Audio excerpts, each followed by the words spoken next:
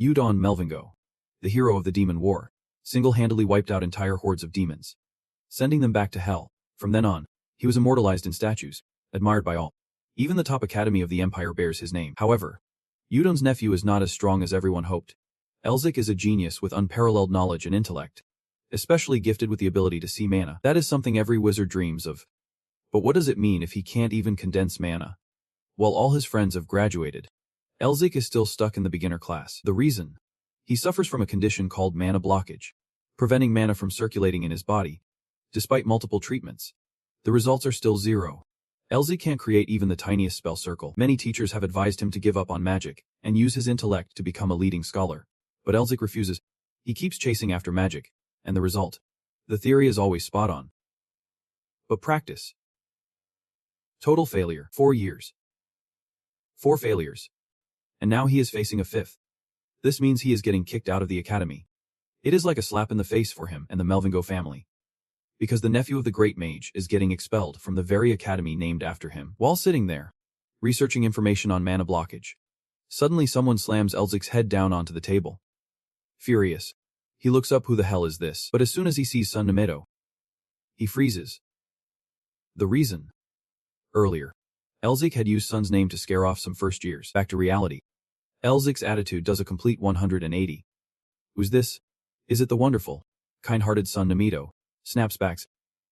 That jerk? Did not I tell you to stop using my name to scare those first years? He may look annoying, but he is a good guy, at least to Elzik. Sun Nameto, after the downfall of the Melvingo family, became part of a magic tower led by 6 royal families. He is one of them, the child of the Nameto family. As soon as he graduated from the academy, Sun immediately became a teacher, a distinguished member of the academy. Although his path is completely different from Elzik's, Sun is still the only one who stands by him. Returning to the present, Sun is not here to hang out today. He pulls out a stack of documents and pushes it towards Elzik. Elzik curiously asks, "What is this? Ancient diamond dragons. What is this exploration plan about? Why are you giving this to me?" Sun explains. Even though this is an ancient dragon species, it is still being explored to this day. Recently, we suddenly found a nest of them, and I want you to join the expedition this time. As soon as Elzik hears about an ancient dragon species, he eagerly grabs the documents, his face betraying sheer fear. They should not even exist anymore. They discovered a dragon cave, believed to be the source of superior magic. Seeing Elzik's reaction, Sun lures him in. If you find any artifacts, do you think the academy would just overlook your expulsion? A series of beautiful scenarios play out in Elzik's mind. This is amazing. Not just about expulsion anymore.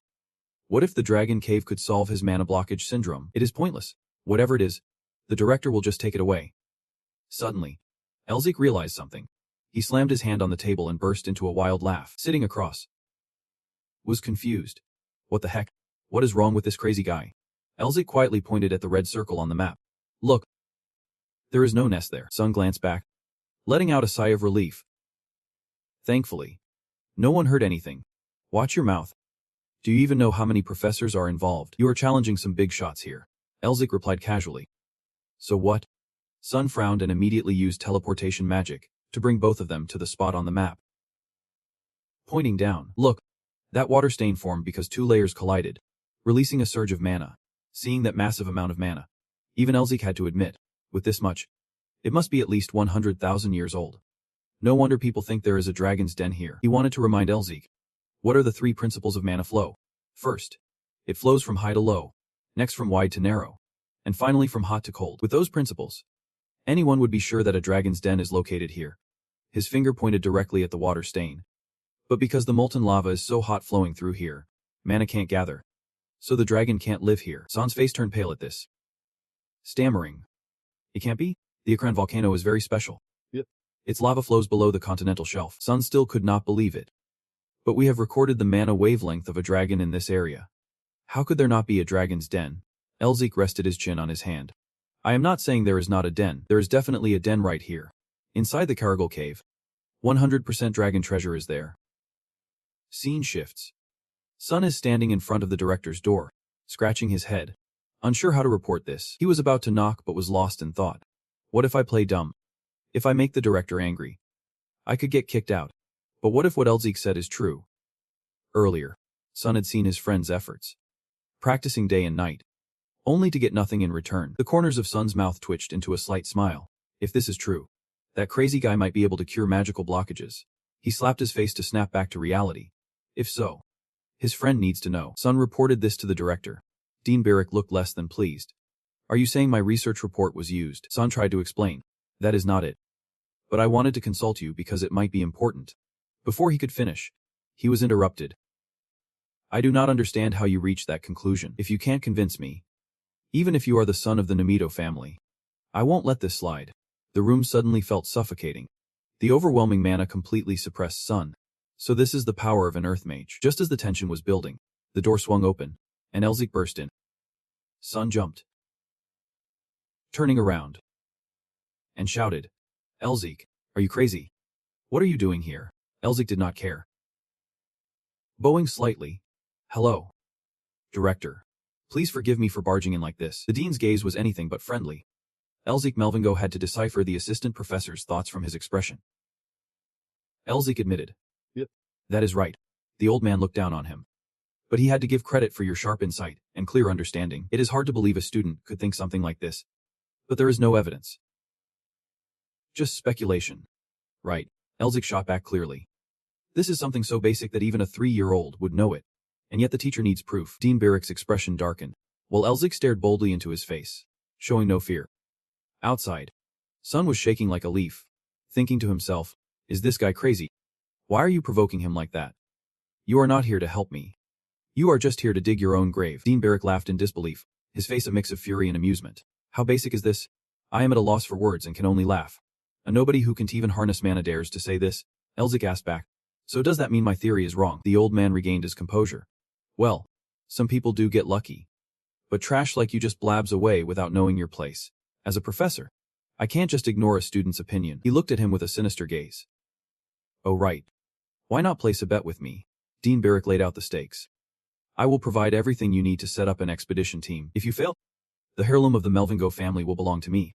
That is the ancestral shoes that your grandfather, the great mage Udon Melvingo, left for you. San shouted loudly. Are not you worried at all? Despite Sun's anger bubbling over, Elzik remained nonchalant, reading his book. Chill out, man. They already said they won't bother me if I find the dragon's lair. Right. Sun snatched the book from Elzik's hands. His face twisted in annoyance. What if you can find it? What if your predictions turn out to be wrong? The family heirloom will be taken. You idiot. That pendant is only given to the head of the Melvingo family. Elzik remained unfazed. It is clear that guy has always wanted that pendant. Sun was jumping around. Can you still laugh? Don't you get the situation? He kept on smiling brightly. Thanks. At least you are still by my side. Sun buried his face in his hands. Do not you realize my life will be ruined if we do not find that lair? So what is the plan? Elzik got serious again. You really think Elzik Melvingo would accept a bet just because he is being threatened? Sun was confused. What a mess. Elzik suddenly went wild. If he is bold enough to covet the Melvingo family heirloom, he would better stake his life on it. Sun's eyes widened in fear. He almost forgot. This guy has 2 nicknames. One is the shame of the Melvingo family. The other is like a second persona. The most terrifying member of the Melvingo clan. Sun sat down across from him, starting to feel a bit more at ease. Elzik's expression reminded him of when they were still students. A story Sun really did not want to bring up. 7 years ago, Elzik was only 15. And because he could not use mana, he was mocked by the group. Led by none other than Jevon. Are you sure you are part of the Melvingo family? You can't even perform the simplest spells anymore. Or did the clan leader just pick you up from some alley? Facing the mockery and laughter, Elzik remained silent. When they turned to leave, he quietly stood up behind them and took action, gripping the stone in his hand. Elzik smashed it straight into Jevon's head, leaving everyone in shock. At the Odon Academy's disciplinary meeting, Elzik was brought up on charges. But according to the Empire's laws, those who mock the Duke's family must face consequences. That is what Jevon had to pay for. Unable to say anything more, Elzik was only suspended for fighting. And in the days that followed, no one dared to mess with him again. That facepalm showed his friend's helplessness. And just when he was calming down, he looked down below. Sun suddenly yelled. Are you out of your mind? The arm holding the book was shaking uncontrollably. Was not this a forbidden book? Have you run out of things to read? Elzik scratched his head awkwardly, thinking, great. If I am caught, I will be roasted on a spit. Sun was speechless and just handed the book back to Elzik. You really are insane. What do you need to learn the Beast King's body enhancement technique for? Elzik hesitated a bit, saying, I was just wondering if this could help me with my magic block when the Beast King invaded the Empire with his Beastman army. We faced a lot of difficulties because this technique enhanced their physical abilities. By the time the war ended, the technique had disappeared since the Empire drove out all the beastmen and even built walls to stop them. Sun was a bit skeptical. Scholars had failed to recreate this technique. Elzik casually flipped through the book, replying, I have recreated it, but I am not sure how it will change my body. Sun was taken aback and asked incredulously, You recreated it? Before he could answer, the carriage shook violently. Elzik and Sun got out of the carriage to see what made the horses stop so abruptly. A voice, along with footsteps, rang out. Hey Elzik, long time no see. Elzik replied coldly. I did not think I would run into you guys here. Why are you even here? It turned out the newcomer was Gevern, who had now become a senior researcher at the Veru Institute. Seeing Elzik, the expressions of the three were a bit awkward. Why am I here? Because I care about my classmates. Sun was about to confront them, but Gevern turned to the back, saying, The dean asked us to come help. Elzik's gaze fixed on the group of supporters. Many of them had unfriendly looks. You are way too kind. I thought I said I did not need any help. Sun whispered next to him. You feel it too. Right. How many of them are hiding their mana? Elzik looked quite worried. Now this was the dean's usual working style. Don't worry. I have been preparing for this, he said, already holding something in his hand. Sun's eyes widened in shock. Wait. How did you get that? Elzik just smiled wickedly. A loud curse echoed from the principal's office. What? He took the breath of Gehenna and the heavenly king armor already. Gevern explained quickly. It is because you told us to assist him as much as possible. Before he could finish his sentence, the old dean was cursing like a storm. What a disaster. Who in their right mind thinks letting a student borrow a level 4 magic that could turn a town to dust is a good idea? Especially that kid. The old man clutched his head in frustration and turned away. I can't stand to look at your face anymore. As soon as he finished speaking, the kid bolted like his life depended on it. Old Din Barrack felt a twinge of worry. If the other candidates found out about this, it would be a huge scandal. Thoughts raced through his mind. Wait a minute. If that kid actually found the dragon's lair, that could be good. I bet that bloodline is not just a rumor. Din Barrack slammed his hand down on the table. I should just replace this dim-witted research team. They dare to call themselves scholars but do not even know the basics. Old Lime Met was drooling at the thought. Thanks to those idiots, I will have a chance to grab that pendant. I need it. And I know I will be the next leader. Din Barrack was on fire, crumpling a piece of paper in his hands. Even if you win this bet, it only matters if you can survive to come back. Following Elzik's instructions, the mana detection skill was activated, and right behind them, a pillar of light erupted from the ground. This meant Elzik was right. The dragon's lair was really here. He did not have time to celebrate. Elzik urged everyone. We need to move quickly before that pillar of light burns out. Sun hurriedly grabbed Elzik and flew straight ahead, leaving their bewildered classmates behind. What about us? Meanwhile, the Gevern group finally arrived at the scene, gasping for breath. Please wait up. You two are exhausting us. But there was nothing here. Not even a small cave. Gevern felt a surge of relief. Okay. Now I can move forward and see what is in your stash. Right. Someone better pay for this mistake. Suddenly, Elzik shouted. Can you create a big hole here? Sun nodded. Give me a second. A surge of magical energy erupted within him. Flames ignited, and a massive fire shot straight down into the ground, creating a huge explosion that left a giant hole. Their classmates stared in disbelief. How is that even possible? If things go south, we could be facing a dragon. Before they could process what just happened, a powerful force erupted from the mouth of the hole, making everyone shield their faces in fear. Elzik reassured them. Do not move. That is just the compressed mana escaping when I created the hole. Now let us go inside. Without a hint of fear, he led the way inside, calling back to the others behind him. The deeper they went into the cave, the colder it became. Even the spells they cast had no effect. Elzik's eyes focused on the darkness ahead. Sun asked, What is wrong? Do you see something? Elzik frowned. I just felt a chill run down my spine, not sensing any immediate danger. They continued deeper into the cave. Unbeknownst to Elzik, a terrifying presence sensed him approaching, waiting for him behind that door. At the same time, a large door was discovered. The dragon's sigil clearly marked above it. The group got excited, ready to use their strength to break down the door. But Elzik quickly stopped them. Don't you see the seal of the dragon on this door? I have no idea what might happen if we mess with it. The garden truck was annoying, but we had to tough it out. For sure, people were fine. We understood that. While the group was brainstorming how to break the seal, the truck stumbled upon something. He was curious. Was that round thing on the door made of gold? Elzik saw this and shouted to stop him. But it was too late. The garden truck accidentally touched it. The sealing trap was activated. Ancient symbols appeared on the door, and below the ground were a series of magical circles. continuously firing fireballs to attack the group. The shield they erected could not hold for long, and Sun anxiously asked, Elzik, what do we do now? Elzik pulled out a pen. I will try to decode this record first. The screams of everyone echoed as he sank into his thoughts. Trying to stay calm, Elzik reassured himself. It is just a situational test. Right. Just imagine this is an emergency drill. I am sure I will find the answer. I believe in myself, just like I always do. Outside, the group was descending into despair, and Sun's face was incredibly serious. While Elzik scribbled ancient characters on paper, his hand rested on a sphere on the door, eyes tightly shut as he silently prayed. Please, I am begging you. After the shockwave, they stood frozen amidst the ruins. And it finally stopped. Sun let out a long sigh and collapsed. I thought I was going to die. Elzik rushed over. Are you okay? You finally recognized him. Elzik. You cheerfully said, thanks to you, I am still alive.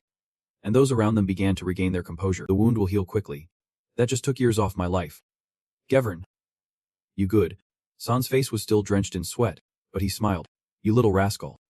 You really are something else. The one who got complimented chuckled. That was my strength. You jerk.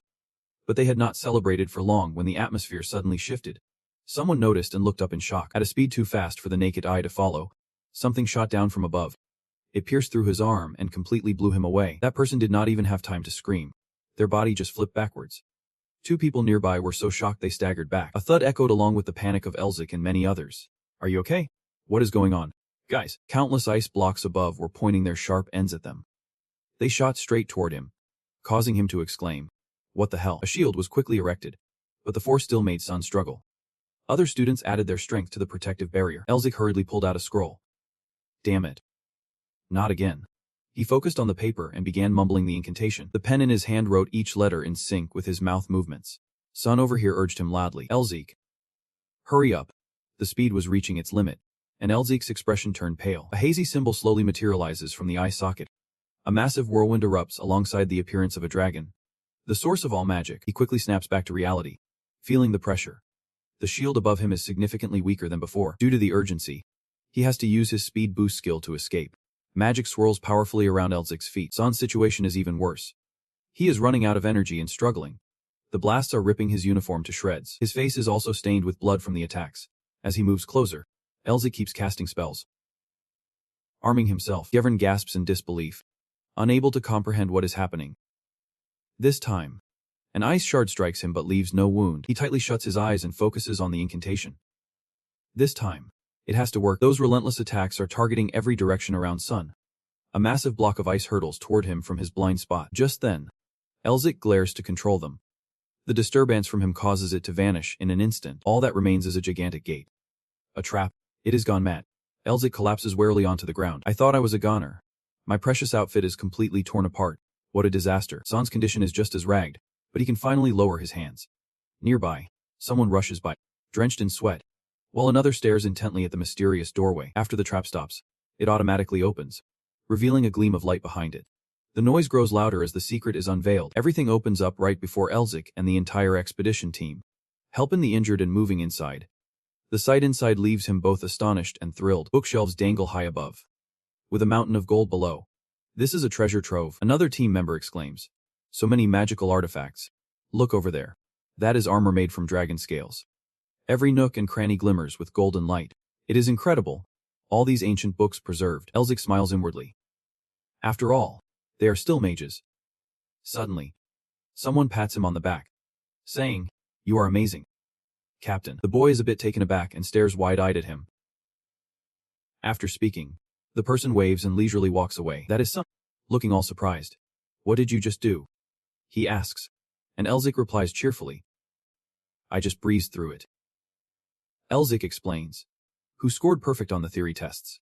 I thought it was just like a quiz. Then he solved it using spatial geometry, followed by elemental theory. While getting lost in thought, he suddenly realizes something. Wait. A test. Elzik's mind races. Something feels off. Like he was just given a practice question before the exam. The person beside him, oblivious, asks, "Wait, what are you thinking about?" That question snaps him back to reality. Nothing. He lets go of his grip on Elzik and gives a light pat on the shoulder, saying, on a day as wonderful as this, you have to smile. Then he loudly proclaims, Elzik Melvingo, from now on, No one can ignore you or your prestigious magic clan. Hearing those encouraging words made his cheeks flush. But deep down, it still stirred something in him. Elzik happily accepted the pat on the head from his friend, and I thought, let us just enjoy this moment. I have finally achieved my freedom. In stark contrast to that positive vibe, one member had climbed to the top of the treasure tower. He was holding a magical artifact in one hand while mumbling a spell under his breath. Meanwhile, thanks to Elzik's efforts, everyone was more comfortable around him. The captain. The other guy eagerly pulled Elzik along, saying there is a lab too. Hurry up. And he awkwardly followed. Sun spoke while keeping an eye on Gevern behind him. Our Elzik has grown up. He is even called captain now. I should stick with them. He looks pretty anxious to deliver news about the dragon corpse behind the treasure mountain. Hearing that, he too felt the urge to go. Wait. A dragon. Elzik. Before he could finish, Gevern suddenly gripped his hand tightly. He cautiously reminded him.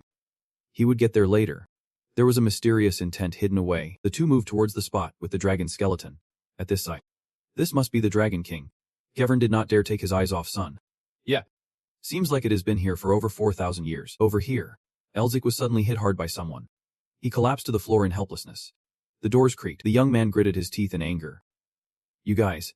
I got too excited and let my guard down. The thing brushed his hair back. We mean no harm. We actually like you. But he blandly stated that work comes first. As Sun observed, he blurted out. Wait. Gevern. He exclaimed as if his heart skipped a beat. Ah. What is it? Hong asked. That thing over there. Was not it moving just now? The noise made Elzik turn to look. Where are the others? Another team member was far away. Probably taking their time exploring. What is that? I have never seen it before. Where? Where? Me see. Elzik was about to call out to them when the other guy yanked his shirt. Save me. Elzik's vision quickly went dark. Damn it. His eyes rolled back from dizziness. He should not have trusted any of those idiots after coming this far. But at that moment, the wizard next to him conjured some fire magic, but he had not finished the incantation before a force blew it away. Everyone. Get back. Elzik was so shocked he could not even speak. Damn it. The arm of the earlier figure lay limply on the ground. What the hell? Loud noises started to reach the young man's ears. He could not believe it but still turned his face. When he saw more clearly, the real shock was just beginning. Two people were frantically running away. Help. Save me. Right behind them was the skeleton of the Dragon King chasing after them. What they brought caused his facial muscles to go completely stiff. Holy crap. Rocks were falling like rain, accompanied by a massive shadow looming closer. Elzik looked up in awe. Oh crap. The Dragon King was now just a skeleton but still roared loudly, piercing his ears. His whole body shook uncontrollably. He thought about running away. Elzik, this is also a test. Gevern was so scared that sweat poured down his face. The others were also shaken. All it took was to think about running away. He strained his eyes to regain focus, making sure not to get spotted by the dragon. Just a little longer. And Elzik was feeling the pressure. But the Dragon King held a source of magical energy in its mouth. Yet it did not strike. Why was it still waiting? Thoughts from each dragon flooded his mind. Magic from a dragon's tongue was still just magic. Dragons are truly astonishing. The timing to delay was crucial. The source must be safe. That fool G in the garden. No way even then. The magical energy drain was too significant. He reassured himself. That is right. If I want to pull this off in one go, I need a little time to prepare. Elzik shouted loudly for everyone to hear. Explorers. Set up defensive barriers and let us take it down. Magical artifacts were pulled out immediately. Shields at the ready. Sun and the other mages prepared to cast shields. Everyone. Hold your positions.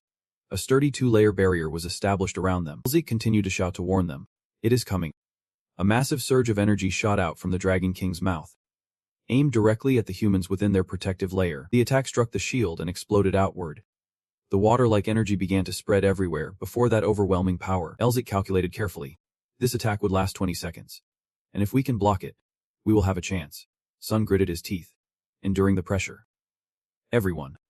Hold on. Right beside that fierce battle. The entrance they had used was still wide open. He took note of it.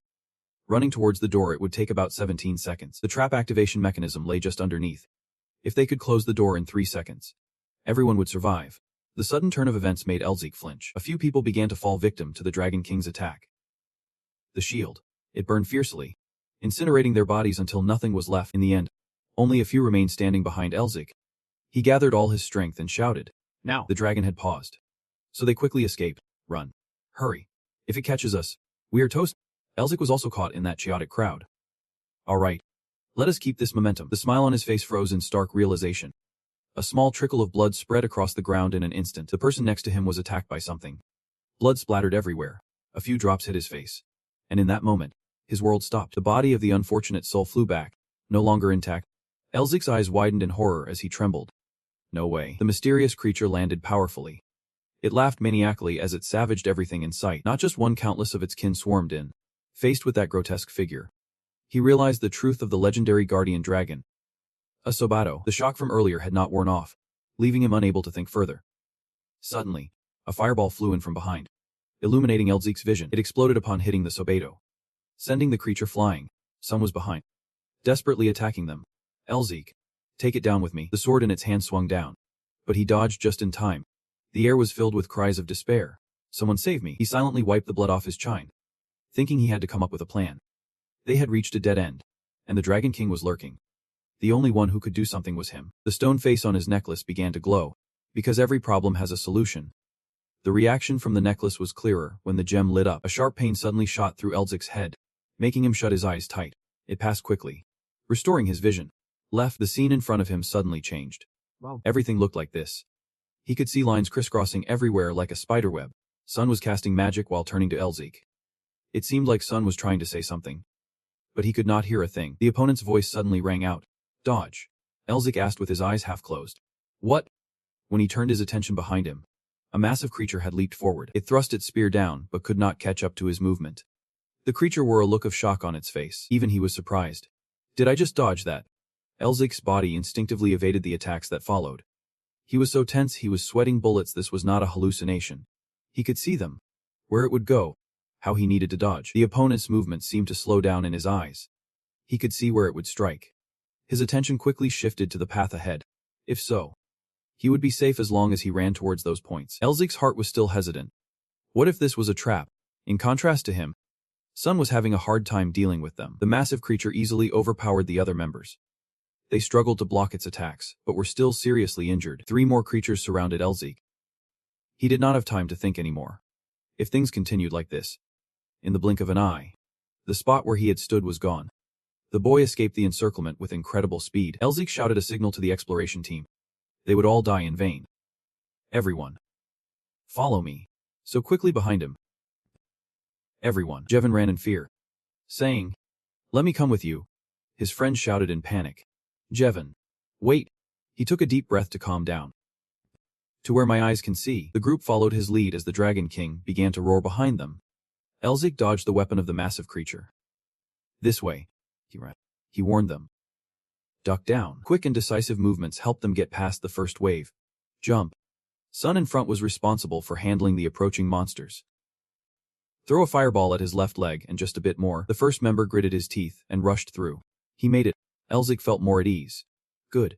They were all alive. Just need to close that door. A hand reached out. Even though it had been extended. Someone save me. The vehicle trembled like a scared mouse on the ground. Please. The massive creatures quickly caught up. Damn it. If I want to close that door, I have to leave him behind. What should I do? This is so frustrating. He struggled mentally. But despite that, the vehicle desperately reached out as the monster lunged in. I can't let him die.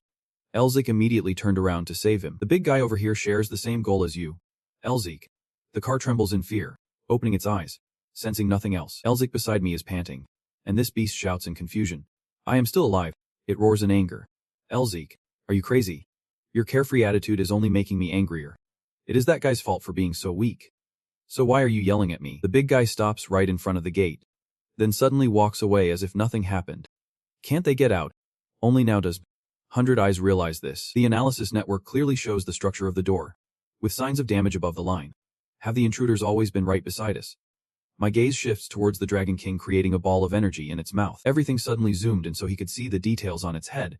A magical prop was embedded in the dragon's skull, continuously radiating magical energy. And that thought was disrupted by the destruction above. What the hell? Panicking, shouted loudly. The beasts are coming. One of them charged straight down from the house. Running. Where are we running to? We are surrounded. Just run, while you ignore the chaos. Sun was running but suddenly stopped and turned to look back. Elzic did not follow them but stood inside the ruins. He shouted in shock. What is Elzic doing? In response to the worry, he flashed a reassuring smile. Go ahead. He bravely lunged toward him. But it was too late as the door had closed off the entrance. In the end, only Sun's desperate cries echoed. Elzic. He pounded on the door with all his might. Damn it. Why won't this thing open? Elzik, in his helplessness. He could only grit his teeth and tremble. A memory from 7 years ago flooded back. After Elzik was suspended and sent home. You are Elzik? Right. Great to meet you. I'm? Let us be friends. His cold gaze flickered over to him. Then he uttered a single word that shocked Sun to the core. Leave. That night in the library. Only Elzik sat at the table. A friendly arm reached out to draw attention. Sun turned back with a friendly smile. Let us be friends. But the other person's answer remained unchanged. Get lost. And his mood sank even lower, as he had not even managed to say anything during one of their classes deep in the forest. They were told they had to be truly resilient to become real magicians. Points would be awarded based on completion order. So they better work hard. However, if you use magic, you are out. Once the signal was given, the students rushed off, starting the challenge. Among them was Gevern, struggling to keep up. In contrast, someone's speed was so fast that he did not even see their footsteps. Sun felt confident leaving everyone behind and headed straight for the finish line. He effortlessly maneuvered through the thick foliage. Sun paused for a moment and muttered, maybe I am halfway there. Should I bring Elzik along? Not paying attention behind him, he accidentally tripped over a large rock. His body stumbled back into the void. Sun continued to roll a few times on the ground like a wheel. He slid down that slope uncontrollably. His lucky arm caught a corner of the cliff, but he found himself hanging precariously. With a bottomless pit below him, a wound on his head began to bleed. Is anyone there? Help! Just then, a group of people approached, responding to his cries. But the goats and his friends merely mocked him. Use magic to climb up. What are you doing? Sun felt the overwhelming pressure from them. He could not use magic. His hands trembling. It has been so long since he could not hold on anymore. Sun was so desperate he almost cried. I could die like this, even if I got eliminated. Should I use magic? Tears streamed down from the corners of his eyes. His fingers slowly lost grip on the stone. If I get eliminated, how can I ever see my dad again? When Sun could no longer hold on, he completely let go. Damn it. But just then, another hand caught him. The boy pulled him back with all his might, leaving Sun stunned. Elzik. Sweat dripped down his face from the exertion. But he still managed to say, hold on tight. Moments later, they were safe, each of them gasping for breath. Sun took off one of his shoes because he was injured. Go ahead. You are late because of me. Elzik seemed unfazed, staring intently at the wound. The bruise spread all over Sun's leg, making it impossible for him to move. Finally, he decided to let himself be supported, so Sun was confused. Hey. What are you doing? I told you to go ahead, Elzik replied nonchalantly. You once said you wanted to be friends with me out of emotion. Elzik. But his feelings were interrupted by the next words. Forget it. Just hand over some artifacts from your place. Okay, the boy chuckled. Sounds good. Right. We are friends after all, he scolded him. You little rascal. Are you trying to con your own friend? He shot back immediately. Well, I saved your life. At least you should owe me one. By the way, your messy hair looks pretty good. Why not let your bangs down? Sun was too flustered to respond. Come on. That is an issue of honor. Right now. He was just helplessly standing in front of the door, wanting to get some fresh air. The screams from the other members only made him more furious. Sun shouted to the ones inside. Elzik, hang in there. I will call the elders. Or at least your dad. Please. After giving instructions, he rushed off quickly. Do not. Elzik smiled to himself. Thanks. That is why I can let you get into danger. Facing him was the deafening sound of footsteps. The Dragon King and his guards charged in. Do you think you know who I am? Thanks to his analytical skills, he was able to dodge. The giant's arm swung and broke a part of his body. They attacked relentlessly, but he dodged every blow. Elzik leaped off the ground swiftly. He reached out to grab that thing. Show it to me. The magic energy gradually shifted from blue to gold, wrapping around him, arming him up. In Elzik's hands was another old magic. Fire against fire. His eyes turned red like a madman. You guys also want to taste your own medicine. The effect of fire against fire made his arm burn fiercely. Blood flowed from his wounds. Elzik unleashed a massive fire spell. Unlocking. I will use my life to substitute for mana. The giants around the heat were scorched black. They screamed in panic, satisfying him.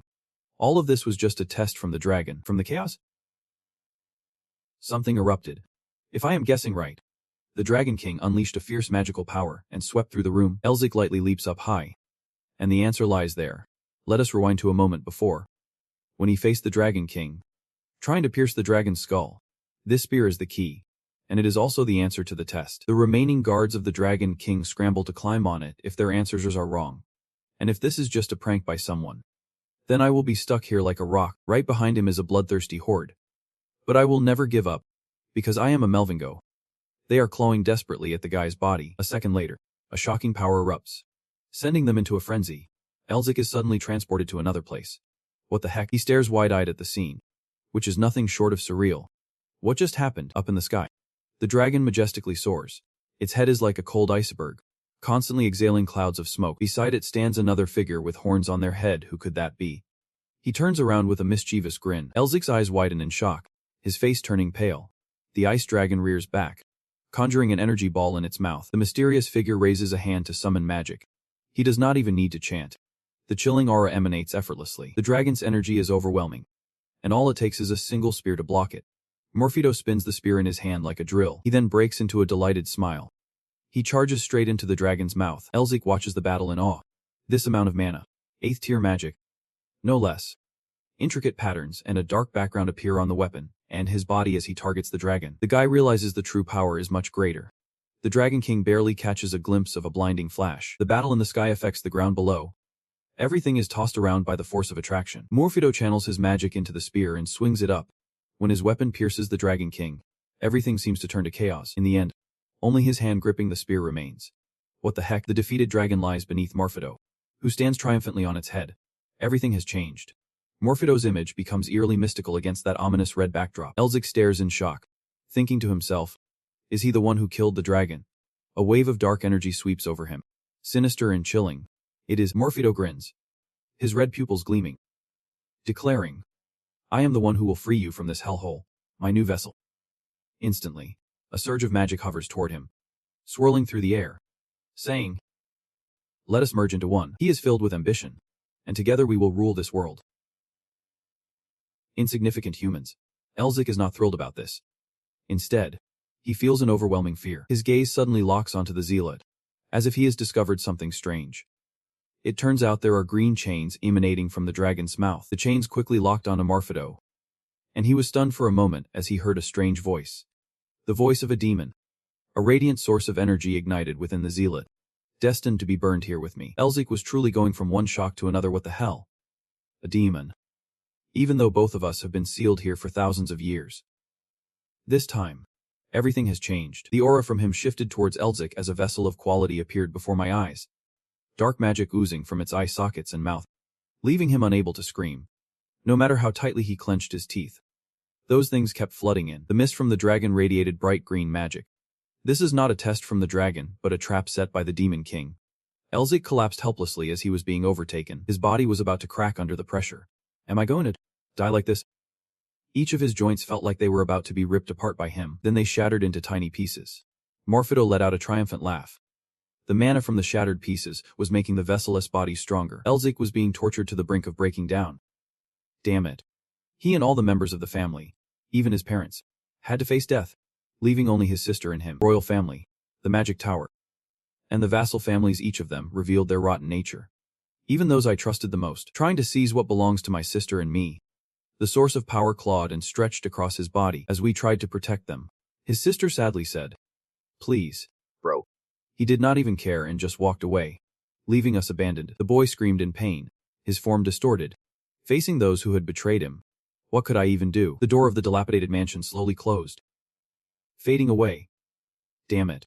No matter what, I will heal them, break the magic block, and restore the family. His vision darkened, making the traitors regret it. Ulrich was suddenly pulled back by the sound of a heartbeat. I have not even started yet. It can end like this. Melvingo. I won't let you devour me like this. He resolutely reclaimed control with his power. That damn bastard. Morphedo was pushed back by the surge of green magic. I hope this voice will reach our future descendants. He was astonished. What kind of power is this? As a hand reached out from the void. Before Morphedo could regain his composure, he was engulfed by the green flames. Elric's gaze crackled with lightning. Here, by the agreement, the Demon King will be devoured. He raised one hand and blew away the dark magical layer. The Demon King screamed helplessly in pain. Unable to escape, he was overwhelmed by his power. Not like this. Everything around him turned into a simple white once again. Ulrich's arm bears a striking pattern. The young man vaguely looks at his now translucent hand, wondering where a breathtaking sunset scene unfolds along with the silhouette of someone. He gazes dreamily, wondering who it is and why they seem so familiar. The scholar replies, we are the first scholars pursuing the pinnacle of magic. Ulrich is taken aback. Is this the voice he heard earlier? The magical bridge he sees was originally white. But now, those seeking greater power have brought misfortune to the world, corrupted by demons. Their dark magic taints it. We have decided to fix this and atone for our past. The corners of the other's mouth curl into a smile. We have formed a guild in this world. A colossal horn appears, making him wonder. What the heck is that? A demon lord. Two hands cradle a core of energy named the demon god within. A guild capable of purging demons at their roots. The scholar raises an arm that resembles a human's. Countless dragons dive down from above, fulfilling our mission to eradicate every demon. Yet, the other hand does the same. Suddenly, a massive monster emerges. Demons will never disappear entirely. They will always return. Surrounding the scholar are overpowering forces that must be continuously defeated, again and again. Until then, the guild cannot be disbanded. Each of his fingers sways as if playing a musical piece. Beneath the demon's feet, swirling clouds of smoke appear. The roar of dragons echoes, but he remains unfazed. They all attack that scholar simultaneously. On a day in the future, he joyfully raises his cloak, creating waves in the air. The ground is pulled along with the demon while the sky sparkles brilliantly. Both create a cataclysmic battle until nothing is left. But amidst that immense power, a creature with red eyes slips in. That gigantic hand reaches out towards the scholar. At that moment, Elzic's vision is pulled far away. He gasps out a warning. Watch out. When he looks back, he sees the hand has returned to normal along with familiar surroundings. The sunlight streaming through the window is soft and gentle. He quickly wipes away the sweat and notices someone beside him. Elzic asks, "What is it?" His friend replies gruffly, "What?" He does not hesitate to call him out. "Are you crying?" The other immediately denies it. No way. In reality, Sun is too embarrassed to face him. Turning away. Why did he have to wake up now? It is so awkward. The person in bed chuckles and brushes it off, saying, "Dude, you are crying like a baby." Sun's face darkens because Elzic has decided to take tomorrow off. It is, though, he can cry. Now he remembers. He cried back in the cave too. He turns to Elzic with a glare that looks like he is about to throw a punch. But luckily, Elzic quickly backs off, saying, "Sorry." In the end, he still caught a hit from his buddy. "But hey, did you bring the rescue team to save me?" Sun is still fuming, muttering about Elzic being sick. He tries to calm down but says, "You could use magic to heal that bruise. Don refused me. You should be grateful that at least I still have something to offer you." "You jerk," the guy with the sharp tongue says. "You are the head of a family, yet you keep calling me a loser." In response, Elzic gives him a cold glare, saying, "What is it, sicko?" and quickly turns away. "I did not say anything." Sun scolds him while keeping an eye on him, adding, "If you keep acting like a fool." Then, he suddenly commands, "Wait. Get up." The sick guy looks confused, asking, "What is it?" His emotions escalate, and he insists, "Get up already." The threat makes Elzic jump to his feet right away. As the two stand facing each other, Sun reaches out to measure his height. "You are taller now." Elzic checks himself in the mirror, surprised. "What the heck happened? Has my body changed?" Sun anxiously asks, "What is going on? Tell me. And what about the dragon?" The guy winks playfully. "Sorry. I can tell you yet. But I promise I will be the first to spill when the time is right." Luckily, he just pats Elzic a shoulder, saying, "All right, Elzic. I trust you have got something up your sleeve. But seriously, you jerk? Keeping secrets from me too." Elzic awkwardly reassures his friend. "Don't be mad." Elzic quickly changes the subject. "What about that cave?" Sun sits back and peels a fruit, saying, "My family will take over that place." While Elzic returns to the bed. "Yeah. You will probably be busy digging it up." But unexpectedly, they just set up guards to keep everyone out. Elzic exclaims, "What?" "Well." Sun shrugs. "Because it belongs to you. The one who found it. They can just let anyone waltz in and do whatever. By law, the dragon cave belongs to the one who discovers it. But usually, the big academies can stake a claim by getting permission to excavate. The magic tower and the academy will surely go crazy trying to get in there." The person in front of him gives an awkward smile that scares Sun. "Look at that guy," Elzic cheerfully says. "Thanks, man." Meanwhile, he thinks, "I bet the Namito family wants to excavate too. But they are still doing this for me. Just keep it under wraps." "Will you?" The two give each other a knowing fist bump, and Elzic retorts, "What is with the smile? You jerk? Thanks for the quiet praise, sicko." Just as they are enjoying the moment, Elzic suddenly remembers something else. "Wait. Oh crap." The greedy expression on the principal's face catches Elzic's attention. This is not the time for that. That old man is definitely looking for ways to gain excavation rights. His anger begins to boil over. How dare he try to end me? That creepy laugh sends chills down my spine. What is that guy plotting now? Every time he laughs like that, you know something's about to go down. Elzik sweetly calls out to his friend, while gritting his teeth and taking a step back. What are you up to? He leans in close. I need to ask you something. But the kid instantly goes into defense mode. I am not listening. Not hearing anything. Yet somehow, his words still reach me. Just let everyone know I have been seriously hurt. Alright, in the end, all Sun can do is think. Damn it. I should not have heard that. Meanwhile, somewhere else, someone strides through the hallowed halls, their red cloak standing out under the blazing sun. Countless soldiers stand guard outside the Royal Magical Hospital. A voice from the crowd calls out. Hey, could you repeat that? The butler adjusts his glasses and replies. Student Elzik is currently unconscious due to severe injuries from the Dragon's Lair trip. I kindly ask you to leave. The nobles are bewildered. I came all this way. And you want me to go back? Others are just as disgruntled. What about our excavation rights? You are just going to abandon that cave. They are gathering in droves outside the hospital. Why is the Namito clan blocking the entrance? Hey. Elzik silently curses them from his room. A bunch of idiots. The spokesperson of the Namito clan, Kaidanit, enters with a snack. Please, take a break. But he ignores the suggestion and keeps staring outside. The noise is muffled by the glass. Yet it still filters through. Once the door shuts, the atmosphere finally settles into peace. Elzik finally lets out a sigh of relief. But wait, he glances over. Could you stop staring at me and say something already? How long are you planning to scrutinize me? Mephisto. He does not respond but continues to regard me with indifference. Maybe I should just call you indifferent, even though he is furious. A simple wave of his hand keeps him at bay. He is just a lowly spirit now. Mephisto keeps attacking me. But Elzik remains calm, thinking, this cotton ball message might be better than him. The Namito hospital still has its doors tightly shut, not allowing anyone in. Inside, he stands alone. Elzik places a hand gently on his chest, just as he expected. No surprises here, it is the dragon heart, the source of the absolute power of the ancient dragon. The dragon clearly died after being stabbed by the Demon King's spear. Is the dragon heart inside me still beating like any other? Wait. I can feel something soft. Elzik contemplates deeply, recalling only the memory of the Demon King trying to take over this body. Then he turns to the side. Stop staring at me and say something. Will you? How long are you going to just look at me like that? Murfiddle. So was deep in thought. The only memories I have are of the Demon King trying to seize this body. Then Elzik glanced to the side. Stop staring at me and say something. How long are you going to keep looking at me like that? Murfiddle. You keep getting taller.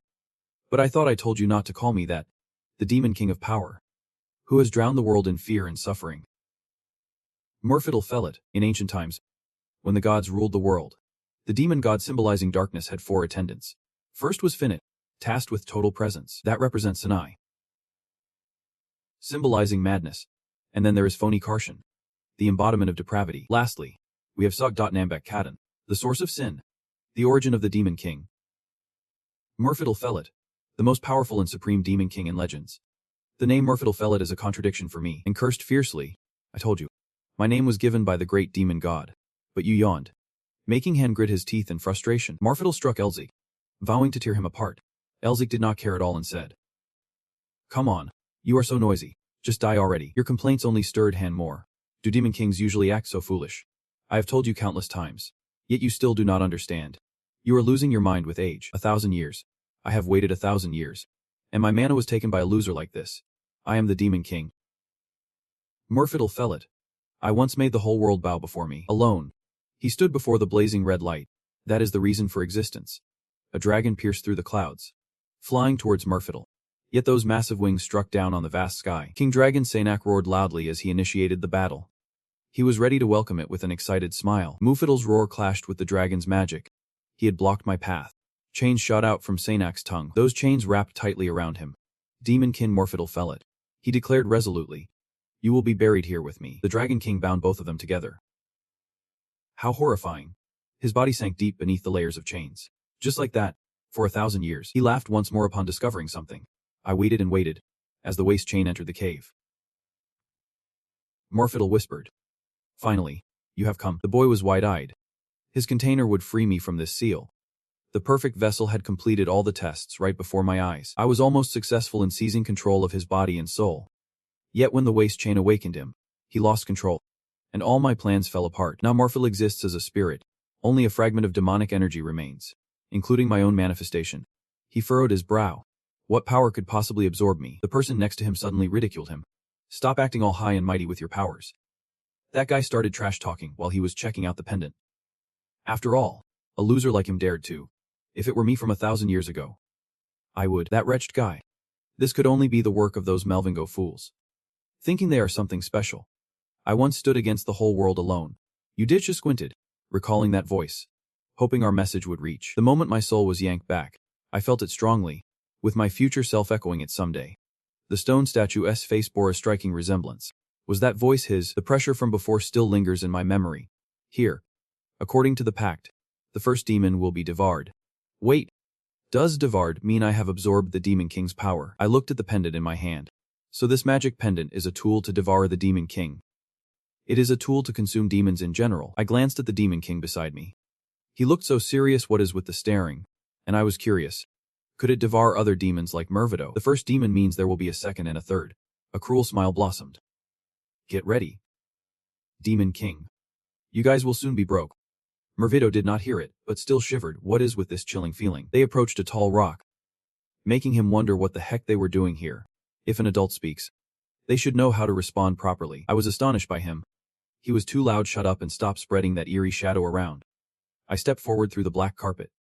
Before figuring out how to use the power of this pendant, I need to confirm a few things first. My fingers interlocked. Resting against my chest, the boy struck a meditative pose and closed his eyes. I focused my mind, tuning out everything around me. When I opened my eyes again, a force enveloped me instantly. In that scene, several blue roses blossomed. A butterfly, drawn to the seductive blue hue, hurriedly flew over. It landed on the delicate petals and began to sip nectar. The movement of the creature caused the petals to fall, and the breeze sent them swirling aimlessly. Each blue rose floated by as I was meditating. I could feel everything around me. A fly was buzzing nearby. The sensation of a gentle breeze brushed past. I slowly opened my eyes. I could see and feel everything if my suspicion was correct. In my hand, I held magic analyzed into dense frequencies. Each finger began to draw inwards toward my palm. My hand tightened while my face remained shrouded in mysterious shadows. The heart of the Dragon King reacted instantly. The tips of his fingers ignited, blazing bright. Then, a fire erupted, soaring into a towering column. Fido watched the spectacle with wide eyes, filled with horror. Hun was drenched in cold sweat. Long Fa P, an ordinary guy, was wielding the magic of a dragon. His fingers continued to command the magic, even with Melvingo blood running through his veins. This was a bit much. Sparks flew around in the air. Udech inhaled deeply, but his tone quickly turned into a grin. The dust and smoke left behind from that trial were vivid. Now, I could finally use magic. At last. The cursed blockage of magic that tortured me was gone. Those words stuck in Udech's mind. The humiliation of the Melvingo clan. How much more would this prestigious magical family be crushed? A guy like him being the grandson of our first principal. Unacceptable. Was he picked up by the principal on the way home? How could a wizard not conjure a circle? Those fools talk big but do not even know their place. All those who betrayed the Melvingo clan and left me behind. Right here. He swore to the heavens and the earth. He would make them regret it. Below the stands, the sound of cameras clicked away incessantly. Down below, reporters were bombarding with questions. Is Udech Melvingo really unconscious? What about the rights to excavate the dragon's ladder? His sharp face appeared clearly in front of all the reporters' cameras as he calmly replied. An official announcement will be made at the Magic Tower, so please wait for the statement. After the press conference, the man returned to a room. Kadu trembled in front of a young man, fear gripping his heart. Please, do not make me do things like this. Bored. Did not even turn around when he heard the door open. You are here. Good job. Cow. He nervously approached with a stack of papers. It is nothing. Those noisy incidents with Elzik almost got me killed. Sun could only chuckle. Haha. Kadu sincerely warned Sun. If your scam gets exposed, the Magic Tower and the royal family 1T support you. Can you handle the consequences? He shrugged nonchalantly and handed over a handkerchief. Well, Sun remained calm and repeated his words. Elzik said he had it all figured out, so I will trust him. Look at you drenched in cold sweat. Wipe that off. At that moment, Elzik's face was truly twisted. The bigger the risk, the higher the reward. But on the outside, he acted like nothing was wrong. Inside, Sun was fuming. Elzik. That jerk? Does he even know how much I have endured? He wiped his face with the handkerchief and quietly asked, where did Elzik go? Sun shook his head. I do not know. He wandered off somewhere. In his hand was a letter addressed to him. I will be gone for a bit. What is the point of having friends if you can rely on them? Kazu silently cursed, crumpling the paper tightly.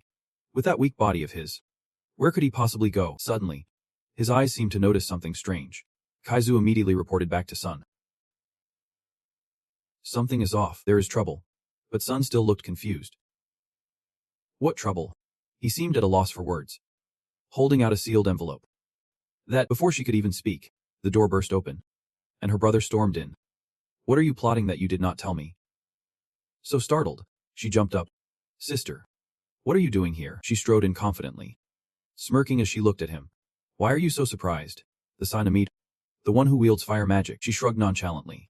Is it weird for a sister to visit her brother, the magic tower, the royal family, and the alliance of the dead? Each has produced great geniuses of the century in the same generation. They are the new trinity that will lead the empire. Known as the new trinity. The Sa turned to chide her brother. Aren't you going to show her my letter? I have been so out of it lately. My sister, the youngest ever to achieve the title of Grand Mage, is one of those three. Her face, usually so bright, turned serious as she asked. Why are you here? She glanced over with a smirk. I heard your friend is sick, so as a fellow magic user, I can't just sit idly by.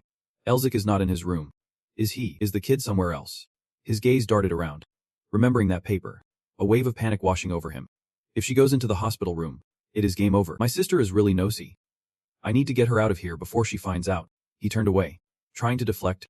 Elzik is not in a good place to see anyone right now. The Sa narrowed her eyes. Suspicious? Oh really? She grabbed his trembling body. So do not bother the doctor and just go back. Little brother. The room was engulfed in her overwhelming fire magic. Are you ordering me around? The Sa stepped closer and commanded. Let us continue our conversation. What happened with the dragon den opening? Suddenly, she realized something. Oh right. I forgot this witch is obsessed with dragons. Her piercing gaze locked onto her brother as she questioned. No one has gotten it yet. Right. He trembled, unsure how to respond. That was Elzik's call. The Sa's eyes were hungry for answers.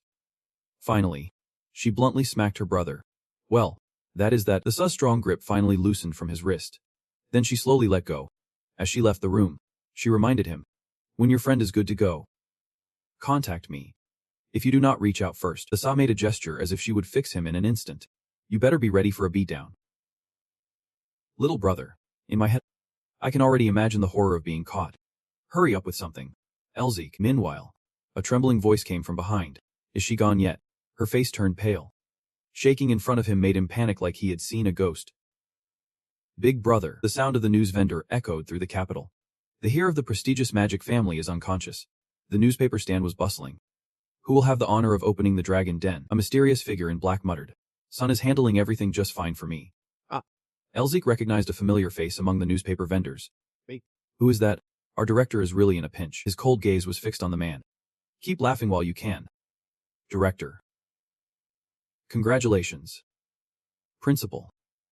Meanwhile, Zivan was trying to butter up the director.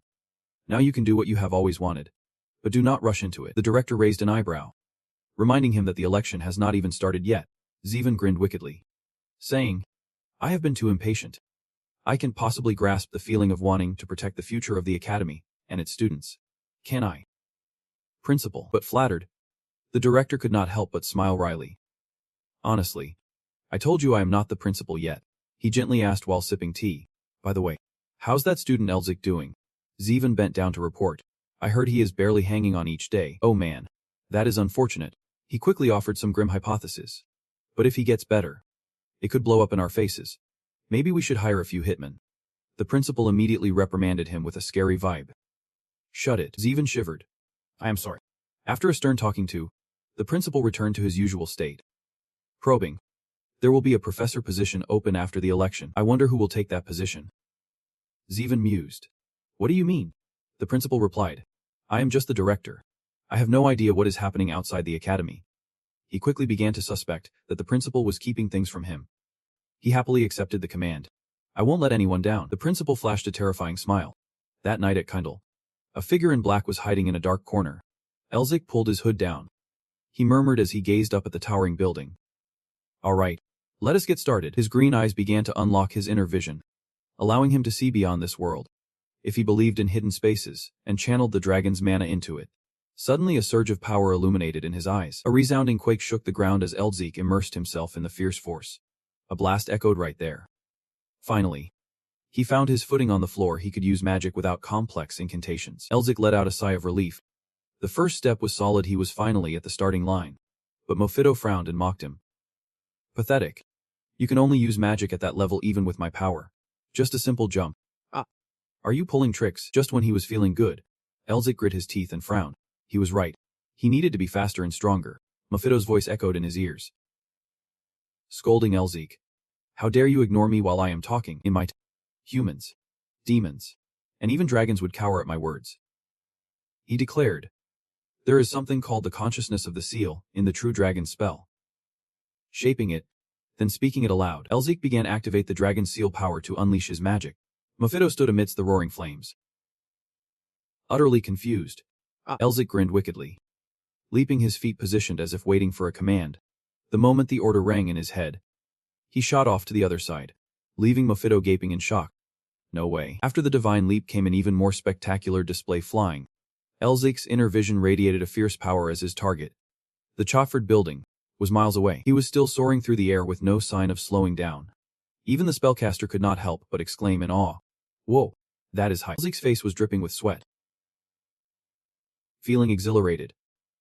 Fantastic, simple yet incredibly effective. At the right moment, he launched into his second round, accelerating even harder. All right. Once again, he soared up high, pursued closely behind. Inside, the fox loathed Elzik with a passion. A mere kid who had just learned magic yet could wield mind control and dual spells. Even the fearsome Melvingo clan could not compare to this guy. Suddenly, a gleeful shout escaped from Mo Pit. No wait, just one person. Dancy's face emerged from beneath a wide-brimmed hat, wearing that diabolical smile that sent chills down the spine. Reflecting back, he mumbled to himself. Oh man, I should not be thinking like this, no matter the cost. Before he gets even stronger, I must seize that body and crush this dangerous seedling. His mind was racing with calculations. Was there a way? In front of Elzik, he maintained a calm exterior, but deep down, it felt like he was running out of breath. Mind control spells. Truly amazing, yet still so hard to master on my own. Elzik clenched his fists. To become stronger, he had to grasp the essence of dragon law. He needed a teacher who could keep secrets. In an academy already overtaken by the BG, no one was capable enough to guide him. Finally, as dawn broke, Elzik touched the ground. He had to be at least on par with Hess exam. But there was no way they would accept him as a disciple. Suddenly, a jumbled memory flickered back. Elzik recalled. Yuden. If only he were still around. Even his father. Yeah. Out of nowhere, a bold thought strikes him. Wait. Morphido still does not know he is being targeted while he is busy being annoyed, stomping out any potential. Elzik suddenly steps forward and makes a request. Hey. Morphido, can you teach me magic? Now that I think about it, Mufido would be the perfect teacher for me. He looks so clueless. Like, what the hell is he even talking about? He immediately turns away, ignoring Elzik. Only when he calls out again does Morphido finally show some interest. What is it? Elzik. But turning back, Morphido still seems bored and shrugs. What is in it for me? Elzik starts pulling him in. I will create a new vessel for you using alchemy, but he can be bothered to think it through. You really think a regular guy like you can create a vessel for me? Then make me strong enough to do that. Morphido scoffs, shaking his head, still confident as he smirks. What can you do if I do not get stronger? Seeing him still hesitate, Elzik decides to backtrack and suggests a different proposal. But the very next day, Morphido bluntly replies. I refuse. Why would I enlighten that guy? I might consider it if you become one of my kind. Morphido's eyes flicker with amusement. Inside, he is as giddy as a kid on Christmas, clinging to that confused look on Elzik's face. Satisfied, did you really think you could mess with me? The more Morphido thinks about it, the more he likes it. Even if he is still too weak to consume him, like secretly using dark magic while teaching, he will only grow stronger. And at the same time, his soul will be invaded by dark magic. By then, I will devour him. His eyes gleam with a glimmer of conquest as he wears a twisted smile only a true villain could muster. Now, come on. Get down on your knees and beg me to take you as my disciple. Know your place and obediently become my vessel. Melvin Gonungarat. Suddenly, he straight up wipes away whatever dignity Morphido had left. Oh come on. Just stop it already. This is the last thing Morphido could be ever expected. As he listens, his jaw drops in disbelief while Elzik yells. There has to be limits to your demands. Do you still not understand the situation you are in? The cunning smile on Elzik's face leaves Morphido even more stunned. Like, what the heck? Looking at how he is now, Morphido looks like a scared little demon. Unable to hold back his humiliation, he charges and ready to throw down. You damn punk. Yet, Elzik just stands there, using a mental seal on him locked and loaded. Instantly, Morphido's mouth is sealed shut, and Elzik smirked. Success beyond my wildest dreams. Now, Morphido can only mumble incoherently, but it is enough to make Elzik cover his ears. Oh my, you are so loud. Morphido is sweating bullets, pointing angrily at Elzik, trying to demand fairness for himself. There is no way I am going to be subdued by just a mental seal. But then Elzik switches it up with another mental spell, acting all cute. Instantly, Morphido pulls a ridiculous face, rolling his eyes. Elzik's eyes and ears were in for a serious shock. He immediately turned away, unable to describe the wave of horror choking him. Oh my, when he glanced back, he still had those ridiculous pink bunny ears on his head, and he was covered in goosebumps from the fright. Yikes. Why did I even ask him to pull off that ridiculous stunt? I swear I might puke again if I keep looking. Elzik's face was pale, but he tried to negotiate with him. Stay calm now. I really do not want to see that again. Okay. If you change your mind, write down everything about the mind control magic here, and I will help you out once we have read through it all. The spellbooks lay on the ground, yet Morphido did not even bother to touch them. Did he really think I would compromise with just this? After all, I have endured being sealed for an eternity, and Elzik did not seem to care one bit. Should I just take this time to train instead? Night fell, and he was half expecting me to forgive him if he admitted his mistake. The next day, I kept practicing diligently but did not give a single thought to that gagged demon. He should be begging me to teach him magic by now. The following day, Elzik was still regularly casting magic, but the one here who was truly unsettled was Morphido. What is wrong with me? And the day after that, and the day after that, he was about to be crushed by the endless boredom here. Either way, I would teach him eventually. Should I pretend to compromise? But as I had only written half of it down, Morphido was still trying to reassure himself. I can't lose this. The basic principle of mind control magic is. Seeing him shiver like that, Elzik sat beside him, chuckling. Because really, do you need to go that far? The anger within him started to boil up again. I am the Demon King Morphido Fulat. There is no way I will hand it over to some human. But before his anger could fully brew, Morphido felt a different energy coursing through him. What is this? Why am I acting like his pet? Elzik's hands came together, deep in thought, pondering the basic principles of mind control, which is ancient knowledge I can find in any book. Looking at the jumbled letters on the paper, he could not help but compliment it. Good. Very good. Should not you be happy about helping me out? Then, he used his mind to undo the adorable actions, and then started demanding more. And the info behind this. Elzik pointed to the 3 dots behind. Can you write a bit more in detail? Maybe I will actually let you speak. Is not there something blocking you from talking? A line of anger struck him like a bolt of lightning. Damn jerk. Elzik even dragged him for not doing things properly. What the heck is this? Don't you know you should write more than you did the day before? Who the hell made that decision? Seeing his expression, Elzik offered a compromise. Fine. You can write multiple times in a day. Each time you add a little. I will cancel your punishment for 3 days. How does that sound? Deal. Then came his annoying show of bravado. And your terrible handwriting. Write it neatly. I take that back. Even multiple times won't be enough. Or just write it all out in one go. Have you ever thought about teaching me some secret technique too? Just wait. His heart was hiding a deep resentment. The hidden skills within these notes would completely tear apart the body, soul of someone who does not know their place. Even after all this time, he still did not forget to train. I have only learned the basics. And with just that little strength, Elzik sneered back, his face clearly showing some shady intentions toward my body. But nothing happened, leaving him disappointed, being called a dark-hearted person. He quickly turned away, refusing to acknowledge it. I did not understand what they were talking about. Elzik laughed with delight at Morphido's knave expression. Do you think I am so foolish that I will just learn whatever you throw at me without understanding? I do not get it. Meanwhile, Elzik continued to flip through his notebook, searching for new formulas.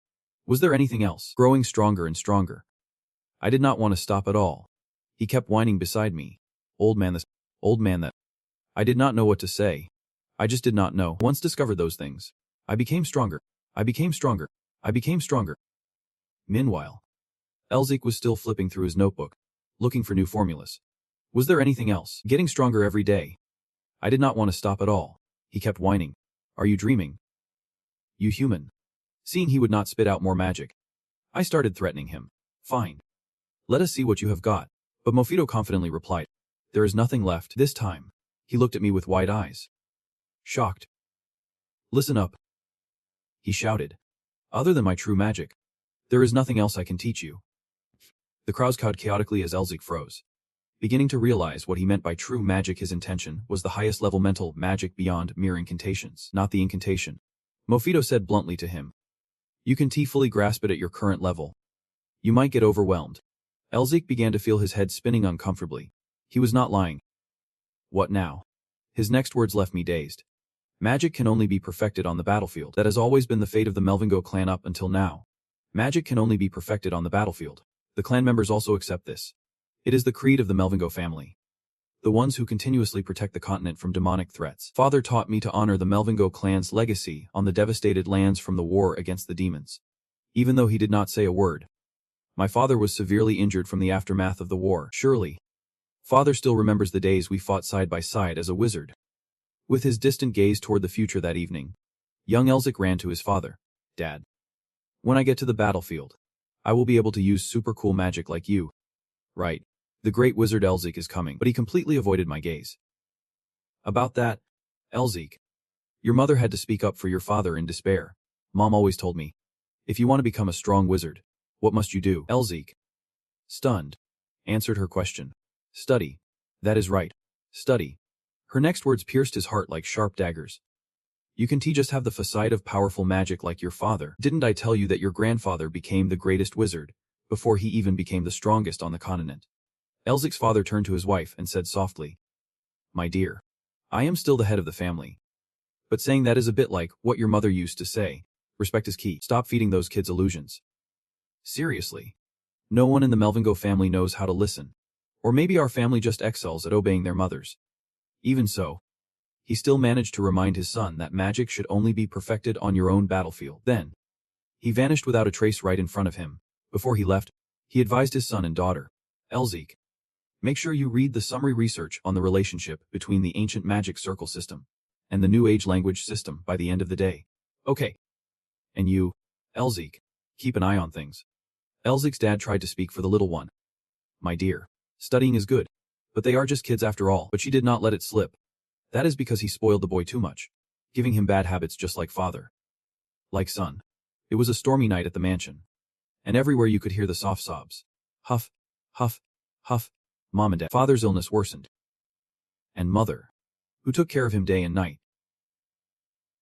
suddenly collapsed. He spent his last breaths beside her, and together they departed peacefully.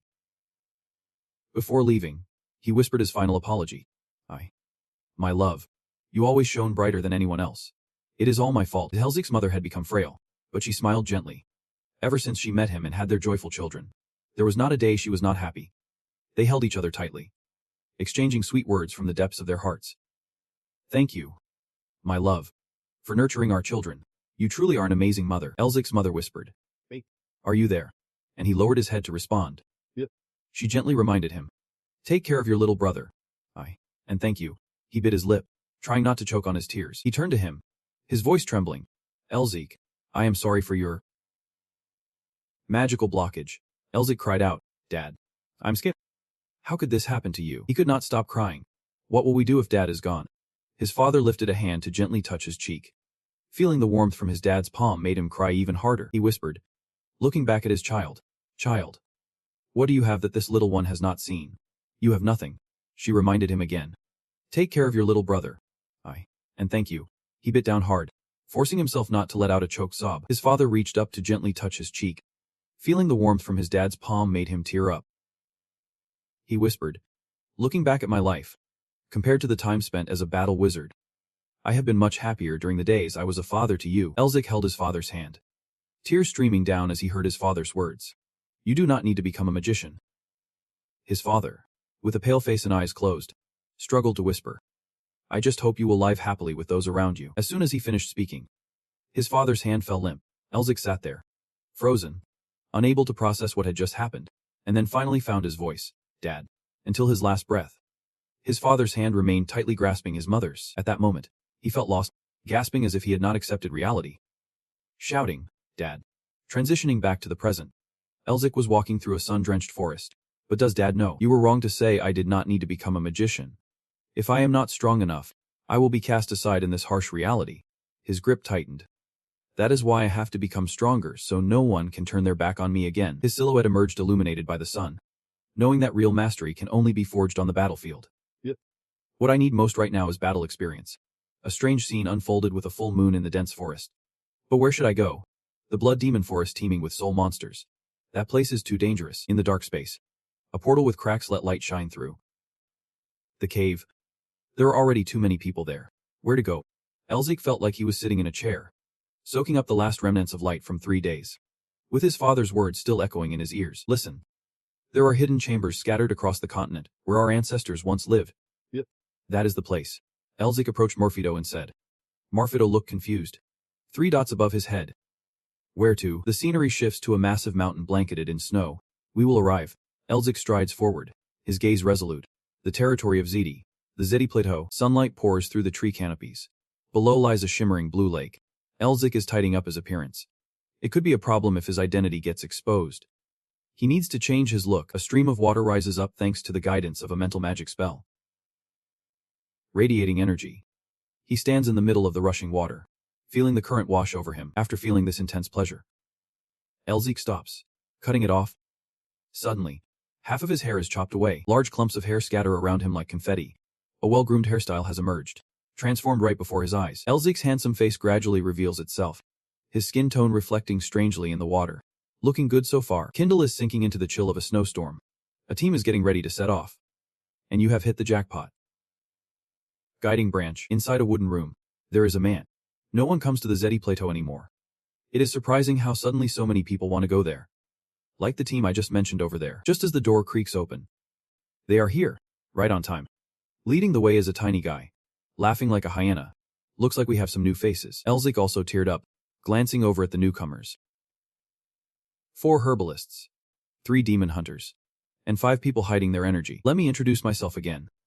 Our tribe has a tradition of naming people based on their birth date. My name is Manhwa, which means Monday in the week. You are wondering about this. Well, today is indeed Monday this week. In layman's terms, that is Tuesday. As long as you stick close, you won't run into any danger. Listening to a guy, the Demon King Morphido mutters angrily. This jerk talks too much. One day, I will rip that thing apart. Elzik keeps his cheerful attitude and replies. Oh yes. Manhwa, can I get a communication crystal? But he shakes his head. For what? Our village does not have crystals. You can use something like carrier pigeons or send letters. The more he talks, the more animated he gets. I suddenly remember a hilarious story that happened before about carrier pigeons and sending letters. But suddenly, an annoying voice cuts in. Let us go already. Manhwa chuckles and turns to leave. What a pity. I will tell you on the way. Elzik's face shows discomfort. She is going to be really mad if I do not get in touch with her soon. Things are getting complicated. But I did tell Sun about it. He can handle it. On the way to the Zedi Plateau, the tales of Manhwa echoed in the air. And suddenly, the crow dove headfirst down a chimney. But before he even realized it, with that information, that chimney must belong to the one who stole the heart of the neighbor's lover, an old lady's beloved in this ancient clan. The Demon King looked around, feeling a sense of déjà vu. This place is the home of those Zedi. He brushed past with suspicion. Did he know about the Zedi from when he visited here before? Emma Feet nodded knowingly. Of course. They are just the scum who can't stand us. Hearing this, Elzik's body shuddered. Zedi are demons. He begged to differ. Don't put me on the same level as that trash. They are just monsters. Who knew they had ties to the demon realm? It is unbelievable. He was still caught up in old stories. However, their previous king was truly effective. He must have received the Dark Lord's blessing, even though his fate was not as lucky. This revelation made Elzik gasp. So there were Zedi rulers in the past. The Demon King Mftikach closed his eyes and muttered. His grave must still be around here. Elzik could not hide his shock. A grave. Do you know where it is? But the Demon King just shrugged. Indifferent. Even if it is still here, it must have been disturbed. His gaze fell on the Demon King with a complex expression. If Zedi are demons, their graves must have some connection to the family vault. A flood of memories of his father suddenly surged back. The vault is where the ancestors hide, built to protect the clan's legacy. Elzik, in the future, when you grow up and become the clan leader, make sure to visit the Zedi Plateau first. He advised his son carefully. Confirm the entire legacy of our clan there and pay your respects to our ancestors. His eyes glanced up before dropping down to the magical pendant. I wonder what our family legacy could be. Will I discover more about this magical pendant if I go there? His voice echoed throughout the journey. If you follow the legend passed down from generation to generation in the tribe, the first Zedi appeared after being abandoned by her husband and left in this plateau. That woman died. After exacting her revenge, she encountered Yukian, who appeared out of nowhere. And that is how the story began. The words kept ringing in MFT2's ears. He turned to scold Elzik for being useless. Can't you use magic to make that guy shut up? Look at this, my ears are bleeding. Can't you try harder to get him to shut up? What kind of ghost bleeds? He said. Still complaining about the ZD that guy kept mentioning. Why have not they shown up yet? His voice was echoing back and forth. All right. Everyone. The road from here will be pretty tough. So before we set off, we should grab a bite to eat. The team split into small groups to start a fire. A stranger approached the group of 3, asking, mind if we share the fire with you? His eyes began to focus on the opposite side, trying to read their intentions. He was as strong as a noble knight. Elzik watched from this group to that one. They did not seem to be targeting him. Were they on some kind of secret mission? He is starting to notice that special someone. Is that guy the leader? He does not look like it. Suddenly, that person takes off their hat. And not just Elzik, but everyone nearby is left in shock. Isabel speaks, thanking them, saying they will cherish it, like a true lady. The men around can't help but smirk with perverted grins. Why is she hiding such a pretty face? The young girl gasped. Oh my god. I can't believe I am lucky enough to have such an amazing experience here. Suddenly, a sharp sword is drawn from its sheath in an instant. It is aimed straight at the man who just spat out those disrespectful words. The man rushes forward silently, not making a sound. It is not until the sword touches his throat that he trembles in fear. You have crossed the line with a lady by talking like that. Better pay with your life. Isabel shouts to stop the fight, saying to lower the weapon. Elzik, sitting nearby, is also shaking in fear. Did he really just flirt with a noble? Does that head of his even have a brain? Suddenly, Mofito turns to look at him with a furious glare. From afar, a wave of magical energy is rushing toward them. His eyes widen in shock as if he has seen something truly horrifying. Zin still has not lowered his sword, but he mutters, ladies. These bastards. She shouts to stop him, urging him to lower his sword. Zin reluctantly closes his eyes and sheaths his weapon. Suddenly, Elzik stands up and shouts at the group. Everyone, run. Zin turns back, confused about what is happening. The higher-ups also look stunned, thinking, what the heck? Zin then puts his hand on the back of the sword and lowers his head from the sword that Zin had launched. Shards of bright light scatter like sparkling fragments. Manhwa gasps, unable to take his eyes off Zin's decisive actions. Suddenly, a beam of light shoots straight at the enemy. Silence shatters and blood splatters everywhere. Zin is in a dangerous position, sword in hand, but he pauses to protect the lady. The people around start showing signs of panic, grinding their teeth in fear. Elzik frowns at the scene, his eyes reflecting his raging anger. This reminds him of something terrible. He immediately charges forward at lightning speed. Upon reaching his desired spot, Elzik looks up at a sky so blue, it feels like a vortex. And black pillars are falling. Why are there so many? From above, he stands with his legs wide apart, preparing to face the coming battle. Elzik's coat billows as his determined gaze creates a tension like never before. Moments later, he starts using his magical hand to block the incoming wave of danger. Elzik shouts loudly, stop. His hand releases a blinding stream of golden light, swirling in the air. Not long after, Elzik's eyes flicker downward, revealing worry for those around him. He thinks, what is happening to everyone? Meanwhile, those nearby are all gripping swords. Both girls and guys stepping into the arena to fight. Everyone was wielding swords, mercilessly cutting into the bodies of the villagers, with limbs severing cleanly as they cried out in agony. Help! Please! Each strike was powerful and resonant, creating a thunderous sound. For a fleeting moment, Elzik and Mofito's eyes met, and the tension in the air skyrocketed. Elzik suddenly froze in place, as if time itself had stopped around him, and a whirlwind of unspoken emotions surged within him. Mofito wore a sinister grin, his fierce face inching closer, like those fools from the Blood-Eye tribe. Then, out of nowhere, Elzik bolted forward like a flash, thinking about a wild forest scene where vibrant orange lights flickered on the tree trunks.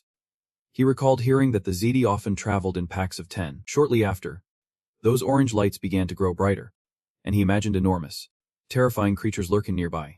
Soon, Elzik felt a tinge of anxiety mixed with fear, gritting his teeth in anger. This was just too much. Meanwhile, Sen was on edge, barking orders and shouting, get rid of them. The monster loomed right in front of him, baring its teeth menacingly. Just as he finished his command, the beast launched a brutal attack. The first battle was proving to be tough already.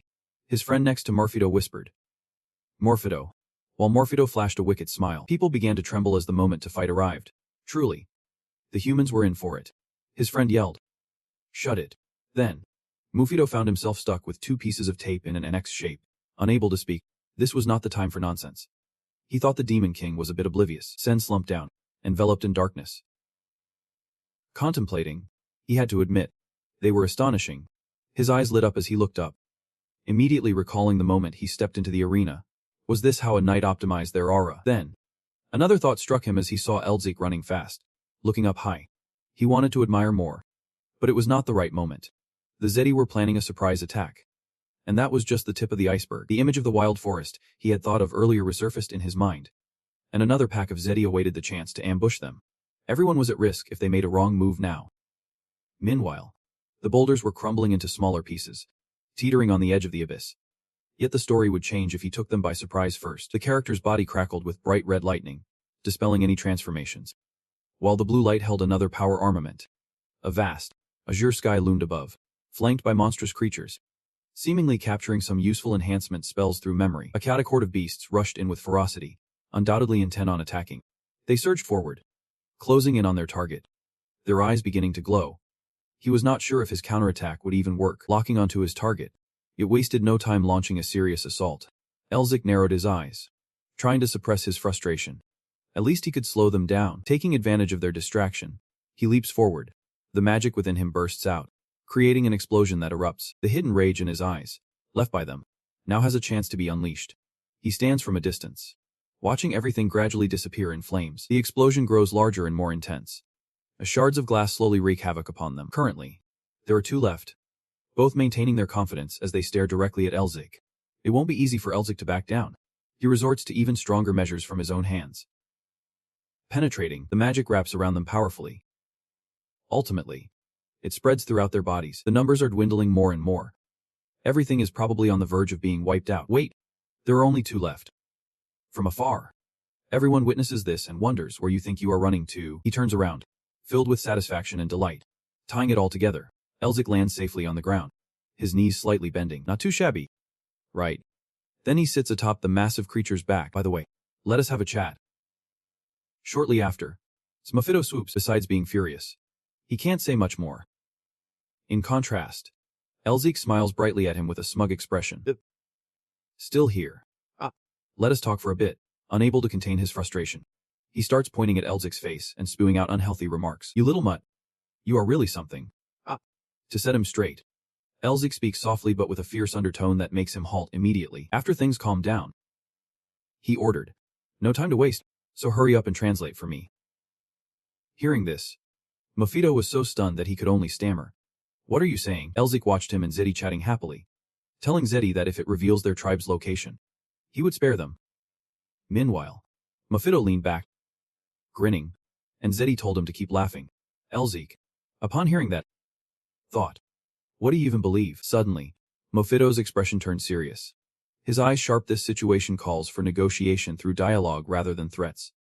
Seeing the two whispering to each other, Elzik decided to grant Zedi's wish. Moments later, Mephisto slowly approached it, whispering.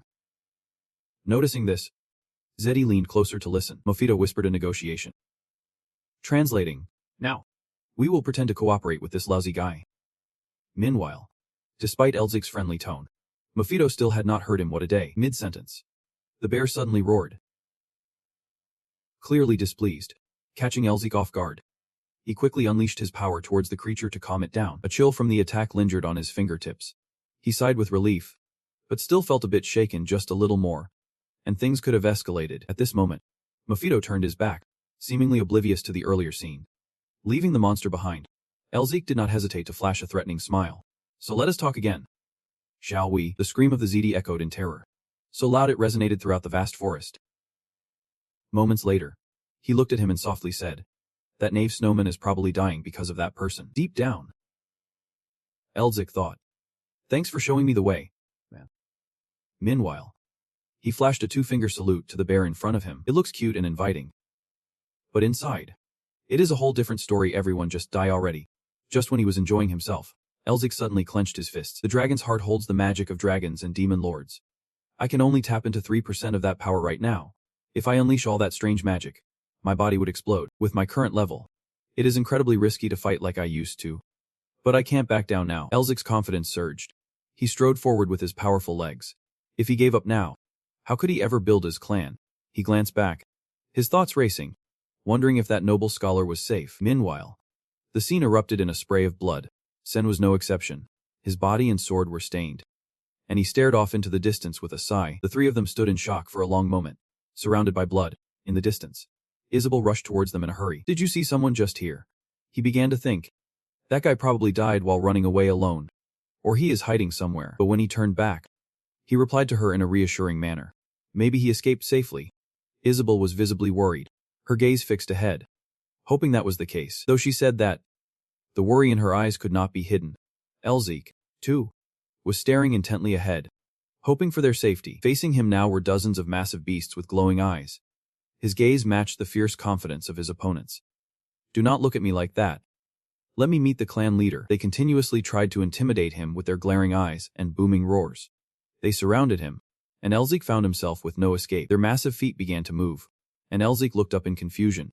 In front of him stood a towering beast, as imposing as a true giant. Even so, Elzik managed to say what he needed to. "I have some questions." In response, he heard a low, unintelligible growl. From behind, Elzik pulled out a shard of crystal surrounded by power. It would be better not to take it this far. But he thought with fear in his eyes. If talking fails, this is the quickest way to take down that clan leader. At that moment, the beast noticed Elzik's unique green eyes. Seeing that, it raised an eyebrow and asked with a tone of suspicion, "What is your name?" Elzik found it odd, responding slowly, "Elzik," because he was hesitant. After hearing that, the huge beast suddenly said softly, "Follow me." Amid the thick crowd, it and Elzik slowly walked away. Once they arrived, it clearly explained, "Our tribe has a legend."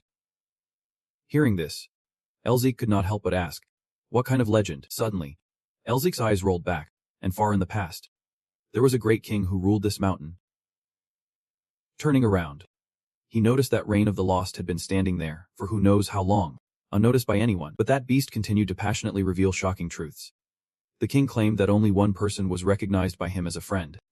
The image of the tiny figure of that mysterious person standing next to the towering king from this mountain's past appeared someone with piercing blue eyes named Melvin Jew. He began to spiral into doubt, repeatedly questioning himself. Was his ancestor from the Snowmass family really a friend?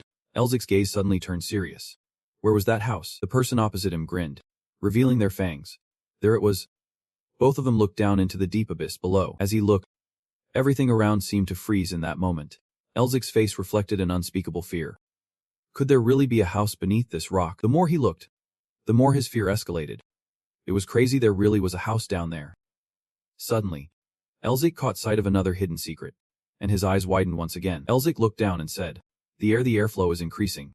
Then, it began to introduce itself to Elzik even more. Once a year, when the winds of the flood appeared from behind, swirling with magic so profound that it could not be sensed at all. How was that even possible? Standing at the edge of the abyss, he hesitated for a moment. No one had the skill to face this yet. Not long after, Elzik spoke up.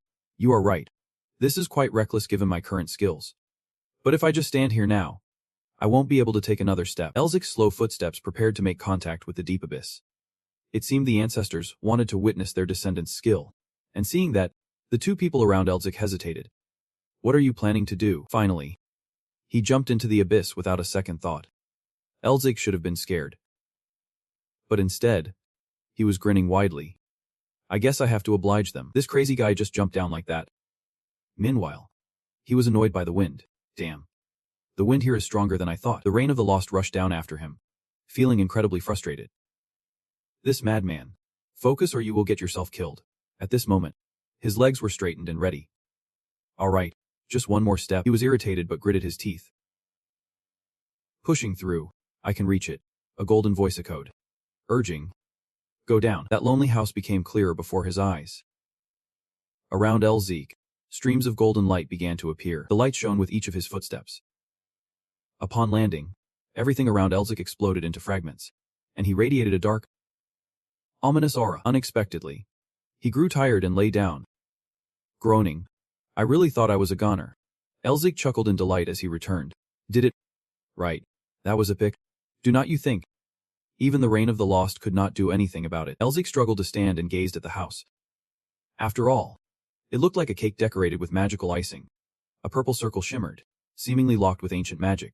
He pondered for a moment before commanding Reign of the Lost, "Try channeling some mana." "Will you?" Reign of the Lost grumbled. Fine. Melv.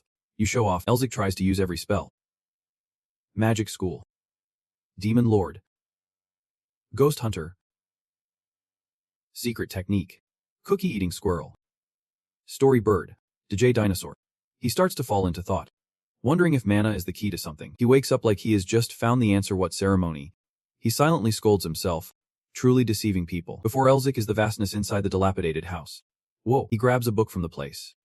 Then he widens his eyes as if he has discovered something. Elzik feels like he has discovered treasure and goes wild. The basic principles of magic theory. There is even magic from fairies and monsters. Is there dark magic too? Are all kinds of books here? Movito is still standing there, distracted. Once again, he silently scolds himself. He suddenly peeks out, puzzled. The East's great hero. Movito can quite grasp it and ponders deeply. He thinks to himself about the relationship between the Yang family and the Snow King.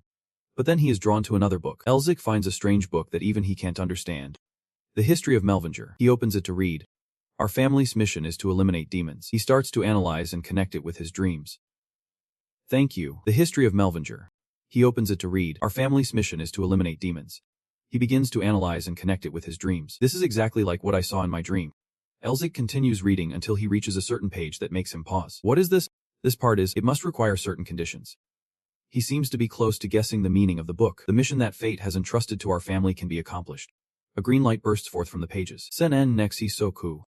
An habitude can drink gadi your all conditions. The vilovi inaccurates carts. Viving chayanam. Hases grows dab dikop v demander the d-day. The scene shifts to Elzik being taken to a vast plain. Where is this? The sound of someone approaching him. It seems like he is the descendant in a distant future promised to receive our arrangements. That person steps forward from behind him. Elzik turns around to look. He smiles lightly as if amused. And he panics without understanding. Awkwardly. Before he can finish his sentence, the man introduces himself as Erdogan Melvinger. Erdogan introduces his job. The guide and overseer of descendants. That is the mentor. The history of him is also unveiled. Erdogan Melvinger, hundreds of years ago, established the demon law system of the Melvinger family. Only a few ancestors in many generations could bring honor to the family. Erdogan is delighted to hear Elzik talk about himself. Seems like you know me. He suddenly asks the man, surprising him as well. Could it be that the ancestor is the East's great hero? Erdogan curiously replies to him. This is something my descendants have no knowledge of. Where did you hear that? Elzik explains that he knows because of the demon king Morphido. But he also realizes he can see him anywhere. The old man seems to know who he is and asks. Is Morphido the prince of sin? Elzik confirms. Yep, that idiot demon. Erdogan chuckles, putting his hand on Elzik's shoulder. Haha. So the first demon that got devoured is Morphido. I am thrilled to find such talent. Should we ramp up the difficulty? Looks like the prodigy is here. Maybe we should make him be a lot harder. Over here. Morphido suddenly rubs his ears in annoyance. Which fool dares to insult this king? You better cut that out. Elzik, still confused after hearing Erdogan, asks. What is Ambi anyway? Are you giving me some sort of guidance? The old man ruffles Elzik's hair, saying, you are curious about a lot of things. Are not you? Just take notes at your own pace. Leave the complicated stuff for later. Why rush to write about it all? Elzik feels a bit flustered and blushes at the old man's teasing. Thinking, why am I feeling shy? Erdogan subtly channels magical power into his palm. While speaking, he creates a magical circle in his hand. We have prepared something similar to a magic wheel. The power will burst from my hand and shoot forward without holding back. Once it starts spinning, there is no stopping it. That is why I can't just hand it over to anyone. No matter how long it takes. I must thoroughly test the prodigy, Erhan says, standing in the field. Since you have passed my test, from here on, the choice is yours. The image of the two faces merging together, seemingly as one with the magic wheel. He asks Elzik about his choice, to stop the magic wheel or let it spin. Elzik Melvinger feels dazzled by the magic wheel. Thinking, I do not even know what Jamin's fate is. If I mess this up, my life could be on the line. Clenching his fist with burning determination, he realizes this is his last chance to escape. With a calm expression, Erhan says, all right, I respect your choice. Finally, Elzik makes his decision. I will build Jamin. The old man's face grows increasingly shocked as Elzik continues. I will carry on the wishes of my ancestors, the great heroes. He keeps envisioning the future of building an empire. Leaving his name on this land as a great sorcerer, Elzik stands beneath a massive stone statue. Gazing up in the light of the magic circle, his face shines with confidence. Affirming, this is the dream I have held onto for so long. His hand sweeps through the air, the circle in his palm flashes, then crashes into the ground, creating a massive explosion. Otoan's expression freezes as he witnesses the spectacle. After seeing Elzik's display, Otoan joyfully pats him on the back, exclaiming, "Nice. This boldness. If he is our prodigy, he can definitely pull it off." Elzik shouts, dodging the pat. "Ouch. That hurt." Suddenly, a vast sky filled with grass and mountains appears. Whoa.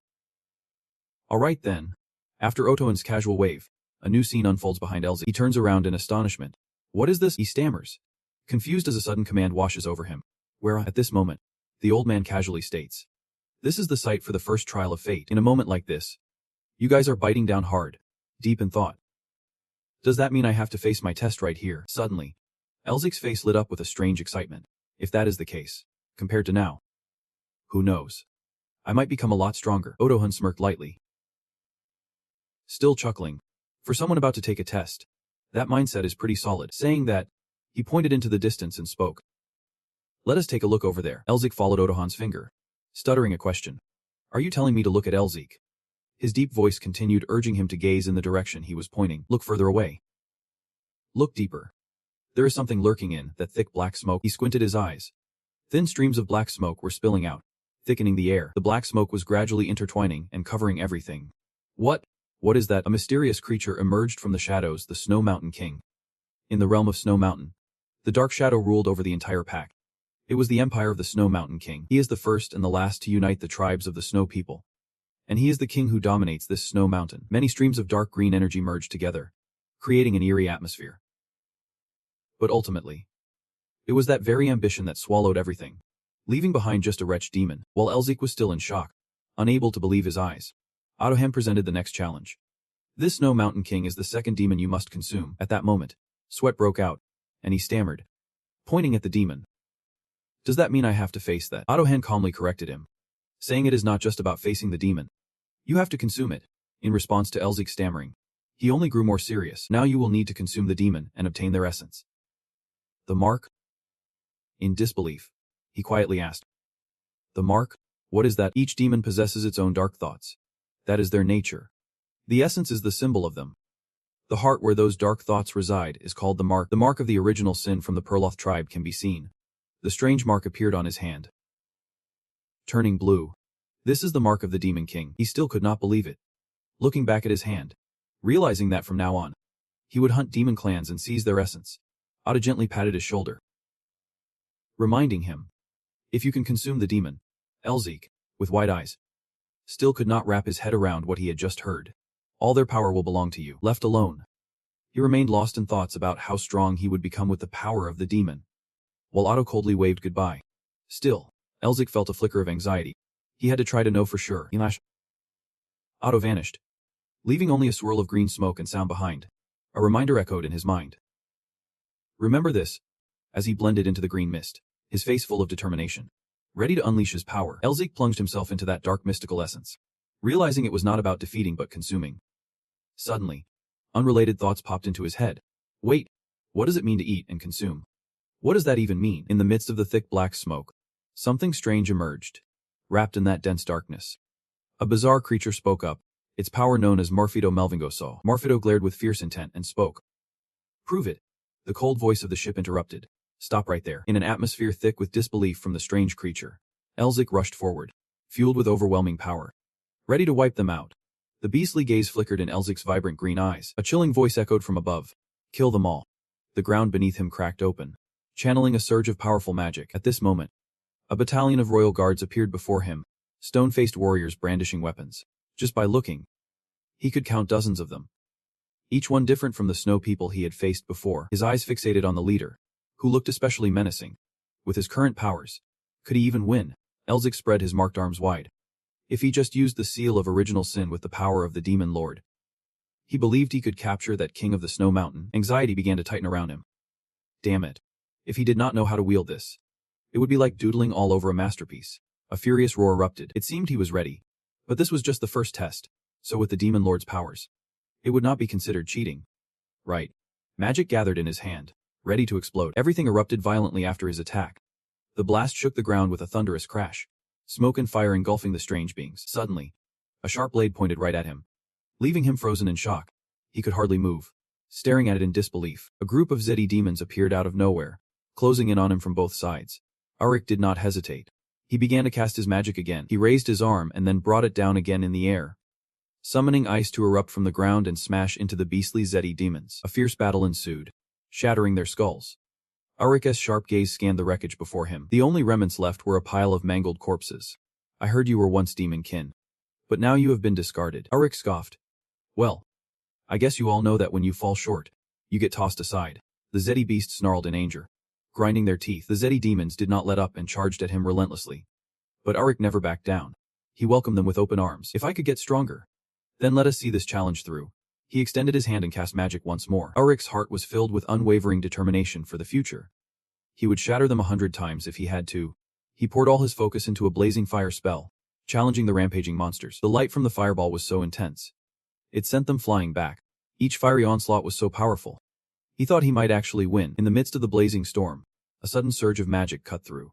Arik was caught off guard by that unexpected magical force. Stunned, he coughed up a mouthful of blood. Arik was thrown back several meters. His body swayed in midair, feeling like he could drop dead at any moment. And the Zeti monster was holding the advantage, its blade just slicing through him. At this point, all he could do was curse under his breath. Damn it. He crashed to the ground with a bone-jarring thud. Arik struggled to stand before the Zeti beast. At this rate, I am going to lose. His willpower remained strong. He grit his teeth, trying to force himself back on his feet. I can't fall at the first challenge, even if my body is on the brink of collapse. Arik slowly pushed himself up, mustering all his strength. The ground beneath him was starting to shake violently. In front of him, the Zeti monster was staring him down with its terrifying eyes. But Arik did not back down. I will draw on even more energy. The monster's gaze focused on his movements. Arik decided to take the initiative and strike first. His inner vision ignited, fueled by the heart of a dragon. Seizing the perfect moment, he unleashed a powerful slash. Arik launched a fierce attack aimed at the monster's lower body, cutting through it with a crackling sound. The creature suddenly froze as the spell took effect. His gaze relaxed, his breath quickening. Arik knelt on the cold, snowy ground, finally letting out a sigh of relief. His eyes fluttered open in disbelief. Is this real? The scene of destruction behind him began to release dark spiritual energy, and it was overwhelming from the very first round. As he witnessed the surge of magical energy from the Zeti monsters, panic set. Damn it. My heart feels like it is going to explode. And the soldiers are starting to form again. What am I supposed to do? But before he could gather his thoughts, the Zeti beast loomed even larger. Just when Arik thought he could rest, he had to spring up in a panic. Wait, what? The mark on his hand began to radiate a powerful energy, protecting him. Arik looked around, a dawning realization hitting him. This is a seal. He observed the mark on his hand absorbing the demonic energy and crouched down to investigate. Though it was fainter than the ancestral seal, it was clear that a new seal had been formed. The hand vessel continued to advise him. If you want to tap into their power, you must know their true names. But even Arik did not know the truth of it. How was he supposed to find out? There is no way they would just tell him their names. The hand vessel reassured him. Do not worry. When the time is right, you will just know it. Remembering his grandfather's words, Arik closed his eyes and focused.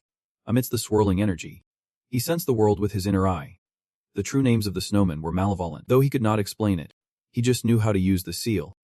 The blizzard continued to blanket the towering mountains. Right at the epicenter, Arik stood tall among the monsters. What were their true names? It felt like he had the answer right in the palm of his hand. He muttered just before the next battle began. May you be cold and ruthless. The icy blue light began to swirl, preparing to unleash a chilling finishing blow. The monsters stood closely together, feeling the cold light aimed right at them. Each of their eyes was filled with confusion, unable to react, as a surge of energy lit up the entire sky. Now, Arik was shaking, barely able to stand. The energy was a bit overwhelming, yet a satisfied smile lingered on his lips. Still, he looked around in awe, gasping. Is this the power of the seal? An imprint visible all around him, and he was right in the center of it. A chilling, sinister laugh echoed in Arik's ears once more, and now he was all alone. Just then, he was struck down, crashing to the ground. What the? His eyes began to close, leaving a jumbled mess in his mind. Why? The sound of a heart-wrenching scream rang out, and he could not shake off the feeling.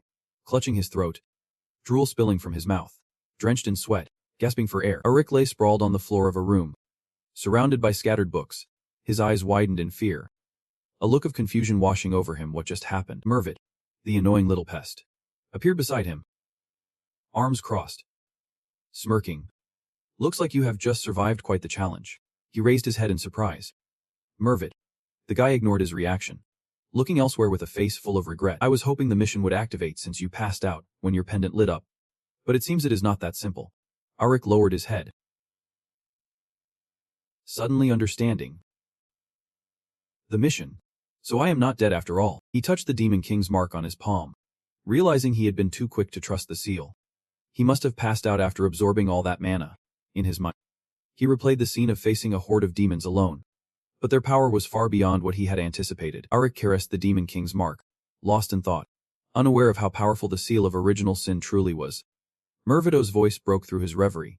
Could it be the seal of malice? His brow furrowed slightly, a complex expression on his face, as if he had just realized some strange conspiracy. Arik sat cross-legged on the floor. Mervido, how do we use the seal of malice? Mervido shot back. I guess he told you my real name. He opened his mouth with a mocking grin. Did you think I would tell you? Mervido's dark gaze swept over him, his heavy tone declaring, no matter how you humiliate me, you will never get anything from me. With that, he turned away, while Arik reached back to rub his neck, keeping a calm face. I was just asking. No need to get all worked up, he thought to himself. I knew he would say that. After all, seals are the most important thing to demons. Arik looked at Mervido's back, silently deciding not to touch Mervido's demon seal. He gently lifted his other sleeve to hide his palm. Arik extended his hand toward Mervido, his expression brightening. Mervid, you know the Snow Mountain King, right? Mervido turned back, his face showing reluctance. Why are you suddenly asking me about that? Arik immediately replied. This is his Tom, and it seems I have to catch him. His tone started off confusing but gradually became frantic, words spilling out in a torrent. His face a picture of shock. On the Hamelvinger ship, I knew someone was crazy. But did he dare send a guy like that to catch an entity I recognize? Arik leaned in close, a sly grin plastered on his face as he watched him panic in sweat buckets. Do you know any tricks to handle this? Mervido sidestepped to keep his distance, firmly refusing. No way. Arik was not backing down, stepping closer with both hands out. Come on. He is not even a noble anymore. At least spill the beans a bit. Well yeah. He immediately exploded with rage, his face turning almost green, shouting in frustration. What are you even talking about? Revealing the secrets of the seal includes their clan's secrets and weaknesses. As if ignoring his words, he held up 3 fingers and sang, 3 days free from cat chores. He squeezed his eyes shut, still fiercely speaking. You think you can break my pride like that? Arik raised 5 fingers, continuing to negotiate. 5 days. Mervido clenched his jaw. You keep underestimating me. And just like that, you give up. Fine then. He immediately lowered his voice, held out his hand with a forced smile, showing disdain. But cough, because my generosity is as vast as the ocean. I will let it slide this time. Arik let out a sigh of relief. Just for 5 days free from cat chores. Haha. Mervido awkwardly coughed to hide his discomfort. Right after, he turned serious. Listen closely. With the seal you have in your hands right now, forget about completing the mission. You want to even get close to the Snow Mountain King? His face fell. Meaning, Mervido crossed his arms, but he wore a sly smile. It does not mean there is no way out. The scene shifted, a blizzard raging all around. Arik stood tall on the ice, complaining about the freezing weather. I am never coming back here. The figure of the Snow Mountain King appeared, dark energy swirling around its body, its eyes glowing red. He sighed. But I know I have to use the hints Mervido gave me. Arik vanished from his spot in a flash, leaving only a cloud of smoke behind. He charged toward the Snow Mountain King, who was sitting in the center, surrounded by dark shadows with glowing red eyes fixated on him. Mervido's reminder echoed in his head. Elevating your achievements. Seals can be classified into common, enhanced, precious, unique, and legendary based on their rarity. And there is something called achievement level, which can lead to different power levels even within the same category. Arik approached step by step, his movements incredibly agile, dodging shadows that lunged at him. The snowman charged, one throwing a punch at him, another readying a spear nearby. Meanwhile, the Snow Mountain King's seal had been trained to 10 stars. Just then, one side of the snowman's face got hit and began to shatter into pieces. Mervido's voice still ringing in his ears. So you have to boost your achievement level to 10 stars, or upgrade to unique. A triumphant smile spread across Arik's face. His achievement level was only 1 star. He was in peak battle mode. Throwing a punch forward, the mark of the Demon King on his palm radiating a dazzling blue light, powerful energy swirling around him. A blinding beam of light flashed, while the snow continued to fall endlessly from the sky. Each step taken firmly on the white snow. Arik stood alone, his legs buried deep in the snow, his voice filled with excitement as he faced the dark figure before him finally. We meet, Snow Mountain King. The dark figure was hard to make out, exuding an ominous aura. He thought to himself, no matter how many warriors I have defeated, my rank still stuck at 2 stars. In other words, I have to face this person to level up. As the darkness slowly faded, revealing the massive silhouette of the Snow Mountain King, Auric stood frozen in place, his heart racing in panic, wondering what this demon looked like when it was alive. He recalled Ottohan's gentle demeanor when he smiled reassuringly. It is, you won't die. Auric was sweating, his face filled with doubt. You want me to defeat that thing? Is he really the revered ancestor of our clan? He can't be an enemy we can't even play with. The snow continued to fall, the silence of the space broken only by the strange sounds echoing around. He stood tall, hands hanging at his sides, determination washing over him. Well, let us see how this goes. His hair fell over his face, hiding his expression as he began to encourage himself. This was going to be tough, but if he just kept trying. He looked up, hand thrusting forward, flashing a confident smile, certain he could win. The scene shifted again, and Mofito looked down with a puzzled expression, like a tiger sizing up its prey. Auric's eyes widened, staring back in disbelief. He found himself sprawled out on the ground, arms and legs spread wide, letting out a forced laugh. Haha! Auric placed a hand on his chest, lamenting how hard he had tried, only to die before he even had a chance to fight a strong opponent. Mofito hovered in the air, arms crossed, approaching him with a hint of advice. You finally get it. Just give up on that mission, he interrupted bluntly. But if I conceal that entity. Auric suddenly sat up, looking at Mofito with bright eyes, a cunning smile creeping across his face that made Mofito shudder. That bastard was at it again. He sat back up straight, raised a finger, then suddenly asked. Right. This might be a bit forward, but the Snow Mountain King is a woman. Right. Auric stared intently at Mofito, his eyes full of suspicion. He suddenly fell silent, deep in thought, not saying a word. Mofito sensed something and looked up abruptly.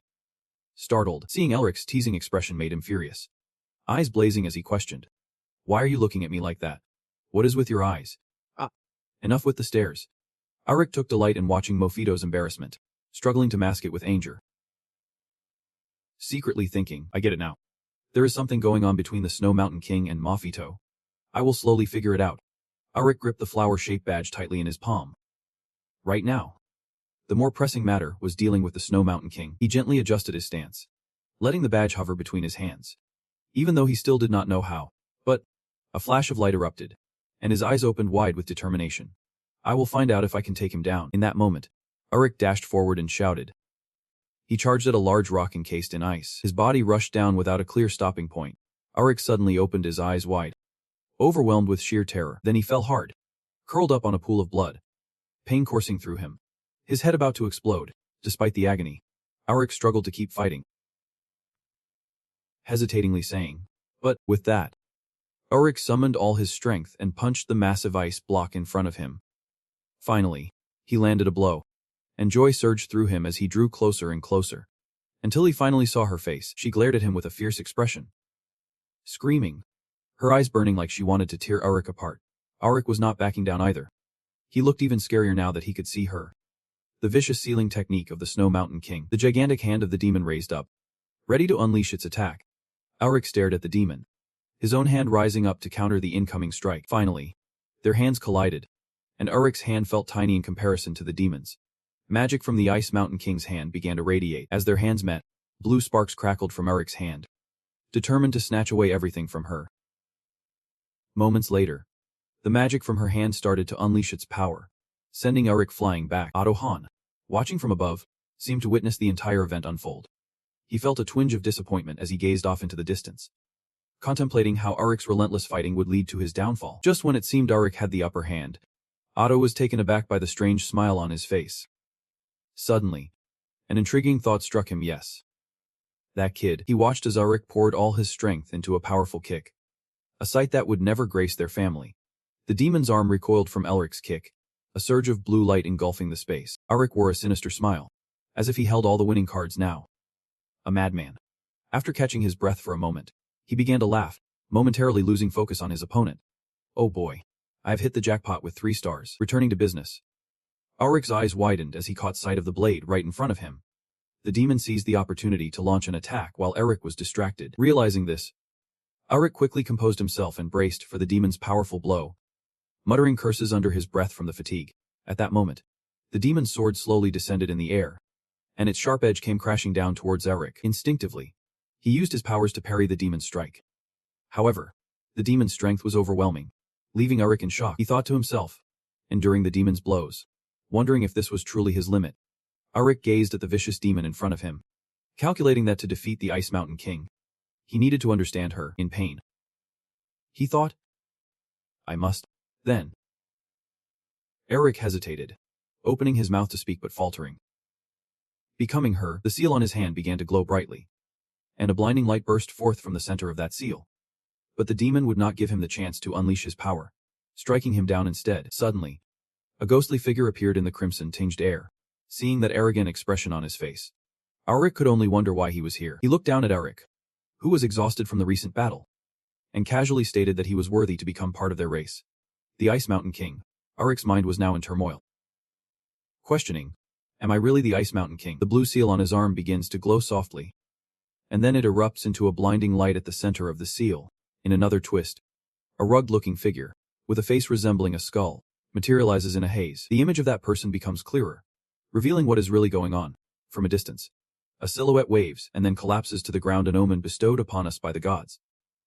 A prophet. That person continues to share their thoughts with their leader, our queen, the chieftain of the highlands. She cradles a small bear in the palm of her hand. Then, with a shout full of confidence and courage, they declare, this mountain range will be ours. The Snow Mountain King, in his youthful form, proclaims, I was born to be a king who will reign over Snow Mountain. Hearing this, Elzik witnesses this scene and wonders, is this the past of the Snow Mountain King?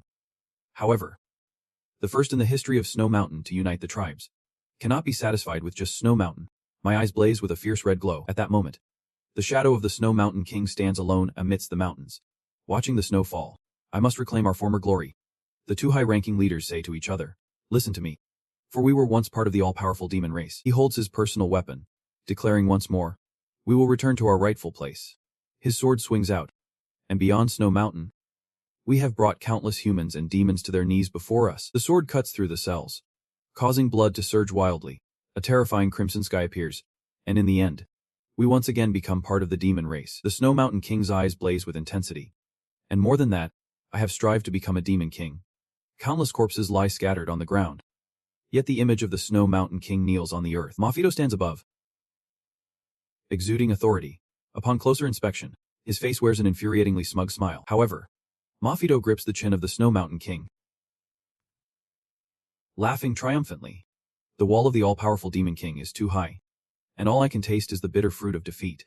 His tone is filled with disappointment. Yet, I never stop. I have done everything just to polish my true name and strengthen my seal. Darkness and gloom envelop me. I have taken the first step. A bright red gaze ignites. Just a little more, and I could earn Mafito Fallert's recognition. However, someone hangs ominously in the murky depths. A woman and a muscular man stare into the distance, blocking my path. The imposing silhouettes of the two reveal that they are the wall standing against the Snow Mountain King's desires. Finally, a fierce-looking figure with serious green eyes appears, perhaps the most formidable wall that the demon must face. Terror radiates from the fierce red gaze of the bear emerging from the darkness. All energy unleashed. A stream of blood suddenly surges, startling the Snow Mountain King. To everyone's astonishment, a body begins to disintegrate. Passing through with a flicker of orange rage, what is happening? A knight lunges forward, delivering a powerful, decisive strike that creates a massive explosion, sending everything flying. In those eyes lies a cold indifference, ignoring the cries all around. Save me. I do not want to die. The king's guard stood in shock at what lay before them. A strange creature appeared, crying out in desperation, I want to live. A massive explosion rocked the area as something hurtled down from above, crashing to the ground. Everyone instinctively shielded themselves, trying to avoid any debris as chaos unfolded. A beautifully carved wooden axe emerged, held aloft by the Snow Mountain King, emanating dark smoke that enveloped his body, sending a clear message for anyone to stay away. Calm down. Her furious roar echoed, we are the proud demon clan, and there is nothing we can accomplish. Let our enemies witness our terror. Blood sprayed everywhere, splattering onto Mofito's still dazed face, leading to a scene of utter chaos. With a single swing of the axe, nearly all opponents fell in a heartbeat. Blood spewing everywhere, his brows furrowed, and the image of Otohan appeared, hand outstretched as if reaching for something. Otohan, the unexpected hero. A flashback showed the Snow Mountain King in the past, sitting in a sea of flames, defeated in the war against humanity under his command, exiled back to the Snow Mountain. Wow. Her mind echoed with self-reproach. Wow. Otohan expressed regret, his anger fading, saying, you humans have everything you desire, Are you really not going to let us have even one? She clenched her teeth, arms revealing glowing green patterns. Dark energy began to emanate from her. Flaring up fiercely, Elzik stood firm across from her. Undeterred by the presence of the Snow Mountain King, his eyes narrowed as he gazed into the distance. Lost in thought this was his mission, Elzik stood there. So focused it felt like he was in another realm. Recalling memories of a time when he was just a child learning to walk, the dark aura surrounding the Snow Mountain King continued to swirl around her. Filled with countless struggles to reclaim glory for her clan, Elzik touched the woman's face. And they both burst into tears. A monumental mission. Snow began to fall. After that day, Tuwuhen remained at Snow Mountain to watch over the Snow Mountain King. Over countless battles, they gradually came to respect each other and stayed together for a long time. She was blinded by hatred, clouding her judgment.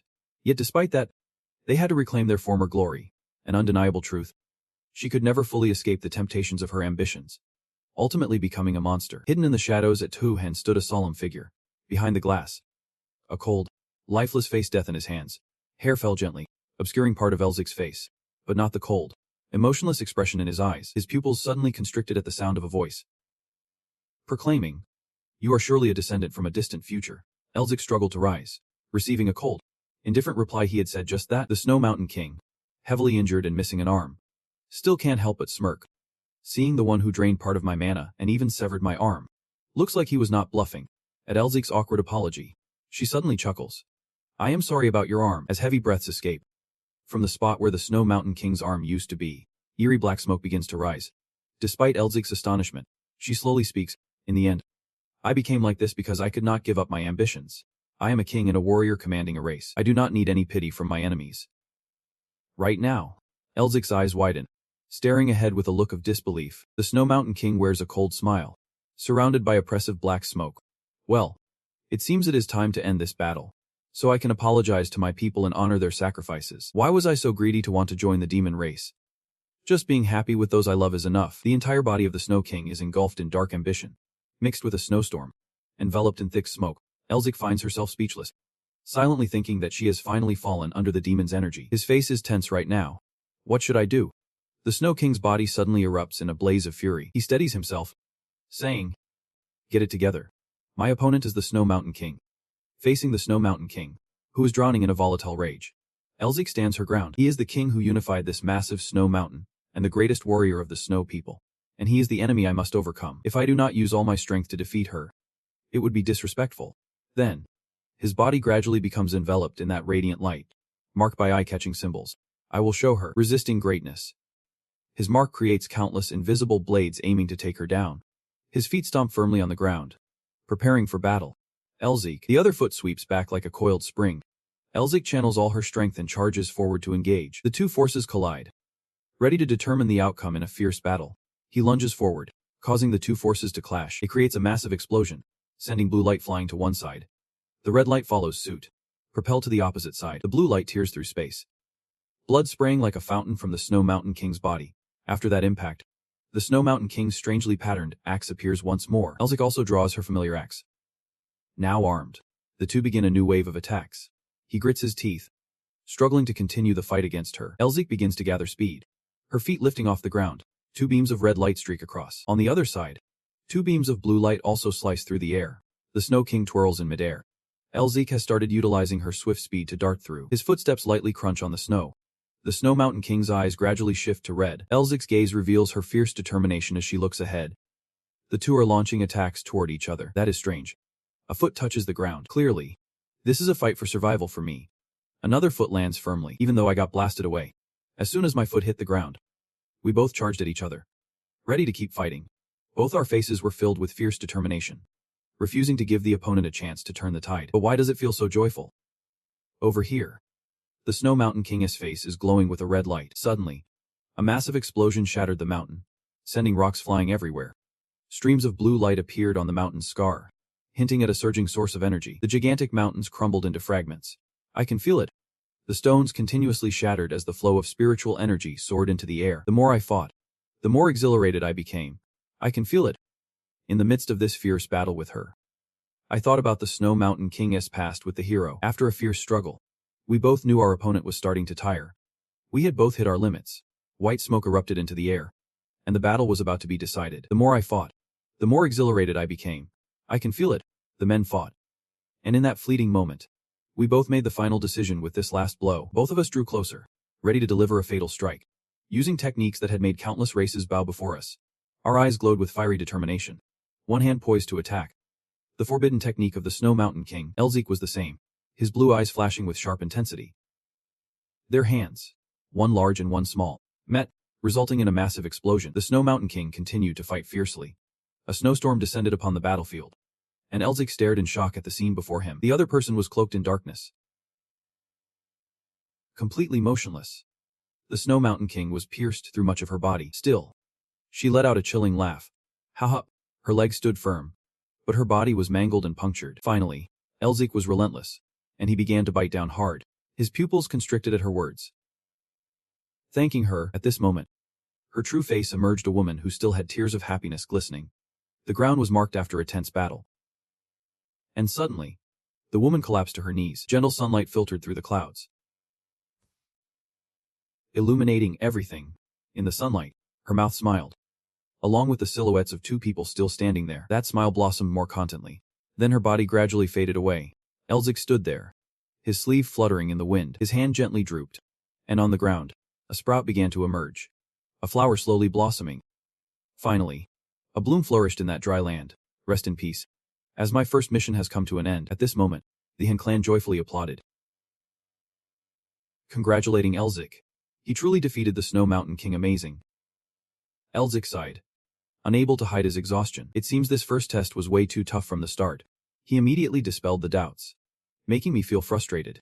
Our clan is invincible. If you can't even handle something like this, then you can't call yourself a Melvingo. This is why I refer to the Melvingo family as a bunch of arrogant snobs. In front of Han, I had to keep a serious face while praising his incredible talent. But honestly, I was blown away. I thought it would take at least 1 to 3 years. Yet, here's a kid who has only been learning magic for a couple of years and managed to defeat the Snow Mountain King in just 1 month. But he could not believe that claim of just 1 month. That is why his tone turned colder. Yeah. 1 month. Elzik tried to explain and started recalling the specific time. I have only been learning magic for a month. Well, maybe around 1 to 2 months. It seemed like he was teasing me. And Han burst out laughing. Haha. Are you serious right now? Seeing him powerless to respond, I worried. Really? You are not pulling a Melvin Goss-style prank on me, are you? With a forced smile, Han tried to reassure himself, but Elzik shot back. Haha. My judgment is spot on. Just to clarify, even with my talent, that was just now. Although he was still smiling, Han rushed in to give him a tight hug. You little rascal. Haha. That hurts. Watch it. The two were not just casually chatting. Those were some of the last moments of their lives together. How was she? Though he hesitated a bit, he finally shared. She smiled, hearing this, and felt joy at the answer. Genuinely relieved, it was time for them to say goodbye. Thanks for everything so far, he said. Take care on your way back. Elzik then worried about something else. I probably want to be able to visit often, and pretended to understand him. Get it? After all, being the head of the family is a pretty busy job. As Elzik stepped away, and gently said, all right then. Take care. But then he suddenly turned back, leaving Han confused. Still, Elzik could not hide his awkwardness. Wait. How do I get out of here? This surprised Han. You have been outside countless times already. Don't you remember? A circle of light suddenly appeared, seemingly cutting across his face. When he returned to his original spot, he was still a bit dazed. Elzik then covered his face, cursing. Damn it. Ancestors. Why do I look like this? My face. My handsome face. Seeing this, Mafito could not help but mock him. Haha. Looks like the crazy guy over there is losing it. Who just goes around killing people without a word? Then Han remembered the important question he needed to ask. Have you devoured the Snow Mountain King yet? Upon hearing this, he pulled up his sleeve to show his arm. Just finished. Mafito laughed. Feeling smug about himself, Elzik chimed in, praising him as well. Yeah, he is serious. Then he frowned, reevaluating Han. It is going to take a while. I just talked to him a bit, and this guy is already beyond genius. He is a total monster. But he was curious about something related to him, and the Snow Mountain King. I am curious about that too. Aren't you supposed to have a pretty special connection with the Snow Mountain King? Why do not you let her become a demon anymore? Mafito started stuttering in fear while he remained excited, saying, what do you mean? At the very end, I just skimmed through the memories of the Snow Mountain King a little. Why would you do that? After hesitating, he finally shared the reason, recalling the moment he sat atop a pile of frost-covered bones. I am the Demon King, and she is just the bottom tier of the demon race. Nothing more. Nothing less. At that time, I was just a bit bored. From the snowy peak, Mafito gazed down. And I heard someone from the Snow Mountain King saying that she would definitely become a demon. So I went to see what she was like. His expression was one of disdain as he lifted the chin of the Snow Mountain King, thinking, if she really wants to become a demon, she is definitely lacking something. But her ambition and skills are commendable. He began to brag. If the person she met was not the true, good-looking king like me, but someone like Azazel or Lithi, she would have been turned to dust by now. In that red land, Mafito turned his back on the Snow Mountain King. Anyway, I told her to come back to me when she is stronger. Then left her there. After hearing the story, Elzik was shocked that their encounter was so brief. And that is why he angrily scolded him. That is it. You are never going to see her again. Why would I meet her again? Now. A magnificent scene unfolded. Surrounded by snowy mountains. With a towering figure. Next, we see Mafito grinning happily, holding an axe opposite Adohan, on a large iceberg. There is an enigmatic mark. Meanwhile, Mafito was gently laughing, clearly excited about something, his face still cold as ice. Then Elzik smacked his hand as if he had discovered something interesting, and he joined in. Get it? Get it? What? Elzik, brimming with confidence and arrogance, said. Do you know how those snot-nosed brats bully the girl they have a crush on? He was furious, trying to explain. What? Snot-nosed. A crush. They just kept arguing, neither willing to back down. This is exactly why, after all these years, you are still a loser. You jerk. How dare you mock me? Unable to win the argument, Elzik cursed at Mafito and they started fighting. Mafito is just a wannabe. The scene shifted to someone's arm radiating white mist. It turned out to be Adohan. Watching the two of them from a distance, he really was an interesting junior. Then his face fell as if he was trying to suppress a deep sorrow. Do you think so? His eyes narrowed in contemplation about someone. Aren't you going to wake up? Adohan then self-reflected, answering his own musings. The scene of the Snow Mountain King kneeling on the ground, holding something small, reminds me, with my own hands. The surrounding scene was even more horrifying than the corpses lying everywhere. Like this. Adohan slowly called out the Snow Mountain King's name. The Snow Mountain King was distraught, screaming in desperation, as she reached out toward Adohan to plead. Please, Ado, begging him to do the unthinkable. Please, Zita. His figure blurred in the dark. Adohan's hands were casting a strange red magic, and everything seemed to end as his hands closed. Adohan's gaze lingered, seemingly having accepted what had transpired. He regained his composure, slowly opening his eyes, and said, Thank you. He stood on the silent grass, delivering a few heartfelt words before breaking down in tears, reclaiming his regrets and responsibilities for that child, and resting in peace, hoping to meet again in the next life. The sky was dimming, and while the silence lingered, a bittersweet sadness hung in the air, making me wish for a better tomorrow. A curious little creature floated in the air, arms crossed. What are you rummaging through? Elzik sat on the floor, eyes glued to a book. I need to find some things. He glanced at the towering stacks of books behind him. What could you possibly be looking for that is got you tearing apart the whole library? Elzik reached into his robe, feeling around for something, while the curious creature waited, puzzled. Hold on, is not that in his hand? He held a blue egg, about the size of 2 fingers, made of crystal. Elzik recalled the moment when Odohan stood before him, reminding him to take this crystal egg and seek the rice god, Mela. He held the egg-shaped crystal in his hand. What did you just say? Give it to Mela. You mean the tea flower? He replied nonchalantly. That is right. That person will become your new guide. Elzik rubbed the back of his neck nervously, looking down at the glowing crystal. Is this some kind of mission? Odohan maintained his calm tone. Indeed it is. He raised the crystal to eye level. How long is this going to take? I will be hunched over forever. Odohan's brow furrowed slightly, his eyes revealing a hint of sorrow. Until you reach our ancestral level. Elzik's eyes widened, his expression momentarily shocked. Ancestral level.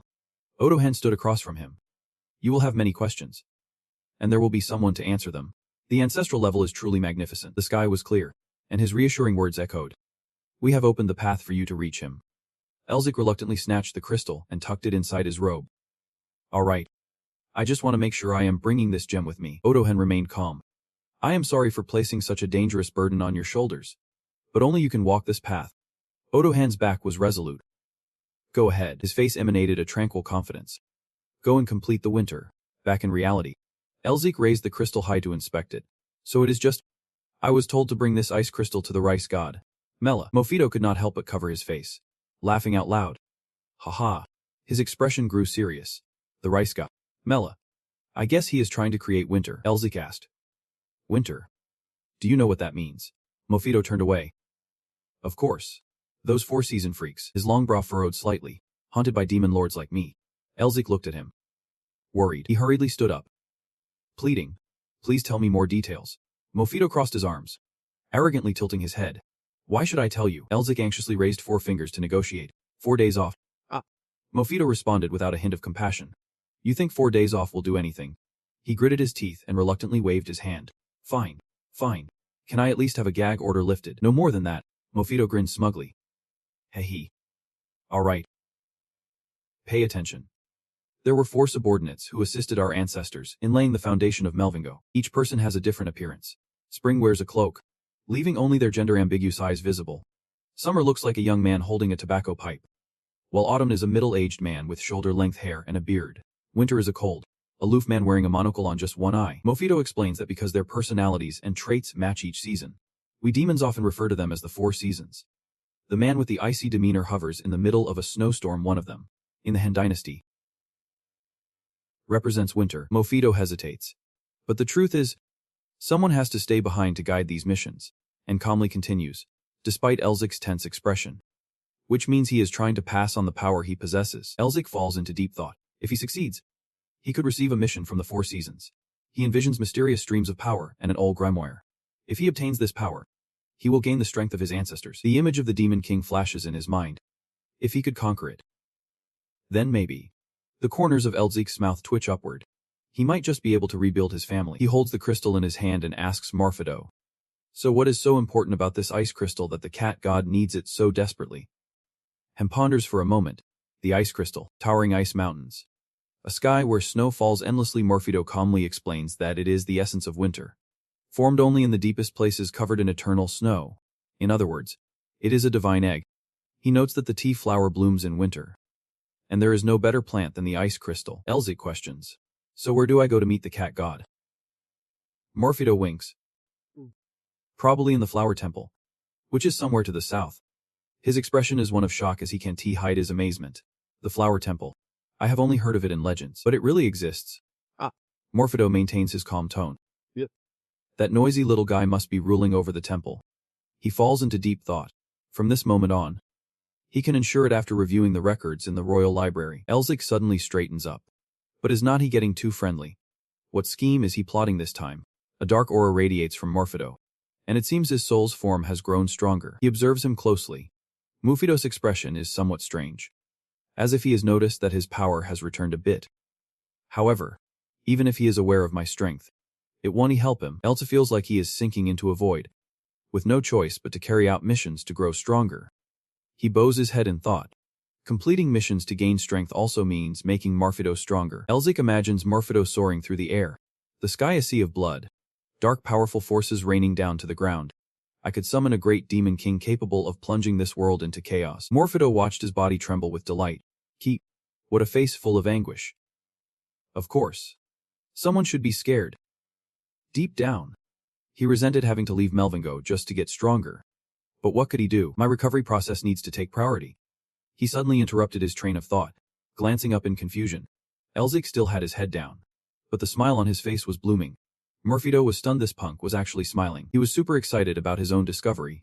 This meant he could even absorb Mofito's powers. After all, if he wanted to help him regain strength and escape, he needed to become stronger himself. Mofito's body could not help but tremble.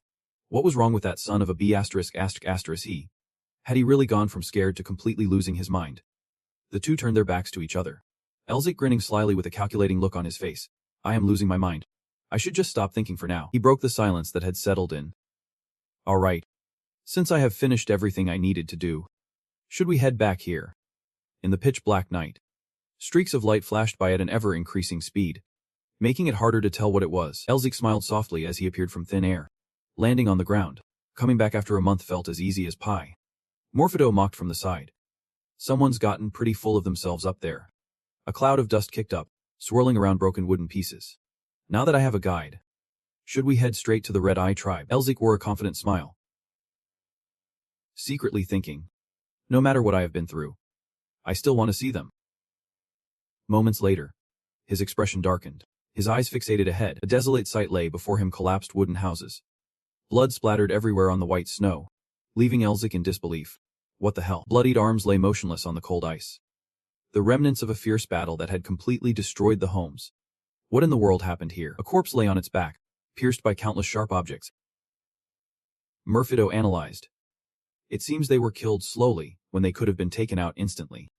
Which means they were definitely used for entertainment purposes. With a stiffened expression, his voice turned cold.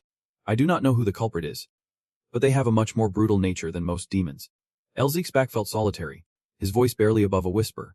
I feel a bit uneasy. He took a step forward, knowing that snowmen were monsters. They could die at any moment, even if he had already killed so many of them. Elzik gritted his teeth, fury making his jaw twitch. But I will never see them as toys. This unsettling feeling must be because I swallowed the mission of the Snow Mountain King. He exhaled, trying to regain his composure. Calm down. I am not the Snow Mountain King. I do not have the right to pity the snowmen. Suddenly, Elzik's eyes widened, a sharp expression clear on his face. He stood frozen, staring intently at the vague shadows appearing before him. Elzik's footsteps came to a halt in front of a mound of snow that had been pushed up. His hand reached out, frantically digging. Breaking through layer after layer of snow, he continued to dig until a layer of cotton fabric appeared underneath. Elzik gasped in anguish. Sending countless snowflakes flying everywhere, a tiny shadow emerged. The boy Manhwa squeezed his eyes shut, his brows furrowing as tears streamed down. The scene from his memory remained vivid in his mind. Manhwa joyfully leading the way. As if a newcomer had just arrived, he excitedly waved his arms and legs, exclaiming that from now on the journey would get tougher. So let us grab a bite before we set off. Kneeling on the ground, Mofito stood silently behind him, not daring to speak. Brother Entry glanced to the side, where the bodies were propped up, heads buried deep in the cold snow. This was the mess that the bastard had made, was not it? Mofito hesitated. Yep. Elzik's expression turned icy. Were not they making things even more unbearable for us? The three of them fled from the assassins who were out for their lives. The girl's breaths came quick and shallow in the cold air. While running, one of Isabel Galio's feet got caught in a dip in the snow. She tumbled forward, hitting the ground hard. Seeing his mistress fall, he rushed over to her, anxiously asking if she was okay. Mistress, are you all right? She was weak and exhausted, but still tried to comfort him. Do not worry about me. We do not know when the assassins will come back, so let us focus on finding that cemetery. Seeing his mistress struggle like this made him feel sympathy. But now she needed to rest. She was determined not to give up halfway. I am the child of the Blue Lion. I do not want to be a burden to anyone ever again. He worried about her, seeing her injured body.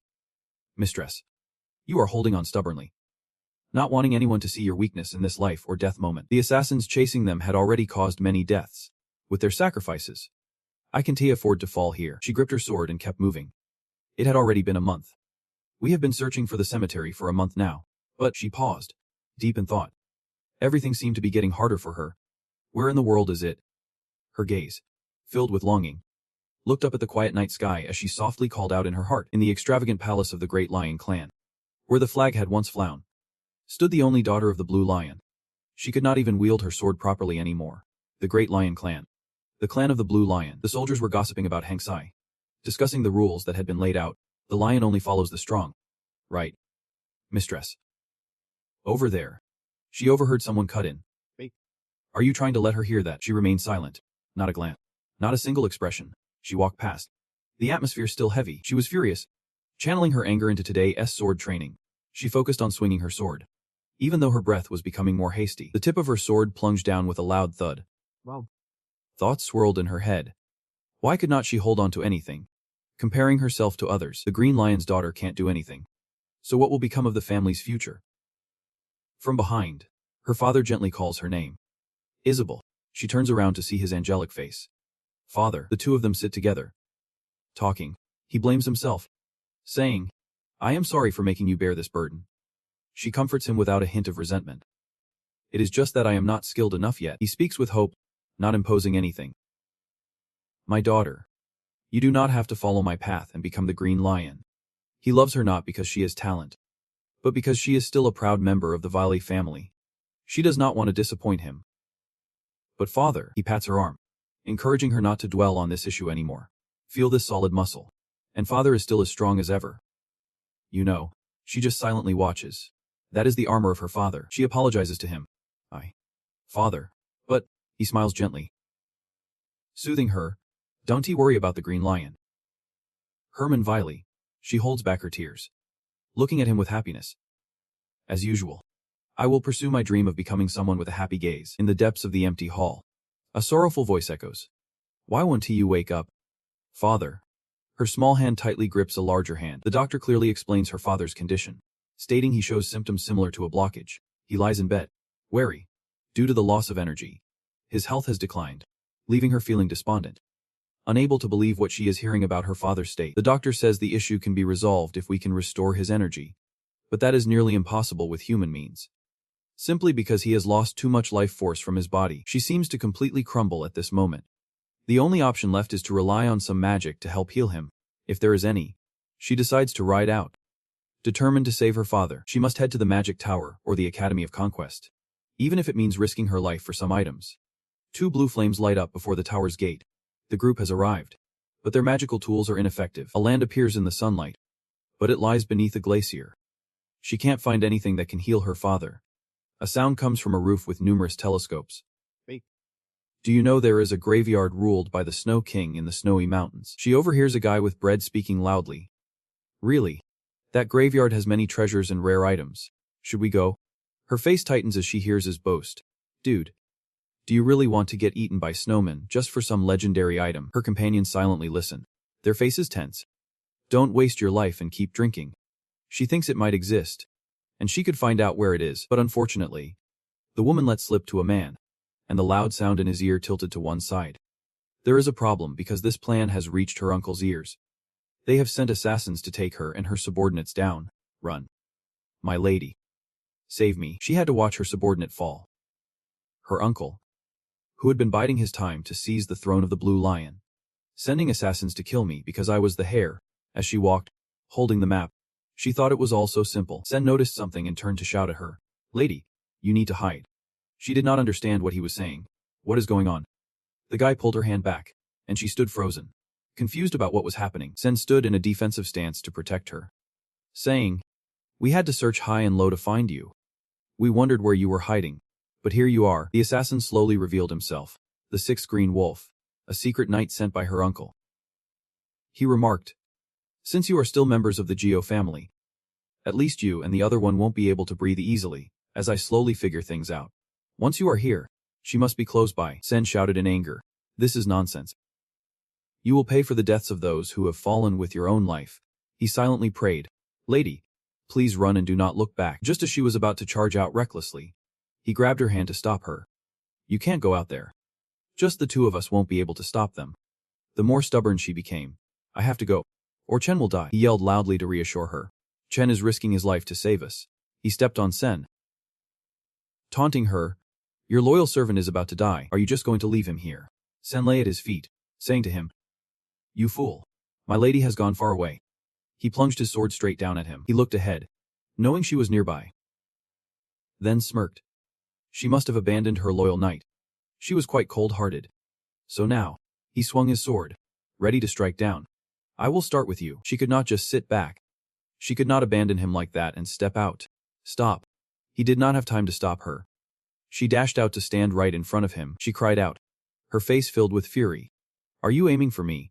Then just kill me and let Sen go. He interjected calmly. Tears brimmed in her eyes the moment he spoke. But I won't do that. She did not understand what he wanted to do. I promise you. We have decided to eliminate everyone involved or who witnessed this. She could not believe her ears, hearing the dark words spilling from his mouth. He said with a revelation, if you had not fled, everyone could have survived and lived happily with their families. With bloodstains everywhere.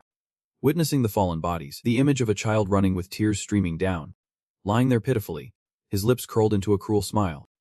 And she regretted everything she had just heard. She fell into pain and self-blame, knowing that all these innocent lives were lost because of someone like her. Remembering when Elzik held the green egg in front of Otto long ago. Elzik had received a mission to make winter perfect, after completing his first task. He was preparing to leave the snowy mountain to carry out the mission, but the horrific images of war replayed in his mind, and he had come to know the snow people, along with the tragic departure of many innocent children and unrelated people, brutally slain.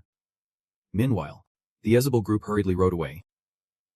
While Isabel, on a quest to find the Snow Mountain King for healing, was being chased by a group of assassins, the Green Thorns, surprised by the shadows chasing them, sent by her uncle, right at that dangerous moment. Just then, Elzik swooped in and saved her. "We get it," one of them shouted loudly, asking who he was. Elzik did not answer but muttered, "Move." In the next moment, he gently stood on a tree branch. He gritted his teeth in anger. Elzik taunted, "Just a passing demon. Nothing to worry about." He accidentally let out a curse. "You bastard." Hanno sneered at him. "Demon. Who the hell are you to meddle in my affairs? Are you a demon worshipper? If you had not shown up here, you could have lived." Without further ado, he vanished in a flash, but a sharp-eyed henchman noticed. Elzik charged in with a powerful aura, ready to unleash magic. Hanno took a hit and was knocked back. He carefully observed Elzik from a distance. Wondering who this freak was, Elzik asked Zozia and Uzabel if everyone was alright. She looked at him in shock. "Yeah, we are fine." But after Isabel replied, she turned back to Elzik on the ground. "Are you okay?" He smirked slightly. "Of course." Hanno mocked him. "What a shame you fell and can't get up." Elzik thought to himself, if only there was not any snow. I could have impressed them. Suddenly, Isabel remembered something important. "Wait, is not that the guy who went missing? Chen. There is someone missing," she urged. "I can't let him fight alone like this. Run. You won't win." Hanno calmly reminded her. "Instead of him. You should know. I told you we would not leave any witnesses." He then ordered his men, "Eliminate that demon." The henchman rushed towards Elsie, making her scream. He said, unfazed, standing still to talk to them, "Indeed. Mercy is a waste with scum like you." Elzik's eyes flashed with dangerous light. They were truly worthless. He did not move to fend off the advancing group, warning them. Then Elzik raised his hand. A blizzard suddenly crashing down on them. Gradually, the white snow engulfed them all. And finally, his hand clenched into a fist. From that point, the group was reduced to mere dust. Isabel and Zozia looked on in disbelief. "What the hell?" He shouted orders to his men. "What are you doing? Kill him, now." Another reminded his team. "Donnie, give him a chance to fight back. Take him down." Elzik stepped forward, appearing before them. "Who gave you permission?" His green eyes darted quickly, and he raised his hand to cast a spell. Piercing through, blades shot toward the henchmen. The horrified screams of the group echoed in the chaotic ice storm. A shout rang out. Breakthrough. Although a few tried to turn and plead for mercy, they ultimately exploded into pieces. The shattered pieces of his subordinates fell before the mysterious figure. He gasped in horror and questioned. "You are one of our monsters." He glared at them. "I do not care who you are, so why do not you just kneel down?" Furious and defiant, he added, "I will kill you." She was stunned by the battle. Wondering who that man was, he effortlessly took down the green wolves. That was no small feat. Isabel's eyes widened in surprise. He must be a powerful sorcerer. But he looked incredibly dangerous if she got too close. Hanno, filled with rage, swung his sword, aiming to end his life. He moved swiftly, his blade filled with hatred, thinking, "At least I will make sure to kill you." The speed of the attacker surprised him. He was fast. "Stay back from him," she warned. Elzik remained nonchalant, reinforcing his weapon. Just as his sword swung toward him, he managed to step back in time. Hanno's expression still filled with malice. Shadows loomed over the figure, but surprisingly, the mysterious figure dashed away with a smug grin. "You really think this kind of magic can stop me?" He quickly shattered his ice barrier as he swung down with a furious shout. "You are done for, you son of a b*****." He met the threat head-on with a grim expression. Hanno's sword was met with a thick wall of ice, a frozen barrier. He was taken aback by Elzik's self-freezing technique. He muttered in disbelief, "Why is not it breaking?" With a smirk, he replied, "That is the head of a guy buried underground." Hanno, terrified, exclaimed, "What? That bastard." Moments later, his final blow ended the life of the mysterious figure. Now he shared the same fate as his subordinates, leaving behind a torn cloak as he collapsed. Elzik walked away as if nothing happened. Uncle Zozia watched in disbelief, unable to comprehend. He defeated the green wolves in an instant. Isabel added, "I did not expect such a powerful sorcerer to be up on this hill." She stared in awe, completely impressed. "He does not seem that old, does he?" Looking at Elzik's powerful silhouette only deepened Isabel's curiosity. "He is so young yet so strong, truly a mystery." His mouth slightly parted as he exhaled softly. Then he closed his eyes, looking up at the sky. Finally, a long sigh escaped him. Elzik stood there, reminiscing about happier memories from the past. His eyes drooped in sorrowful remembrance. "Please, let me rest." A moment later, he noticed the two of them chatting with him. wondering why they were staring without saying anything. Suddenly realizing, Elzik felt flustered. "Hello. I forgot you were here." He turned to her. "It has been a while, has not it?" Sen on the side remained cautious of him, reminding herself that even if he helped them, he was still a total stranger. She could not let her guard down too soon. If he had ulterior motives, he could be just as dangerous as they were. "You found it baffling that your own master showed no signs of movement." Then suddenly, she knelt down, thanking our savior. Sen is in a panic, and the knight beside her is worried too. Why is she kneeling down like that? Elzik feels awkward and tells Isabel to get up, saying it is unnecessary for Sen to do this. Then all three of them kneel down together, thanking our savior. He keeps trying to explain that whoever it is, they would act just like him. So please, just stand up. Meanwhile, Mofito is amused by their behavior. Looks like she knows how to carry herself. Unlike those two fools from earlier, she stands up, facing him, and awkwardly asks for something. It sounds rude, but can I request a favor from my savior? This leaves him trembling at her words. Do I have to go somewhere? She confidently holds his hand, loudly stating what she wants him to do. It is not for him. Yet he is still trembling. Yeah. My hand. Elzik looks at her in confusion, thinking to himself, this is... The night sky here is vast and filled with stars. A carriage is rolling through the night. It turns out it is carrying Isabel, a guard, and Elzik, who is deep in thought while the other two seem nervous. But unexpectedly, Mofito is also in there, and he is annoyed with Elzik. You can see that jerk stuffing his face. Just shut up if you are not ready, he calmly responds. Just as I expected, in Elzik's hand is something resembling a gold coin. He remembers the moment she gave it to him. This is gold. But it is not just that, it is a blue lion. It seems he has figured out her background. Could she be the lady of the Galio family? And he receives confirmation from her. That is right. How embarrassing. You would think Elzik would do something, but he just marvels at her beauty. That is why she is so stunning. Comments about Isabel, the scentless flower. Isabel Galio, unveil a bitter truth about her. Even though her exquisite beauty made the prince infatuated and proposed to her, she was still discarded just because she is a scentless flower. Her lonely silhouette stands as proof of her lack of talent. A person born without any special gifts. If the flesh and blood of a lion lack fangs and sharp teeth, then they deserve the same fate. Elzik feels pity for Isabel. He has heard that after the rift, she had lived alone in her territory. She stands before him, filled with sorrow and worry. To break the awkwardness, he introduces himself. My name is Elzik. It is an honor to meet the only daughter of the Blue Lion. And she is surprised that it is an honor to meet someone like him. Elzik reassures her. She should be proud of herself. From what I see, your resilience is nothing to be ashamed of for the name Blue Lion. This moves her to tears in response to his sincerity. Then he brings up what she had suggested earlier. Oh right. You mentioned something about the commission. Did not you? She quickly remembers. Oh yes. Right now I have nothing. But, Isabel expresses her wish. Could you escort us to Kindle?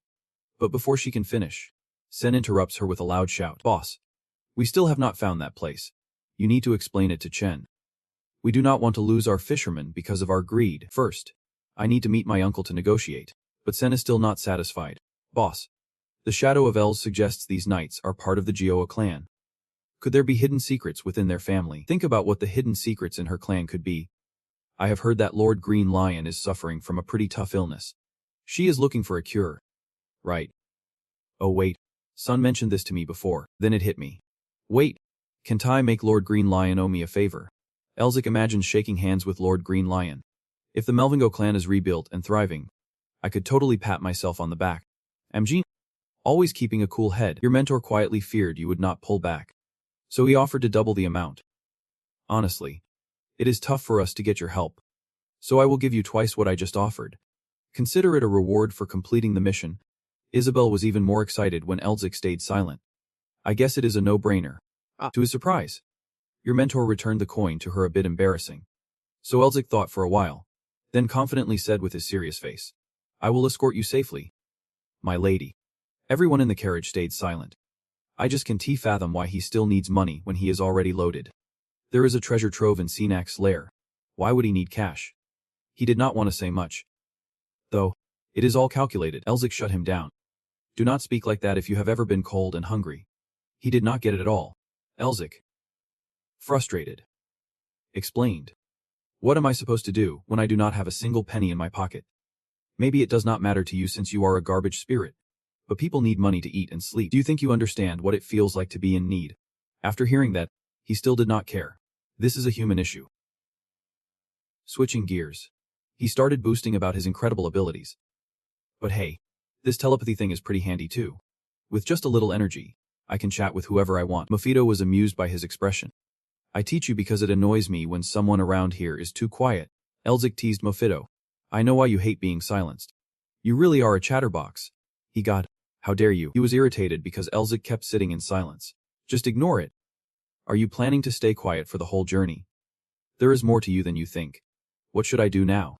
I am so. Isabel was even more anxious seeing him stay quiet. He was not saying anything. Not because I assigned him. Right. Her lips moved like she wanted to talk to him. But I really need his support now. The scene of the carriage approaching a castle at night. If my uncle sends any stronger assassins, the three of us can possibly outsmart them. One of the subordinates was kneeling before the boss. The 6-man team has been wiped out already. He trembled, unable to speak. The leader stepped in front of the subordinate. If you are sorry, the figure of that cowardly guy is truly pathetic. From the very beginning, he should not have done anything, only to end up begging for forgiveness now. A vivid scene unfolds, revealing drops of blood as we coldly call out his name. Hilton. Where will Isabel go? The head of that useless guy has been severed from his body, because the traces of her departure from the snowy mountain have been confirmed. Hilton's voice rings out. She might be heading back to Kindle. It seems like they guessed Isabel's intention if she is returning to Kindle. It means she wants to negotiate with us. But Hilton snickers. Most likely, captain of the Green Wolf squad. Hilton. Turns out the leader is Isabel's father. Yet he abandoned her. What a foolish child. How can a talentless girl dare to negotiate with us? Call out his name and let his cape fly. Hilton. He stands at the highest point to give orders. There is only one chance. The glossy black horse legs slowly rise. Sen turns back to inform Isabel they have arrived at their destination. The capital blooms in the morning light. We have reached Le Center. Miss, she breathes a sigh of relief and smiles brightly while stretching her shoulders. We made it here in just 2 days of non-stop travel. I am exhausted. Mofito is shaking from fatigue. But Elzik teases him. A ghost flying like a person. He laughs, enjoying the moment, and does not want to stop. Don't you know the right posture helps relax the nerves? Why are you upside down? But there is another group in green cloaks standing at the entrance to check people coming in. Turns out that is a squad. They are the Green Wolf squad too. A subordinate kneels on the ground as if receiving shocking news and cries out, Saucer. They are surprised that something they consider minor requires so many scary guys. Is it really necessary to mobilize the strongest squad for such a trivial matter? The fact that the young lady has returned to the capital means she has accepted surrender. He appeared, accompanied by splatters of blood, upon who must act according to her status. The blood on his face only makes him more intrigued. She must definitely pass through Le Center if she wants to go from the snowy mountain to the Empire. He leaves his sentence hanging. But the intent behind his words is ominous. Turn that place into chaos. The eyes of one of them look horrified and fearful. The lion's head, the symbol of the Green Lion Squad. Those cold-blooded faces are mercilessly bloodthirsty. A commanding voice echoes, to our graves. Isabel could not have anticipated this turn of events. Seeing the situation like this, she had to reconsider returning. She resolutely replies. Suddenly, one of the members of the Green Lion Squad seems to notice something unusual and points to her vehicle. Seeing him like that, she understands her group has attracted attention. Isabella quickly comes up with a plan to deal with it. Leave the vehicle behind. Escape secretly. And find another place. But Elzik speaks up to stop her. No need. Hearing his warning, she feels confused. While he calmly uses magic to transform the surroundings, they approach the vehicle to check. And luckily, everyone manages to pass through successfully. But those eyes remain glued to the inside of the vehicle. Looking very frightening, the carriage quickly drives into the city. Ahead, lights beckon invitingly. Inside, a dazzling, magnificent scene awaits as they stop the carriage and step down one by one. Isabel could not contain her excitement and asked him about the transformation magic. He smiled brightly and replied that it was just a simple illusion spell. After thanking Elzik, they stopped at an inn. While he was eager to head off somewhere, a bit irritated, he questioned Elzik about why he was making things difficult for himself, wondering why he was using illusions when he could easily take them all out. Elzik answered his question, saying he did not want to start a fight without knowing anything about the enemy. Plus he needed to conserve mana for emergencies. He then asked him about using contracts, wondering if it was just because he was lazy. The irritation continued as there were still issues to resolve, but they were all time-consuming. At that moment, he responded to him with a mysterious tone, saying he needed to uncover something. Elzik wondered who he was talking about, as time had passed, but he was sure the person still remembered. Right, he recalled the image of Din in his mind, filled with disdain. thinking he needed to know Din's situation to prepare for eliminating him. The ears of the other one perked up at the sound of the children playing nearby. Now he remembered something he needed to tell him. Asking, I have a question. I feel something like mana from those nights. What is it? He made a guess. I guess your time has not seen the mana chain yet. But he still vaguely repeated. Mana chain, Elzik patiently explained in detail. It is quite simple. Mana is essentially a blessing for mages. But over time, even martial artists can develop methods to use mana within their bodies. He showed the symbol of a female sorceress and a male knight opposing each other, saying, if a mage casts spells by creating a magic circle in their heart, a martial artist enhances their body by accumulating mana chains around their dantian, the part of the body where energy gathers. Next came the image of children along with the squad of mages and swords, blending with orange and green corpses. Elzik used that example to explain to Murphy about the hierarchy within the worlds of mages and martial artists. Murphy was surprised that there were so few ranks. He calmly replied, that is usually the case. But there are exceptions. Only one person can exceed the normal chain. But this exception piqued his curiosity about who was strong enough for that. Elzik chuckled at this question. He introduced that person to him, saying, the Golden Lion. He is recognized as the strongest on the continent. He did not hesitate to retort. This time it is different. He replied with frustration. Got it. Just as they arrived at the place Elzik wanted to go, hearing that, he smirked with interest. I can't wait to meet him. They stood in front of a newsstand, and the old man was being stubborn again. But they had more important things to focus on. Turns out, he wanted to gather all the information he did not know. Can I buy every issue from the past month? The scene shifted to a large mansion, where matters were still unresolved. Black knelt at Din's feet to apologize, only to be scolded even more harshly. Excuse me. The Nemeter group is guarding the hospital like an impenetrable fortress. Son Nemito, that ungrateful bastard. Jevon recounted Din's glorious past to reassure him. While Din was still cautiously aiming for an overwhelming victory, he grinned wickedly, ready to give orders. He chuckled slyly, pushing the Nemeter to apply more pressure. Sun sat helplessly in the room, lost in thought. Cardonet came in to announce the transfer of excavation rights to him. He stammered a laugh that left Cardonet confused, calling out to him. Kid. Looking up revealed Sun's tormented face, tears streaming down in overwhelming pain. My sister tortures me daily, and that scumbag Elzik has not reached out even once. Then he glanced at the documents on the table. And yet, I have already steeled myself, as if nothing happened. He smiled, thinking, I will keep enduring until Elzik returns. Meanwhile, Elzik and Mofito were reading the freshly bought newspapers, and he could not help but sigh. Din is still as cunning as ever, while Sun is facing damnation for my sake. Elzik was amused by Dun's clever handling. Age only makes the ginger sharper. Right, the old man Din. Mofito noted his familiar face, and thought he was getting used to it. He clenched his fists angrily, shouting, keep climbing higher. All you will do is make my eyelids twitch more. Elzik pondered deeply. After all, he felt a twinge of pity for Sun. What can I do for him? A bright orange light flickered through the window, a fierce flame igniting from that orange glow. Then both turned to look at the fire with concern. Shouts echoed. Fire! Bring water quickly! And cries for help. Someone save us! Elzik rushed to the door, panic taking over. But he froze at the sight before him. Pale, fierce flames engulfed everything, leaving him unable to see a thing. What the heck is going on? The grand house at the entrance had a carriage set up, and a suspicious voice broke through. Miss, do you really trust that guy?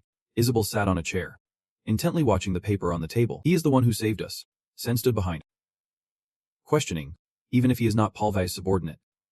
Who knows? He could be an assassin sent by another master to seize the main temple. He kept advising, I am not sure about this, but we should stay cautious. Isabel mused. I understand Sen's concerns, but it seems like ever since we were at Snow Mountain, he has been overly protective of me. She turned to comfort him. I get what you are trying to say. Sen quickly pressed on with questions. Yep. Miss. Then, she pointed at the map in her hand, her voice serious. However, do not say it like that. Suspecting Zik means doubting my decisions. Sen and Ed immediately straightened up, their faces in disbelief. She recalled Zik's sideways glance. I trust him. That look can only be shown by someone who speaks the truth. The image of him gripping her hand still lingered in her mind. Sen hesitated as he spoke. I understand, but I need to ask him. Isabel smiled gently. No way. He truly wants to help us. A voice of doubt chimed in again. What do you mean, miss? She turned to look at the two of them, replying softly, even without pay. He still helped us. That shows that even if we ask, he won't assist us. Isabel remembered Zik's expression when she introduced Jiahai to the family, but his face changed the moment he realized we were part of the Jiu clan. She firmly told Sen and added that he intentionally belittled himself to preserve the reputation of Lion Sen. and Sen's expression turned slightly awkward. Jia blushed, her eyelashes fluttering, and then boom. A massive explosion erupted violently. The entire city was engulfed in flames. A mocking voice echoed. Look at the fire raging in the middle of the chaos. A man with a scarred face, looking fierce, slicked back his hair. He was Wolfsen, captain of the 3 Smanon team. Unable to hold back, he gasped at the scene before him. The second in command of 2 Beg Corp raised an eyebrow at the 4th level fire spell scroll. Unable to contain his questioning. Even after all this, you can still laugh. Samanon waved the scroll that was slowly disintegrating in his hand. Smirking. You agreed earlier, so why so serious now? This is costing me a lot. You know, Being Corp bit her lip, silently cursing. She could not think of anything better. But the boss would not give up as Samanon looked at him. So what do we do now? Burn more. Bug Corp advised seriously. Team 6 has been wiped out. But there are still mages. So we need to be careful. Samanon had to deal with the remaining ashes, saying dismissively, come on, even if it is Team 6. I could burn them all down with my eyes closed. You worry too much. He smirked slightly. After all this effort, he hoped they would be strong enough for him to have some fun. The Lamildu Knights appeared, kneeling in straight lines. The leader boldly commanded, find her. The raging flames consumed the house. Isabel lay flat on the ground, hearing the captain's order. Bring out the girl, and kill the rest, mixed with screams of panic. Miss, you need to hide. If it is those green wolves, you are their target. Her body trembled as she struggled to stand. Are you two okay? Isabel gritted her teeth, frozen in horror at the scene before her. Oh my. The flames are destroying everything around us. The screams echoed everywhere. Fire. Help me. Isabel knelt, paralyzed by the chaos. My shop, run. The terrified townspeople cried out, their faces smeared with soot. Lifeless bodies lay on the ground, and the wailing filled the air. This was a nightmare. Isabel choked out. What do you want from us? A worried shout made her turn. Miss, be careful. The chaos struck, and she collapsed to the ground. Trembling, Sen was pinned under the rubble, still reaching out to her. Please. Please run. Suddenly, a sword appeared next to Isabel, and her teeth clenched together. She gripped the sword's hilt tightly, her body filled with despair. Around her, dust and debris swirled, stones falling everywhere. Isabel thought to herself, I want to fight this, to save everyone. But she stood tall despite her trembling body. I do not have the strength, nor the skills to stop them. Isabel bit her lip, thinking, I do not want to run away. I do not want to live a life of shame like this. She vividly remembered Elzic's gentle smile, recalling his words that her resilience was far from disgraceful. With a fierce attack coming straight at Isabel, she thought, I am a member of the Imperial Guardian clan. She leaned slightly, ready to fight, even if it meant death. Isabel gripped her sword tightly, her face set with determination. I will fight until the end. The clash of power erupted into a massive explosion, dust and debris swirling everywhere. Isabel shut her eyes tight, bracing for the worst. After a moment of silence, she opened her eyes, the rubble still intact. What the heck? Chilling winds blew away, revealing a tall figure blocking her path, snow swirling in the air. All attention shifted toward the city as icy blasts rushed toward the houses. The air was thick with frost, the houses spared from burning. Cheers of excitement erupted. The flames are being put out. We are saved. On the other side, Isabel was utterly stunned. What in the world is happening? Tears suddenly welled up in her eyes, and Isabel looked ahead. Elzic shouted, gazing at his profile. She thought, I do not know how long this will take. His feet moved steadily, as if he could do anything. Elzic leaped forward, and Isabel followed behind, hoping one day she could stand by his side. Yen gritted his teeth, looking incredibly furious. Looking at the desolate scene before him, the collapsed buildings claimed countless lives. Elzic was filled with rage. As a knight, how could he kill innocent civilians? He planted his foot where the enemy had been waiting. Those who were strong were often skilled at striking true. The captain of the Blue Stream Knights stood atop a building, the squad ready below for orders. He was lost in his own thoughts. This was a situation he had faced before. Unlike them who were fresh to this chaos, the enemy stood by, arms crossed, eyebrows raised in interest. It seemed they were more numerous and powerful compared to their last encounter. Did they think they could win? The civilians huddled in crowds, faces marred with fear and injury. Elzic calmly replied, I can maintain and can use magic in front of the people. The enemy was skeptical. Then why do not you run away? His feet hovered in mid-air, a golden aura slowly enveloping him. Our clan has a saying. Dust clouded the area. Panic and fear gripped the civilians. Those with power must bear responsibility and fulfill their duty. Elzik erupted with a massive surge of power, golden lightning enveloping his body. His voice was calm yet commanding. That is why the strong always lead in every battle. Isabel decided to negotiate with her uncle. Pogol. Elzik chose to accompany Isabel after receiving her request. Moreover, Pogallo had lost his subordinates to Elzik and had sent the team to erase Isabel. They turned the entire city into a sea of flames just to take her down. Isabel was furious and drew her sword, even though she could have died in the fight. And at that moment, leaving was seemingly unavoidable. But then, a tall shadowy figure appeared. None other than Elzik Melvingo. Debris flew everywhere as he slowly turned around, his body radiating an overwhelming power. He floated in midair, while the others below looked up in awe. Sir Moen wondered aloud to Beckcock beside him about the scrolls he purchased with his sweat and tears. It should have been the 7th spell. How could a guy like that even come out of a magic tower? Beckcock. What are we supposed to do? We can't mess with the magic tower. Elzik Melvingo stood on the rooftop, gazing down with piercing eyes. Beckcock replied. Sir Moen, I know all the wizards in the magic tower, but I do not recognize him. We have to be cautious. No matter what, his face emanated danger. All we need to do is kill the lady and retreat. Sir Moen spat out his vile words. What if that wizard intervenes? Isabel held her sword, panicking as she saw the 2 men charging towards her. At that moment, Beckcock continued their earlier conversation. Then kill him. The 2 men leaped simultaneously, ready to attack the girl. Isabel's eyes widened in sheer terror. Her legs felt like jelly. Suddenly, Elzik Melvingo appeared right in front of her, calling her name. Isabel. She turned in surprise to face him. Zik turned his head to look at her, his eyes speaking volumes. Isabel gazed back at him with unwavering determination. Streaks of light darted across the sky like a hurricane, and one of them shouted, They are running. Block the spell up. Team 3. Follow me. Elzik Melvingo scooped up Isabel and dashed away like a bullet. He calculated silently in his mind.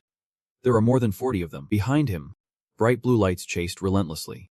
I need to lure them to a place with no people. One of them blocked his path, a whistle in his mouth as he blew a sharp note. Elzik Melvingo slowly descended to the ground, surrounded by a throng of enemies. Suddenly, his whole body burst into radiant light, and he teleported to another spot. Isabel, still in his arms, gaped in astonishment. The others were still hot on their heels. They charged at Elzik Melvingo with swords drawn. He bent down, his cloak billowing behind him, and Isabel vanished without a trace. Elzik Melvingo slid along the ground, smoke rising all around him. He suddenly paused, realizing he was surrounded. A voice rang out from behind Elzik Melvingo. Found you. Sir Moen raised his sword over his shoulder. He laughed eagerly. First time hunting a wizard. This is thrilling, he yelled out. Where have you hidden the lady? Elzik Melvingo smirked. You think I am going to tell you? You guys are such fools. He chuckled triumphantly at Sir Moen. Of course. You would not know, since all of you just chased me like a pack of dogs. Sir Moen's face turned crimson with rage. You guys are asking for death. He shouted orders to his minions. Bring me his head. Elzik Melvingo was blinded by their green light. I had to raise my hands to shield myself. I had already drained a lot of mana to help put out the fires throughout the city. He clenched his fists, getting ready for battle. His mind was racing with plans. My heart's mana increased significantly after absorbing the seal, but my body would not hold up like last time if I exceeded my limits again. He recalled the moment he was chopped into pieces. Back then, he could still reboot, but now, everything would go south if I died even once. Elzik Melvingo was sweating bullets, his expression slightly worried. There are 30, 40 of them. I heard they will all come out just to take down one person. Just like Isabel said, a spear was raised, and Elzik Melvingo charged forward. First, I will take out their commander. But then, he was easily attacked by the mob, leaving him no time to react. What the hell? My body is not moving as well as it did when I fought the Snow Mountain King. One guy laughed mockingly at him, questioning if he really was the one who defeated the Snow Mountain King. Elzik Melvingo shot back. I am sure my body moved like it was on autopilot back then. He cursed Elzik Melvingo with a word that made him flinch. You fool. A surge of massive power rushed past, sending rocks flying. His eyes sparkled with rage. Elzik Melvingo collapsed onto the ground. The guy stabbed his sword right next to his face and taunted him. Do you really think the game moves you played on the board will reflect reality? If you do not help, just get lost. Elzik Melvingo shouted in frustration. All of you, get out of my way. Suddenly, he sprang up and launched an attack. The other guy caught him off guard. A tiger's claw came out of nowhere, knocking him off balance. What kind of idiot fights up close like this? Why are not you using your all-powerful magic? Elzik Melvingo gritted his teeth in anger. That bastard shot out 2 beams of dazzling damage simultaneously. Elzik Melvingo quickly crossed his arms in front of his chest to block the attack. He smirked arrogantly. Is that all you can do? Rookie, the tiger pounced down with its sword. Give me some more entertainment. Well yeah. Elzik Melvingo bent down again to dodge the move. A terrifying beam of light shot down from above. The tiger laughed while launching a brutal attack. Elzik Melvingo looked up with wide eyes at him. Suddenly, the ground lit up so brightly that he could not see the surroundings. The tiger slowly approached the shadow of Elzik Melvingo. You are running away like a little rat. Countless of his minions surrounded Elzik Melvingo. And now he was trapped. He confidently declared, "This is the end." A bright red beam shot up into the sky. They soared high into the air and exploded into a brilliant firework display. The tiger looked up, astonished. What the hell is that? Fire. Elzik Melvingo now wears a smug smile. You guys are all here. A magical circle appears. The tiger can't believe it. Just stunned. The magic circle. The opponent starts to panic and screams. Just shut it down. The opponent's eyes widen in shock, looking at Elzik Melvingo. He sees his eyes blazing like fire. What? How can a human have eyes like that? He immediately orders his lackeys. Ask him before activating it. Elzik Melvingo flashes a smile that makes people shiver. The tiger grits its teeth, resisting the overwhelming force. Elzik Melvingo speaks, his voice cold as ice. You want to kill me? Meanwhile, Elzik is carrying Isabel away from this place. As he walks, he is curious. How do they fight? The opponent honestly replies. They always attack in groups, even if it is just to take one person down. Suddenly, behind them, they are engulfed by a wave of green flames, and Elzik can't help but marvel. Just like their namesake, they are like a pack of wolves. In just a few short seconds, the enemy is hot on their heels. Isabel, nestled in his arms, suddenly suggests as he uses magic. I just need to lure them into the square and wipe them all out. If we can set a trap. Even better. Right after that, Elzik gives a slight smile in response. A trap? Suddenly, he stops in his tracks. This action makes Isabel look worried and call out. She whispers softly, Rick, but he replies, sounding flustered, Isabel. But can I ask you for a favor? Just then, a spark shoots forward at an incredible speed. It tears through the air in an instant. Suddenly, it explodes in midair, illuminating a vast area. What seemed terrifying turns out to be fireworks. At this moment, it accentuates Elzik's cold demeanor. After she evacuates the civilians from the square, tear up the magic scroll, signal, and I will wipe them all out. Elzik hovers in midair. His whole body is radiating a brilliant aura. He keeps emphasizing, kill. His power is quickly unleashed. A large area here is rapidly engulfed in silver light. The people in the square. Suddenly, a massive block of ice appears. One by one, they get frozen, unable to escape. Witnessing this, Elzik expresses his satisfaction. The magic circle really does recharge mana well. The one trapped in the ice gasps out his last breath. No way. Hearing this, he can't help but mock. How stupid can you be not to see me drawing the magic circle? Right after that, Elzik extends his hand in front of the opponent to cast magic. His actions make the opponent tremble, fearfully shouting, get away. Little did he know, as he prepared to cast his spell, he noticed something unusual. Elzik mutters to himself, I want to go down without a fight. Suddenly, one of the guys from the gray team jumps out, swinging a punch that seems to tear through the air, trying to separate me from the other guy. The bet's on, and I have to say, not bad. But your luck's run out. Those words caught Elzik off guard for a moment. His eyes began to show a constant wariness. He was surrounded by foes. Tall walls loomed around him. The gray guy was giving orders, and from afar, he watched Elzik standing still, silently calculating. He lured us in close so he could wipe us out with that spell. It takes confidence and careful strategy to pull that off.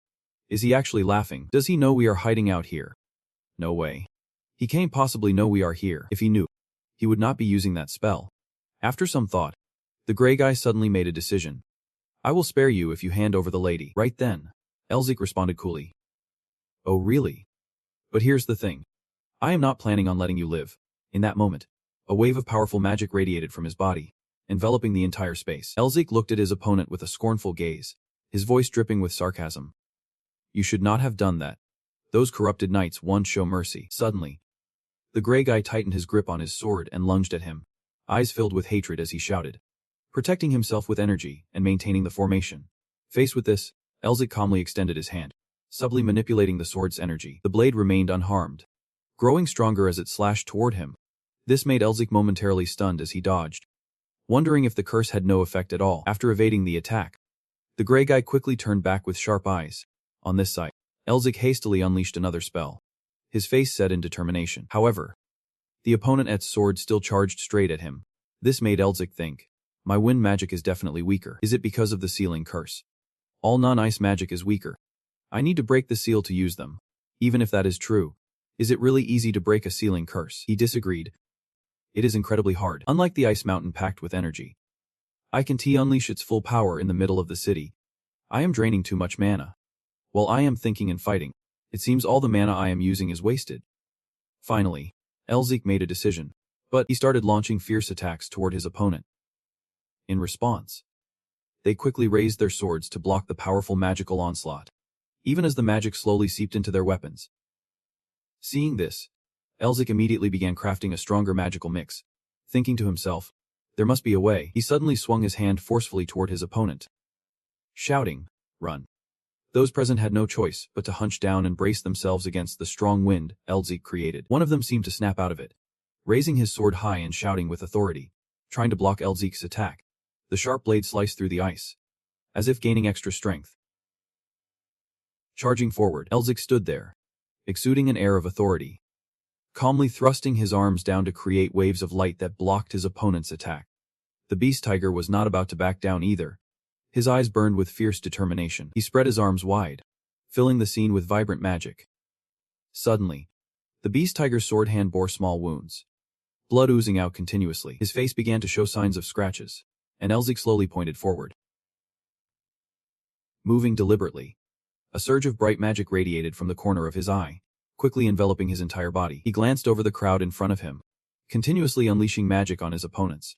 His cold voice rang out, "I have played enough. I do not have time to mess around with you losers. So let us end this now. I will kill every last one of you." The magic froze the group in place, and they stuttered. "I just need to touch the ice slightly to get frozen solid." "Your mistake was blocking instead of charging in to fight." Beast Corp's eyes were bloodshot. He faltered. "I have never heard of a curse like that." Elzik mocked, surprised. "Are we? I just added a curse to the ice spell." Amidst the chaos, the one Beast Corp had saved managed to escape, and laughed arrogantly. "The captain of Team 1 is the biggest idiot of all. He should not have sent just us. I admit you are talented, but you will soon regret messing with us. You will die at the captain's hands." A curious voice interrupted. "Is that Han, the one behind this plot? On your way to hell. You won't be alone. I will send Han down to join you soon." A nearby area was completely engulfed in ice, and a voice echoed, "What is this?" "It is a scroll containing a level 6 fire spell. We escaped from Han thanks to Beast Corp holding him back. But our Green Maggots team are the swordsmen of Lord Bao-Vel. We are destined to be the next Green Lions. We can't just run away with our tails between our legs. Run. Run until your legs give out. Ignite a fire. And if that is not enough, set yourself ablaze and take off." The once calm eyes turned wild. He held the scroll in his hand, igniting it in an instant. A fierce voice rang out, "Lady, your life does not matter. Use it to burn this city down." A vast area was quickly covered in ice and snow. "We are the Green Maggots, the trump card of Lord Palve, destined to become Green Lions. How can we run away like this?" "Run. Run until our feet bleed. Ignite a fire. And if necessary, use yourself as fuel. Even if she dies, it does not matter. Let us turn this place to dust." Suddenly, Mofito burst into laughter. "They are about to pull some crazy stunts again, are not they?" This statement made Elzik curious. "What do you mean?" Suddenly, his eyes widened as he spotted the critical weakness. Without hesitation, Elzik rushed into the air, cursing loudly. "Damn them!" In the shimmering space, Mofito's voice rang out. "In this world, the only beings capable of being more corrupt than demons are humans. No matter how civilized they pretend to be, in the end, their true faces are exactly like this." Elzik was frantically searching. Even as exhaustion began to consume him, he panted heavily, lost in thought. Right now, only 3 members of the Blue Clan remained, and he could not spot anyone else. To make matters worse, their powerful magic was in their hands. Must be at least a level 6 spell. Even a small hotshot would turn this whole city to dust. The smug grin on Shuo Mengnun's face was infuriating as he muttered, "Let us see how you plan to stop this." Meanwhile, Elzik was gliding past the base of a tower, but he still noticed Shuo Mengnun perched on the rooftop, grinning with arrogant confidence. He brandished a scroll, taunting his opponent. It was far too late to stop him now. At that moment, Elzik recognized Shuo's presence. His gaze turned icy as he took a deep breath. Unexpectedly, Shuo tightened his grip on his sword, pointing it forward. In an instant, Shuo's arm went slack, the weapon flying from his grasp as he remained oblivious to what had just happened. In that split second, Elzik landed with undeniable flair. A smirk crept across his face as he laughed mockingly. We suspected something was off on the mountain. But who knew you were this fearless? So you are trying to steal from me while I let you escape. Shuo Mengnun sneered. My A+ level crafting secrets are worth their weight in gold. And that spell of yours, it won't work. Isabel's eyes widened in terror as she seemed to realize something was amiss. Shuo Mengnun lunged at her with his remaining hand gripping the sword, shouting in rage. Luckily, Elzik's counterattack intercepted him, freezing his entire body in place as Elzik's voice echoed with chilling clarity. Senza. You tried. But you are still dead meat. Why bother exhausting yourself? Elzik taunted. What is with that attitude? You barely lifted a finger. And you were already ugly. Now you look even worse. I am tired to. Let us wrap this up. Faced with Elzik's bold move, Shuo Mengnun was not afraid. Instead, he defiantly provoked him.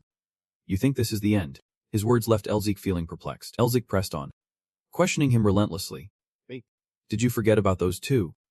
The haunting image of the village flashed in an instant.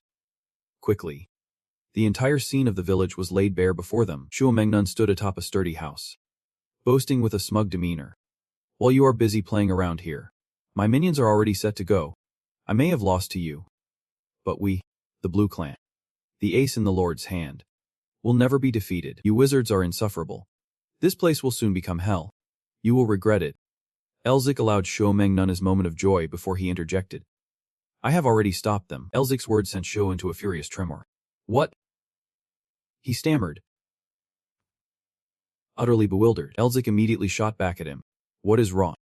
Didn't you just tell me to use that spell I am so proud of?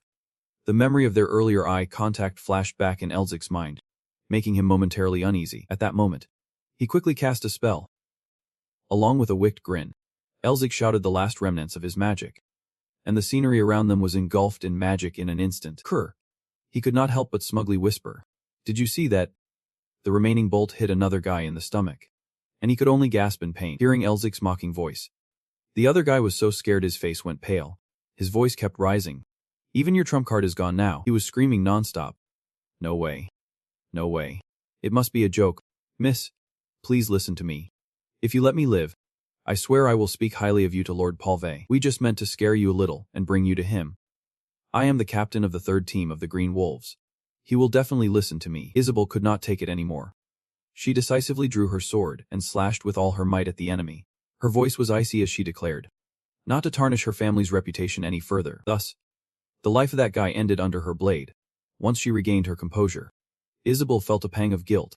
She turned to Elzik, her voice softening. I got a bit carried away. You were supposed to comfort her. It is. I intended to hand him over to you anyway, and I need to ask, are you hurt anywhere?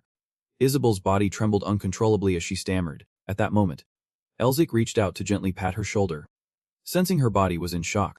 Just wait a moment. She managed a satisfied smile, her voice growing stronger than before. Rick, he replied softly. And then Isabel pleaded. Can you spare the life of a green wolf? I never imagined that knights from a family that wanted nothing to do with a guy like would come, even if they respect me. That respect is only because you are the daughter of the Green Lion. Nothing more. As for the Green Wolves, sometimes they show me some respect. But mostly, they do not. They always stared at me with cold eyes, filled only with disdain. However, Isabel subconsciously recalled stories from the past. A green wolf kneeling before her, asking why he was allowed to live. As soon as he finished speaking, he received an answer. Because we want to return a message of sorts. And now, those green wolves are scared of me. She ordered to tell my uncle that he will never become the Green Lion. Of course, to be more precise, they are scared of Rick. Isabel hurried away from that place, while Elzik waved goodbye from behind. She thinks that if she had the same power and abilities, she would not just sulk about it.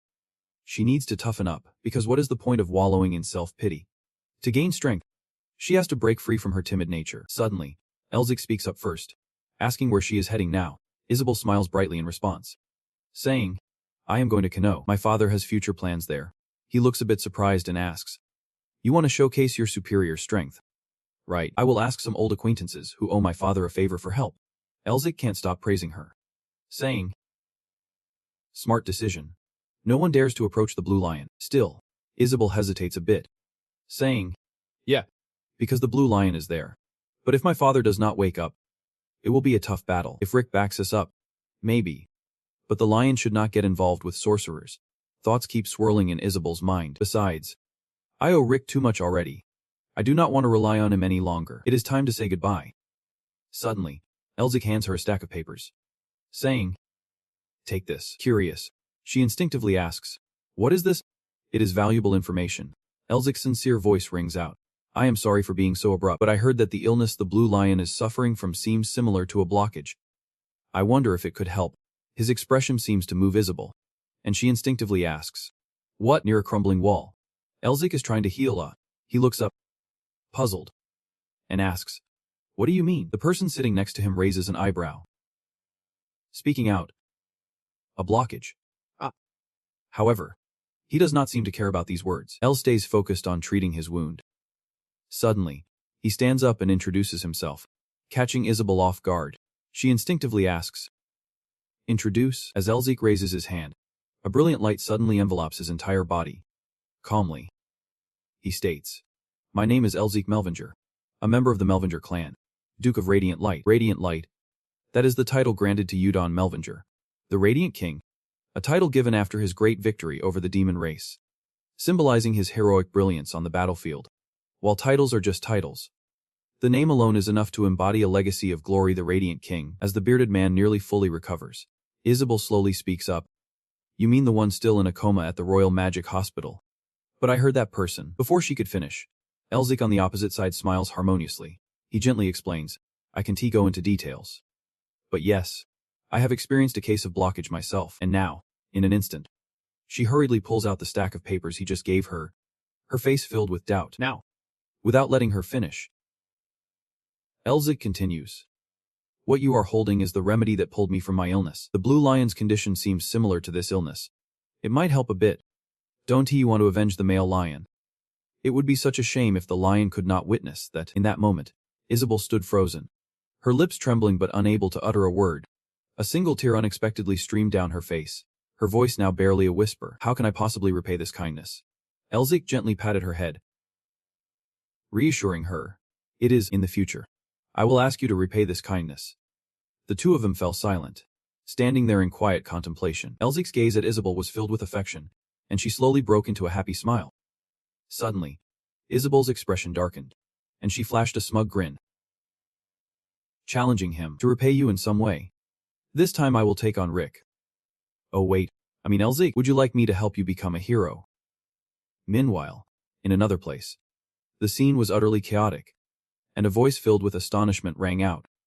"Clear the way for the patient." Another person shouted, "Hey, come help out over here."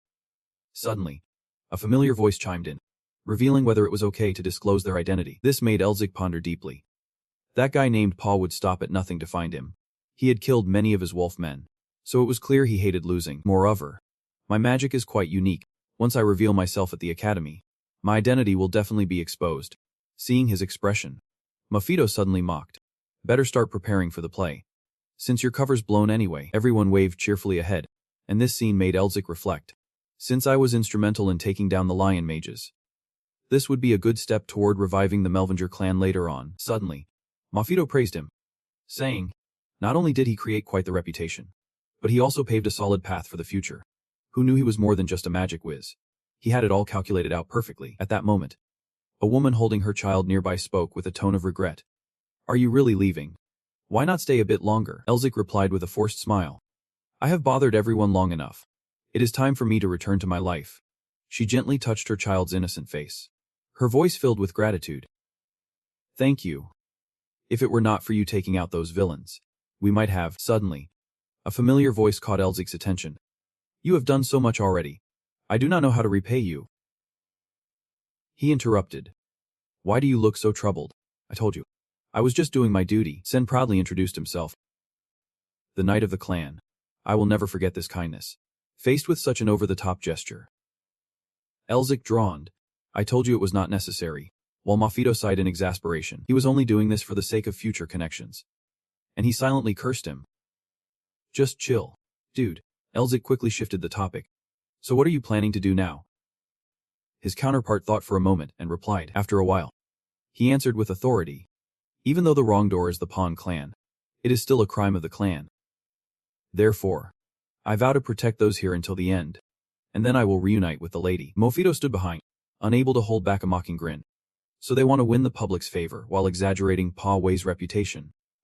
She is just a kid. But her methods are ruthless. Elsie could not help but ponder, feeling the weight of responsibility. Mofito shot him a look, her eyes clearly showing her annoyance. Elsie glanced over at the cheering crowd, waving joyfully at him. He reaffirmed to himself, this is what it means to be a noble. The voices of the people continued. Thank you, sir. Thank you, mage. When I grow up, I want to be a mage just like you. Please come back next time. Thank you so much. He hesitated for a moment, thinking. Responsibility. What a load of nonsense. Elzik was satisfied to leave. And now, it was time to meet Dun. The scene quickly shifted to a grand yet slightly dilapidated castle. Inside a certain room, Dinbezik's subordinate was bowing low, trembling, while he was awake at night, his voice booming. I told you to get the excavation permit for me, even if that Nemeter family is in the way. What the hell have you done? The guy wearing glasses was sweating bullets, terrified to look up. He whispered, But, before Din cut him off sharply, that Nemeter. How dare he block my guide? I will never let him set foot in the academy again. We must obtain it at all costs. Whether it means bribing the press or corrupting higher-ups, we will find a way. The guy in glasses rushed out, slamming the door shut as he disappeared. Din's desk was piled high with newspapers, his voice suddenly bursting out. Damn it. Only 3 days left until the principal election. And if I do not have that permit, I am done. Just a moment later, that stack of newspapers was reduced to ashes. After venting, Din seemed to regain his composure. In the dark corner of the room sat a figure who had been there for who knows how long. He asked softly, Could you repeat what you just said? The other did not answer, only smirked slightly. While Din's eyes blazed with anger, he saw Siesta lounging on the sofa, a smug smile spreading across his face. You finally want to cooperate. Ulrich has taken down the blue wolf sent by Bonvay and protected the city. After resolving the issue, Ulrich revealed his identity to Isabel, sharing with her a way to treat mana blockage and deciding to go their separate ways. Ulrich, hailed as the hero of Lecenter, was heading to the capital, Bajik. But what awaited him there was more than just warm welcomes. In the dark room, Din asked Siesta sharply, Are you planning to make me the principal? How do you intend to help me get promoted? The man looked at him and calmly replied, Everything is prepared. I just need your agreement. Have you made your final decision about cooperating with us? Doubtful. Pressed. How can you do what even we can't manage? In response to his questioning, Siesta smirked. Since you do not trust us, seems we do not need to negotiate with you any further. You are not the only candidate for principal. Din frowned slightly. I believe in you. What do you want? Siesta just casually popped her lips, saying it is easy to support us. Siesta. Is not that a lot simpler than what the human wants to have? Principal. Is that all Din has to say? Siesta flashed a mischievous smile. And that was more than enough. The image of Han is as packed as a can of sardines.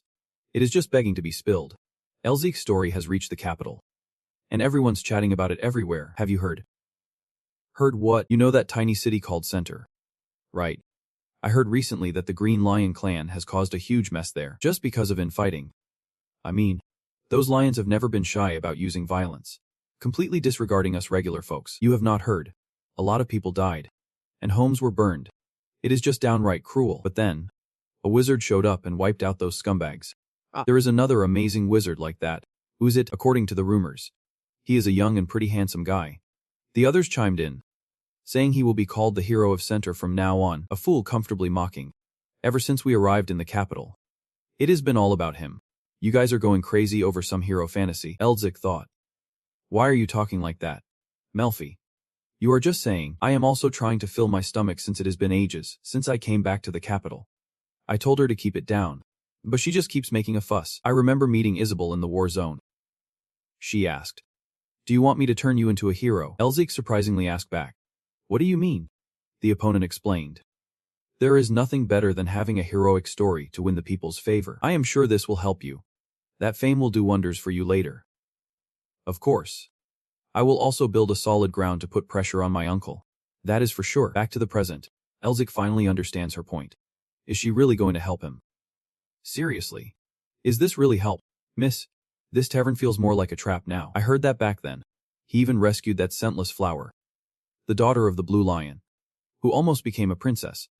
Have you all heard about the hero of Lost Center? I heard he was heading to the capital. Oh boy. Are those two dating or what? What is going to happen next? Who could it be? I have heard the prince still likes her. I heard that is a disgrace for a family of powerful wizards. Talk about awkward love. They are turning a heroic tale into a love story. But she really knows how to seize opportunities and create a spotlight. He reluctantly stood up and told himself he should go eat somewhere else. Whether it is about heroes or love stories, it is all good for spreading his name. If only he had Isabel's talent for reviving families. Life would be so much better. I wonder if she made it to safety yet. Get up, Morphid. Let us go somewhere else. Suddenly someone yelled. He is. Sun did not say a word. Just unleashed a powerful punch toward Elzik. A surge of mana surrounded them. Others shouted. What is going on? Is there a fight? No way. Could that guy Paul V. Kaifiel actually dare to cause trouble in the capital? Another person called out. Everyone. Back off. The haze had dissipated significantly, revealing Sun's silhouette throwing punches at Elzik. Elzik quickly dodged and recognized the familiar aura. The scent of mana. Sun's face darkened. He said, You dare to dodge. Elzik winced when he recognized the familiar face, jokingly saying, It has been a while, has not it? But it seems like you are pushing me away a bit too much. Sun did not stop. His hand unleashed an even stronger mana. Do you even know how much trouble I went through because of you? If you have any conscience, you should come to the capital to make amends and take a punch at least once. Don't you think so? You worthless traitor, called a friend. The dust has really cleared away. Elzik raised his hand to calm everyone down. Oh man, look who it is. My awesome, lovable buddy. At that moment, everyone finally realized. What is going on here? Just asking between friends. Sun is not happy at all. That damn bastard. They all sat down to talk, with Sun sulking. Please. After having to wipe the ass of a guy like you, what can I even expect from someone as morally bankrupt as you? A snarky jerk said to Elzik. I actually like your friend here.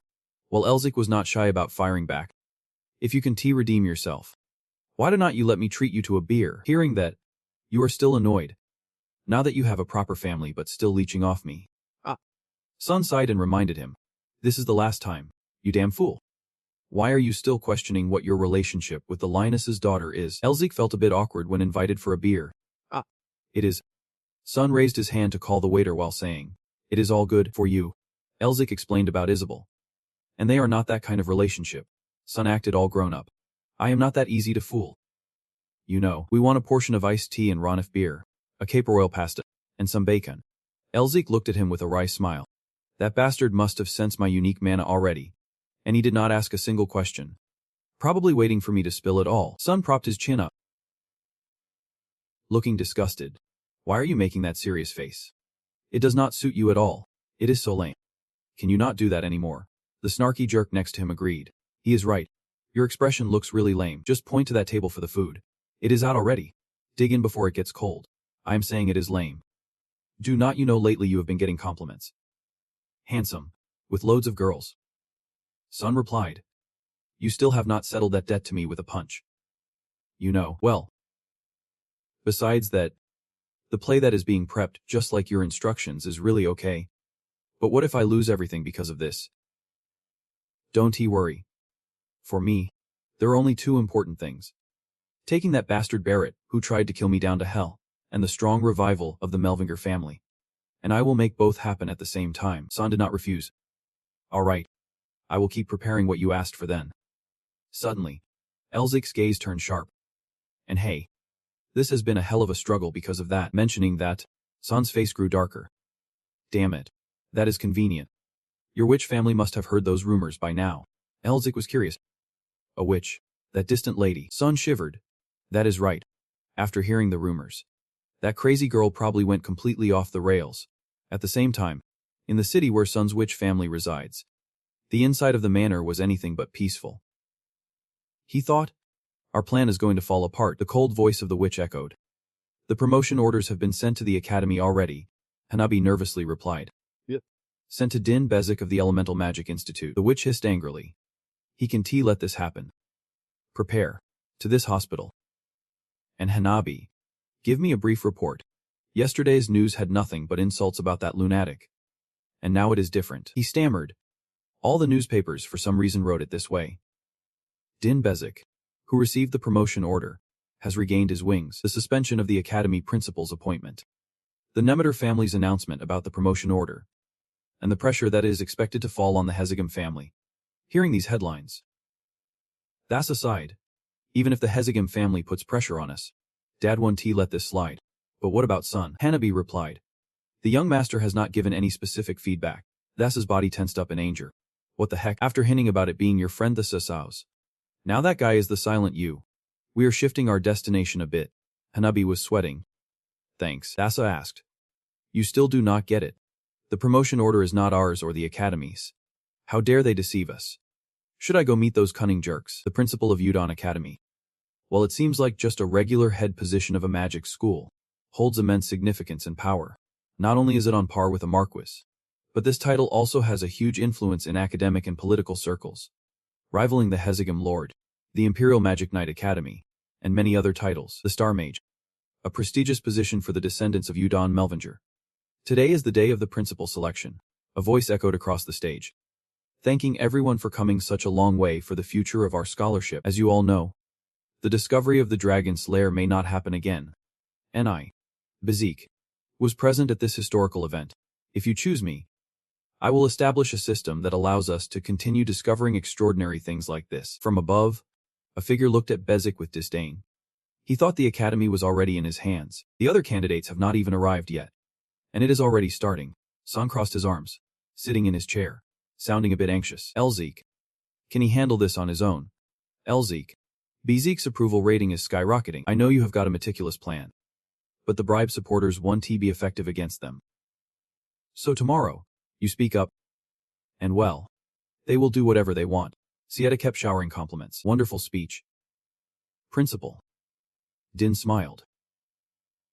Feeling hopeful. I have not even been chosen yet. And you are raising me up like this. I will stick to Sieta's wishes even if you do not act this way. So do not worry. The other candidates are speaking. So let us chat later. Sieta was very pleased. Then I will trust you. Din had a plan brewing in his heart. That is right. I will become the principal. Nothing to worry about. I never intended to help you from the start. Soon. I will stand side by side with the Lord of the Hachigem Tower. Why do you think I would help a group like Sieta with no foundation? Crushing you will be as easy as flipping my hand when I become principal. Sieta smirked with a knowing smile, so sat silently in the audience. Bezik's speech as a candidate has ended. The voting will begin soon. So please take your seats. He looked up at the podium with worry. Elzik, stepping awkwardly onto the stage, was surrounded by a blue circle that had inscriptions. A guy opened his eyes wide. His brows furrowed tightly. A tall shadow suddenly appeared. Sun stood up in fear upon seeing Thassa show up here. Sister, why are you here? Din shot her a teasing glance. Don't you know where this is? Noble lady of the Nemeter clan. This is not some crazy asylum. The poll is for the head of Hachigem. Thassa questioned. Why would you think I do not know? I know just fine. I am attending on behalf of the Nemeter clan. And I believe I am the one who truly understands what is going on. Sun was so frightened that sweat was pouring down her face. How could she see herself? No way. Does she know anything? The host on stage is wide-eyed. Ladies and gentlemen, may I have your attention?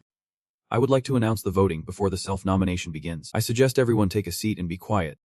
You all should have received this magic stone. You can check the candidates' information with this stone and vote for one of them. The results will be announced right after all the votes are in. Din was brimming with satisfaction. I have been waiting for this day. My promise could be anyone related to the Academy's attention, and it could even give me the chance to collaborate with the Magic Tower and the royal family. And that is not all. I have already spoken to all the selection representatives. So everything is set. It is a done deal. Zeven hesitated. Stuttering. Now I will announce the results. As for the Modinger clan's vote, the one with the most votes is... Din's eyes could no longer hide her ambition. Call my name. Zeven was still hesitating, trying to build up the drama.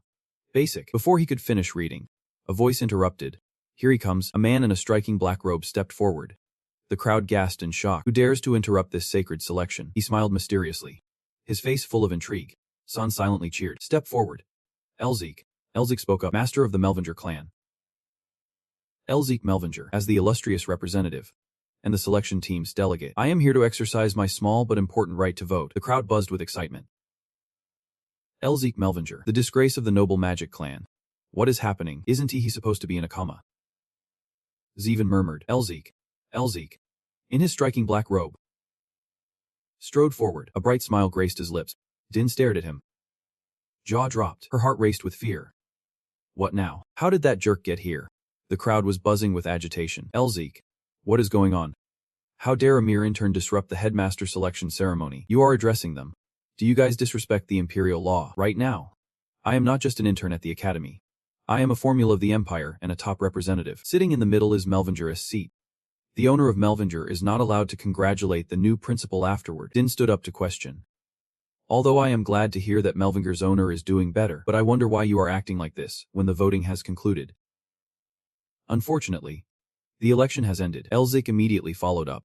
The academy selection law has just two simple rules. Elzik questioned. When there are doubts about a candidate noticed before the end of the selection ceremony, the election can be redone if a majority of members agree. Din raised an eyebrow. But Elzik just stepped forward and lightly patted his shoulder with a carefree demeanor. I am Duke Kwang, Elzik Melvinger. The law of voting for Principal Bezik, not qualified to be a candidate, due to suspicions, and there is a conspiracy to assassinate Duke Kwang. Din was furious below.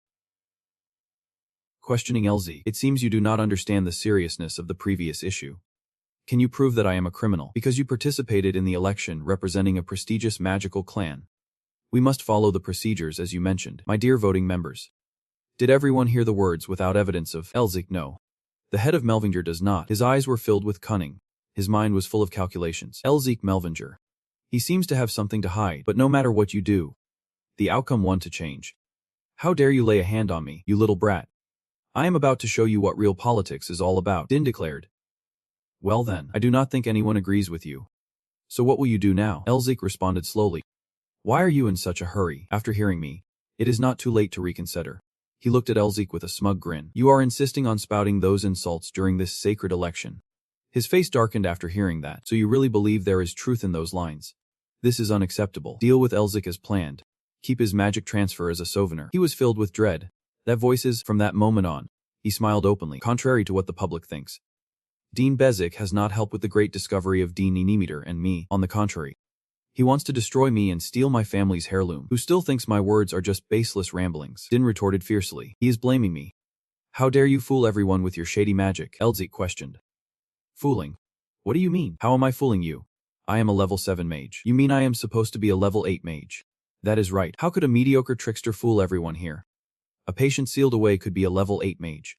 That is even more ridiculous. So then, did you really kill that formula? Just remember.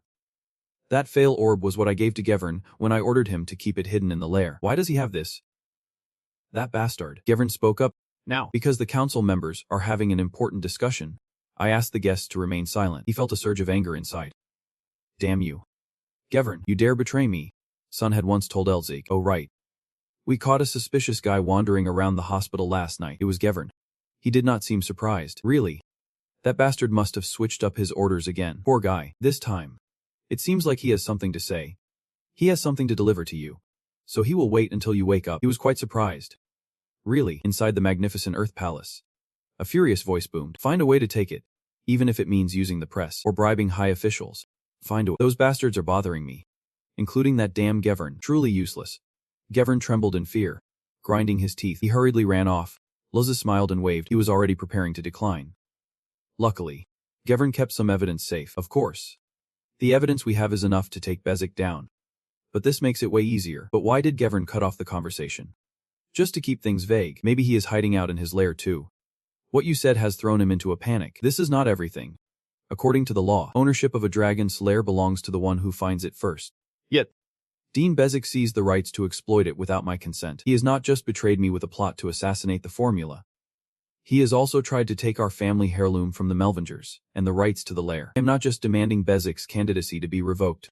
I am also calling for him to face punishment for his crimes. The stunned candidates do not know how to react. What should we do now? Do we really need to ask? Without the exploitation rights, Dean Bezik is worthless. But Elzik, I can feel the mana from you. You have not lost your seal. Have you? The two guys beside him keep mumbling. I also heard you were in a coma, but you look completely fine. Representative of the Ninimeter family, you seem to know something. What is going on? I am just keeping a bright smile on and pretending I have no idea. I do not know. The one connected to the Melvinger representative is my brother. And that does not really matter. Isn't he that right? Din is still trying to justify himself. I am sure that crystal ball has been tampered with. I bet when I analyze it, the truth will come out. He angrily grinds his teeth. Damn it, at this rate. This principal's chair will disappear along with my head. Just deny it and pray for Siesta's help. A shadow approaches. making Din back away in fear. He can't help but ponder. La Jolie. He is standing next to Sun. Din jolts awake, realizing who that bastard is. Sun's accomplice. Siesta. With glasses on. Forces a smile. Sun let Elzik hear. Anyway, Kai is really struggling with that. He is messing around with Bezik to get out of it, calling me clever. Ah. And that Senegai can be that bad. Elzik scoffs with disdain. Meanwhile, Din grinds his teeth in frustration. You have been planning this from the start, have not you? Am I being fooled by a bastard again? Elzik says to the other candidates. Esteemed election members. It seems everything's been sorted out. We can re-elect now. Who wants to buy the principal's position? After a round of voting, a new person has been found. Thanks for handing me the esteemed position of principal of the Yu Dian Academy. A bit of a shocker. I am at a loss for words now. Who would have thought you would filter through like that? Are you brave or just out of your mind? Elzik replied. Without moments like this, how would we ever get our fair share? I have to postpone the academy patrol and my scholarship. Some people just do not get it. He questioned. And there is more. Are you really going to just accept that? He looked so humiliated. That bald guy. Din stepped forward with heavy strides. Din T, you get my transmission. I did not mean to send that to you. Sorry, man. You still belong to the 7th circle. Even with that bald head, you can always hear my transmissions. That is awesome. But why are not you saying anything? You can use the transmission. Right. Yeah, sure. Just hearing it is already impressive. I get it now. A burst of purple energy shot straight down to where Elzik was sitting. Din roared in anger. You little brat. How dare you mock me? This scene left everyone else in shock. What is happening? Principal Bezik. Run. He kept shouting. Elzik's gaze suddenly turned serious. A powerful beam of light came crashing down. Elzik simply smiled faintly. He had used his ice magic. This caused a radiant shield to continuously manifest around the tattoo on his hand. A barrier unexpectedly appeared to protect everyone. The crowd gasped in disbelief. They were totally stunned. They looked up at the protective dome, murmuring in awe. A 5-star magic barrier. Who blocked it? Din charged forward aggressively. He kept mumbling strange spells. Suddenly, a beam of ice shot towards him with ferocity. Elzik quickly appeared right in front of his line of sight. He relentlessly used his power to suppress his opponent. A man with white hair exclaimed in astonishment. The one from the center. He can block a 6th-level spell.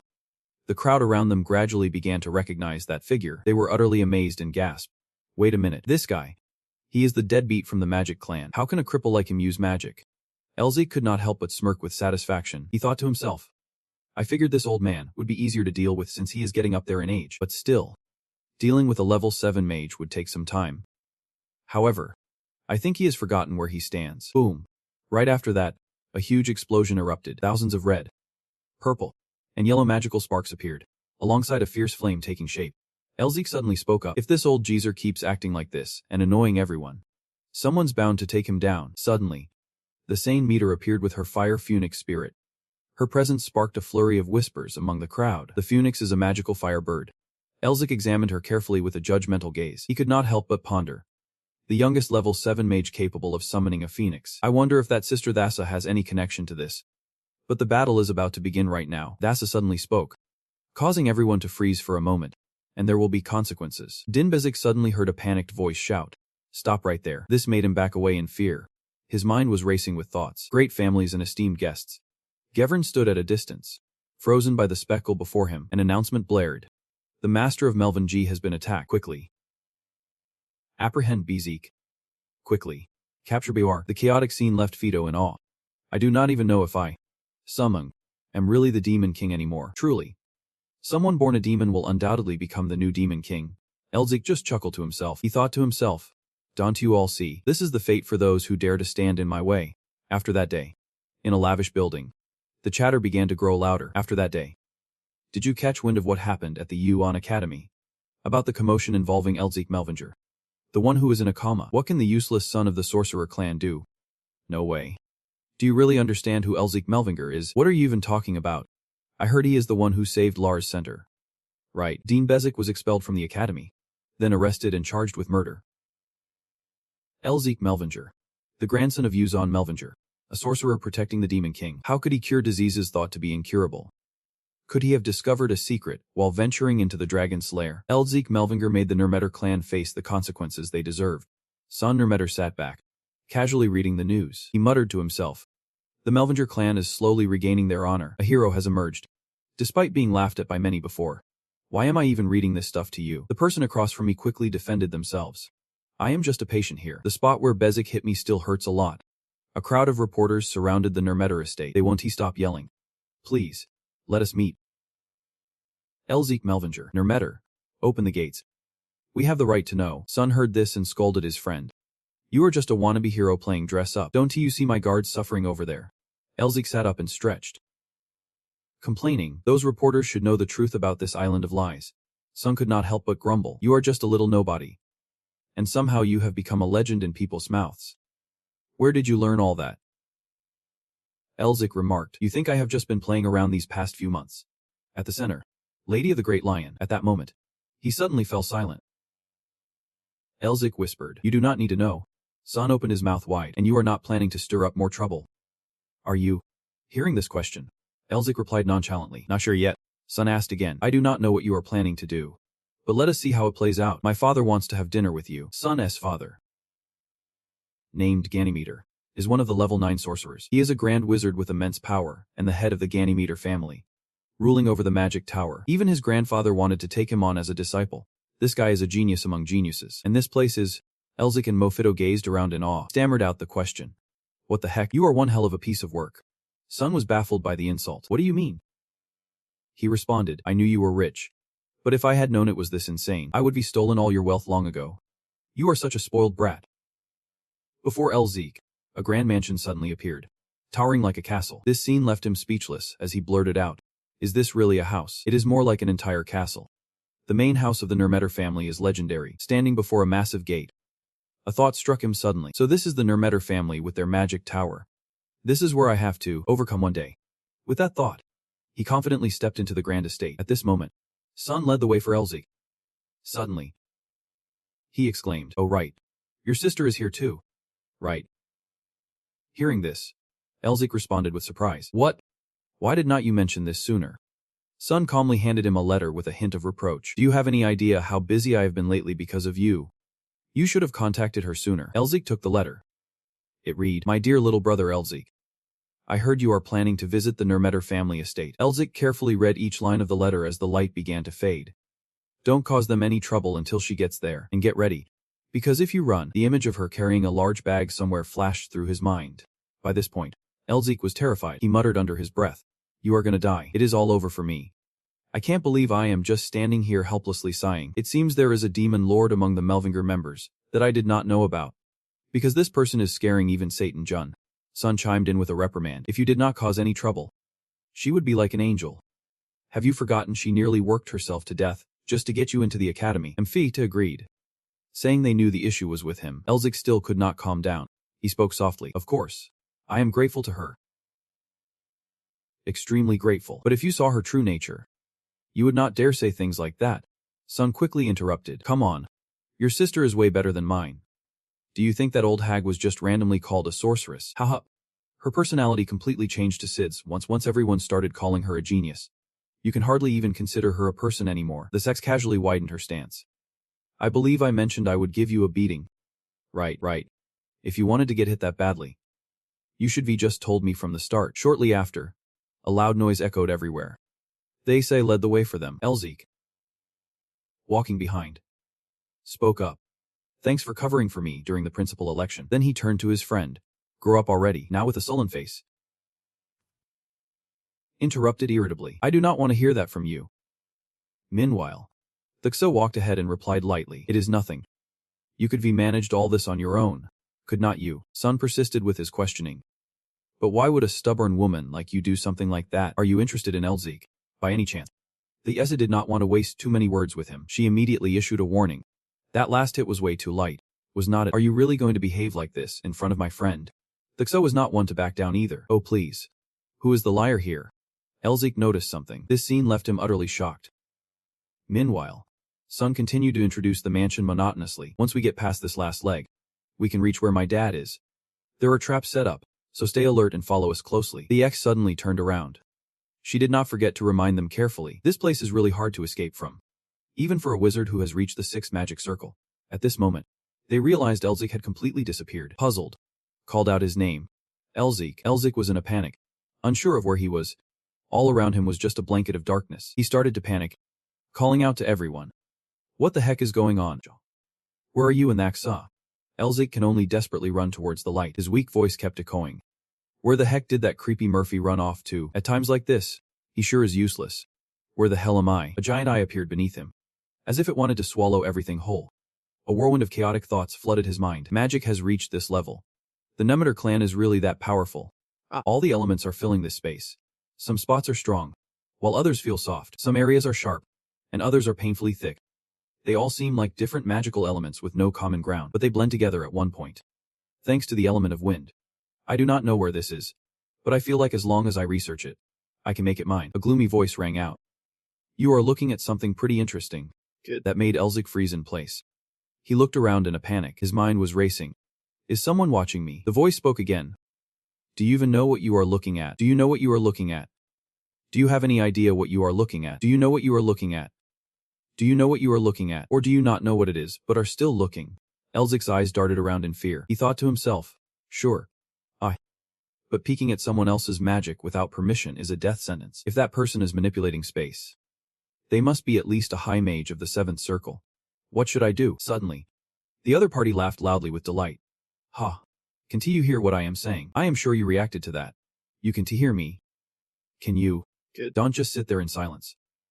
Thinking. Objectively speaking, this is the No.1 sisters' fault for not guiding me properly, so I have no reason to be questioned here. I will pretend like I do not know anything and get out of this mess. Ogre Tin's voice boomed again, accompanied by a gigantic shadow appearing beneath Elzik. So you are planning to ignore this old man and run away? I can hear the gears in your head turning. Elzik quickly cast a spell. Cloaking himself, he vanished into thin air. Instantly, Ogre Tin showed up. He could not help but ponder. I can see inside the Mekong. Did he use his own fog to conceal himself? Poor kid. He is lost too soon, but it seems he left behind quite an interesting child. Elzik was completely overtaken by fear, suddenly fell into deep thought. If it were not for that elder, I would have figured this out already, but unfortunately, I might get caught up in a huge mess if I stay here any longer. My gut is telling me something's off. The opponent is currently using their magic. They quickly revealed Elzik's hiding spot. Their voice rang out with smug satisfaction. Just when things were getting interesting. Were you planning to leave because you crave something that does not belong to you? You have to pay the price. Right, outside. Sun is incredibly worried about Elzik. He keeps thinking about how things were getting interesting. And yet, were you planning to leave because you crave something that does not belong to you? What should we do now? We need to tell Dad. Suddenly, a voice from behind chimed in. The hidden chamber has been opened. The owner of that voice is their father, the head of the No.1 clan. He never stops asking questions. What in the world happened? The head of the No.1 clan, No.1's prick. Sun stammered. What happened? What happened? What happened? Sun stammered. My lord, the prick accused. Didn't you guide him properly? You fumbled while telling him everything. He disappeared even before we stepped through the entrance. When he heard this, he was puzzled. He disappeared even before entering the hidden chamber. It seems like the old man got involved in this. Sun kept raising questions. Why did you do that?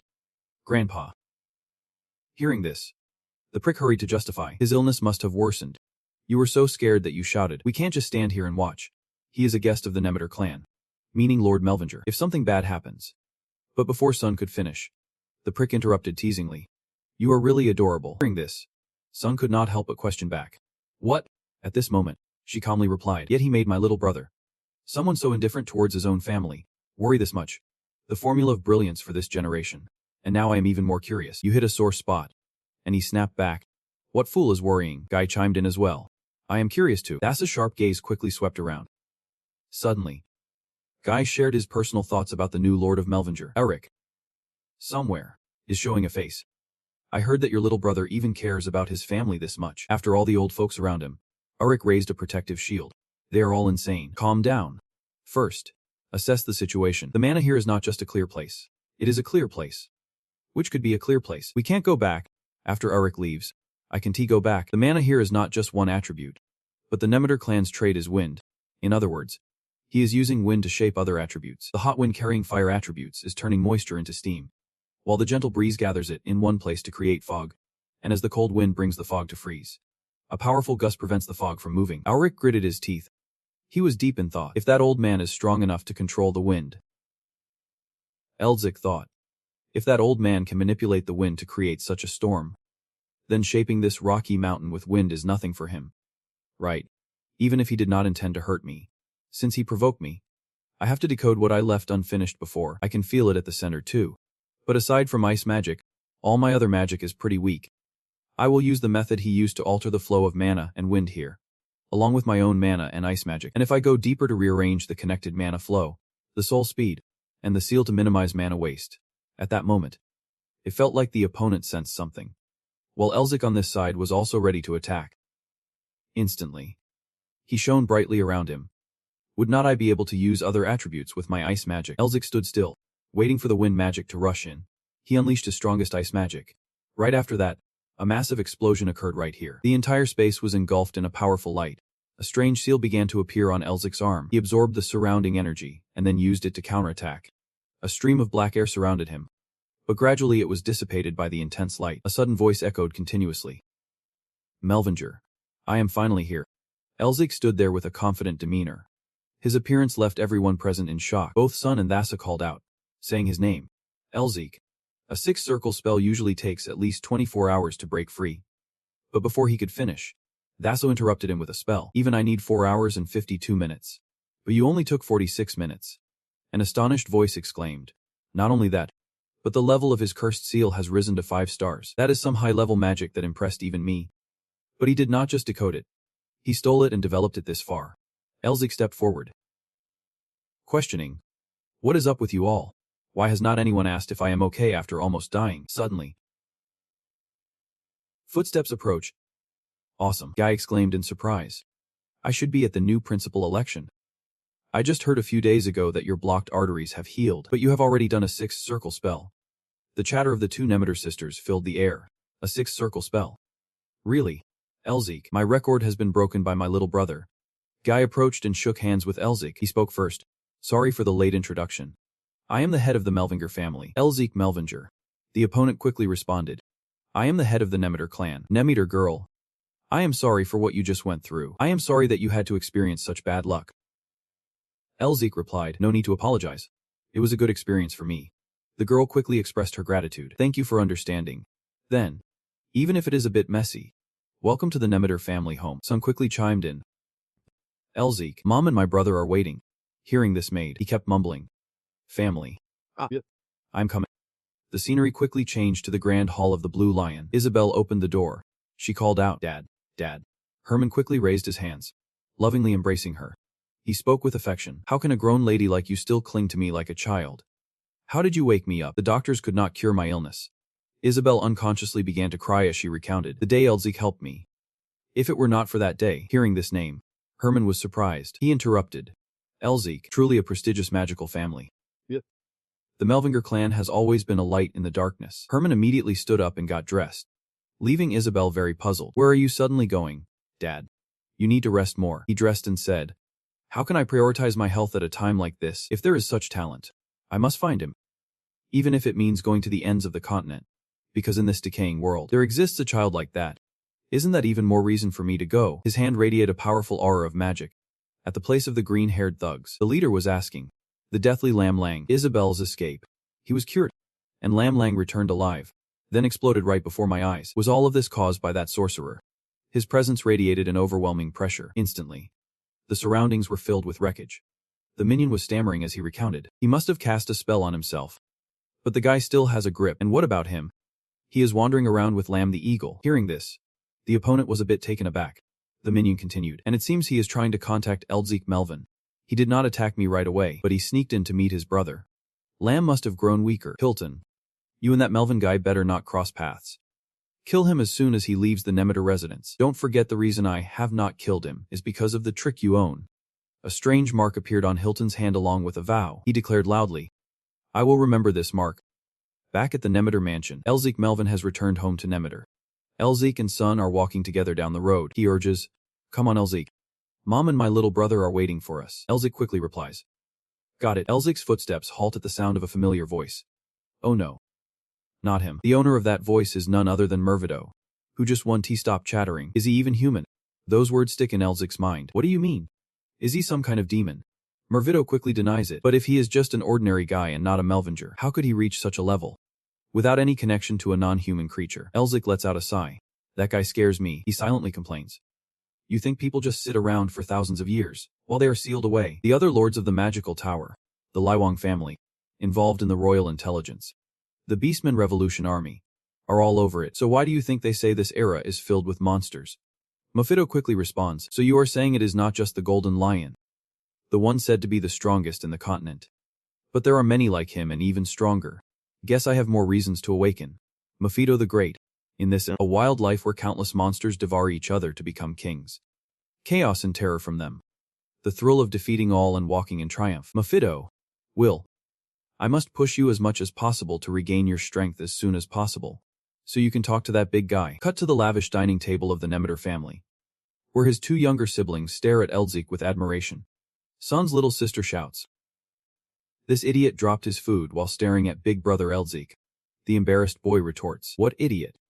How dare you call your brother an idiot in front of Elzik? Son helplessly commands. Can you two just be quiet? Their mother intervenes.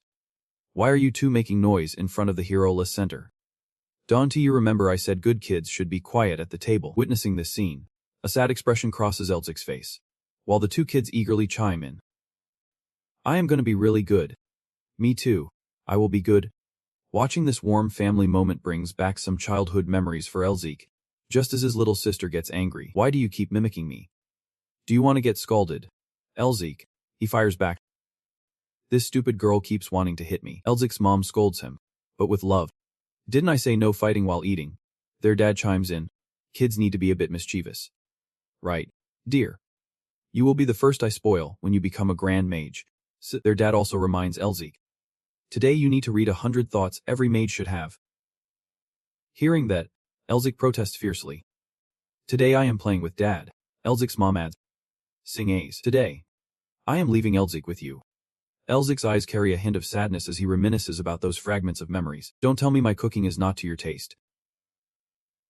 Elzik questioned. Puzzled. It is not that great. I am just a bit dizzy from how delicious it is. I replied. Mom smiled, relieved that he liked it. Worried that we were not being hospitable because he seemed so down. Of course not. Having dinner with someone else is always a blast. The sunset was stunning, as rays of light streamed through the window, making the scene even more enchanting. The family poured a steaming cup of tea for 10 guests, and the 4 of them settled in for a chat. Guy kicked off the conversation. I heard you are handing over the Tiger Cave exploration to us. Elzik answered right away. I have owed him for a while now. He calmly took a sip of tea, and Elzik looked at Guy with an indescribable gaze. Suddenly, Guy Nemeter spoke up. You do not hate me, do you? The Jiang, sitting nearby, gasped in shock, while Sun remained silent, unsure of what to say. The fall of Melvinger can possibly happen to a family with thousands of years of history and countless victories overnight. It is the pressure from the royal family, the political manipulation by the 6 Heisegram families, and the betrayal of those they trusted. The downfall occurred under a political guise, and if he asked whether I held any hatred, I could not say for sure. Elzik responded to Guy's question. Not all. Everyone has their own circumstances. He gazed intently into his cup of tea, his heart stirring with contemplation. The Nemeter family did not contribute to the downfall of their clan. They simply could not help due to political reasons. I could blame them for their position. But would I have the courage to act if I were in their shoes? Mervito asked. Why would a Melvinger be cautious around an ordinary Nemeter? 1,000 years ago, the Heisegram families were like pesky flies buzzing around Melvinger, and both families were of the same rank. Elzik replied, well, being at the top does not guarantee survival, and it is not his fault. But truth be told, Melvinger lost its power quite a while ago. Mervito continued. It is surprising for someone who lives for power like him. What reason do you have to come all this way? Elzik recounted. Even if this is your home, it will be a place I surpass one day. I need to verify the rank of the mages, and what kind of people their heads of families are. Guy spoke. Tell me what you want. Elzik's eyes suddenly shifted. Gay continued. The Nemeter family will fully support the Melvinger family. Sun and Elzik were taken aback. He asked again. What? Right after that, he reassured him. Do not worry too much about it. It is for the sake of exploration, and also a gift I am giving to my son. Mervito interjected. He is quite a character. He is looking to take this opportunity to get close to you. Or is he trying to help the struggling Melvinger clan? Elzik had his answer. That is good for me. My foundation will be stronger if the Nemeter clan wants to back me up. But I am sure the other members of Heisegram and others will try to convince the Nemeter clan to support me. Why would he want to help the weak Melvinger clan, even if it might backfire? I have no idea what he is thinking. Elzik proactively spoke up. The master. A hand reached out, and suddenly an explosion appeared in the room. However, everyone in the room did not panic. They just silently observed as the door emitted a bright light. Elzik wondered, what the hell? What kind of lunatic would do that to the Nameter clan's home? Slow footsteps approached, and suddenly the atmosphere turned dark, accompanied by a voice from hell. A person. The voice sent chills down Elzik's spine. He looked ahead. The opponent's finger pointed forward. He thought to himself, no way. It is that guy. While the mysterious figure stood there with an imposing demeanor, he only revealed his blazing red eyes. Becoming my electronic device. Elzik had once heard someone say that he was so talented that there were hundreds of people living in the main house as guests, not as vassals. And the true power of the Nameter clan lies within the Elder Council mingling with those monsters. Upon seeing the masked man enter, everyone immediately cautioned, Elder, this is the master's study. This action is very disrespectful.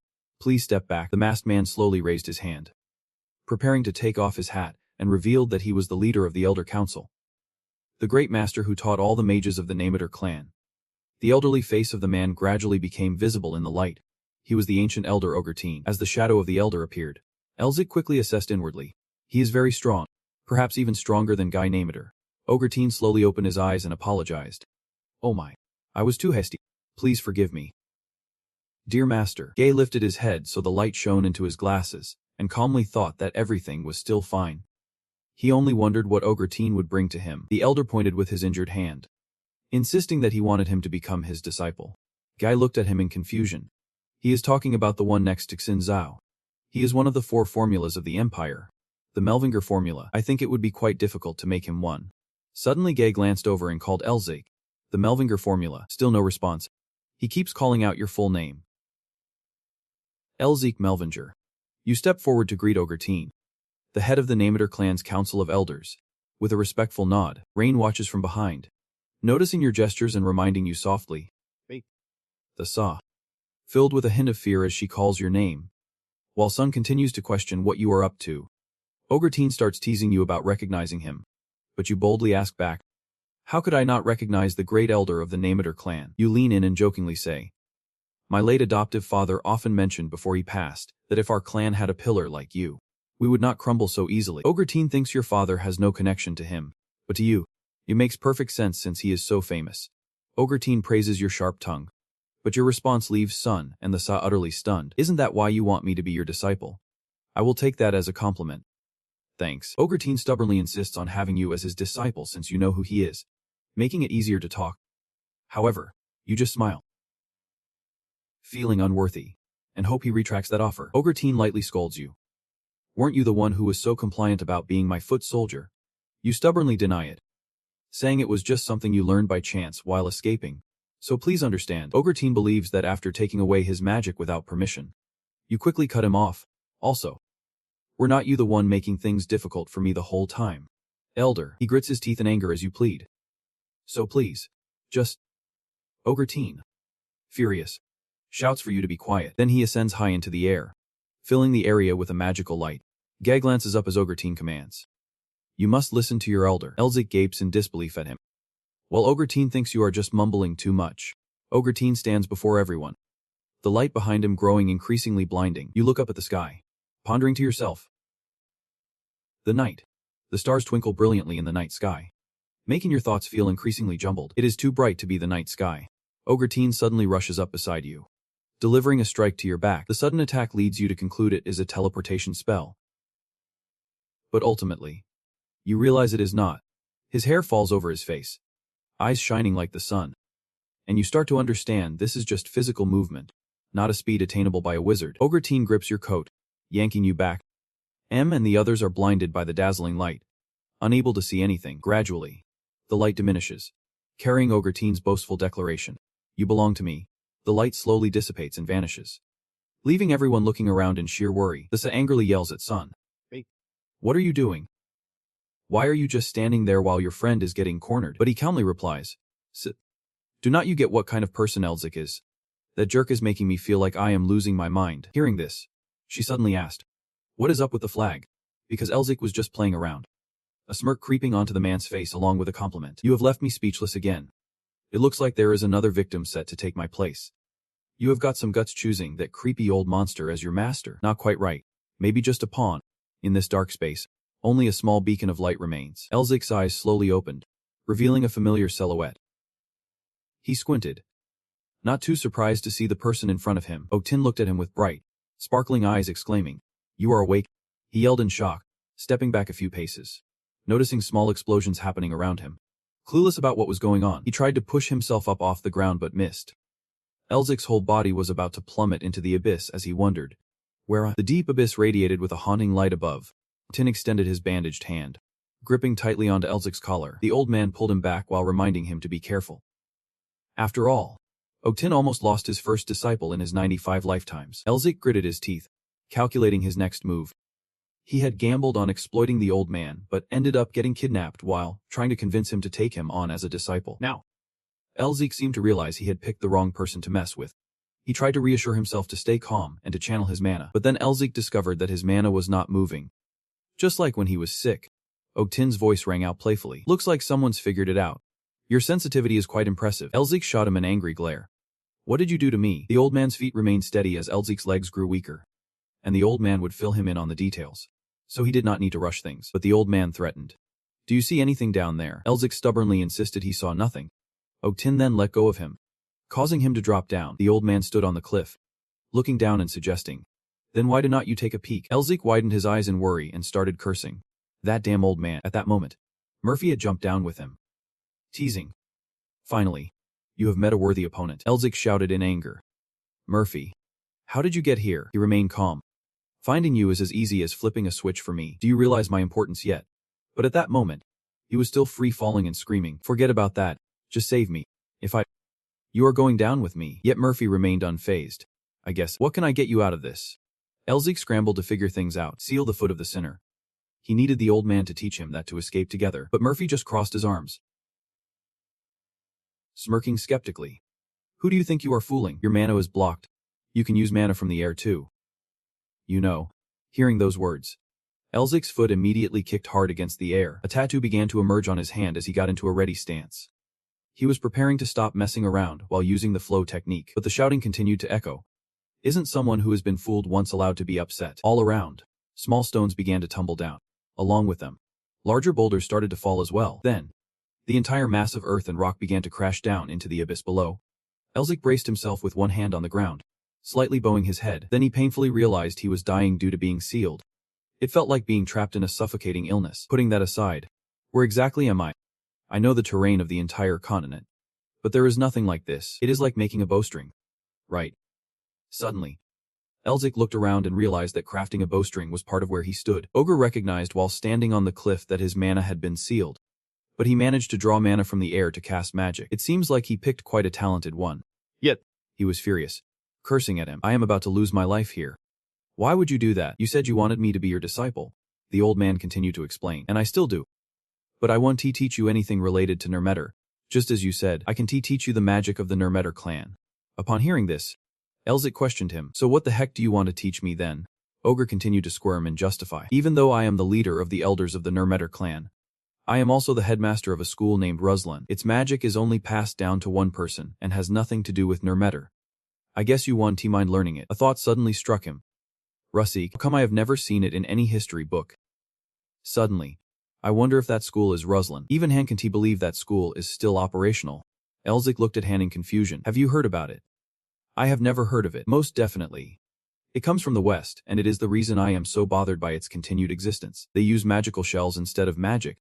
A sudden thought popped into his head. "They operated 1,000 years ago. In the West. That is it. But what is a shell technique? Is it like that martial artist's shell technique?" Han explained through tears. "Similar. It is a combat art that uses the flow of mana as a foundation to enhance the body. In short, it is exactly what you need right now. Ruslan is a school specialized in harmonizing various types of magic. So that school is perfect for balancing the chaotic mana within you." "Most definitely. Finding your master is also a stroke of luck. The world really is not fair." Elzic's hand pressed against his chest, feeling the weight. "I do not know what to do with the chaotic mana inside me. But this is definitely the reason that old man sealed my mana inside his body." Elzic's heart continued to beat vigorously.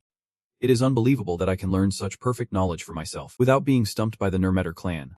There is no better opportunity than this." Suddenly, a foot with sharp claws stepped forward just as Elzic's question rang out. "He is going to teach me the magic martial arts of Grassland." Ogre was quite surprised and amazed at how much he knew. Then the old man nudged, causing Elzic's eyes to widen in shock. If that is the case, let us get started right away. His hand shot up, ready to go as he listened to the old man's introduction. You are in the territory of the bloodthirsty wolves.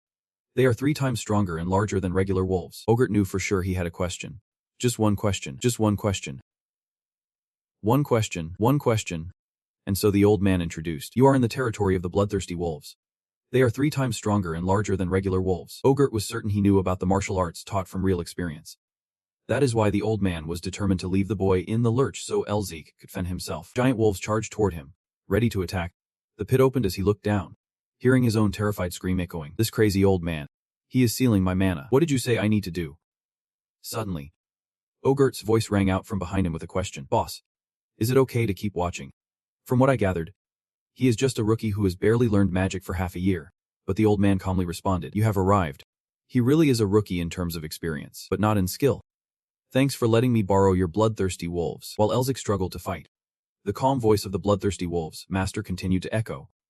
There will be big trouble if they catch a whiff of that human. At this moment, he was sinking into despair, realizing that the old man's disciple was in serious trouble. Facing those bloodthirsty wolves, he probably would not make it out alive. Yet Ogre calmly suggested. Just watch. Elzik's hand shot forward, channeling a surge of power. Then he struck out at the bloodthirsty wolves, catching the other's attention. Just watch. Elzik's hand shot forward, channeling a surge of power. Then he struck out at the bloodthirsty wolves, catching the other's attention. Ogre confidently chimed in. Didn't I tell you? Elzik clenched his fist, causing drops of shizo to fall as the old man declared he was truly different. The old man was convinced he could pass the test and fulfill the wishes of Grasland for the past 1,000 years.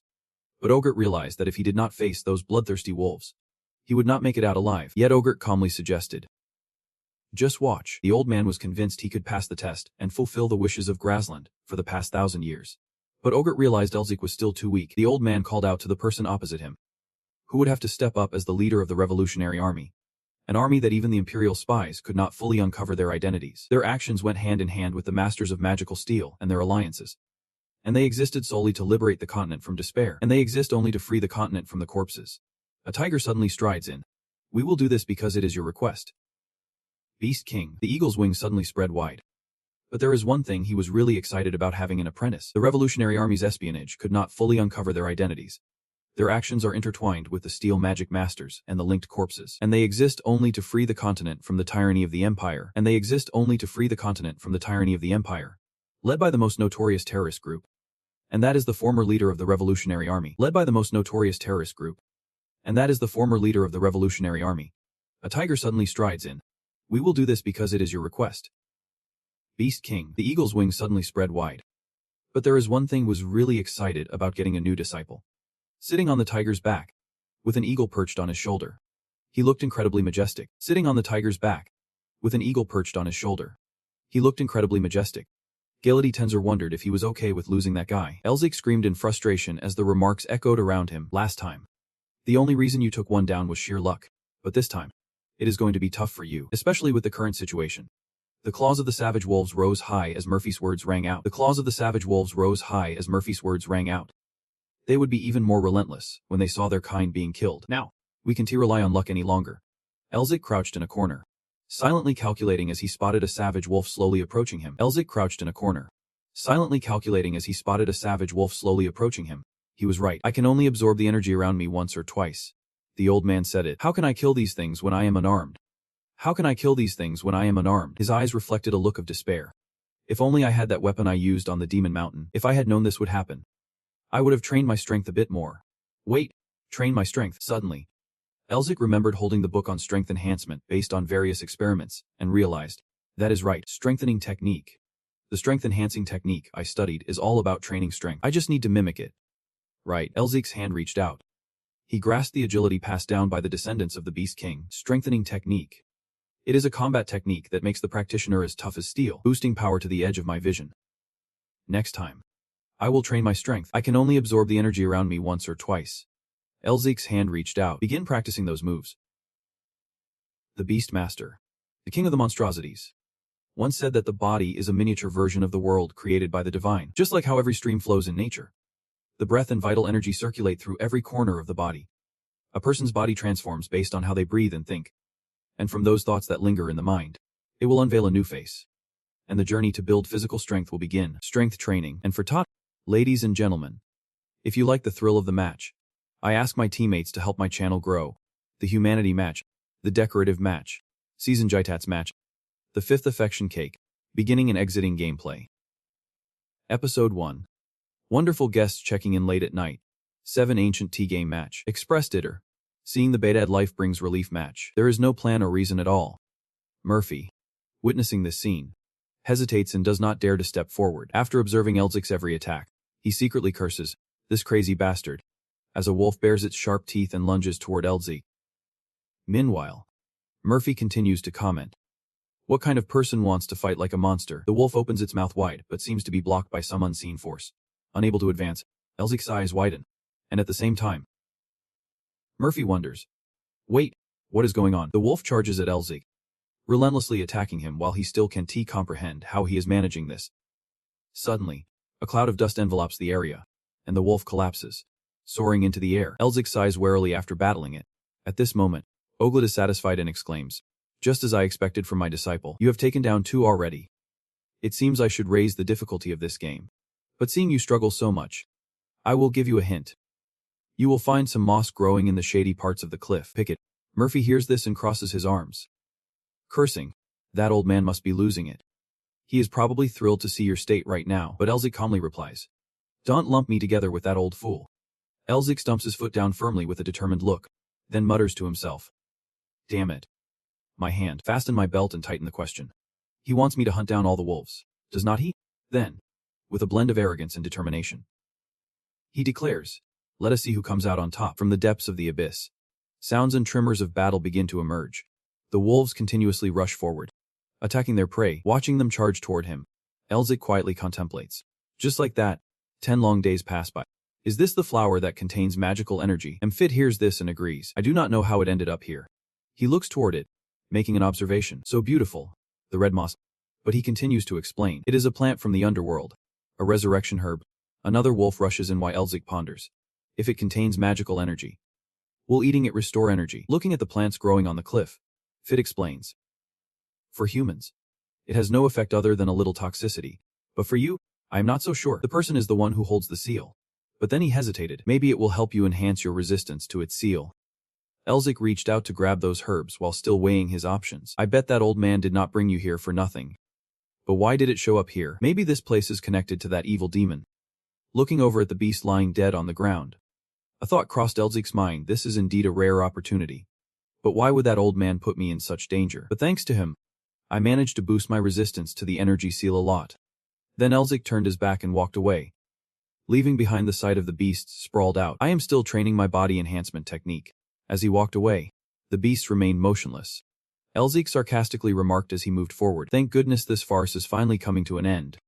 A beast slowly advanced toward him as he wondered if it was the last one, glancing at it with a moment of hesitation. But seeing a foot protruding from the beast made Elzic feel it resembled a human more.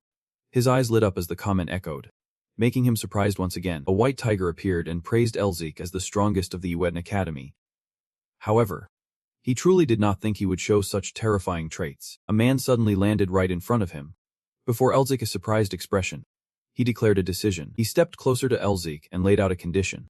If Elzic could take down this beast, he would consider taking him as a disciple. Elzic stomped his foot on the ground, cursing that bastard. Suddenly, a cloud of thick white smoke erupted from the ground. Ogert, standing beside him, suggested, "You know, I worked really hard to find that kid. And you are still trying to snatch him away from me." Elzic stood watching their conversation and gently called out, "Master." Ignoring his call, the two continued their discussion. "That is something I should be saying. Do you know how hard I have to work just to take care of those beasts? Because of you. I am not that ugly." For a moment, standing next to Elzic, he felt frustrated and questioned, "I am not that ugly." He silently thought that he could not say that to him. Elzic focused on Galady's face and suggested, "Excuse me. Shouldn't you guys ask for my opinion?" But before he could finish, the man interrupted him. "Sorry, I see a bright potential in you, so I got a bit hasty. That is all. With all the announcements about you, you should know who I am. Right? Do you want to become the disciple of this beast king?" But your answer left him stunned, did not it? As soon as he heard, Galady's expression changed. Ogert looked emotional, almost helpless as he listened to him speak. "Though the master is a bit reckless. I am already a disciple of Lord Ogert, So I can become your disciple. He continued to cut Elzik off. I will teach you the basics. The magic law allows you to control beasts at will, and it also grants us the title of Beast King. You saw me command the silver tiger and the ferocious wolf. Right, but Elzik was blinded by obsession, taking a single master who was nothing more than an empty social rule. I humbly seek your guidance if you do not mind, Gelady immediately commented. The Melvinger tribe is quite straightforward. I am very pleased. Ogre believes news spreads like wildfire. Damn. That jerk? Still dreaming while sighing. There is no way he understands what respect means. Poor guy, Elzik eagerly suggested. So now, please teach me the image. Gelady shook his finger in front of him. Didn't I tell you that I would take you as my pupil only, if you could defeat this ferocious wolf? The ability to control mana into forms is essential for those with an image. Martial arts utilize the mana flow to amplify the power of the image. In the meantime, it seems like he is replenishing his mana by consuming the revival herb. But this is the final test. If you can defeat this one using only martial arts. Gelady flashed an excited and victorious smile. The ferocious wolf lunged straight at him. Elzik could only see a massive figure charging straight at him. Meanwhile, Gelady and Oglet stood frozen, waiting for the next scene. The silver tiger seemed like a calm puppy, just waiting for the drama to unfold. Elzik quietly wondered, is it over yet?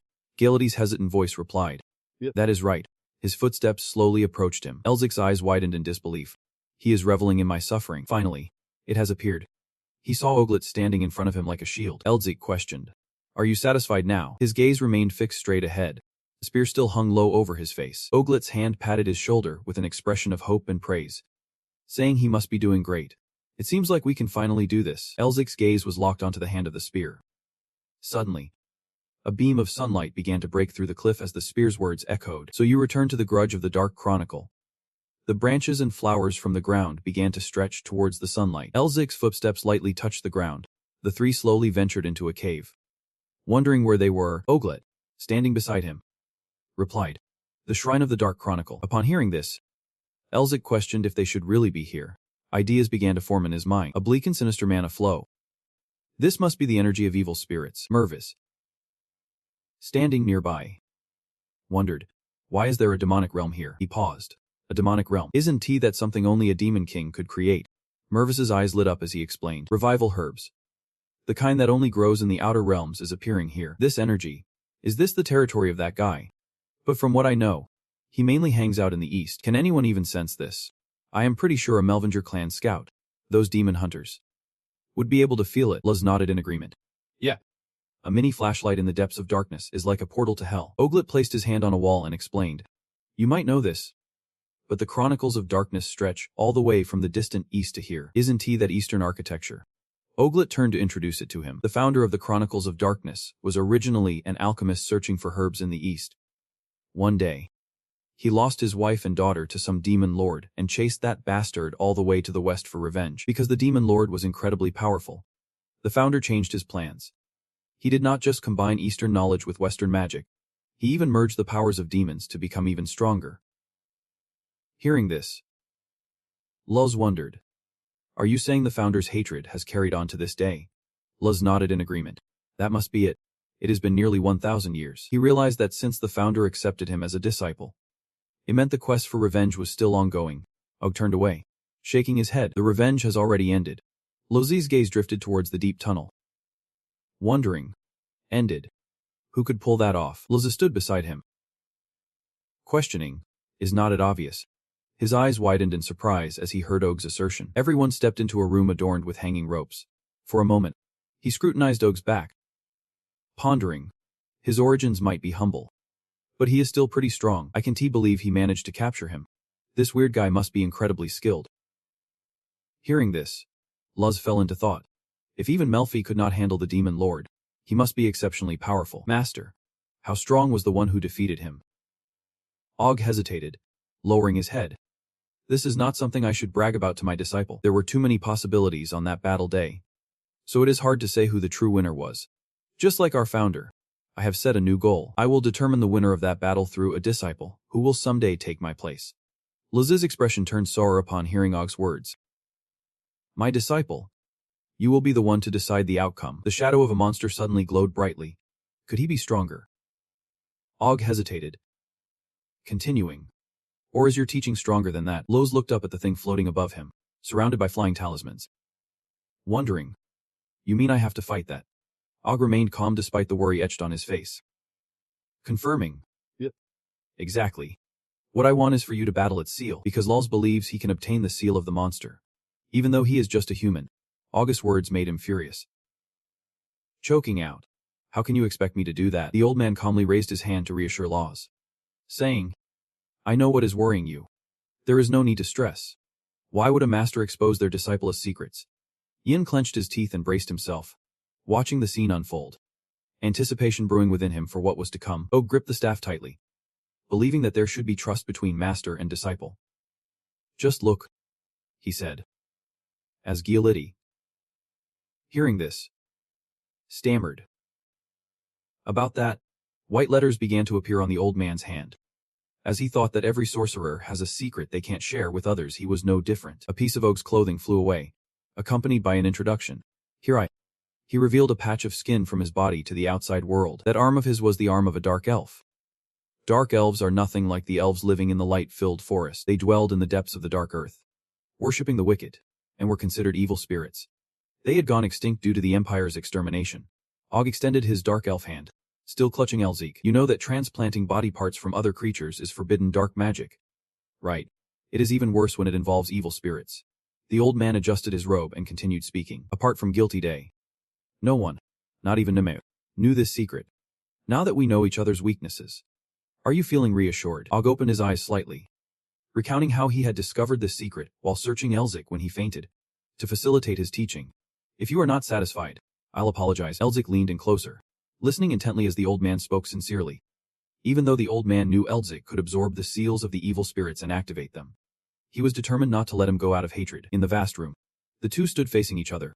Og believed it was due to the old man's greed, so from now on, he would just go along with Elzik's wishes. Suddenly, Guilty appeared, a white tiger eager for drama. Even the rain seemed to fall into contemplation upon hearing the old man's words. Elzik bit his lip, deep in thought. Greed. That is right. It could just be a longing for something that has vanished from his life. But is greed a sin? It has to have a purpose. Just like me, my master has his own objectives. A subtle smile spread across Elzik's lips.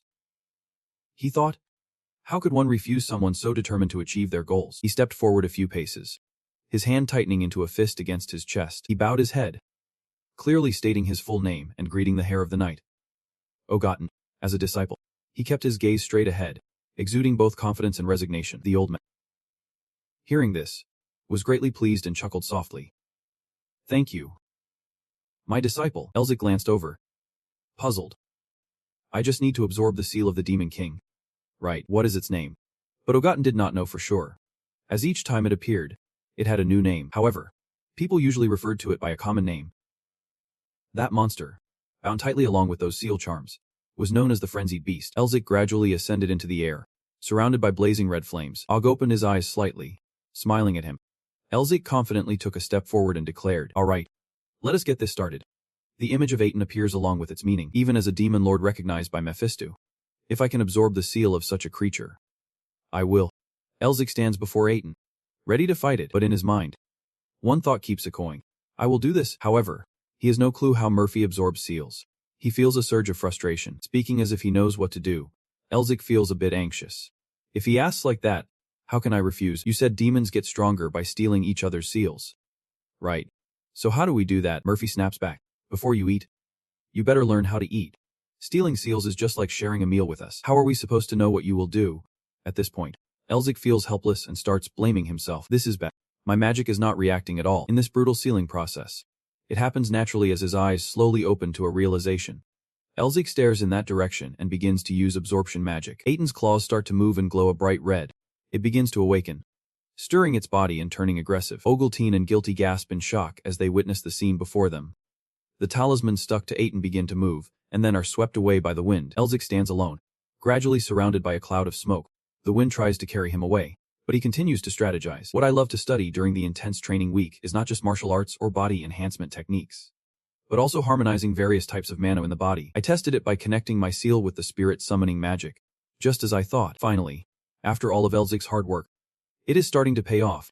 In the dense, dark forest, Elzik looks around, wondering if he needs to pass a test in this mental world to be recognized like the Snow Mountain incident. As he walks, he scans the area to see what is around. Swamps usually have bugs or birds. But here, there is nothing at all. But Elzik does not think it is just because this is a mental world. It is too silent. Like everything is being swallowed whole. His footsteps quicken a bit as he notices the sound of wind and the rustling of the swamp. Elzik realizes there are palm leaves brushing against each other and something abnormal. Gloomy yet fierce. He keeps running deeper into the forest and senses a hunting beast that is hard to approach. Suddenly, he glances back cautiously. A special color emerges in the midst of the dark and wild forest. Elzik keeps walking. But it feels like a monstrous creature is watching him. He senses something moving. But can he tell if it is from the forest or the sky? No matter how hard he tries, Elzik can perceive it anywhere. At that moment, a gigantic beast appears behind him. Sharp teeth ready to pounce. Here stands an intriguing individual. Facing Murphy, he silently calculated in his mind. Its shadow and teeth flickered dimly through the sunbeams streaming through the leaves. The rest was an endless darkness. Elzik reminded himself to fight as he had against the Snow Mountain King. But he did not know how to absorb Murphy's seal yet, so he needed to assess the situation first. There might be another way, but he was not sure he could win. Standing beside Murphy's red eyes, he received a comment from it. Melvinger often strikes first, but this one seems unusually patient.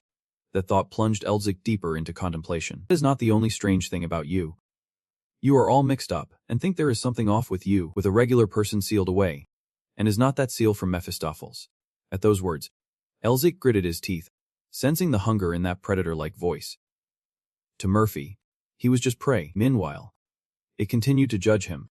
And even though it held a lower rank, it had another seal, a dragon's heart. And it could wield myths too.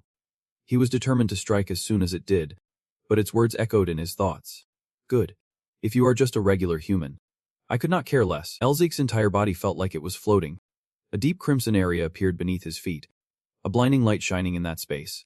Murphy let out a terrifying growl, revealing those razor-sharp teeth. It praised him as Elzik stood face to face with it, claiming he was worth noticing. Then Murphy urged him on. Keep dreaming big, kid. Those words shocked him deeply. But right after that, its true nature and intention to fill him with greed and ambition became clear. While Elzik struggled to move his body in despair, he peered intently at Murphy's teeth. Where that chilling hiss was coming from. If you do that, you will.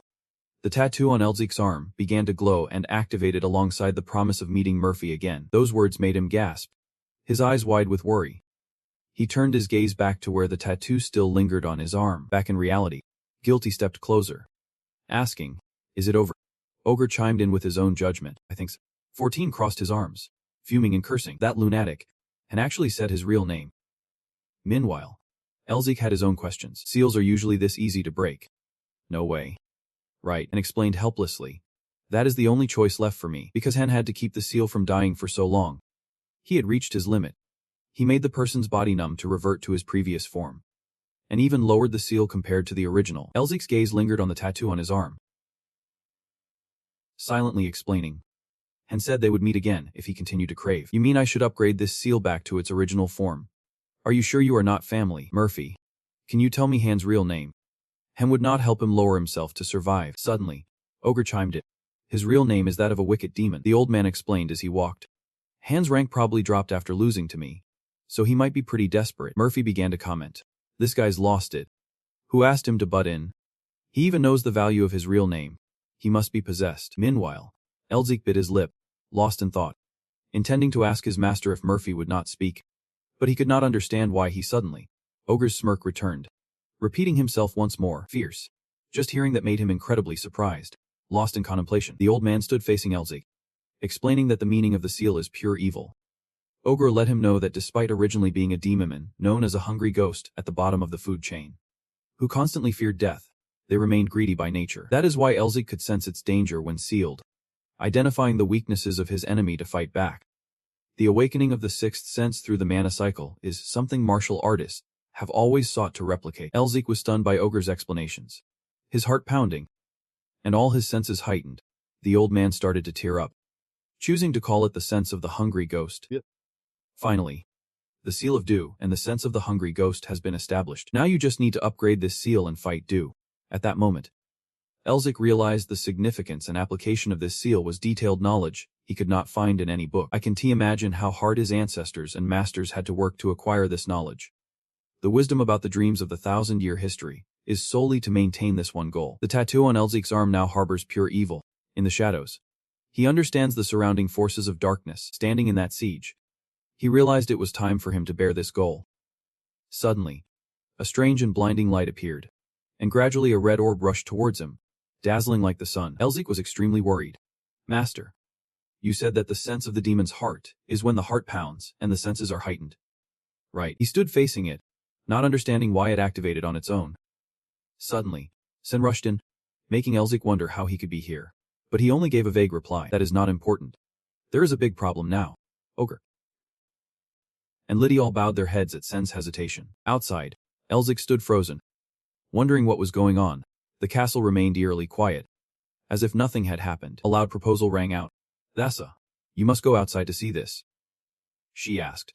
What is going on? Is the training formula done yet? She bit her lip hard as she sensed the hesitation from the person across from her. Thassa's eyebrows knitted together in irritation. The guard just reported, stepping lightly when hearing the command, saying they should stop her first. The girl's hand gripped her suitcase tightly. Upon hearing the declaration, she said she would go to meet him herself. She lowered her head, tightly closing her eyes, and politely spoke up. Excuse me, is my brother Elzik Melvinji here? Little sparks created by friction darted through the wind. Elzik was in a rush. He should have tried to stop Thassa before this, so frowned, responding irritably. How am I supposed to stop that witch from doing whatever she wants? Besides, why are you blaming everything on me when it was your mistake? You better watch your tone. This situation is dire, and her aggressive nature is flaring up because of you. The two continued to clash like sparks flying. Elzik flew through the air, praying nothing would happen. While Thassa had already rushed out of the room, she was super excited to finally meet him. Sun said that the formula's shining essence sacrificed her entire life for him. In other words, the sister was not blessed with magical talent like her brother, who was suffering from a debilitating illness. After all, it is tough to mold a talent from a family that has fallen apart. Is it true that the one the formula's shining essence fears the most is Thassa's sister? This can't just be a simple sibling relationship, can it? I wonder what kind of person she is. Just then, Hay appeared with a big suitcase. She was as delicate as a flower. Excuse me, is my little brother Elzik Melvingo here? Seeing the petite girl, the guard replied. The formula's shining essence is here, but she can't participate because she does not have an invitation. He looked down, seemingly flustered. Excuse me, why can't you call for the young master? I am sure he knows I am here. The two of them remained steadfast in denying Hay entry. Besides that, we received a request from the lady that she can't come in, as they quietly questioned. Thassa's sister. Why? Just then, Hey Thassa appeared. Nice to meet you. Hey turned her head to look. Thassa coolly introduced herself. I am the daughter of the Nemeter family. Thassa Namido. Hey bowed to the introduction. My name is Hey Melvingo. I have heard a lot about you from Elzik and your brother. I heard that you are a graceful powerhouse, burning bright like a flame. But it seems those rumors fit you quite well. It is a pleasure to meet you. This surprise made Thassa slightly shiver. Thank you. Suddenly, Hay's voice grew heavy with questioning. But may I ask why you are blocking my way? I can't think of any reason for you to stop me. Thassa felt overwhelmed, responding heavily. This is the main residence of the Nemeter family, leading the 6 families that manage the magic tower. This is not a place anyone can just waltz into. Right. Blonde hair and blue eyes are the identifying features of the Melvingo family. But you might be in disguise. Moreover, if you really are the sister of the formula's shining essence, you still have to follow certain procedures. Hay suddenly stopped, throwing out a question. So in this case, what do you want me to do to prove it? Thassa, under pressure, furrowed her brows tightly. If you really are the sister of the formula's shining essence, that means you are also a member of the magic family. So I will only trust you if you defeat me in a magical duel. But Hay spoke up to decline. Unfortunately, I can't use magic. Thassa had another way. Then what about spirit energy? Hay spoke challengingly. You will get hurt. The more Thassa heard, the more intrigued she became. I am curious about that. It is simple. Immediately, the air began to thicken. Everything exploded. The procedure to verify your identity. At that moment, Hay jumped and shot a glance at the two immobilized spirits. Thassa lightly bit her lip, wondering if she could stand firm against that massive thing. Or should she whip out the oversized blanket she had hidden away, and just stand there staring at Thassa? Then, those massive rocks started to float. Had she ever played tag as a kid? Just as she finished her thought, a beam of light shot straight ahead, its force like a rocket aimed at Thassa. She could not hide her excitement on her face. It had been so long since she last played.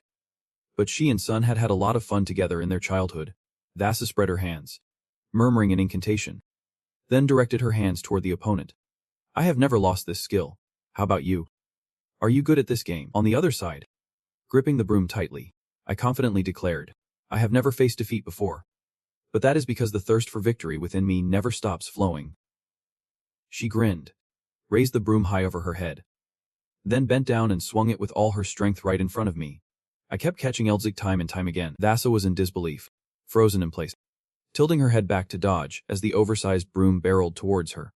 After that close call, Thassa was drenched in sweat, thinking to herself, it is shocking that a member of the spell-casting clan is actually a martial artist, but I can't believe she can wield a 220-pound broom effortlessly, without even using any energy.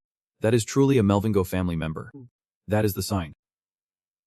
Singing loudly, the sister of the star formula is actually a member of the most powerful mercenary squad. On the other side, two people were kicking chickens all around. Over here, we were cracking up, with the score now tied at 1. Right, Thassa's eyes lit up. I won hold back this time. Suddenly, a third source of energy surged forward.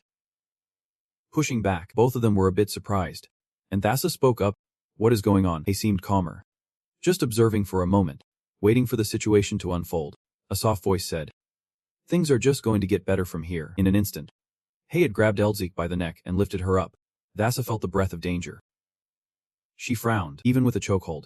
Elzik flashed a confident smile, still looking as strong as ever. Ah, sister. It seemed like you and Sister Thassa were having a blast together. Should I squeeze in between you two? It will be a problem when we receive the repair fee for that.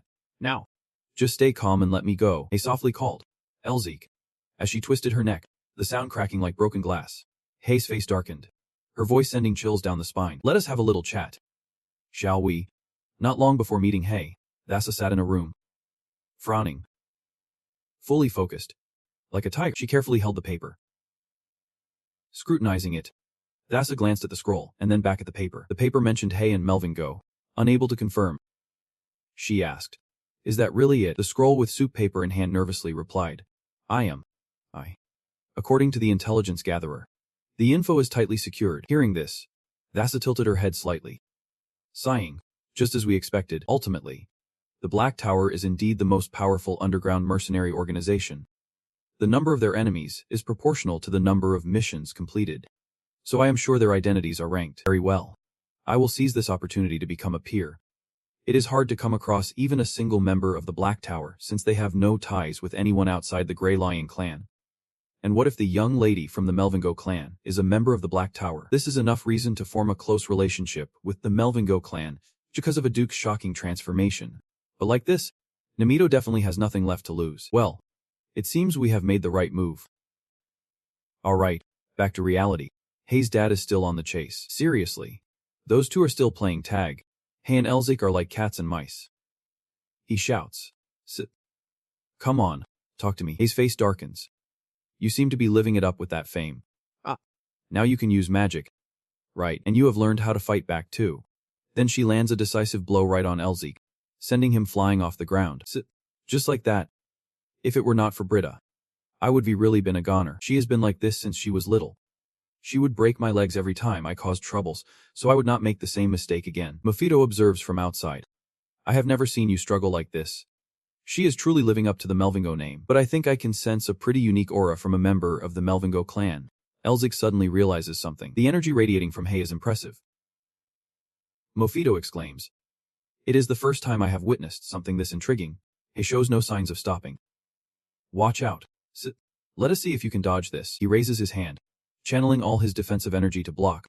Elzik creates a protective barrier around them. He uses every muscle in his body to resist. Is that really you? How could you expect me to dodge a move like that? His heart races, but nothing happens. Elzik slowly opens his eyes in confusion. Hay's attack is halted right in front of him. Let me start over. When I heard you had made some basic achievements, I felt a bit relieved. I know you have had a tough time with that mana blockage, but you still tried your best. So I wanted to support you as much as I could. But what about now? You have thrown yourself into danger, losing control and being unconscious for days. And then when you woke up, you vanished for months without even a word about where you were going. Do you remember the last time we spoke? It has been half a year. You disappeared for half a year. Do you know how worried I was? My heart suddenly feels a bit guilty. She always overprotects me. She scolds me for everything I do, saying it is dangerous. She has always been by my side. I really do not like that excessive protection. But I understand why she acts that way. After our parents passed away, she had to grow up too fast to take care of a troublemaker like me. In fact, it has reached the point of being a bit excessive. I have uncovered our clan's mission. Even when I lost consciousness in the dragon's den, and when I vanished after waking up, it was all for the clan's duty. To be honest, there are times when I think that I should not have to revive our fallen clan. It has already crumbled. I wonder if my efforts even mean anything at all. But after everything I have been through, a thought crossed my mind. This world could be flooded with chaos at any moment. Avoiding my responsibilities as a member of the Melvingo clan feels disrespectful to my parents and the ancestors who fought for our lives. I will head north, where the mission left by our ancestors awaits. No matter what that mission is, or how dangerous the path may be, I will pursue it, just like our forefathers did, until our clan rises again. The world and everywhere I step will shine. Hearing this, or maybe it will hit a snag, I can see her smiling happily and lightly, or gently reminding her younger brother, if you sneak off again, I will seriously smash these legs of yours. Got it, Elzik. What is so hard to understand? Aren't you getting emotional? Or are you saying, yeah, Elzik, you have grown up. I won't interfere in your affairs anymore. Are not you supposed to say stuff like that? Mafito coldly comments. What a shame. She should be beaten me a few more times instead. I am still hoping that next year on this day will be the day of my revival. Luckily, she still managed to escape my control. This time you have said some nice words. But how can I trust you after everything you have done? Put that aside. Humans really do get emotional over the tiniest things. On a quiet new moon night, a mysterious figure appears. Holding something glowing in his hand, it is a small demon statue. He mutters to himself about the resurrection of the Lord in the raging winds, in the blazing red sky. The great eagle spreads its wings wide, soaring into the heavens. 3 months later, at the cliff, Elzik is meditating. The great eagle flies in with astonishing speed. He remains intensely focused, his eyes covered by a cloth. Suddenly, one eye flashes bright, and Elzik reaches out to catch the great eagle. Eulity praises. You are picking this up fast. I did not think you would master the technique so quickly. Suddenly, something like a gust of wind rushes past his shoulder. When did you start fighting with Ogotten? The old man smiles, looking satisfied. It seems you are also aiming to attain that demonic vision. You have learned everything you could hear. From this moment on, real combat will help you awaken faster. Hearing this, Elzik plops down, using his hand to remove the cloth covering his eyes. Is it finally over? We are never going to meet again. Right. Ogotten seems quite pleased. It is like just yesterday you were begging to be my disciple. While Eulity is extremely annoyed, I have to say, you are quite a remarkable disciple. He slowly brushes off the dust, getting up to play around. Did you all forget to take the opportunity to train me as an excuse to torture me? Anyway, I have learned a lot thanks to you. Thank you, Master. Ogotten responds. Are you trying to flatter us? Goodness. Eulity's eyes lit up. Didn't you say you would head north soon? Make sure to bring us back some goodies. All right, Elzik smiled faintly. What gifts? Let us just not meet again. Still, the other two remained silent, waiting for the next words. Elzik suddenly took off, throwing back a remark. Make sure to take care of yourselves, both of you. No response came, and the atmosphere grew even more silent. Eulity spoke up. Does not this make you feel fulfilled? Leader. Thinking back to the days we roamed everywhere together with the set. Ogotten fell silent. Every day was filled with joy while we were still young. And now I am spending these fleeting days here. Eulity glanced over and asked, what would Set say if he were still here? Ogotten replied. He would complain about us sitting here waiting to die like a bunch of old geezers. And we are not even 100 yet. Seriously. We are not as old as him. Eulity nodded. True. Compared to him, we are just middle-aged folks. Suddenly, Ogotten changed the subject. Aside from that, how could he leave behind such wonderful mentors? Eulity went on, heading north alone. That guy needs a serious lesson in manners. At that moment, Elzik arrived to meet Thassa, who was meticulously studying the documents. Did you hand over the excavation of the nesting ladder directly to me? Thank you. Thank you so much. He replied nonchalantly. You handed it to her. Why are you suddenly so polite? I have arranged a carriage to take you to the north. It is right at the entrance. I will set up your studies at the academy, so please be careful. The agreement for the excavation of the nesting ladder between the Diamond lineage and the Firebird Roost family. The Melvingo family. Elzik Melvingo. Firebird Roost family. That's a Nemeto. At this moment, her eyes sparkled. Finally, I get to touch some real items from the lineage. All high-quality stuff. He thought to himself. She is known for loving the lineage. So I handed it to her. But I did not expect her to be this happy. Either way, I think our relationship with the Nemeto family is getting stronger. So I guess everyone benefits. Thinking back, there is still someone who owes me. Miss Isabel said she would contact me after she gets to the north. Could it be she forgot about my debt? Anyway, I will head to the carriage first. Herman is in the woods, tucking his sword into its sheath. That bastard really did hurt me. No matter how weak I am, I can't believe he thinks this is enough to help me. Suddenly, a voice rang out. Maybe he is getting anxious. He has grown weaker after losing too much green slime, and he knows if you join the Melvingo forces, he will be in a dangerous position. Batley and Under are bringing Isabel along. Our niece is really smart. The girl's right. Bro, why do not we just stop playing around and go to Pa and take him out? Exactly. The three of us will go together, she pouted, telling me not to treat her like a kid anymore. Batley let Isabel go. Herman nodded slightly, squinting his eyes and saying, I told you. The issues with the K-Feel will be handled by me. You three just need to protect Isabel. I will personally meet this formula to express my gratitude. The others, including her, stared at him as if they were keeping watch. Herman continued, then decided how to deal with Pa later. The sun was setting. Aiden stood with his back turned. Why has not Pa been appointed as a mage yet? The other person replied, there is a small issue. Don't worry. The plan has no obstacles. Han said, I thought taking out a mage stuck in mana would be easy, especially considering the decaying Melvingo clan might be in the way. Anyway, it is not time to deal with the Melvingos yet. Hurry up and appoint Pa Vifal as a mage, captain of the Green Wolf Squad 1. Bro. The moment he becomes a blue tiger, both his body and power will be taken from him to contribute, even just to wish the Lord strength in the winds of Ambet.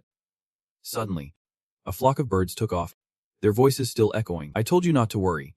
The carriage has been fully prepared. Suddenly, there was a loud shout. It can't be? I had planned to go north quietly. I am very grateful for such a large carriage being prepared for me. But I do not need a driver. The person sitting in front introduced themselves. My name is not the driver. It is the son-in-law. Elzik was getting more and more frustrated. Even with the makeup, well then.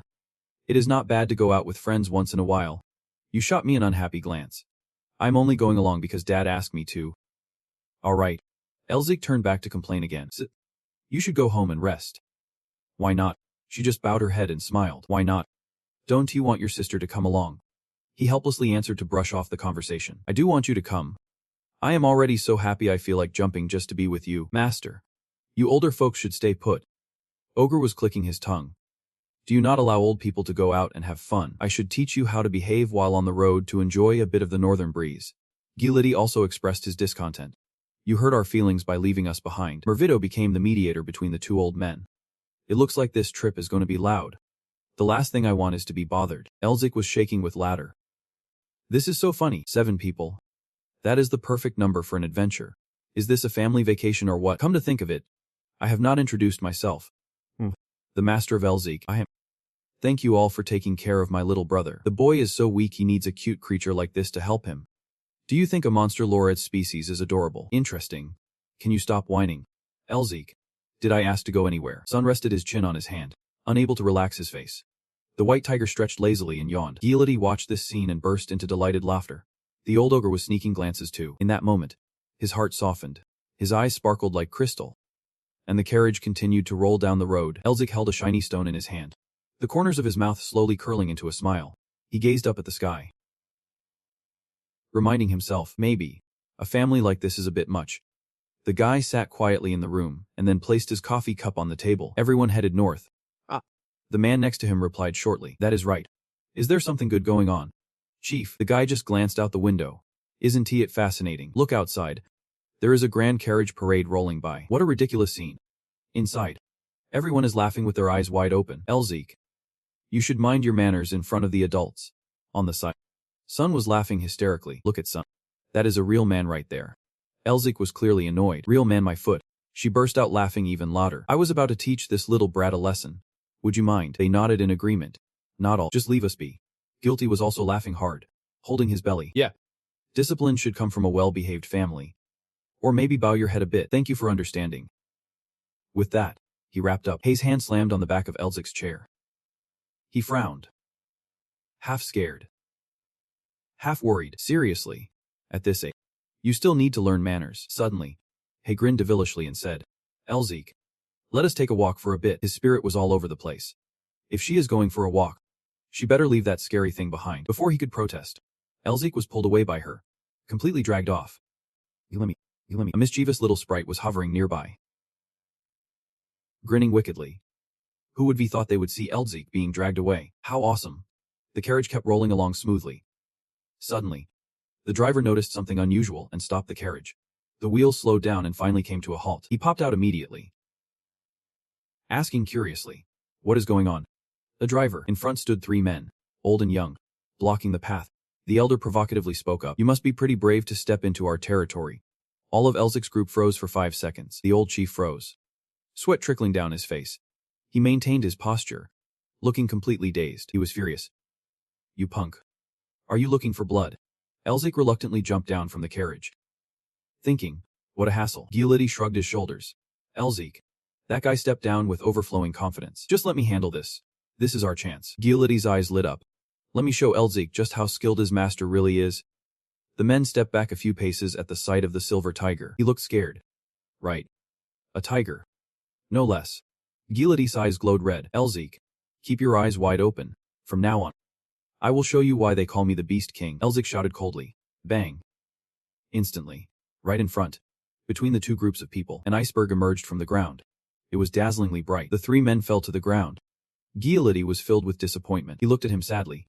Elzik, we could have handled them. Why are you interfering? I did not expect you to come asking around. Are you planning to turn this place into a bloodbath? Those guys definitely are not locals. They are just some poor wanderers from the nearby village. Suddenly, one of them drops to the ground. All 3 of them bow deeply, constantly pleading, please spare our lives. We have families at home. Please, have mercy on us. Hearing these words, he speaks up. If by chance we are just weak, good people who can fight back. Elzik's voice is as cold as ice. Would you still be begging like this? The leader glances at his 2 companions. He is not rushing to say anything yet, just quietly watching. Little did he know, the man bangs his head against the ground. Master Sorcerer, you are right. Leader, but they came here because I forced them. So just punish me alone. The 2 who came with the leader quickly intervene. Leader, why are you saying that? You are doing this for the village too. Exactly. It is not your fault. Please punish us as well. He grins with squinty eyes. Enough of that. Let us see if what you are saying is true. The group walks along path. They arrive at a place filled with crumbling buildings. So old, the leader explains while walking. Due to the drought and famine, our lives have been incredibly hard these past few years. We figured that turning into starving ghosts would just become a curse anyway. Suddenly, Moffat realizes, wait a minute. This energy, it took us 5 continuous days on horseback just to reach the next village.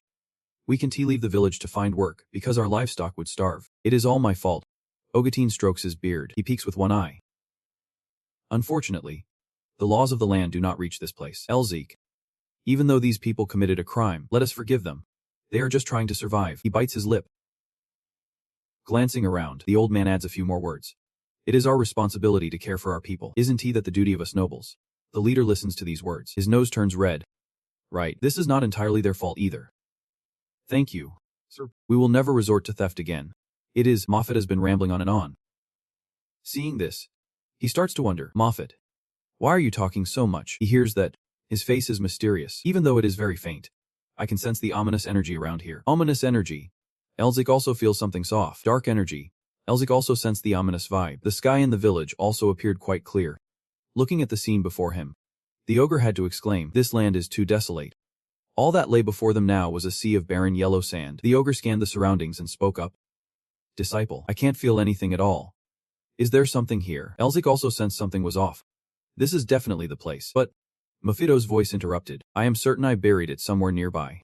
Because I helped you, so you need to give me the magic potion as soon as you find it. Elzik replied, You are leading me on. First, I need to dig. Everyone. Step back. Bursting through, just as those words left his mouth.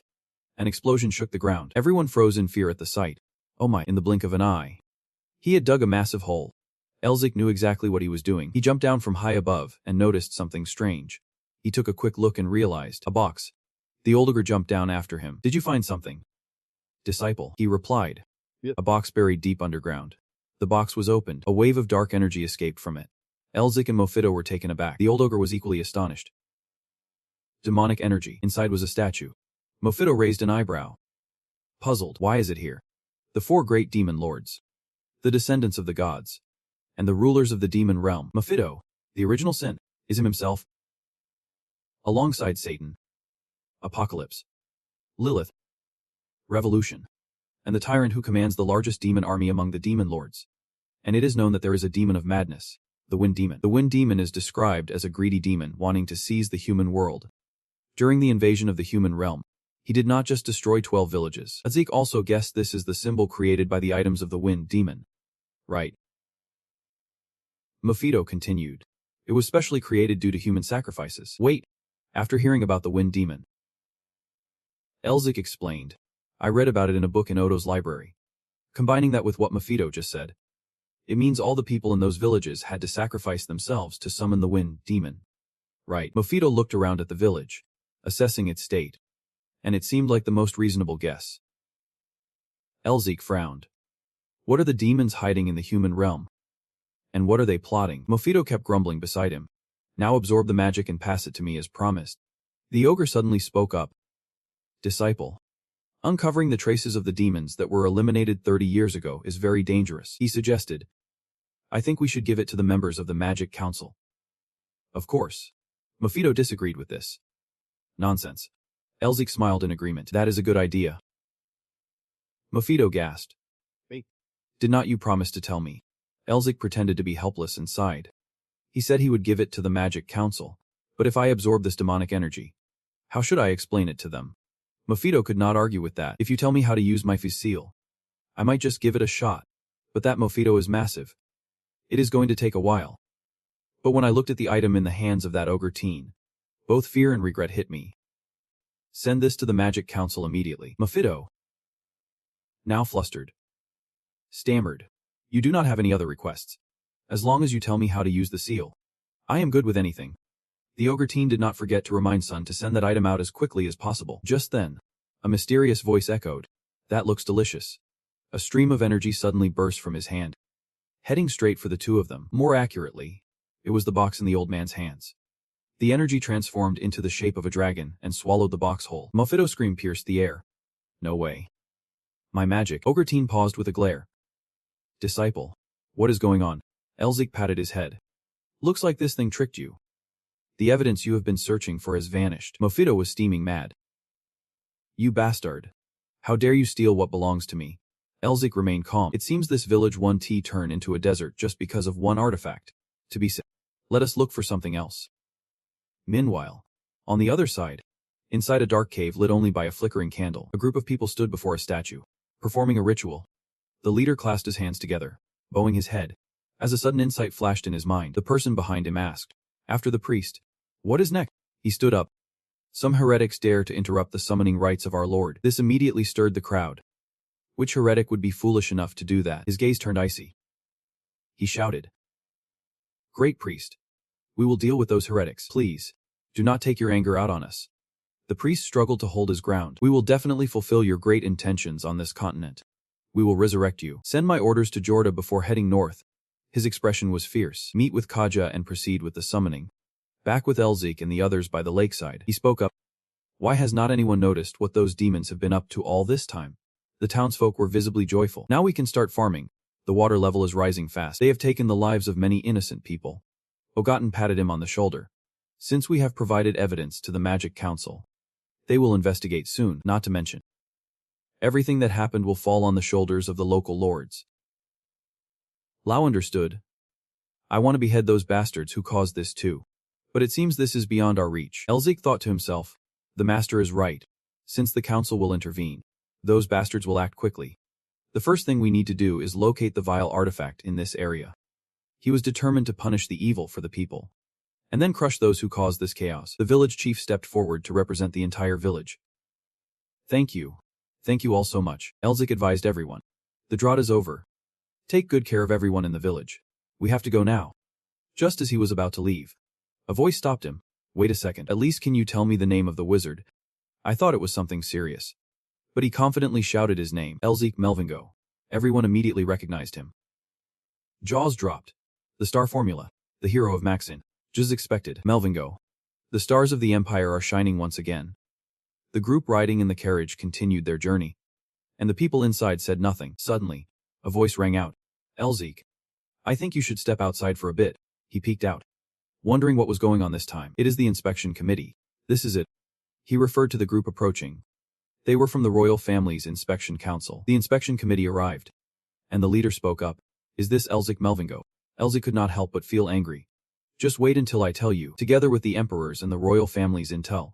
For the emperor and the royal family, and because of the emperor and the royal family, everyone knows they are monsters in human disguise, stopping at nothing from kidnapping to murder to complete their mission. Their combat capabilities are on par with those in the Magic Tower and the Lion clan. Elzik took a quick glance, thinking to himself, even in a place like this, they can't figure out the moves of those demons. No wonder we not even analyzed anything yet. And before we could send a report to Totem, they had already rushed over from a long distance. A Sayakode. However, Elzik was not afraid at all, even if they had the Emperor backing them up. Starting the conversation like this felt a bit too polite. Do not you think? He responded confidently. Yeah. That guy seemed a bit confused by his attitude. Yeah. This remark provoked those behind him, glaring at him with sharp eyes. How dare you talk back like that, especially Arthur, who was extremely displeased. We are agents of the Emperor's intelligence agency here. Commoners like you should know to show us the proper respect. Elzik displayed a face of disdain, not caring at all, which only made Arthur angrier. What did you just say? Elzik replied with a glare that seemed to send a warning. Even if you are from that grand intelligence agency, alone you are barely as strong as a twig. With that, an aura of power radiated from him, sending the inspection committee into a state of panic. What the hell? Because Elzik's words echoed in their ears. Since when did officials have the right to disrespect a duke? He glared angrily. Arthur finally had to concede. He knelt down. How the hell did he manage to do that? Is his level close to that of a wizard? Arthur glanced at his teammate James behind him. Receiving a signal from him, Arthur nodded slightly in response. Finally, he spoke. We apologize, my lord. Please forgive us for our disrespectful behavior towards you. A quick peek from the side. Just like Elzik always knows how to teach others a lesson about respect. I did it because if I acted like it was no big deal, they would just laugh at me and take advantage later, sharpening their claws against me. Next time, if you mess up like this again, I will go straight to the noble council. Arthur kept his head low. I will remember this, you little brat. But deep down, he was already plotting revenge. Just some punk with a title trying to act all high and mighty with me. Damn it. You little piece of trash. Suddenly there is a voice. Just pretend it is your mom scolding you. He was scared stiff. Never thought someone would dare to disrespect my disciple. Turns out it was old Agotten showing up. If it were me, your head would have been rolling on the ground by now. Arthur raised his hand to suppress the pain, gritting his teeth as he looked at the person in front of him, and realized it was the white-haired Agotten. Arthur recalled what Agotten had just said, watching the two of them chatting happily in the distance. So he is the disciple of the strongest guy in the Magic Tower. That is just absurd. Once I get back, I need to completely overhaul the intel department. Time is ticking. The two guys sat down to chat, and Arthur spoke up. Allow me to reintroduce myself. I am Patroon from the 4th Intelligence Bureau. Elzik recognized the name. That is the bureau that sided with the prince in that vicious power struggle in the palace. Has the prince caught wind of the recent happenings? Seems like I am wasting your time here. So let us cut to the chase. Elzik was not keen on small talk. Instead of wasting time, just spill it. Arthur's face turned beet red with anger. This damn punk. He is reporting. We have been secretly tracking the demons for a while now, and recently we found a group of demons with unclear intel. Elzik immediately guessed. Grigori. Right. Arthur was left speechless. How did you know that? Elzik deliberately brought it up. So your intelligence bureau knows which family I come from. Arthur was getting more and more frustrated. Melvingo, the arch-nemesis of the demons. The report stated that 9 threads had been found, but only 1 has been submitted. So where are the other 8 now? He did not hide anything. I am keeping them. The folks from the inspection council want tea like that one bit. That is illegal. Arthur frowned. According to Article 11, Section 2 of the Royal Code, the royal family will keep all items related to the demon clan as evidence. But he quickly countered. Article 8, Section 1 of the Property Code states that if the Administrative Bureau allows it, an individual can possess items related to the demon clan for research purposes. I already have a permit from the Administrative Bureau, and the Intelligence Bureau does not even know about it. Arthur pressed on. May I ask you one last question? How did you know the exact location of those threads? Elzik stuck to his earlier reasoning. Did not I tell you? I am from the Melvingo clan. For real. Arthur knows very well that he did it on purpose. Does he really want me to spill the family secrets to the intelligence agency? Arthur is furious but feels powerless. This cunning guy really does not know his place, constantly using the family's reputation as an excuse. Elzik does not want to continue anymore. I think I have answered enough. Let us stop here. They can only leave in frustration. Thank you for your cooperation. Elzik watches as they leave one by one. Then hears a voice from behind. Sun praises his courage. You have got some guts. Even daring to stand up to the all-powerful intelligence agency. Sun is quite proud of her brother. You did great. Elzik. If you had just let them push you around, I would have lost my head to them already. Sun holds her head, exclaiming at her attitude. This sibling duo is really cut from the same cloth. Gality warns him. Elzik. The intelligence agency is very stubborn. Once they bite, they never let go. Can we just leave things as they are? Elzik knows very well that this is not going to end well. You know me? I am not the type to let things end easily. Sun senses something ominous. What trouble is he planning to stir up this time? Elzik is the kind of person who seeks revenge.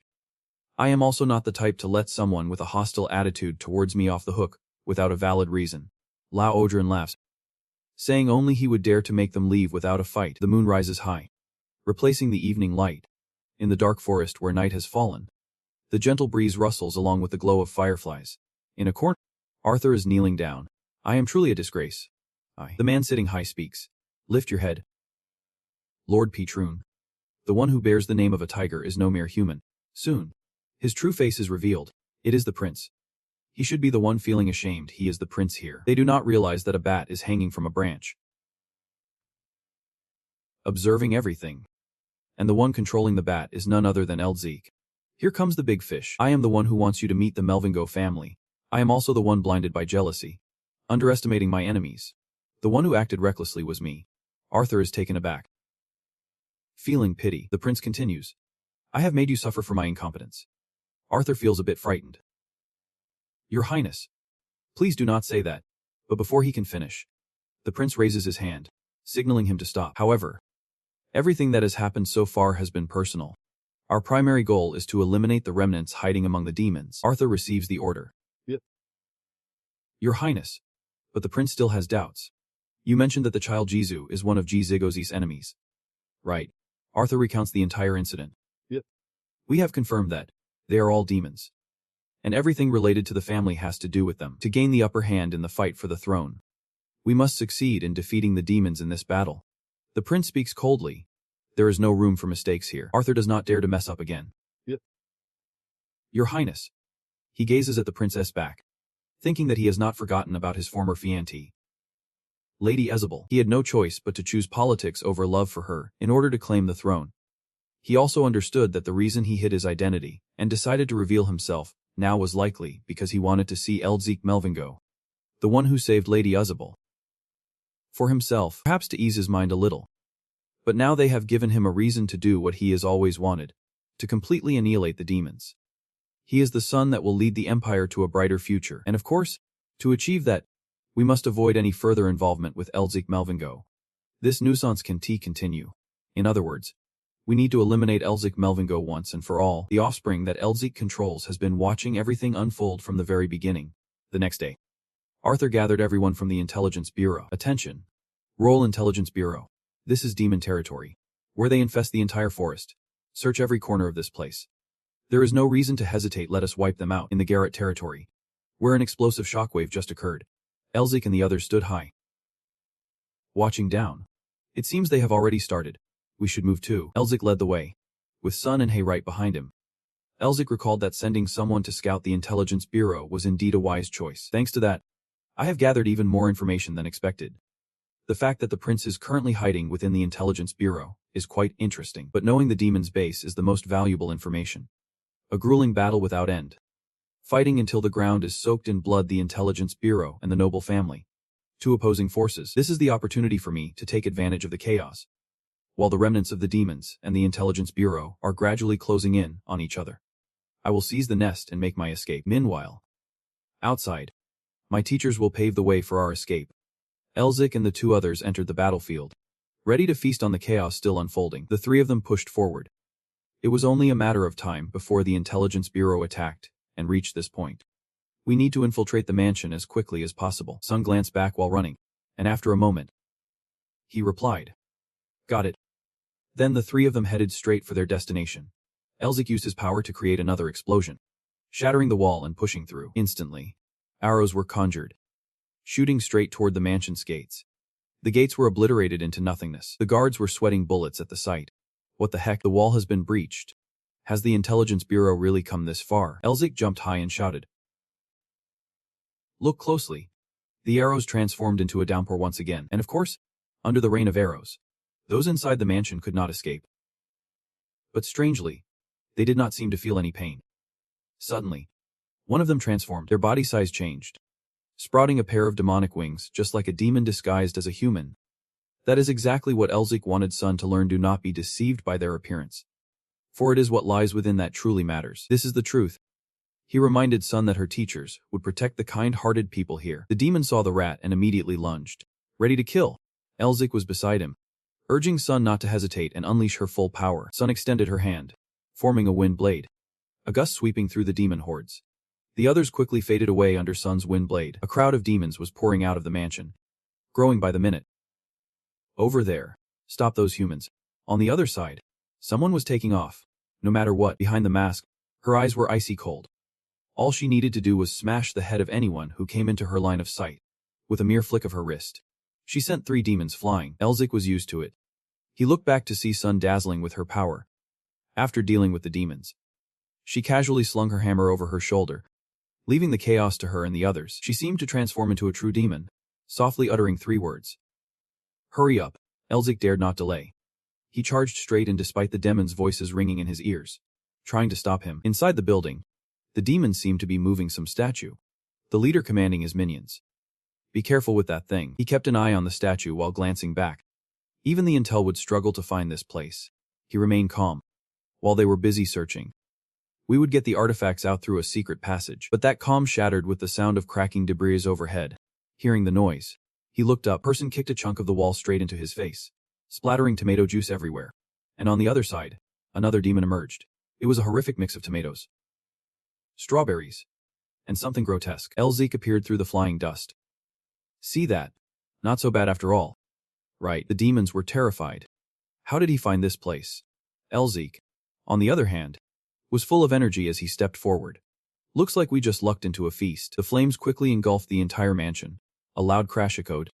What did someone just say? The inspection team found the treasure vault underground, and his subordinate reminded him, "Sir, I think we need to get out of here fast." The demon was still lost in confusion. "Only my close associates knew about this place. How could they find it? No way. There is a traitor." And then a huge explosion erupted, sending rocks flying across the ground. The one who suggested it had already vanished to the other side. Just saw the shadow of the legs of the one responsible. I was wondering who the traitor was. A Thor in the intel team appeared, and it turned out to be you who. He called out another name, Kaza. A Thor was thrilled to have successfully set the trap. "You rat. You were always planning to run away. We're not you. Now we have got you cornered. You tell me." A Thor.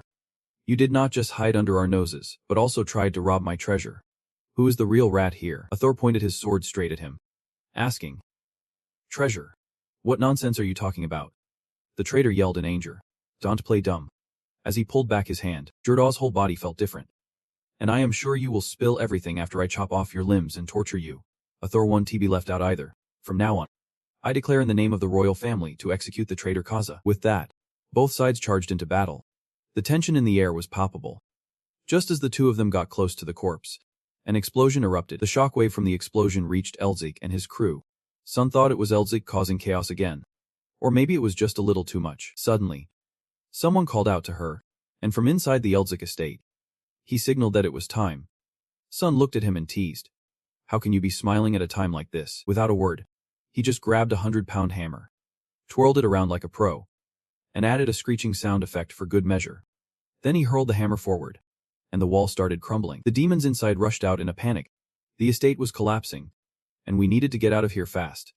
Taking advantage of the chaos, the 3 of them managed to escape to where the master was. Everyone did not say much but used all their strength to head toward the gate. In the distance, they spotted old Ogatine and Gelati. "Master." Ogatine suddenly grinned playfully. "Is there really a disciple brave enough to boss around the master?" Gelati chimed in. Who even said that mocking the inspector is fun while acting like a hero? They gathered everyone and piled into the vehicle to leave. Ogatin was curious about what Elzik's next plan was. Elzik, the citizens have all evacuated. What do we do now? Elzik clung to the door as he stepped up. What else? Leaving behind the estate engulfed in flames, it is time to get out of here. The next morning at the estate of Jurdal, which had turned to ashes, the three hesitated to chase, but ended up with nothing. Kaza. Hen has lost it. I did not think Hen would drag everyone down with him like this. Hen also has an accomplice outside. That poor guy. Suddenly, a subordinate rushed in to report. Deputy. We found the treasure vault that the demon mentioned. Arthur headed to the surveillance area. The situation was a bit tricky since the estate had collapsed. My mission is to find traces of the Demon King and deliver them to Crown Prince Dinha. If I help him seize the throne with this achievement, I will get promoted in the Green Tea Squad and would be overjoyed if I could find the traces Elzik left behind that linked Han to this guy. I could finally put an end to the Melvingo clan. Suddenly, a voice cut in. Stuttering. Deputy, look over here. Arthur panicked and ran over. What is going on? The subordinate pointed inside. Mumbling. The treasure vault was empty. Arthur turned pale. Damn it. Did the demon clan clean this place out? The subordinate did not know how to explain this. I am not sure. Remembering Jizo's expression back then, Arthur was stunned. No way. The families had no idea about our ambush and really suspected we were spies. Wait a minute. That is right. There is already a spy from the demon clan in the T team. Meanwhile, Arthur's face is all twisted up. Elzik is laughing like he has lost it. Even Ogarten is confused. What has got you so tickled? I asked. I just find it hilarious imagining the T-Team's reaction after seeing that empty treasure vault. Ogarten chuckles helplessly. Those damn T-Team idiots have messed with the wrong person. They really are my punching bag. Elzik asked him. Mephisto, you are still mad. I have given you the demon energy I promised. The great demon king should not be so petty. If you had just told me about your seal, I would be gone easy on you. Flashback to when we were in Elzik's mansion surrounded by all those dazzling treasures. How many are there? Anyway, seeing this, Mephisto next to him was not pleased. Mephisto reminded him, if you do not keep your promise this time, there will be no more deals between us. Elzik sighed. I know. He used his powers to lift the treasures into the air. Just a flick of his wrist, the source of the energy from the tattoo began to glow around him. Absorb it. Mephisto was overjoyed to receive the goodies. Finally, he has got a taste of that demon energy. I do not know if it is because it is from the wind element or what, but it is delicious. But just when he was about to savor more, Elzik stopped him. Mephisto shouted in anger. What the heck? Why are you pulling it back? Elzik lightly twisted his wrist. Come on. This is not our first rodeo. It has got to be give and take. The way to activate the original Sin Seal. Hand it over, and I will give you this demon energy in return. Mephisto was ready to blow a gasket. You thinking back? Mephisto could not help but still be furious at him. He was using all his strength to hold back his temper. You really are a piece of work. Elzik did not care. This is a mutually beneficial deal. Exploitation. To use the seal, one must have the qualifications, and to gain those qualifications, one must understand the seal. Remember the black symbol on your hand. If I want to understand the original sin, the first step is to acquire its seal. The problem is, Mephisto does not know who is under it because he only knows himself. Since the image engraved on the seal is a wolf, I will try to find clues from that. I just realized something feels off. He looked out the window. The source of the disturbance was coming from an uninvited guest. He moved step by step toward Elzik's carriage. It is that old man. The one who has not been banned from the system for hacking the game. All of a sudden, he spoke up. I have found you, those sneaky folks. One person looked casual. The fish jumped out like a beast breaking free from its cage. It lunged forward like a gust of wind. He was furious, grinding his sharp teeth and roaring loudly. Intelligence agency. 3 up. I will never give up that easily. Then he spread his wings and shot into the sky. Beyond the pain they stole, there is a scent only I can smell. He said this while glancing at his forearm. There are images there. He looked down at his forearm. You can see the shape of something etched into the flesh with dark, twisted purple lines. Once I absorb it, it becomes a sealed curse. I will tear you apart piece by piece. Ojaltine crossed his arms over his chest. His face clearly showed a sinister expression. A demon that can walk in the sunlight. It seems like he is angry at someone. Let us show some respect to Lao. I will go check on the injury. Ojaltine calmly told her. Sit down. Good. There is nothing for you to interfere with. She became confused. Sorry, you mean? Lao replied casually. Isn't it better if the one who invited that guy is the one who goes? Elzik sat in the chair, looking relaxed. Right. You are the one who called him here. You think there are still plenty of chances to use him.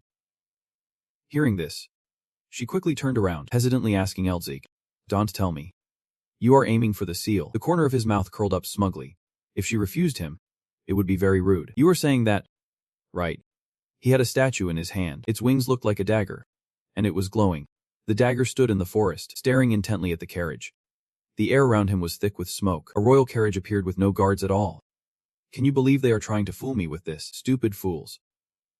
He sneered, his eyes burning red. I will reclaim the artifact. I was worried you would not show up. The dagger lunged forward, fast as the wind, yelling, I will tear you to shreds. A dagger manifested above Elzic's head. He must think he is safe while he is messing with him like that, even missing a hand. He is still a demon with a pretty strong seal. Elzic merely smirked confidently. The dagger charged at him. The dagger's claws screamed with fury. The dagger's claws swiped Palzik. He gracefully dodged. I have always wanted to know how much stronger I have become since I left. At that moment, the dagger lunged again, attacking Elzic with its claws. The ground shook with a thunderous sound. Only he remained calm, jumping to evade. And I have decided on some things I need to do. Then Elzic landed precisely. His gaze seemed to burn through his opponent. He raised his tattooed arm. Flames erupted around him. Elzic declared ominously, I will exterminate the demon race. The green tattooed hand formed a fist, raised to his face. His lips curled into a smile. His gaze pierced through the dagger. He shouted loudly, breaking through.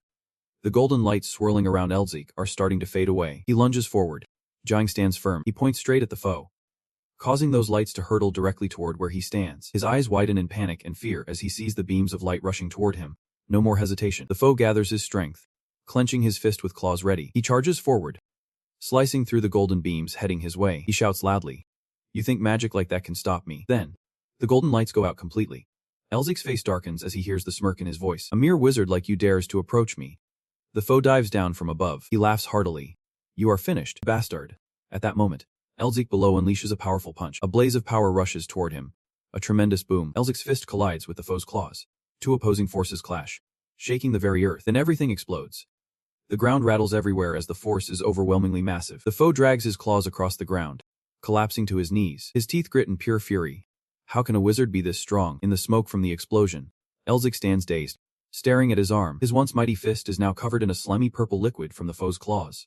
Elzic's expression darkens. Facing him, this could be extremely dangerous. The poison in his claws will seep into every tiny pore of my body. Is this his sealing power? I need to freeze it so the poison does not spread, but this is only a temporary fix. I must be careful not to get further poisoned. Elzic's other arm is desperately trying to freeze the impurities on his right hand. His face looks truly grim right now. Khazur has risen. Watching Elzic as he freezes, he laughs wickedly. You are stopping the poison by freezing your hand. What a joke. That mark engraved on his flesh appears again. It radiates an ominous energy. He opens his mouth wide. If that is the case, then you will take this. Eat this. Eat this. Then you will take this. The poison wind rises again. The mark on his skin looks like a fierce beast lying on an arm that has been severed halfway. He laughs again, a victorious smile. Let us see you freeze a venomous wind. Kaiser channels all his strength and roars. That powerful wind of poison rushes toward Elzic. He raises his injured arm to block it. He grits his teeth in frustration. Damn it. The poison is creeping into his body. This is not something I can just freeze to contain the poison. Amidst the roaring wind, a glint flashes in his eyes. But I can still do something. To counter his attack stance, Elzic's stance returned. Standing tall, both hands raised, he shouted loudly. Freeze. Reverse. The shout was not over yet. At the root, his two hands locked together. A cold beam of light surged forward, paired with his determined and confident gaze. I am going to blow this poisonous wind back at him. The guy is currently facing away. The fierce wind and storm are rushing towards him. He stopped that massive wave by flapping his wings. How foolish. Does he really think the magic I am using can affect me? As the wind passes by, a confusing glint flashed in his eyes. What the? Where is he? Elzic has vanished from where I was standing. Not a trick. Then he appeared behind the guy. That is without distracting him. He stands behind him, the corner of his mouth subtly curled up. His gaze began to darken. Behind Elzic, a storm of fury was brewing. The guy sensed it. His eyes turned back. But at that moment, Elzic Melvingo had struck, bound. A chain wrapped around him from head to toe, his teeth grinding together, his eyes full of fire. The guy never expected to be defeated by this old trick. Then he appeared behind. He stood behind him with an extremely satisfied smile. As the chain began to tighten around him, the guy screamed, Wait! Hold on, come on. If you finish him here, it will be boring. Elzic with a smug grin. He reached his hand out from behind. A final blow. It has been a while since I used this move. His hand slammed hard against the guy's chest. A blue light from Elzic's hand spread around him. Then he slammed Elzic hard into the guy's chest. That is the secret technique of the Mountain King. Everything here turned to shades of white and blue, like mountains and rivers merging. The chains completely bound the guy. He fell to his knees, gasping. No strength left to resist. The guy's face was drenched in sweat. Unbelievable, he howled. Struggling. How can a human wield the power of the Mountain King? Elzik stood tall, placing his hand on the man's head. His eyes sparkled with a fierce light. He spoke casually. You do not need to know what to do. Then Elzik pressed hard on the guy's head. Absorbing, he screamed in pain. In the desolate forest, a beast returned to its ancestors under the hands of the Mountain King. Elzik withdrew his hand. The guy collapsed on the ground. No more breath. Only a dry husk remained. He looked down. His gaze dark and heavy. Sighing, a sudden sense of loss emerged, hovering above Elzik. The annihilation of the beast race. He dared to say that in front of me. We really have no choice but to work together. We are destined to become enemies that we will have to fight in the future. What a waste. Radiating such a fierce aura. That grin with sharp teeth is even scarier. This is just amazing. That is exactly what I was thinking. Elzik looked down from above at the figure sprawled on the ground. That is the situation. His hand clenched tightly. His gaze was dangerously unreadable. Then he realized something. Elzik's eyes flickered with panic. Right after that, Elzik was drenched in blood, his hands wrapped around himself. His legs buckled to the ground. The pain was excruciating. From afar, Hainogarten rushed over. He shouted, Elzik, your face is turning pale. The poison is building up in my body. Ogarten reached out his hand, pressing it against his back, transferring strength to Elzik. A golden light radiated everywhere like a beacon of hope. He helped Elzik to stand up despite the struggle. Ogarten continued to assist him in regaining some strength. Elzik, are you okay? He grimaced. Straining to stand up, he coughed once. Yep. I feel better now. His words and breath were shaky. Elzik struggled again. His feet were covered in dirt from the recent battle. He asked, were these demons always this strong? The old man pulled his hand away from Elzik's back and replied, that is right. Of course they are. Look at Cater's corpse lying on the ground. Mouth agape. If he had been at his best earlier, I probably would have lost to him. He replied with a smug smile. I think I would still win. A flicker of pride shone in his eyes. That kid has infinite confidence. Then Elzik sat on the ground, stretching his arms in sheer delight. I bet that kid will find a way to defeat the opponent no matter how unfavorable the situation is. Ogert nodded in agreement. However, he had a feeling Elzik was about to get a lesson from his master. You must not let arrogance take over you. You need to change. Elzik sat on the ground, looking at the old man with annoyance. He spoke while forcing a smile at the corners of his mouth. But Ogert believed in him. However, it felt like he was teasing. Ogert laughed heartily, his cheeks flushed like a maiden. Truly, he is my pride and joy. The old man was proud of Elzik. In the quiet darkness of the night, the bright full moon shone down on the weeping dry branches. Back to Kal's Hediat. Two masked figures in royal uniforms were conversing. What does the captain want us to find here? The other person replied, I have no idea. Why does he keep telling us to look for traces of a third party in this place? The masked man with slick back hair sighed. Continuing to speak, we have searched all day and have not found any trace at all. If this is not a wild goose chase. He had not finished his sentence.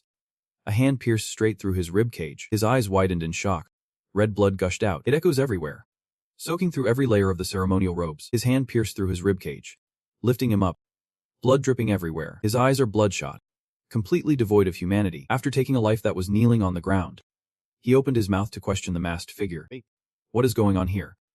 He asked, fear creeping into his voice. He slowly stepped back, stammering, Who is there? He reached out with his tattooed hand, trying to snatch the mask off him. Show yourself? He shouted as he was lifted off the ground. His legs flailed.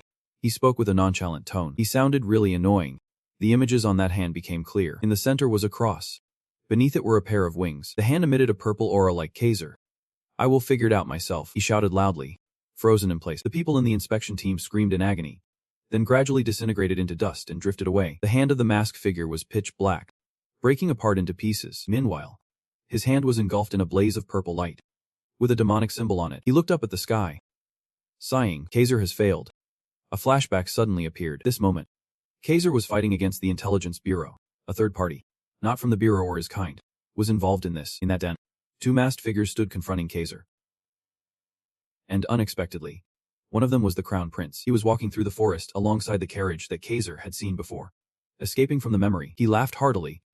What an unbelievable harvest. Just thinking about the Crown Prince personally taking part. In another part of that dilapidated den, a group of men in suits knelt before a powerful figure standing tall. It was the Crown Prince. He was way too big, and the first demon was beneath his feet. Enough. He clasped his hands behind his back, speaking with authority. Remember the wounds you have suffered today for the rest of your life, and reflect on yourself. The demon right under the Crown Prince's Arthur. His back was covered in wounds. He slammed his head hard against the stone floor, making a loud noise. The gods will remember that. The Crown Prince looked down from above, scolding Arthur.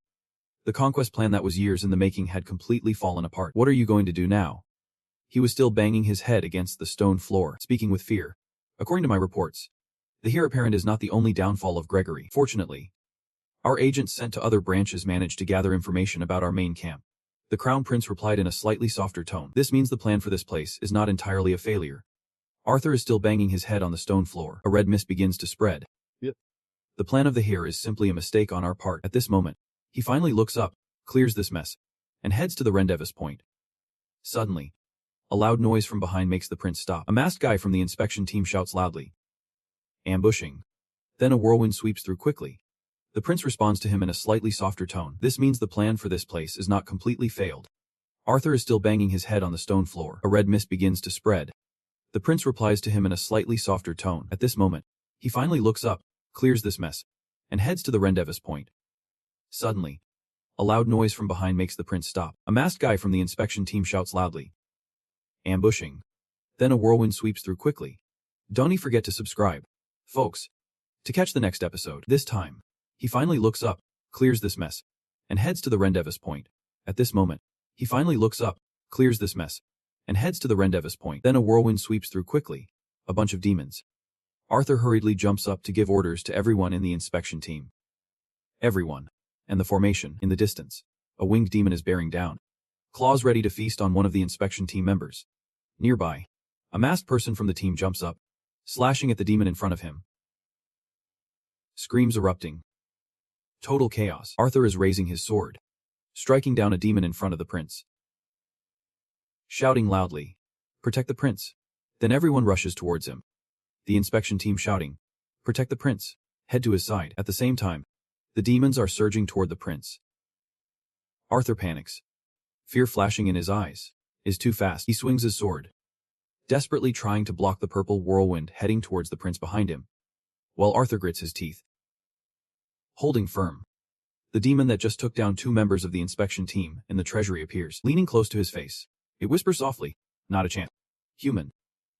Immediately, Arthur swings his sword fiercely and shouts, "You scum. How dare you?" But he has taken to the sky, and Arthur is just slashing at air.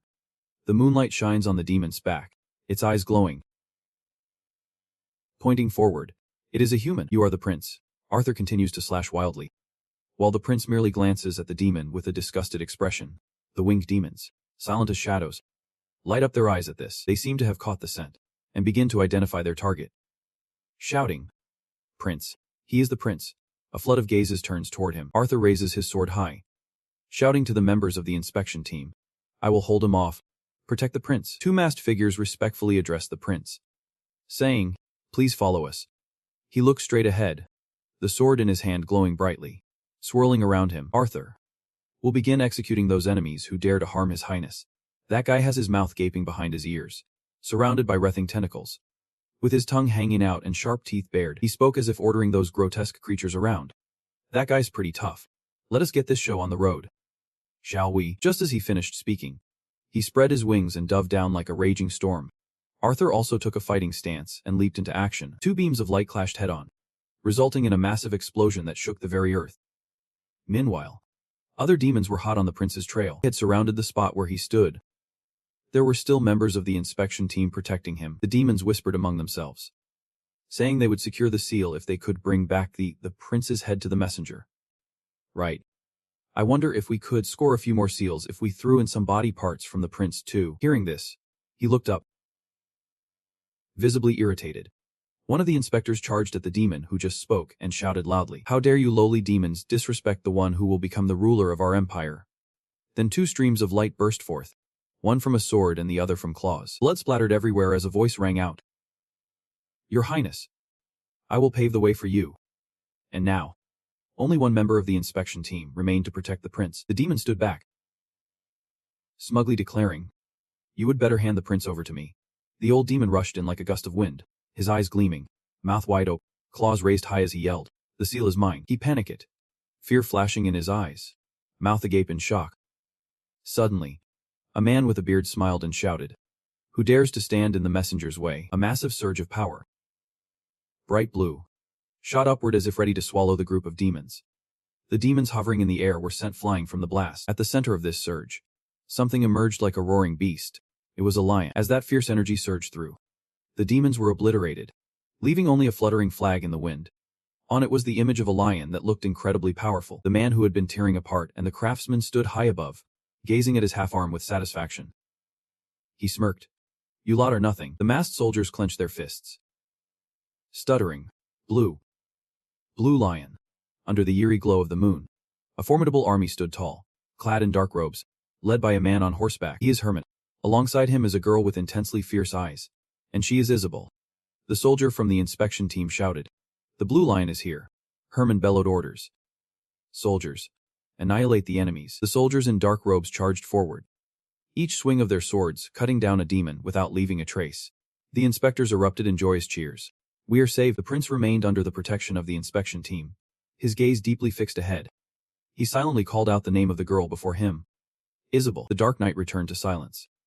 With the moonlight creeping in to illuminate every corner, two armies stood face to face in the bunker, and Arthur Patron's voice echoed. Even though we had managed to wipe out most of the demons with the mage's assistance, we could not take down the demon leader. The prince turned away from Arthur, facing forward instead, closing his eyes as he confronted Herman's army, his voice deep and calm. Thank you, he replied respectfully. I am glad you are safe. Your Majesty, I will escort you back to the palace. But you already have your intelligence team with you. I take my leave here. He responded immediately upon hearing that. You must be really busy then. Carry on, Herman responded. Thank you for your understanding. Suddenly, he asked him back. But can I ask where you are headed? He laughed heartily in response. I am looking for Erich. At the same time, Isabel's cheeks flushed slightly as she smiled gently. The prince did not say much more. His gaze was still fixed on her. I see. Isabel's cheeks remained rosy. She smiled softly. Her eyes fell to the ground. Then he turned and walked away. All right. Farewell. The prince's eyes burned bright. His lips pressed tight in anger. Erich Melvin, sir. That name again. In the icy forest of Fukin, a carriage was rolling ahead. Erich peeked out, his face beaming with excitement. He leaned out of the carriage window. The vehicle was approaching a massive fortress. That is the Great Wall. It is even bigger than I heard. Then he settled back, his gaze fixated on that great wall. There is something behind this wall. After a moment, the carriage stopped in front of a tall gate. There stood the guards. They ordered, Please stop. The rider chuckled friendly. You guys must be the border guards. We want to cross the border. Just as he finished his sentence, Erich peeked out to look. One of the four gate guards spoke seriously. Sorry, but you may not pass. Being denied like that made him less than pleased. His brows furrowed tightly. His face turned cold. Erich stepped down from the carriage, his voice filled with curiosity. Is something going on beyond the wall? The guard explained seriously. Monsters outside the wall have been causing chaos lately. Unexplainable phenomena have started to appear. So the border patrol is in a state of emergency. He sensed something was off. I knew that strange energy on the other side of the wall was highly suspicious. Even so, I am not backing down just yet. He was resolute in his decision. Cardonet handed them the pass. Cardonet happily complied. Understood. He rummaged through his coat pocket. Cardonet slowly approached the guard with the pass in hand. He handed the scroll to the guard. Here. The guard was unsure how to handle it. What is this? The Nerister family and the Mabinger family. I did not realize you came from such prominent families. Usually, people can't pass, even with passes. But I will make an exception for you since you come from the Forrester and Mabinger families. He seriously offered a piece of advice. In exchange, please run to the highest safe place you can find if anything unexpected happens. Elzik wondered what would surprise him. If we hide there, will someone come to rescue us? The cold guard replied, if that were the case, finding your body would be easier for us. Elzik froze at the sound of those words. The terrifying cries of the insect monster echoed everywhere. He got into a ready stance. He wanted to face it head-on. The insect monster suddenly lunged toward Elzik like a bullet. He struggled to control it with one hand. Elzik seized the moment, leaping up to kick hard at the insect monster's neck. Down. He could not comprehend it at all. These insect monsters keep charging in here like they are on a rampage. It suddenly appeared right behind Elzik. His serious gaze made everyone wary. Elzik was still deep in thought. Compared to the last battle with the demon, I feel like I can't fully utilize what I have learned. If I acquire more seals in the future, my mana will be a limiting factor, and I won't be able to unleash their full power. The insect monster wailed when Elzik struck its mouth. Its fall caused debris to scatter everywhere. He landed softly on the ground as if he had planned it all along, using magic crafted just for himself. I need to create a completely new type of magic. Only then will I be strong enough that no one can look down on me anymore. Suddenly, someone called out to him. You are finished. San is in a state of distress. Even though I have wrapped my body in mana, I am still freezing my butt off, and I am running low on mana.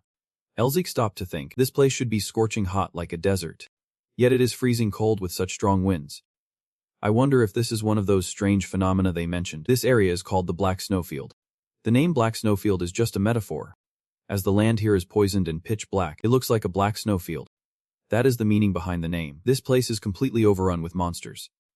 And even the Empire has given up trying to conquer it. It is a forbidden area where even 8th level grand sorcerers might not be safe. A friend tapped Elzik on the shoulder. Curious. Elzila. Is the flower shrine really a place abandoned by the gods? In fairy tales, the flower shrine is a peaceful garden where the god of flowers happily lives with humans. Doesn't this place look like a flower garden? Elzik did not care about the rumors floating around. The flower sanctuary does exist. I can confirm its existence based on my family's records in the royal lineage. Ogre showed skepticism. Do you know its exact location? I do not believe you can find it just with those records. You seem to have your own plans. I am considering looking for the beast men guarding the flower sanctuary. The old man can't help but worry. The beast men harbor a deep grudge against humanity. Are you sure you will be okay? Elzik was confident in his abilities. We will be fine. I have a way. Ogre could not hide his excitement as he replied, I do not know what you have in mind, but I am looking forward to it. If I knew your intentions, it would be even more fun. The old man felt uneasy. But how are you planning to find the beast men in such a vast area? Elzik also did not know what to do. That is something I am still thinking about. A voice chimed in with a question. Do we have a map or any signs? We can't search this whole snowy field blindly. He faced the harsh reality. We have nothing at all. If only we had a compass at least. His gaze was fixed on something glowing. There is a glowing crystal over there. It was only then that Elzik noticed and reached into his pocket. He picked it up, a bit puzzled. Why is it glowing all of a sudden? He jumped back in shock, unable to believe his eyes as the crystal lifted into the air. What? The glowing crystal is shimmering. It seems Elzik has discovered it. The light from the crystal is revealing a path for us. I think we have found our way. The full moon illuminated everything around. In the silent forest, without a sound, a carriage was slowly making its way forward. Elzik commanded. Karunid, stop. He immediately complied. Yep. Elzik. Sown. Not understanding, asked in confusion, what is going on? He explained. The crystal stopped glowing once we entered the forest. The forest turned gloomy at night. And suddenly, a light flickered. The light from the fire helped the group find their way easily. He shook his head in disbelief. Are we actually going to find anything here? I do not see anything at all. Giddity used his special eyes to investigate. I am searching from above with my spirit beast. But I am not seeing anything either. Elzik was not about to give up easily. Well then. He clenched the crystal ice in his hand. Elzik had to accept the reality. Let us head back to the carriage. The crystal ice will likely continue to guide us. He suddenly turned his head as he heard a noise in the distance. He and Sun nodded to each other as if they understood. Elzik dashed forward with his teammates. The three ran like the wind, not wanting to miss any strange happenings. His eyes narrowed. Sensing something was there, Elzik and he hurriedly hid behind a tree to avoid being spotted. Elzik thought to himself, a female beastman. He confirmed Irina's identity. It was a female beastman of the cat tribe. A fierce-looking monster with a terrifying appearance. They jumped up, wanting to grab her. Irina screamed for help. Is anyone there? Please help. A green mist flowed through the air. At that moment, she quickly shut her eyes tight. When she opened her eyes, Irina was dazed, unsure of what had just happened. The monsters in front of her had been frozen solid. Someone gently snapped their fingers, and the ice covering them shattered. Elzik softly asked Han, are you alright? You must be in shock. Han was still there teasing her. You really have no acting skills at all. Elzik coldly spoke up. If you are hurt anywhere, I can help heal you. He stepped closer and calmly asked. Can you stand up by yourself? Irina's eyes were filled with anger. She swatted Elzik's hand away, her voice dripping with disdain. I do not need help from a human. Two cat tribe members suddenly appeared from the trees. They hung on the branches, watching the situation unfold. She even threatened them to keep their distance. You stupid human. If you do not surrender after I count to 3, I will kill all of you. The men were already ready as she began to count. He was intently waiting for Irina's command, or maybe he would just give in to the situation. Elzik. What are you planning to do? Had the nerve to smirk brightly. Elzik quickly spread his arms wide, full of cheer. I am dropping the goods. Elzik's teammates are all freaking out, not knowing where to hide their faces. He is trying to act like it is all good. I am the one dropping the goods here. One guy is completely unfazed. He really is full of tricks. Just a moment ago, Elzik and Sun were hiding behind a tree. It was easy to guess when I saw Irina fidgeting. This situation is obviously a trap. Classic Zik move. Your eyes can spot trouble from far away. Recently, there have been female soldiers around, eager to know your plans. Elzik, what are you planning to do now? I am not exposing them. What else can we do? If they want to play, we will play along and we will let them lead us straight into their den. The group is heading into the realm of monsters. with Arena and her minions capturing my whole crew. Everyone is speechless as they sit in the car. One brave soul finally gathers the courage to ask a question. Do we really have to go this far? Elzik just smacked him. You are such an idiot. He is incredibly proud of his skills. You have to be ready to make sacrifices like this to pull off a successful act. One of the other guys can believe it. Who knew those dumb monsters would fall for such bad acting? All the monsters are in an uproar. Those damn humans. Why did the search team bring those humans back? They definitely do not have good intentions. Just kill them right now. Even Elzik is taken aback. Honestly, I already expected this. But their rage towards humans is pretty intense. He knows the whole story. You humans took over their homes and drove them here, so is not it only natural? Trying to unleash the wrath passed down from their ancestors won't be easy. He decides to stay silent. The wheels come to a stop on an empty road. Azina turns around. She introduces herself as the royal guard of the Animorp Kingdom. If you value your lives, it is best to behave yourselves. He finally lifts his face. Azina informs, because our great kingdom will interrogate you. She leads the entire EXO group inside. He follows Azina without saying a word. It is not hard for him to guess. You must have some kind of agenda. That is why you are entering the enemy's stronghold, right? Elzik boldly asserts, of course.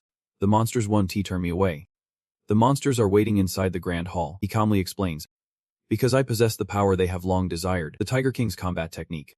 The former Beast King's strength enhancement skill. The Tiger clan has held the throne for generations, but now they are all extinct. What if the strength enhancement skill, which represents the king's authority, reappears? Elzik can't help but laugh. Just think about how much it would be worth. He is not surprised at all. You really are eager to sell it for an outrageous price. Arena kneels to pay her respects. She reports the situation. Your greatness. The king of Animorp. I have brought the prisoners here. The king praises Arena. Well done. The king's claws glow ominously. Those humans. Why did you enter our territory? He realizes immediately. Is he a beastman?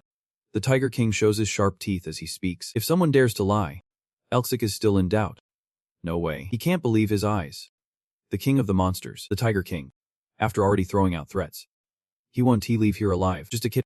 Captivating the beautiful features of Velen. So adorable. He is just too cute. I think the situation is not good. A young Tiger King. You might not grasp as much from this situation as you think. You are sweating bullets too. The Tiger King still has support. Which is good. But he is still too young. Elzik believes in himself. Let us just see how it goes. Anyway. I can always choose to escape if things go south. You are the king. After all, the disrespectful Tiger King. How dare you question our great king like that? Elzik responds bluntly. Old man. Stay out of this. He is furious. Old man. What a punk. Guards. Drag that criminal out right now. You are just trying to provoke me. The little brat is way too loud. Velen steps in personally to stop him. Stop it. The monsters are still arguing. But, you are fuming. Got something to say? Elzik sees an opportunity right in front of him. I thought he was just some clueless kid. The blood of the Tiger Men still flows in him. Maybe it will be easier to persuade him than I thought. Do you know the strength enhancing technique? You must be feeling awkward. Well then. Elzik gets straight to the point. If I told you I wanted to sell it, how much would you offer? The monsters dare to shout in front of the king. What kind of nonsense is this? You little brat. How dare a puny human like you mention the strength enhancing technique? Guards, cut off this human's head. Calm down. Everyone, you just snapped that finger in the blink of an eye. Seriously. You are all so noisy. The guards quickly show up. The criminal has broken his chains. Protect the king. Elzik's group is surrounded by the monsters. The chains are continuously falling at his feet. The ogres are very cautious in every move. Monsters are not easy to deal with. Want me to help? Elzik's expression brightens. No need. I can handle this. I need to show them my capabilities. That is how they will trust me. One monster gives the orders. What are you all doing? Royal guards. Quickly take down those wicked humans. Royal guards. Attack. Take down those vile humans now. Finally. Gets it? He has been quiet on the way here. So I suspected something was off. This is just a gentle reminder. Elzik. You know, if you dare touch my beloved little tiger, I swear I will roast you alive. Giddy is still there. Laughing loudly. I love watching this kind of chaos. The blonde guard is trying to catch him. Elzik is not just angry. He is smiling. He darts forward like a bullet. Elzik faces off against the blonde guard head-on. The power in his hands is absolutely terrifying. Elzik unleashes a flurry of moves. The two monsters are left dumbfounded. Away. How can a single person know body techniques like that? One of the monsters figures out a solution. The royal guard transforms. Hurry up and transform. The guard quickly morphs into a fearsome black wolf. His clothes are shredded, revealing sleek black fur. The black wolves gather in one place. He commands his pack. Attack. They rush towards Elzik without a moment's hesitation. Someone's feeling pretty smug. You are done for. Elxic delivers strikes that leave the guards no time to react. Body technique. Tiger Claw. They are taken aback by his strength. The guards fear Elxic will take them down. Behind him, a shadow of a tiger appears. Body technique. Tiger's Paw has pinned him down. Arena could only watch as her clan members were harmed. She immediately charged forward. Why are you hesitating? You are giving orders to Izina. Hurry up and act. You have the right to show off. I think I have shown you the true power I possess. Do you believe me now? The grand hall fell into silence. A tense atmosphere hung thick. His eyes were filled with doubt and fury. How did you know about the strength technique? Something that even we cannot comprehend. Out of nowhere, lightning bolts shot forward. Everyone panicked and ducked down. Elxic smirked with satisfaction. That is magic. You stuttered. Your face was full of confusion. What you revealed is the mystery of nature, and it unifies all principles within it in a fiery manner. His face turned pale with shock. The strength technique has always been preserved by magic. Elxic burst out laughing. That is right. As soon as he finished speaking, he lowered his hand. Ethereal spirits hovered in the air. You were astonished, a glimmer of delight in your eyes. From behind, Mfh crossed his arms, his brow furrowed in annoyance. Magic. You must be joking about dog meat again. Elxic raised an eyebrow. Anyway, the freaks also have a slight connection to magic. If we present this in an enticing and mysterious way, they will be hooked. Look at that, not just the king. Others are starting to believe too. He scoffed loudly. The freaks are getting way too poetic now. Elxic's eyes glinted with cunning. He took a slow breath. That is why they are perfect to exploit. It is time to seal the deal. Speaking of deals, he slowly bowed, his hand resting on his chest. The ceremony was full of respect, but every word felt meticulously calculated. The strength technique is a secret treasure of the royal family. Even if I have acquired it through magic, the true overwhelming power always lies in the hands of the rightful owner. Upon hearing this, he nodded, satisfaction evident in his gaze. He spoke seriously. Therefore, we want to use this agreement to build a new foundation for the royal family and its people. His voice rang out clearly, cutting through the tension. That is enough. Lujit hesitated, a look of surprise crossing his face. Nunju stepped forward to the center of the grand hall. Simply put, you want to sell the strength technique to us for a high price, right? His gaze flickered slightly, cautiously observing the other party. He could not believe the old man saw through his real motives. This old man was no fool. You want to sell the strength technique to us for a high price, right? His eyes flickered, cautiously observing the opponent. He could not believe that the man saw through his true motives. This old man is not enough. It is what I need is information. I want to know the path to the Flower Temple. A flash of confusion crossed everyone's faces. The Flower Temple. Why would someone want to go there? The person next to him sighed. Besides, that place is currently... Stop. Slowly stepped into the center of the grand hall. His eyes flickered, cautiously observing the opponent. He could not believe that the man saw through his true motives. He continued walking to the center of the grand hall. His gaze swept over everyone present. We understand your desire in this agreement, but we need to discuss this further. Please step back for now. Captain of the Royal Guards. Escort them to the mansion to rest. Arena bowed her head respectfully. Yep. Understood. The voice of anger echoed quietly. That was almost a successful deal. All because of that old man. A fierce growl echoed. That old man. A demon in the grand hall. The crowd buzzed with heated arguments. A tribal chief spoke up. Of course. We should accept the agreement. This is our chance to restore the bloodline of the Tiger King and bring glory back to our clan, just like before. Right now, those scoundrels are a greater threat to us than those humans outside. If we can unite the will of the Tiger King and our people, they will have to obey us. His footsteps halted. They are right. The Force technique is a symbol of our clan's unity. Its loss has divided many clansmen. Many races no longer share a common purpose. This is the opportunity to regain it. With it, we can eliminate the reason for the clan's anger over not recognizing a Tiger King. Because there was no Force technique back then. He closed his eyes. A calm yet resolute voice rang out. He closed his eyes. He closed his eyes. A calm yet resolute voice rang out. All right, if that is what everyone thinks. Suddenly, a powerful voice rose in opposition. We cannot do that. The tribal chief was furious. Finance Minister Nozer. If we lose the symbol of the royal family like this, we will never. Nozer. If we lose the symbol of the royal family like this, we will never. Nozer. If we lose the symbol of the royal family like this, we will never. Nozer's eyes dimmed. I understand the immense importance of the Force technique to our clansmen and the Emperor.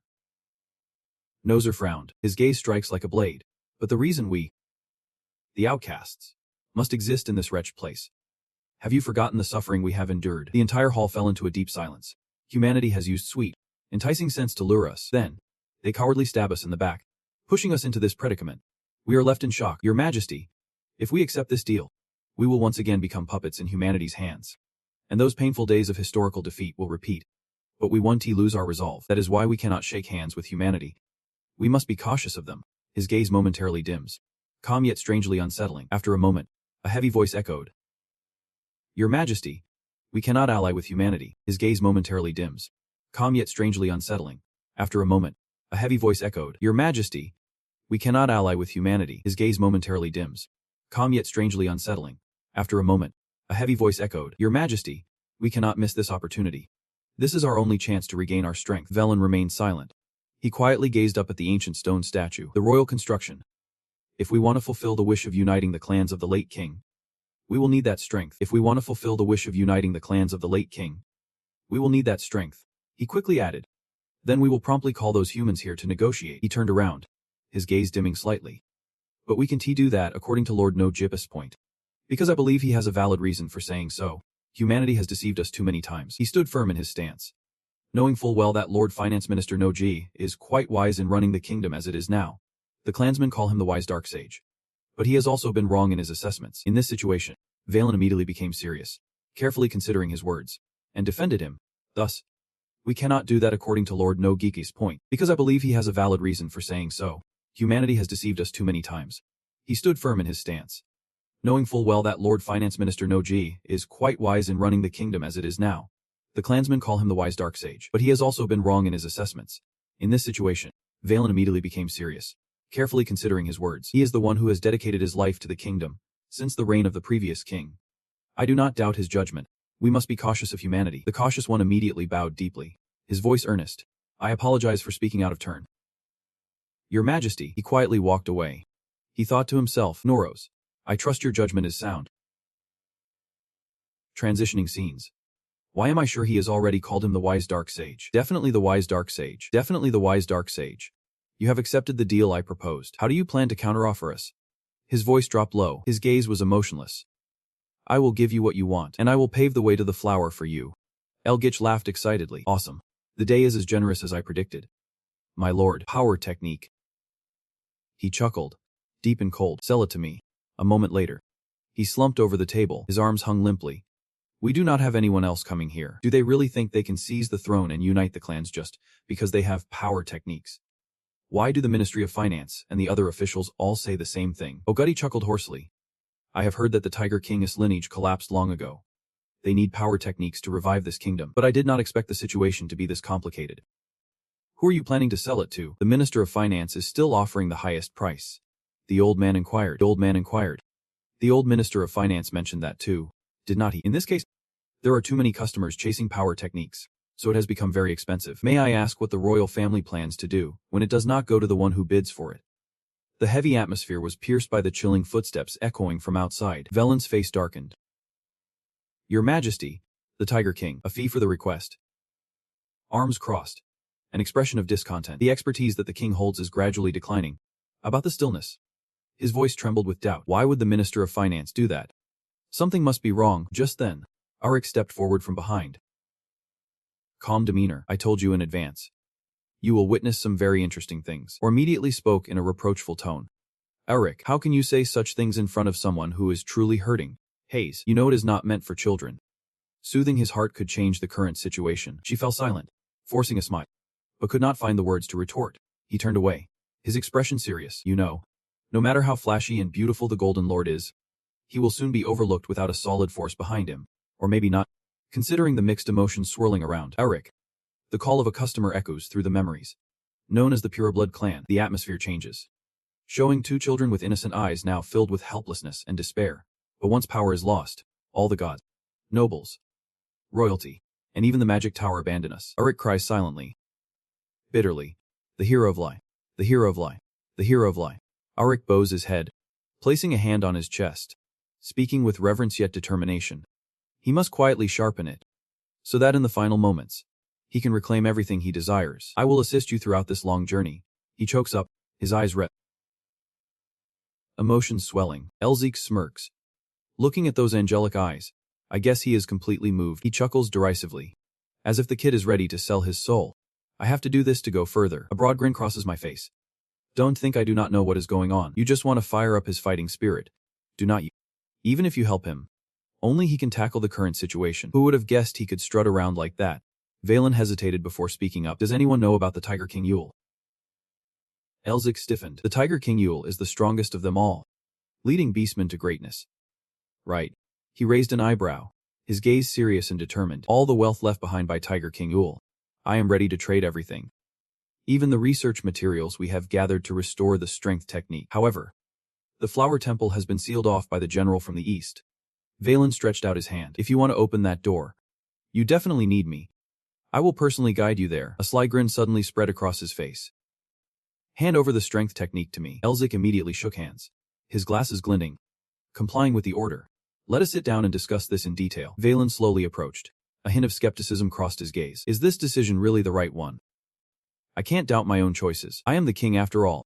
Just like he said, as long as I sharpen my claws, everything will fall back into place. Suddenly, he froze, losing his balance for a moment. Wait, what? Or should I rush forward, gently catching Valen? He blushed, mumbling, thank you. I tripped over myself. Unexpectedly, she wrapped her arms around Valen. Little tiger, you may look small, but I am still the king. You know. Her hand gently ruffled his hair. If you want to cry, just let it all out. Bottling it up is not healthy for a little one. Hearing this, Valen halted, his eyes wide with panic. If you are happy, laugh. If you are sad. Her soothing voice reassured him. All right. Valen. Valen bit his lip tightly, his body shaking, his hands gripping her shoulders. Then, the sound of sobs arose, as if releasing all his pent-up feelings. Elzik burst out laughing, his hands now resembling those of a true king. But now he looked like a little kid crying. He raised an eyebrow. But still, he was far too young to bear the weight of the throne. He cleared his throat lightly. You said you would take me there yourself. Does that mean you plan to leave in Robomov? Valen nestled happily in the arms of Melvingo, the Tiger King. He spoke seriously, his eyes filled with dissatisfaction. If my suspicions are correct, we should be heading out right now. Are you even listening to me? If we waste any more time here, we want to know what the Minister of Finance and the others will do. We need to gather the royal guard quickly and leave the palace immediately. Hearing this, he calmly replied, we do not need the royal guard, especially Irina, the captain of the royal guard and the adopted daughter of the Minister of Finance. He only made her a guard because he wanted to keep an eye on me. Elzik raised an eyebrow. So the Minister of Finance knows you are here already? Valen replied nonchalantly. I secretly left the castle. But they probably know now. Suddenly, Sun Hong burst into the room, panting heavily, while Eric, the beastman, was gathering outside the citadel with a large number of followers. He stroked his chine, deep in thought there was no way they could slip away quietly now. Wait, do we really need to leave quietly? Ogre Teen maintained a calm expression, while Guilty's cold gaze radiated an ominous vibe. Meanwhile, your face was pale, filled with worry, your eyes darting towards Lund and Co. With our current members, we could easily overpower everyone and head straight out the main door. Elzik clapped his hands. All right. Everyone. At this moment, a strange sound echoed, causing everyone to feel a bit unsettled. He jumped up in alarm. It was an emergency signal. The slave tribe has sent their forces here. Elzik was in a panic. The slave tribe is a beastman faction currently in a major conflict with Andropomorph. If they are here, they will definitely try to stop King Velen from leaving Andropomorph. Outside, the fire blazed fiercely. What a terrible time for this. Vesen stood frozen. The enemy was attacking, and Yuvim barked orders. Get ready to fight. Suddenly, a gentle voice rang out. Elzik froze. Everyone, stop. Two figures quickly entered the room. Confusion spread among the crowd. Isabel and Herman appeared. Isabel. Elzik was momentarily taken aback. What is she doing here? The mood shifted as Herman started to cast suspicious glances. He voiced his dissatisfaction. Who is this monster? Without hesitation, he immediately bowed his head. His voice was warm yet filled with respect. It is an honor to meet you, Lion of the Sand. Herman, he responded humbly. I am just an ordinary warrior granted a noble title. You do not need to be so formal. Let us head inside. Isabel stepped forward and slightly bowed her head. Thank you, sir. Take it slow. Okay. Elzik raised an eyebrow. How did you know I was here? He did not shy away. His gaze was calm. I wanted to personally thank our benefactor. You not only saved my daughter but also healed me. I came to the capital for that reason. But then I found out you had already left. He flinched slightly, rubbing the back of his neck. He turned away, embarrassed. Oh man. I should have left a message about where I was going. It seems we missed each other. He spoke up. Not all. We should have sent a letter ahead. I wanted to surprise you. So I came looking without letting you know. Our bad. But I see some familiar faces here. Herman sneered. I never expected the lion's pup would be in a place like this. He raised an eyebrow. His face clearly showed dissatisfaction. I am pretty sure I have told you countless times that I am not their pup. Elzik tilted his head slightly. Tom asked curiously. Do you know my sister? He hesitated. She is your blood relative. I have a friend who is not the best company. I have run into her a few times while meeting that friend, but I never expected she would be the daughter of the Melbinger family. This world is indeed small. His gaze flickered. It landed on a figure in the crowd. It is rare to see the old geezer from the Nearester family out like this. Ogre raised an eyebrow. I remember telling you not to call me that anymore. A smirk tugged at his lips. What is wrong with calling a freak like you an old geezer? How else am I supposed to refer to you? The two stood facing each other. Their eyes clashed like two blades. A tense atmosphere filled the air, causing those nearby to instinctively take a step back. A sense of unease washed over me. At this rate, I feel like they might just jump into a fight, but surprisingly, both of them shook hands like old comrades. Each member of this group was truly astonishing, with the leader of the Revolutionary Army and a commoner. Laws quickly interjected, wearing a strained smile. All right, everyone, calm down. He looked at Herman with a gaze that hinted at hidden intentions. That is why I am even more eager to have you on board. Those who attract talent will eventually soar into the blue sky. Herman sighed in relief, ignoring the prince he despised and thinking this was the right choice. But how did you two get here? She spoke slowly. I heard you broke through the walls, so we followed suit. A knight is here to check on the chaos, saying he saw you being dragged away. So we came to help. The folks on our side are causing a ruckus to distract those monsters. If we want to escape, now is the perfect time. The scene is a wreck. Flames flickering as shadows dance around those fighting. Laws is intently observing the outside scene. If we want to slip out of here unnoticed, this is our chance. Thankfully, it is not an internal invasion. Without hesitation, he kneels down, his hand resting firmly on his back. Has your resolve to leave this place changed? His voice is heavy, carrying a sense of urgency. I want to leave, but if I abandon the kingdom in its time of crisis, my followers will see me as a traitor and throw the city into chaos. Suddenly, a warm hand rests on his shoulder. You do not have to worry about that. I just came up with a brilliant idea. Outside, the sounds of explosions and screams still echo, smoke and fire swirling fiercely. The footsteps halt as Azina leads the army forward. His voice trembles with confusion. Captain, should not we protect the castle? She replies firmly. The Royal Guard's mission is to protect the king. Right now, our king is with those disgusting humans. Her voice suddenly drops, a chilling aura enveloping the air. Once we ensure his safety, we will annihilate them. Arena's expression shifts, her eyes darkening. Breath heavy. All those humans. From outside, a panicked shout echoes. Those people are advancing outside. The army immediately halts. His voice sharpens with warning. Where the hell is our king? Sun avoids eye contact. Who knows? Zena's gaze turns to sea. A hostile energy fills the space. Who knows? The one wanting to pick a fight with us. Their bodies twist, taking on monstrous and terrifying shapes. Everyone, shift into beast form now. Her eyes darken. I do not know what you want to achieve, but if you do not return our king to us immediately. Amidst the chaos, his voice rings out decisively. Stop right there. Elzik restrains himself. Your Majesty, if anyone dares to act recklessly, your king will surely die. The crowd murmurs in confusion. Your Majesty, what is that lunatic doing? You bastard. Get your filthy hands off our king. Now. He grins slyly, a smile full of provocation. The sight of that human using his strength to corner their king. Elzik clenches his lips. A glint of triumph shines in his eyes. Newser stands behind, quietly observing. None of us will do anything reckless. He suddenly swings his arm. The motion is decisive. If you want to save your king, then get out of our way quickly. From across the way, Azina so furious her whole body shakes. He immediately reminded her. Azina. Then Noser leaned in close, whispering something in her ear. Her hand trembled, clenched tight. The soldiers and monsters slowly parted ways. All of them. There are many paths for them to take. Sun moved, steps cautious and deliberate. Herman and Isabel stayed close, bracing for any surprise attacks. Azina furrowed her brow. We have opened a path based on their demands. Let our king go immediately. And slightly smirked. Her eyes glinted with mockery. Her feet stomped firmly on the ground. She stepped forward defiantly. Elzik smirked with delight. How can I trust you? I will release His Majesty once we are safely out of the city. If you follow us, you know what will happen to that day. Right. And soared into the sky before the witnesses' eyes. Below, countless eyes followed her. On the ground, a scene of devastation unfolded. Homes lay in ruins. Walls were charred and crumbling, and the sounds of desperate screams rang out continuously. Come back here and help us. We need to put out the fires first. Elzik glided away. Victor and Velen stood by his side. The question left a look of confusion in his eyes. Do you want to turn back? Velen asked anxiously. I am the one who said I wanted to leave this place. I need to clear a path to the flower temple for you. Let us put that aside for now. What I want to ask is, Elzik said firmly, do you want to turn back or get out of here? His gaze briefly dropped. Just thinking about the castle makes me feel suffocated. But it is different for my people. They are good people who have trusted and supported me. If I abandon them, the whole kingdom will plunge into chaos, especially if we are invaded. He glided escape. I do not think you have time to chit-chat like this. And scanned the area. Victor, what do you see? Elzik gasped. On the horizon, a massive, swirling black vortex was rolling in. A storm, a black sandstorm. Velen's eyes widened in shock. His voice trembled deep. His gaze never left the giant shadow of the whirlwind. That is Dongchong, the ferocious tornado howled. Rolling closer. Elzik stood firm, his eyes filled with caution. That is a disaster.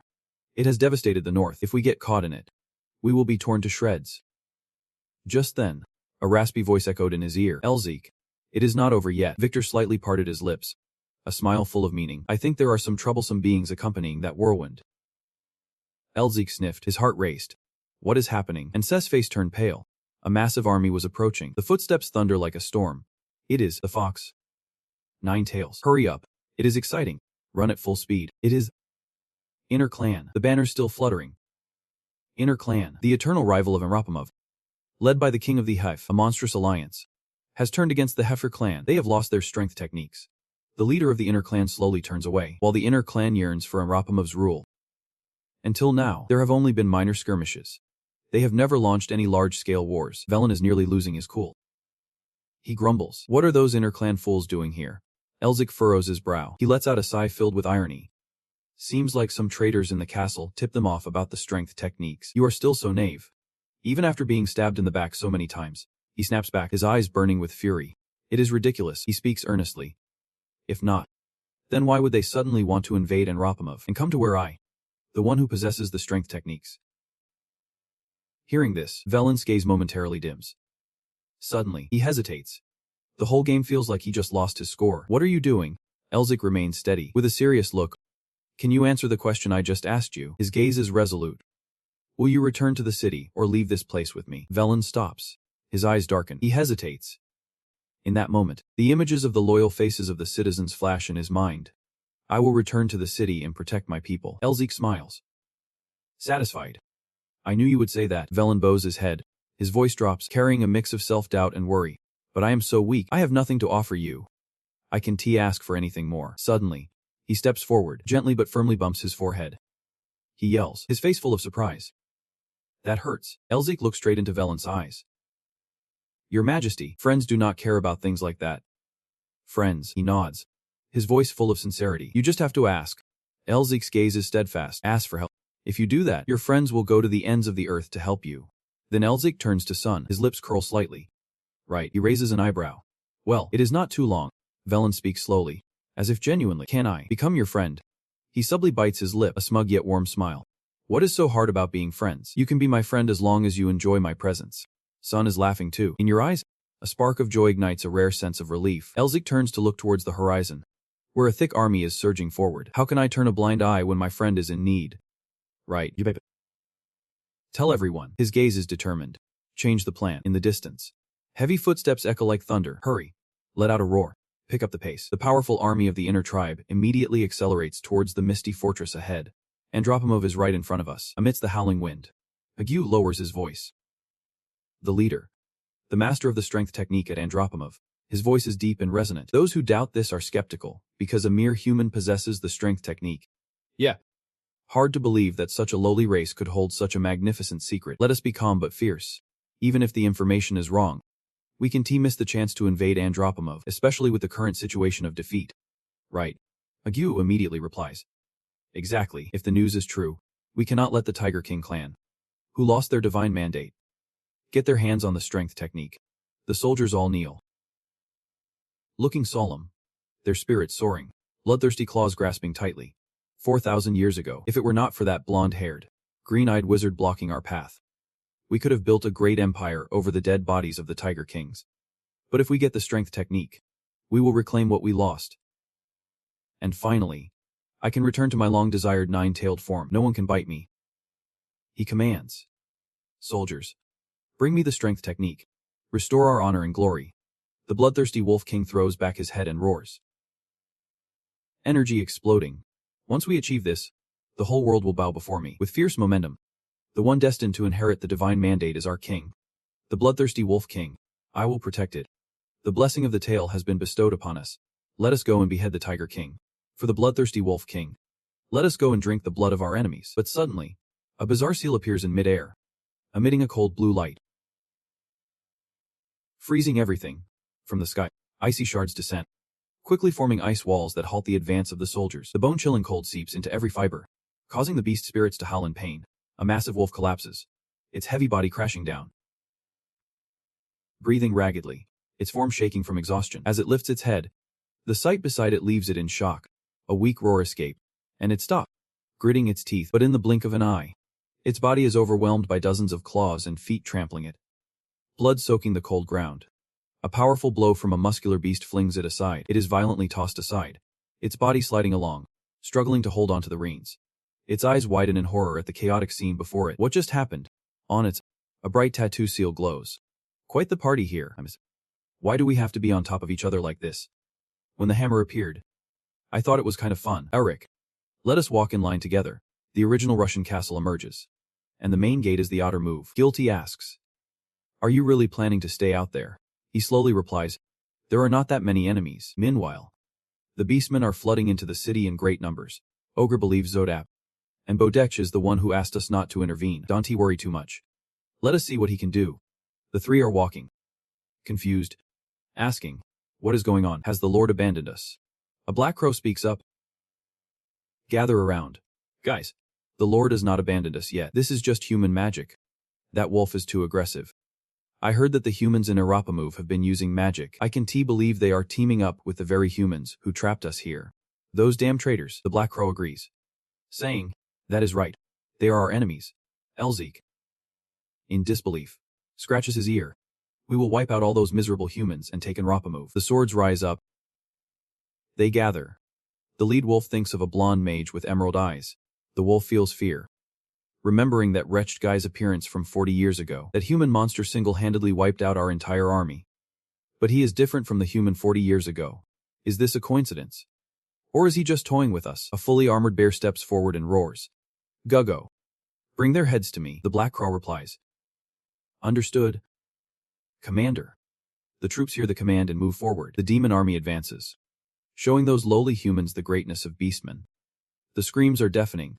Elzik stands tall, using his weapon to transform into the ultimate weapon. The magical beasts follow the command, while Elzik remains still. A whirlwind erupts. The storm pulls the beastmen along. A crow flies above, observing. Two crows are startled. How do we use magic? He cheerfully says, John, you are doing great. John use magic? Well, he is not much compared to you. He is still the third son of the Narister family. He appears with excitement. I never understood why you brought someone who can do much. His family has skills too. Elzik replies. That is why his family is considered the strongest in the magic tower. More importantly, the magical element of the Narister family is wind. Those birds are no different than prey for John. John reaches out, ready to let loose a bit. You quickly speak up. Do you have any idea how painful it is to be a side character? John leaps into an attack, and Hugo is terrified, running away immediately. John quickly says, not so. Wind slash. The hammer appears to block. Sparks fly towards him, and John looks down. The leader confidently states, that weak attack won't do anything to our demons. They shout to finish them off, hands reaching for the one standing at the top of the sky. Let me tell you, it is the first time I have seen a cow wielding a hammer. It holds a defiant stance, playing with me. The arrogant demon scoffed, asking how a lowly human dared to speak. Just then, a tree smacked him in the mouth, sending the foolish demon flying. He crashed down hard, landing on his back, and his minions looked terrified.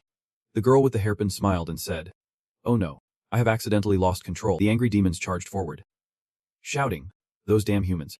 We will avenge our leader. Move quickly, dodge the attacks, and use your weapons. She slammed down hard, leaving Elzik and Mofito bewildered. He teased. I know why you are afraid of her now. Elzik scoffed. I can believe she can injure others while still laughing. She has got the makings of a demon king. With a swift motion, she unsheathed her sword, unleashing a burst of light that shattered the ice and launched her attack. Everyone focused on moving forward. Perfect timing. I was getting tired of waiting, he said as he raised his hand. I will take care of all of you. The demons rushed in, but there were only 3 of them. Take them down. He unleashed a torrent of energy, swirling ice. They covered their heads and shouted, where the hell did this snow come from? We can't move forward anymore. If frozen places. Elzik floated, creating shards of ice. He shouted the name of the spell. Ice blade. And a chilling shard of ice fell. They screamed in agony. Elzik looked surprised, thinking, too many of them survived. He landed gracefully. Elzik raised his hand and smirked. I will show you the magic I have created. I will combine the seals of brutality and ferocity and wrap my body with dragon injection magic. Then I will freeze everything I touch and shatter them. The Reno saw this and shouted, stop him. Cast us. Elzik moved like lightning, employing strength-enhancing techniques. A fierce tiger strike. He swept in with a powerful kick. He laughed, satisfied. That was awesome. He stomped down hard. Body enhancement techniques and magic. Elzik stood tall, thinking, this is dangerous.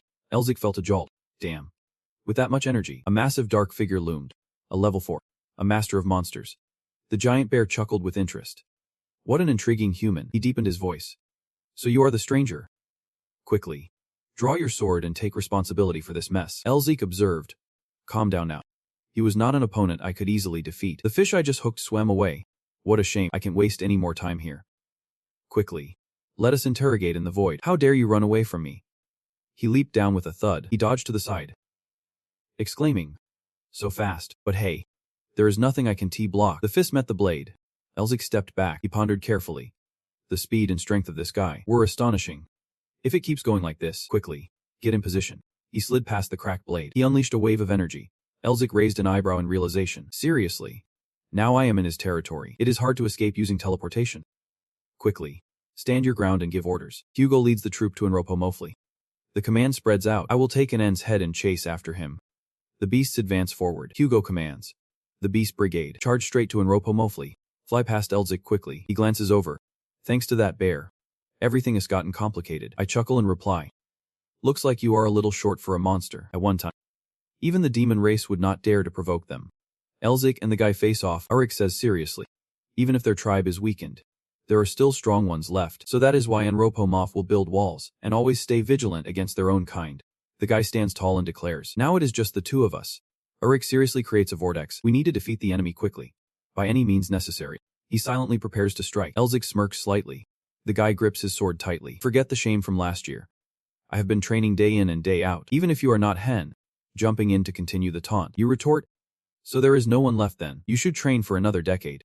Quickly throw out a painful jab. How dare you mock me? The guy stiffens in place. Quickly stop. Confused. Who are you? Herman calmly replies. Hermengo. Also known as the Green Lion of the Empire. He announces. Leave this place to me. You just keep going. Elzik quickly wipes his brow, responding cheerfully. Thank you, sir. Quickly look on with curiosity. The lion's sword clinks against the others. Do you think an ordinary lion can stand against a beast like me? Herman confidently holds his sword. Then let us see. Elzik quickly wipes down with him. Elzik senses something, even if he has not fully regained his strength. That green lion is not someone a bear can easily defeat. I wonder if the two sisters and Anson are okay. Some blocks the monster beasts, using the hammer to hit each one. The monsters wear a smile on their faces. Elzik and Mofido arrive at their location. He thinks nervously. They truly are a perfect fighting pair. But they can to stop the scattered beastmen everywhere. That is why I want to gather them all in one place to handle them more easily. Elzik suddenly turns around. The three of them dash forward.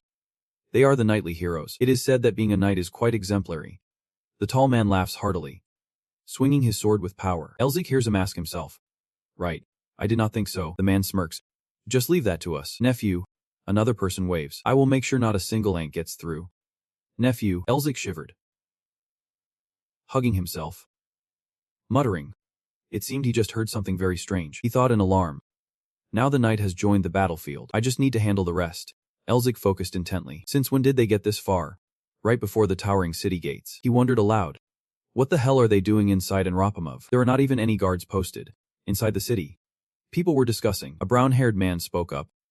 Now's not the time for that. We need to come up with a plan immediately. A purple-haired man countered. Do you think we can stop them by just showing our faces out there? Someone continued. So what? You just want to sit there and watch. The serious man walked away. He said, give it up. Confusion spread among the crowd. What are you talking about? He waved his hand dismissively. What can we do then? If you have a better idea, let us hear it. The man in worn shoes replied. We definitely have to risk our lives to fight and protect this city. Others shouted. I agree with him. See that? Each person speaks in turn. I do not want to die like this. Exactly. Only he is panicking. You guys are just idle threats. Brown is listening with his arms crossed, Look at that. Are you really going to put all the people in danger? You think they will let our people be if we surrender? We will all end up as food in their bellies. He walks over. Stops. I have heard all the opinions. And Minister Trine is right. That guy is getting more panicked. Brown pretends to be calm. Who agrees? Step over here. He shouts in panic. Prime Minister, what the hell are you doing? Brown's eyes are sharp. A dark atmosphere spreads. A shadow looms. The fearful man says, Prime Minister Brown. He yells loudly. Do you really want to abandon your kingdom and your people? Brown smiles at the other guy. Brown raises his hand. Giving orders. Eliminate that traitor. He fearfully steps back. A chaotic battle breaks out. Andromove is in sight. Yell out. Keep moving. Suddenly, a strange noise echoes down from the icy cliff. Stop. The beasts yell out. Halt. Stop. They must have learned to be cautious. You all stop right there. From the icy cliff, a young man jumps down at high speed. It is it. In this scene, the beasts are struck with fear. Elzik Melvingo approaches and speaks. I am a bit disappointed because I have not played enough with the bear. Let us have some fun now. They see him and are terrified. How is that guy here? He already defeated the commander. At this moment, Littlexet reassures. Don't be scared. The commander has not lost. He just ran away from you. Littlexet, the monster squad leader, then gives the order. Kill him. We are attacking the city. In this situation, Elzik Melvingo glares and uses magic, strengthening technique. Instantly transforms into a fierce tiger charging at the monsters. They see the king and are terrified. The Tiger King. Elzik Melvingo is pleased. The aura of the Tiger King has already scared them. So how do we deal with this lot? Without hesitation, he replies. Strengthening technique is perfect for handling a crowd like this. After that line, a beam of green light radiates from him. It seems to dissolve the monsters. They start to disappear one by one under his power. Elzik Melvingo smugly says, just one wide area attack will do. But, as he spoke, he stepped toward the remaining monsters. They raised their weapons, ready to fight. But Elzik Melvingo was not scared at all. He threw a punch at them. A good old-fashioned brawl is always better. In an instant, a brawl erupted.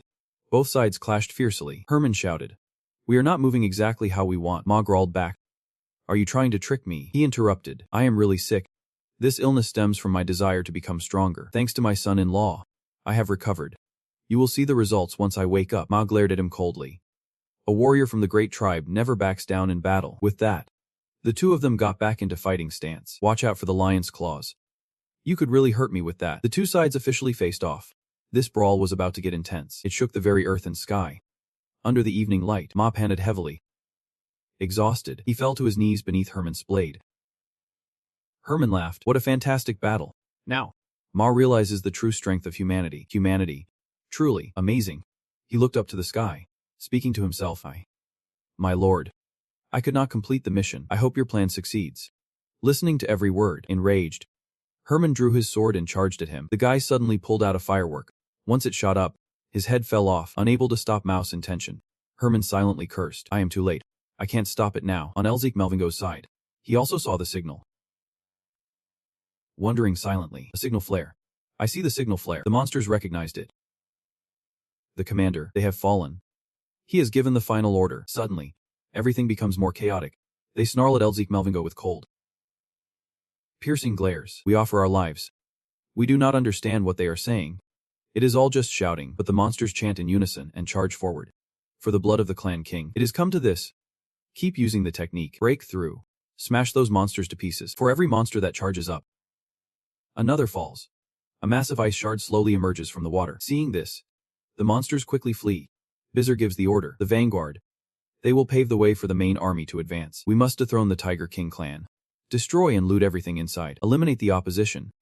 He leads the charge forward in his mind. Calculations begin.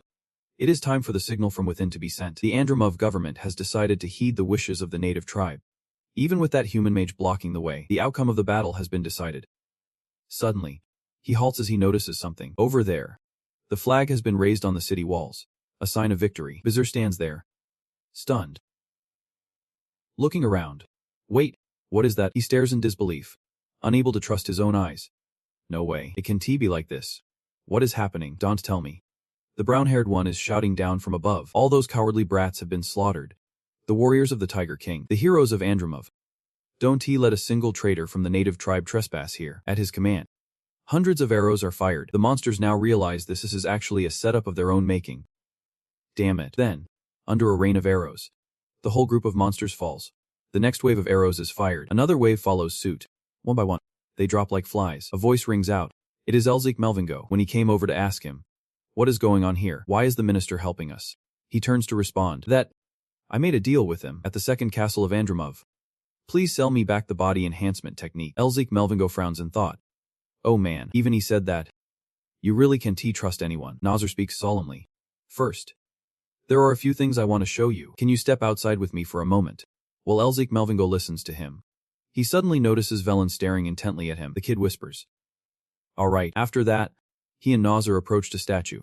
Elzik Melvingo asked curiously, "This stone statue?" Nazar answered without hesitation, "In the Andromov mansion, there are many magical gates. Please, protect our king from their hands." He suddenly bowed his head in prayer. Sensing doubt, he asked Murphido, "Why is he saying that all of a sudden? Earlier, it looked like he wanted to betray the king." Murphido also found it strange. "How would I know?" He bowed and continued speaking. "I will pay any price, along with the secrets of the strength technique for you." Upon hearing this, Elzik Melvingo's eyes widened in surprise. "There are secret techniques too." "That is right. Well, we have lost half of the first head and half of the second." Hearing this, he thought to himself, "If I could learn this secret technique, I will be able to finish it." Then, he answered coldly, "But why do you trust the very humans you despise the most?" Na let out a long sigh. "Do you know you look just like your grandfather? Even with that golden hair and those blue eyes." He walked over to touch the statue and continued, "When we saw your eyes, we call them jade eyes." Suddenly, Na's hand moved like a switch flipping. Instantly, a door appeared in the room. The door opened, flooding the space with light. He said, "The one with those eyes will bring light and hope to the world." Seeing this strange sight, Elzik Melvingo thought to himself, a different space behind the wall. He stared in amazement ahead. A giant image emerged. It was indeed his grandfather's eyes. The image of Udon Melvingo. Elzik Melvingo fell into silence for a few seconds, seeing his stunned expression. Na continued, "He used to wear a necklace just like yours and came to the castle. He helped us unconditionally. Thanks to your grandfather, the Tiger King still exists." When we asked, "What did he say?" "Come here." Elzik Melvingo suddenly interrupted. "What did he say?" Na turned to smile and replied, "Because we are friends." When we asked him why we were friends, he said that the Morbingo family has always been friends with beastmen. It seems you have known about this. Hearing that, he softly replied back, "I had seen it in the family's records." "But, that is right, that was 300 years ago." We were surprised that he considered us friends. He also once said, "The whole army, retreat. Get out of Andromov immediately." At that moment, the image of an army retreating appeared before them. Elzik Melvingo's face darkened. And at that moment, for being too late, it is a moment we will remember for life. So when someone who looks just like him comes here, how could I not recognize him? As he spoke, his expression grew more serious. When I realized the issues the Melvingo family faced, it was already too late to come help you. I am sorry for not being able to assist you. Understanding this situation, he gently placed a hand on his shoulder, comforting him. "I know the beastmen are facing difficulties as well. I understand what you mean." "Thank you." Na tightened his grip, his voice soft. "I know I should not ask for any more help from you, but the Melvingo family, please help us one more time." After finishing their conversation, he went outside to tell Velen and Izina, "So I will protect you, Your Majesty the King. The fact that he is still standing against the enemy is a result of what happened above." Hearing this, Velen suddenly burst into tears. Sir." Out of the blue, Sonetmata rushes in to report the Eastern Army has been pushed back. As soon as Velen hears this, his face lights up with joy. This is good news." Meanwhile, Elzik Melvingo chuckles coldly, his voice dripping with smug satisfaction. "Now, let us wrap up this war. Shall we?" Suddenly, with a loud bang, the whole horde of monsters trembles in fear. "Retreat." At this moment, now and Elzik Melvingo stand back to back, both quietly laughing to themselves. "Minister, you really are something. I am a bit older, though, but my claws have never dulled." Even Azino is carrying Velen as they rush forward. "Minister." Melvingo, as Velen's feet touch the ground, both now and Elzik Melvingo bow respectfully. "Your Majesty." Though the boy is still young, he carries himself with great seriousness. Step by step, he moves forward. Standing before the noble assembly below, Velen raises his hand, expressing his confidence in victory. Then he clearly shouts out, "We have won." By the word, everyone below cheers along. Witnessing this scene, Elzik Melvingo also secretly smiles in satisfaction as Velen approaches him. He extends his small hand, happily saying, "I want to thank you, not as a king, but as a friend." As night begins to fall inside the castle, everyone has gathered. Velen, looking worried, says, "Minister, please forgive me for not trusting you." Now looks at the boy before him, feeling soft-hearted. "It is, first of all, I apologize for not informing you about what was happening." He takes the boy's hand, smiling warmly. "You have become a wonderful king. You have also made friends with some truly amazing people. The unworthy one, will resign as minister today. Suddenly, Velen cries out. His face shows desperation. I still need you. Stay by my side for a long time and help me. Hearing these words, now feels joy inside. He thinks to himself, I also want to be there for a long time. He envisions the day when the boy grows up, becoming a beloved monarch, so that one day he can witness Enrollment prospering once again like before, regaining its glory. But by then, I may no longer exist in this world. At this moment, behind him, the outline of a howling wolf becomes clear. Now furrows his brow as he hears Elzik Melvingo ask, why did you choose to ally with the demons? Hearing him say, Velen also instinctively becomes suspicious. The formula of love, what are you talking about? The demons. Elzik Melvinger replied immediately. The minister's body will soon be taken over by the demon. That is why he could not meet the demands in front of the king for so long. From Morfido's perspective, that guy, he is a demon. Elzik Melvinger turned to ask Morfido, is the minister a demon? He was startled and replied, to be more precise, he is a demon with a ring wrapped around his heart. He started to explain, the assimilation between the ring and his heart has been quite significant. Soon, he will become a demon. At this point, everyone fell silent. He spoke up to ask, how could he meet the demons? Now turned away, trying to avoid his gaze as he responded. After the previous Tiger King passed away, I no longer see hope for Andromov. He clenched his fists. I need power, at least to do something to save Andromov. At any cost. Just then, by chance, I discovered the mouth. The demon tree. Isn't that the tree that creates demons? Didn't my family destroy most of them already? No now shook his head in denial. It seems your family has not checked the one in the black snowfield. Hearing that, he continued to ask, have you eaten the fruit of the demon tree? No more hiding. No now had to speak the truth. Yep. I ate all of its fruit to gain power. I have received the terrifying power of the demons. My mind will soon be consumed by it, and then I will become one, a real demon. Speaking of which, his eyes suddenly turned blood red. That is why I plan to leave this place and die. Because if I do, the demon inside me will die too. Hearing that, Velen began to stammer and ask, Minister, how can you say that? At this point, Nu now had to accept it. Your Majesty, that is the only viable option. Suddenly, Elzik Melvinger spoke up. If there was a way to cure you, what would you do? Hearing there is a way, Velen felt a little hopeful. Elzik, can you really do it? Please heal him. Nem now stood up with a serious expression. He said, if you are planning to do something useless, just forget it. If we mess this up, we will be in even bigger trouble. Elzik Melvinger glanced at Morfido. Morfido, are you sure? Of course. If you can wield magic delicately enough to sever the bond of all souls, you could push back the cursed energy within him. He thought to himself as he looked at them, I can do it if I have enough time. But his body won't hold up if that is the case. There is only one way left. Master, can I ask you for a favor? It is a surprise. The ogre's voice rang out. I told you. You can ask me for anything. Is this the right time? He bowed his head respectfully. Yep. It is a healing method that only the master can perform. All right. Just tell me what I need to do. Hearing this, Nunu was taken aback. Is it really possible? This will be difficult for most sorcerers. You do not need to worry. The old master stepped forward slowly. As he walked, he said, even my grandfather would not stand a chance against my master now. Nunu was left speechless. Meanwhile, the old man remained completely calm. Elzik Melvingo asked once more, if the master can sever the bond between his soul and his heart, I will take care of the rest. He replied, I know what you are planning. Be careful. At this point, his expression grew slightly serious. All right, let us get started. As he spoke, a beam of light radiated from the body of Ogre Teen. The light illuminated the surroundings. Enju stammered, this is white. Thank. He thought to himself, is this truly the power of just one person? Suddenly, something froze Nunu in place. The Ogre Teen suddenly grew gigantic. He reached out towards Navu, then grabbed him. Suddenly, Nemu unexpectedly transformed into his second personality. It was a fierce wolf. He then howled, I am about to take over his body. How dare you interfere? Elzik Melvingo beside him also found its words annoying. Oh my, this demon talks too much. Absorb. He quickly absorbed its power, then smiled in satisfaction. With this, I can recharge the cursed energy and make Amramov owe me. It has been a while since I have had a good meal like this. Enjoy it, but remember to leave the seal intact. Thanks for the meal. The seal of the demon has finally evolved. Death, kiss of evil. Transformation, deadly. Just as I was absorbing power, suddenly, Elzik Melvingo's eyes widen in shock. It is like he is stepping into a digital realm. What just happened? Inside this world, everywhere is drenched in blood red.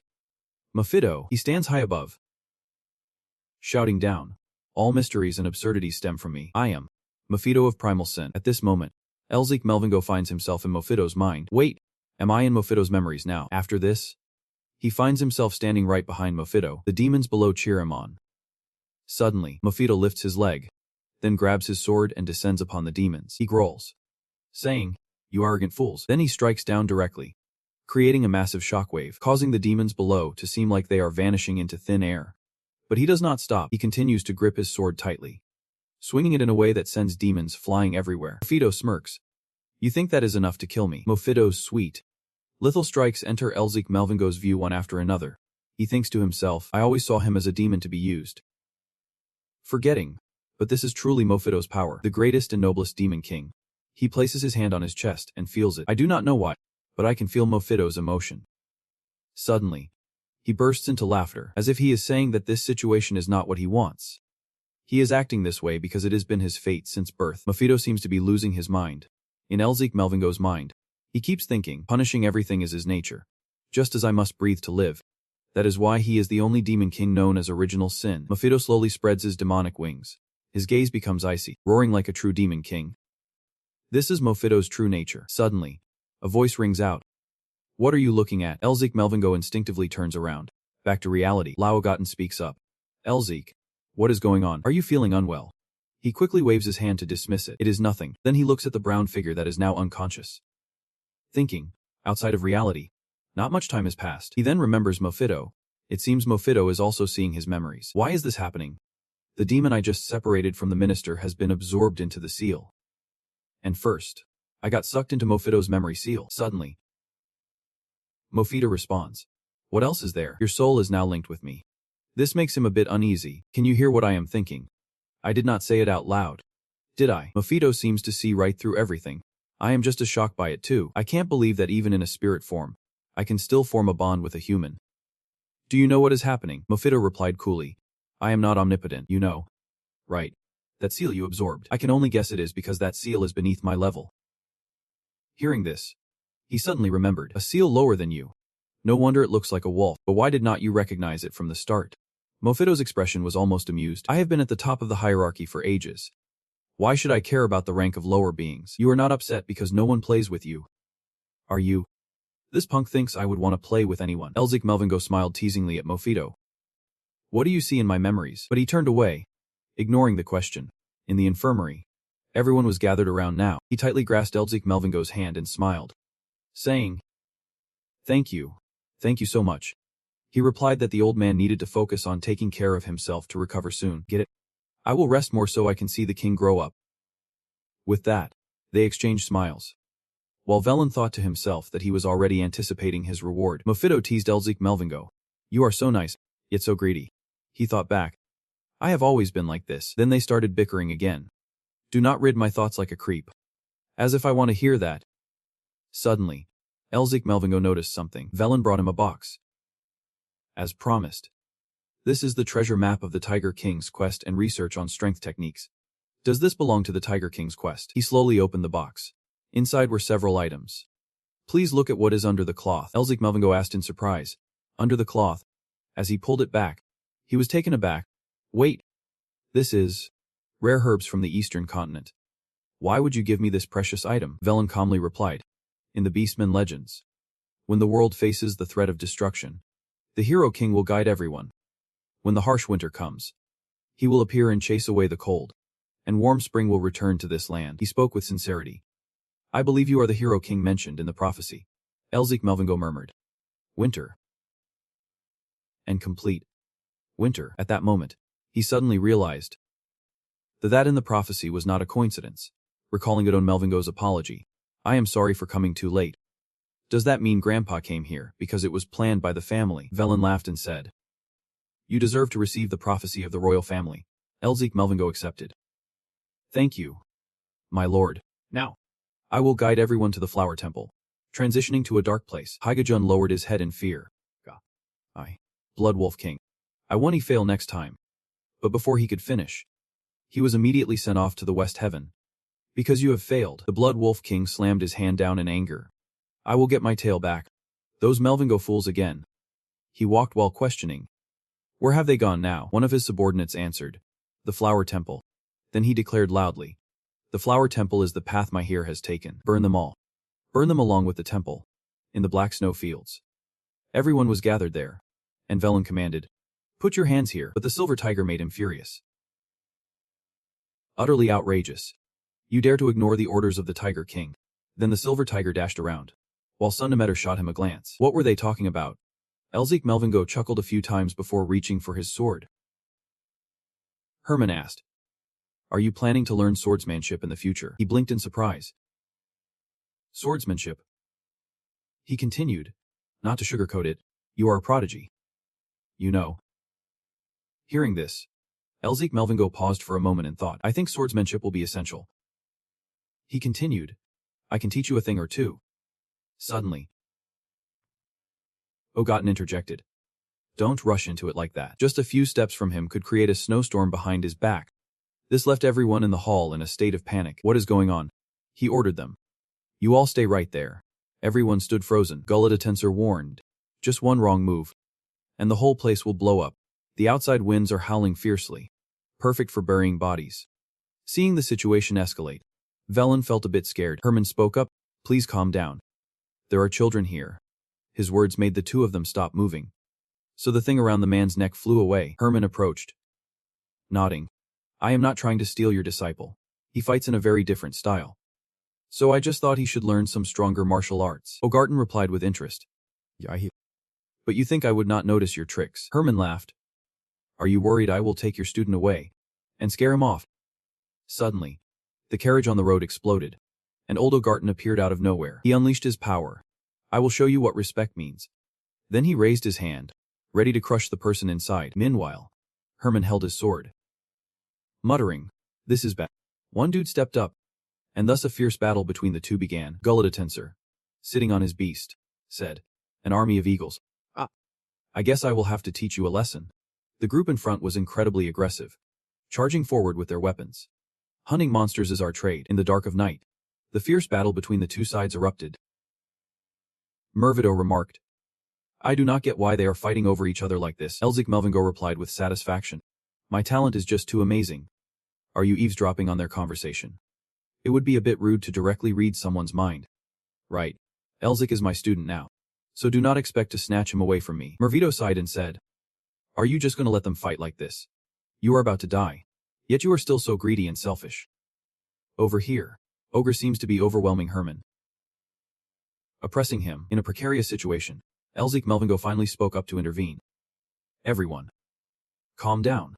I will learn swordsmanship, and then everything will return to normal." Ogre and Guilty Tendo, feeling wronged, asked, "We still have so much to teach you, right?" "Yep. I still have techniques even stronger than Shadow's. I am tired of just hanging around because I want to become stronger. I have realized that without a martial arts foundation, strength means nothing. Those demons are incredibly strong, and if I learn swordsmanship, my chances of defeating them will skyrocket. Well, when I learn the sword, I see it merely as a tool to enhance my magic." Herman chimed in, "I just want to help him get stronger." He placed his hand on his chest, speaking passionately, "I won't learn swordsmanship unless both of you agree, because I am your disciple." At that moment, everyone fell silent. They then discussed it among themselves. There was no reason to refuse this proposal since he was the chief of the Mbinger clan, before being our student. "Before we fight them, I have noticed those sword techniques are not half bad. Thank you, both of you." Suddenly, Herman stood up, the old ogre chuckling, "Take good care of him." "All right." Herman smiled back. "I am going to pour all my heart into him." But deep down, he thought to himself, "You are going down. I have already won. I will only let you win this one time." Meanwhile, Elzik Melvingo sat with a cold expression, calculating, "This is a once-in-a-lifetime opportunity to have the Lion King as my master. I need to make the most of this chance." After they left, Elzik staggered and fell to the ground. He acted all dramatic, feeling like he just came back from the dead. At that moment, Herman walked over, teasingly laughing, "I did not expect your stamina to be this weak." He wiped the drool from his mouth and replied, "What normal person can swing a sword 10,000 times a day without using mana?" Hearing that, Herman chuckled. "That is something every kid in my clan has to do as soon as they can walk." Mofito interrupted, "Elzik, I have made my decision. The day I appear to unify this land, I will treat the teacher's team with utmost respect, letting them sit at my right side on the throne." Just as he was being cool, he suddenly transformed into a ballad outfit and started dancing. Following Elzik's command, he immediately twirled around, cursing up a storm. "Stop this madness, you idiots." Suddenly, he heard the sound of horses' hooves. "Elzik, I have arrived." As he stepped off the carriage, he thought, "Finally made it to the Flower Temple." Elzik Melvingo took a step forward, But suddenly his expression darkened. What is this? Is this really the flower temple? The ticket seller turned to him. Currently, due to the influx of visitors, it is temporarily closed. I told them we were coming, so the door should open soon. Vitter grinned wickedly. They mentioned the flower temple, and I was wondering if it was the place I was thinking of. Turns out it is still here. What do you mean? It is a portal created for the apocalypse. He chuckled sinisterly. Humans, the gods, and the graduates are all terrified of the great Asia goddess army. They plan to rebuild from scratch here after the world is destroyed. Of course, the Membinji clan has stopped their army. Elzik Melvingo held the emblem around his neck. Gods, graduates, and the divine. He suddenly thought about the apocalypse that Emiru Vitter mentioned, wondering how what he had seen connected to that. At that moment, the ground trembled violently, and Elzik Melvingo quickly scanned his surroundings. Suddenly, a burst of colorful light erupted, and Va pointed excitedly at it. Elzik, look, the door is opening. He gazed in wonder at the doorway. Emma Vitter chuckled to himself, thinking there must be a very familiar face inside. As the door creaked open, blinding light poured out. From within, a figure of a girl slowly stepped out, making her way toward them. She clasped her hands and said, I am the guardian of the flower hall. My name is Hayunya Choka. You can just call me the guardian. It is chilly out here. Please step inside. Hearing her words, everyone nodded in agreement, and one by one, they entered through that door. Inside was a world completely different from the outside. When winter arrives, the flower hall will begin its slumber. The guardian led the way and started to explain. Usually, we do not welcome visitors during this season, but due to the urgent request from the Lake King, who has always helped us, you have become an exception. I hope all of you will follow my guidance and please be mindful of your actions, because our deity is in deep hibernation. Then, a different voice echoed. Humans. So many of them. It has been 4 or 5 years since I last saw them. I am so excited. The guardian introduced. This is Dayef, the deity of the daffodils. Elzik was taken aback. Not just a fairy, but a deity too. Daffy flew over to compliment Melvinger, making her blush. This lady is just stunning. Thank you. You are gorgeous too. Then the fairy turned to the ogre. Teasing. Monster. Monster. You have been hiding for 1,000 years. And now you are showing your face. She could not stop showering compliments. You are so pretty. The best of all. Thank you. This left a bad impression on Elzik. Thinking, what kind of deity is so loud? Suddenly, Daf sneezed and pointed at Elzik. Whoa. Dark energy. So much atmosphere. Who are you? A figure appeared, her lips covered. Probably a pumpkin flower. Right. Or maybe a jasmine flower. This made Elzik surprised, pointing and asking, can she see me? But the two began bickering. I am a daffodil. I am not a... That lady over there even said I was pretty. Do you really think she was serious? Are you even a deity? Elzik could not help but think, surprised that she could see him. Meanwhile, everyone was left wondering, what is the daffodil deity doing? Is there something special going on there? The more they talk, the more they might discover the truth. The fairy was so rowdy that the guardian had to remind her. You do not have many friends. So you are just joking around alone. Ah, I get why you are lonely. Poor thing, but she yelled back, I am not lonely. You are so mean. Why did you come to our temple? Elzik took a treasure out of his pocket and said, I want to give this to the tea flower deity. Then the guardian led him away. As they walked, he remarked, surely every temple has suffered a lot due to the winter general's actions. I thought this place was supposed to be a fairy tale paradise. Vitter chimed in. This should have been a bastion against the attacks from the demigods. I can't believe it has fallen into such disarray, because of that winter general. What has gotten into him lately? And folded his arms and shared his thoughts. Just like that beast man said. Maybe he has just changed his temperament. Or it has something to do with the arrangements of his clan. Don't you think everything seems a bit too coincidental? Everything seems to be set up. Just waiting for someone to show up in the north to kick things off. Hearing this, he felt a knot in his stomach. Then he thought, could this be part of the arrangement that my ancestors mentioned? We have arrived. And just as Zhu Wanding opened the door, her fellow disciples were inside too. They immediately asked, who are you? What are you doing here? Looking for Camellia. Why do you want to give her the crystal ball? He thought to himself. The goddess Camellia has not come yet. Then he solemnly introduced himself. Upon hearing that, the group of fairies flew over to surround him. Blonde hair. Blue eyes. We are friends. It has been 40 years. Love Eden. They kept buzzing around. My grandfather came here. Yep. He visited this place. Yuden is our friend. So why are you here? He presented the crystal ball and replied. I am here because my ancestor needs to give this crystal ball to her. Where is the goddess Camellia? All of them fell silent after his words. Then they guided him to Camellia. About that, as they walked, Elzik suddenly realized something. She is wilting. Elzik Melvinger spoke up. Lavi, is it winter? Winter's lingered too long. And spring has not come. Everyone is withering. All the winter flowers are hibernating. We too. Time is running out. Then he sank down by Camellia's grave. If I do not give the crystal ball to the goddess Camellia, then coming here is pointless. At that point, I won't be able to restore my family. One ancestor chimed in. I never expected this beautiful goddess would fade away due to winter. So pitiful. At his word, the fairies reacted fiercely. Demon King. Shut it. We only allowed you in here because of our friend.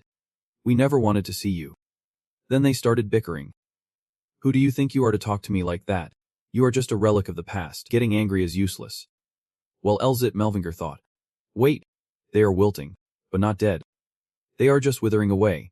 If I have this seed, maybe it could help. Thinking this, he placed the crystal seed inside. Then he used his power. Summoning.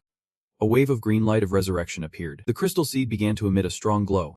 Everyone stood by. Watching intently, the flower buds started to sprout.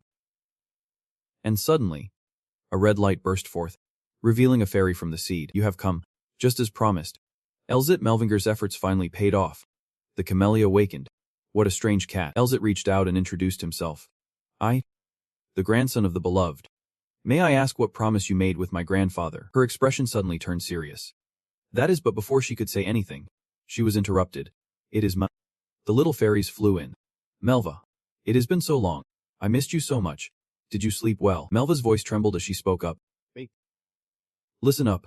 I am really annoyed here. Everyone. Be quiet. I am having an important conversation. Can you hear me? She has grown up a lot. In their quiet sobs. Frito chuckled mockingly. Where did that arrogant attitude go? Melva turned to tease him. Time's been dragging on for so long. And your ugly face has not changed a bit. You have only got that raw talent. And now you are wandering around like a ghost. Frito furrowed his brow in frustration. I am the king of fighters. King Maya. You do not even have a throne. Who recognizes you as a king? Stung by her jabs, Frito clenched his fists in anger but could not do a thing. She turned to Elzik and said, You said your name is Elzik. Right. That is a beautiful name. You managed to wake me up. Elzik smiled and replied, I sensed the dormant energy inside the cold aura where your essence sleeps. So I thought I could awaken you by absorbing that cold energy through the seal and the eternal crystal. You see. He continued. It worked. Melva praised him. You look as clever as you seem. Thank you. He replied. Her concise voice rang out softly. Have you thought about marrying me? Instantly, Elzik's body froze. His face filled with question marks. Seeing Melva's confrontation, Frito sighed in helplessness. Here we go again. No matter what, she won't back down. Your lowly attitude always poking into others' business has not changed. I have nothing to say to that ugly demon king, so get lost. What do you think? That is a privilege you won't get a second chance at in such a situation. He suddenly felt awkward. Normally, he would be shot back. What nonsense are you talking? But he could not do that with the deity of the clan in this case. Elzik bowed respectfully. Thank you for your offer. But I can't marry carelessly as I represent a clan that needs revival and I have much to do. I am really sorry. Her cat-like eyes sparkled with amusement. What a shame. It has been ages since I felt this way. Enough chit-chat.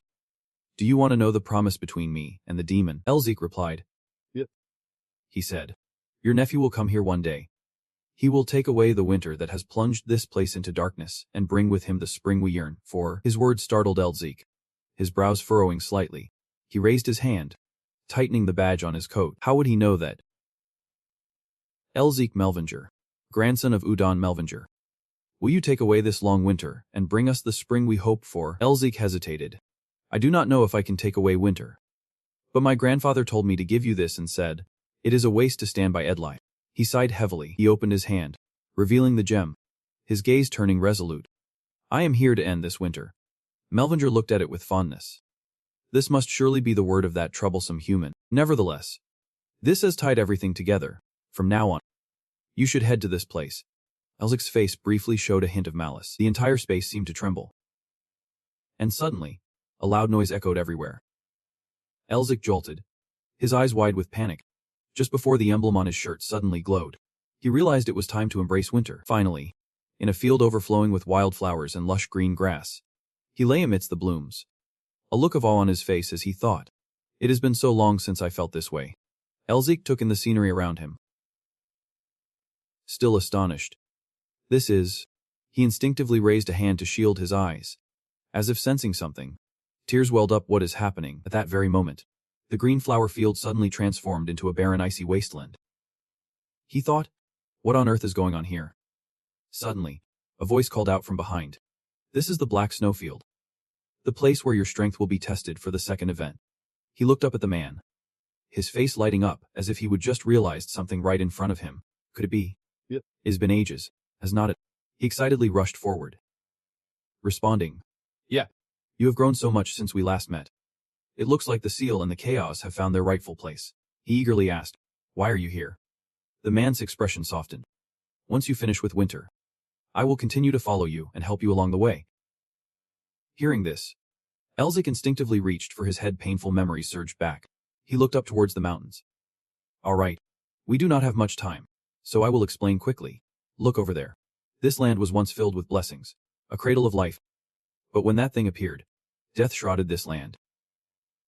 Elzik recalled. "The Winter General." "Exactly. We must not let that thing linger after the gods and demons have passed. The remnants of the past and the curses still haunt this place. My descendant, from now on, I will teach you how to devour the Winter General." As soon as he finished speaking, Elzik jumped in surprise. He looked ahead, his eyes clearly showing hesitation. "You mean I have to swallow this massive disaster? Can I even do that? If I could, I would gain immense power. I could be so much stronger than I am now." The man glanced at Elzik's face and replied, "You just need to seal the Winter General like you did the first time, right?" Elzik nodded, his determination igniting. "Got it." He began to warm up, thinking that since this was the second time, his opponent would definitely be much stronger than the Snow Mountain King. He declared, "Army, do I need to fight like I did with the Snow Mountain King?" Then, the man produced a seed. Elzik reached out to take it, staring blankly at the seed in his hand, repeating to himself in disbelief, "What is this?" "A seed." Elzik hesitated to ask, "What am I supposed to do with it? What am I supposed to do with it?" The man smiled and explained, "Plant it into a tree in 100 days. He smiled again. "When the flower blooms, the test will be over." Elzik held the seed tightly in his palm, looking at the man, waiting for more direction. "When the flower blooms, the test will be over." He held the seed in his palm, looking at the man. In that moment, Elzik faltered. Oh.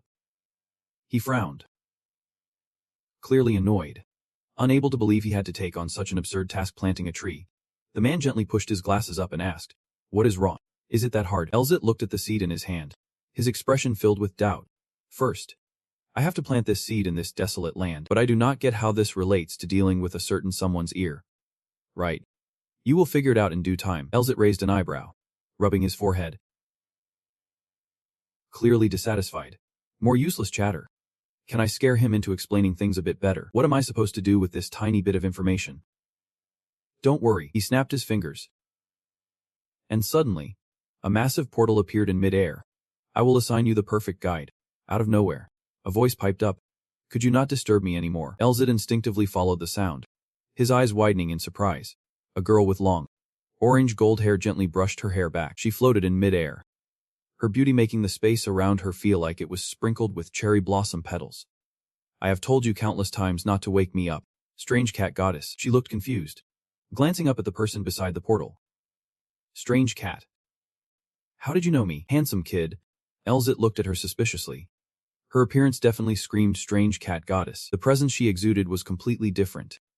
Though she did not seem tall, it felt like staring up at a giant tree that could easily cover the sky. "So this is a real goddess." The portal smiled. "Introducing. Let me introduce. This is my disciple." The strange cat gently stroked her hair. "What a shame you are a glorious cat. But I will overlook that because you are so handsome." She winked at him playfully. "Do you want to marry me?" Elzik quietly turned his head away from that gaze, muttering to himself, "But her personality is still the same." The strange cat opened her eyes wide, exclaiming, "Oh my, Elzik, you have already rejected my marriage proposal once, have not you?" Elzik smiled. She has a connection to that strange cat goddess outside. The strange cat floated behind him. "Oh well, it is tough to raise a camellia tree. Are you sure you can handle it?" He replied, "I will do my best. I will simply be here beside you to give advice." The planning entirely depends on you. Elzit looked at the seed in his hand, his face full of determination. That is good enough. A portal stepped forward, announcing, "My disciple. This is the communication device that will let you know the true status of the tree." Then a magical circle appeared in the portal's hand, and you will gradually discover its other uses. After giving instructions, the magic in his hand burst into a dazzling light, shooting forward. "All right, hope you succeed." In the great mountainous region, the strange cat declared, "The curse of the demon god too is also known as the land of ice. The first time was 400 years ago. You need to gather the materials and items I mentioned and use them." He slowly observed the surroundings, wondering if the environment of this era was better than the outside world. Elzit nervously asked, "What should I do first?" Crossing his arms, he replied, "Find soil to plant this seed. A good place for it to germinate." He floated in midair, thinking to himself, "I wonder if cleansing this land will be faster than searching across the snowy fields." Snow suddenly spoke up, filling the air with noise. "This place is like a realm of the mind. So the atmosphere here really feels like the wilds beyond." Suddenly, something appeared, causing Elzig to jump and turn around. A pitch-black monster with widespread wings dove straight at him, ready to attack. Its roar shattered the silence of the space. And you need to be on guard against that beast. As its gaped, horrifying mouth looked ready to swallow Elzig whole, he reacted instantly, leaping into the air to dodge the attack in the nick of time. The creatures spread their wings and howled, their cries echoing across the sky. At that moment, they all turned into ice statues at once. Elzig stood below, waving his arms, and in an instant, the monsters exploded into countless fragments that rained down to the ground. Sane flew up and devoured them like a lavish feast. Then it settled back into Elzig's arms. He marveled, surprised that this place had a monster buffet just for him.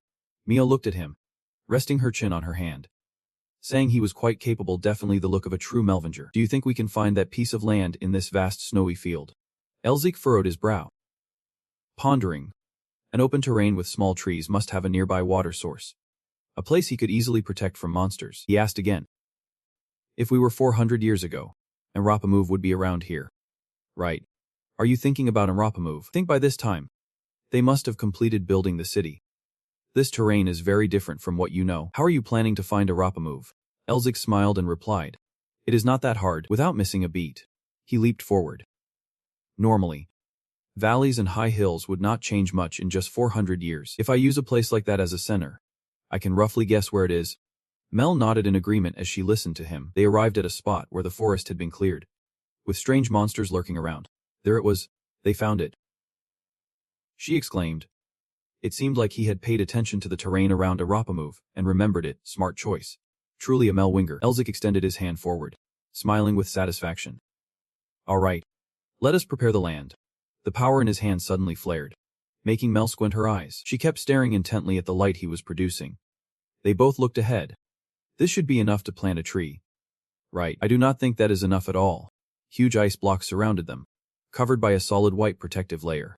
The soil quality was quite good, and most monsters would not dare approach this place. "I know you are a Melwinger, but for a human to use dragon language so perfectly." Mel placed her hand on her cheek.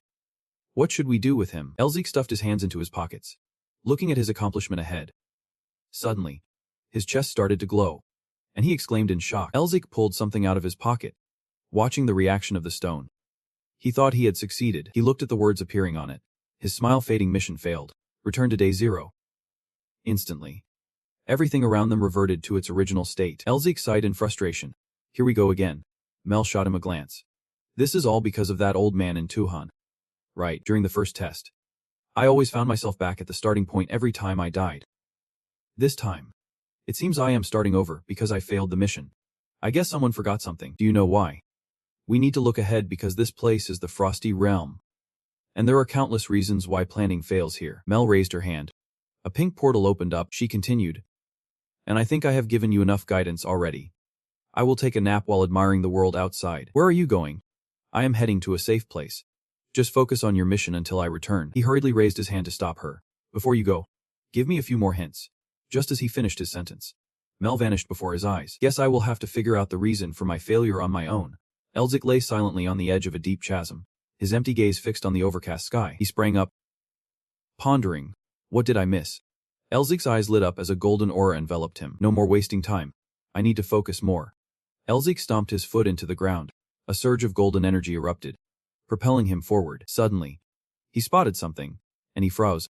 What was that beneath the ground? The earth shook violently beneath his feet. And before he could react, he was pulled down. Elzik screamed in frustration. Damn it. He leaped into the air. A death worm. Large enough to swallow most giant monsters whole. One of the strongest monsters. Even 324 six-circle mages struggled against it. If you happen to encounter it, run. Take a look at the monster's illustration. Type. An info. Elzik was now suspended in the gaping maw of a massive creature. A death worm. A beast that at least 3 six-circle mages would need to take down. I am not sure I can kill it either. He flexed his arms as throwing darts materialized in the air. Looks like I can't complete this mission. As far as I remember, to kill it, I first need to break through its tough scales. Each dart flew toward the death worm, but its scales were too tough. Elzik frowned. If magic can't do anything to it, he immediately dove from the sky, aiming straight for the monster's mouth. I have to use my body enhancement technique.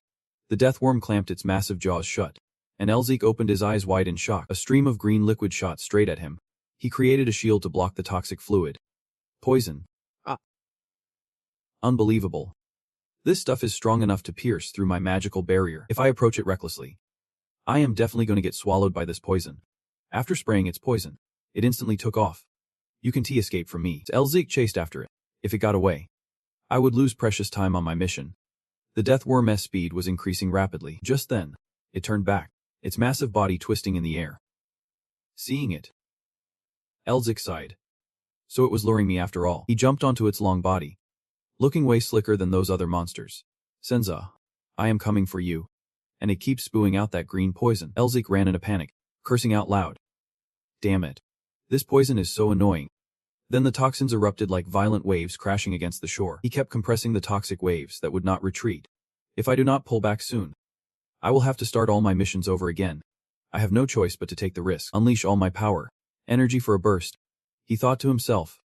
I still remember the combat techniques I learned from Lam Sensei. By concentrating all my strength into one point, I can maximize the impact of my attack. And I might just be able to take it down with a silver tiger strike. A piece of debris slammed down, and Elzik also fell onto his shield. He looked at the leftover toxins on him. If I had not exhausted all my mana in that last attack, I might be already returned to Mother Earth by now. Elzik sighed in relief. If I run into another one, I am done. A mission stone appeared with a message. You have met the necessary requirements. The first seal has been lifted. He stared in disbelief. Did I really succeed? What seal? What are you talking about? Suddenly, the stone began to glow, and then a surge of power rose from his arm. What is happening? Is it all over? Elzik looked at his arm. Still shocked, Elzik thought to himself.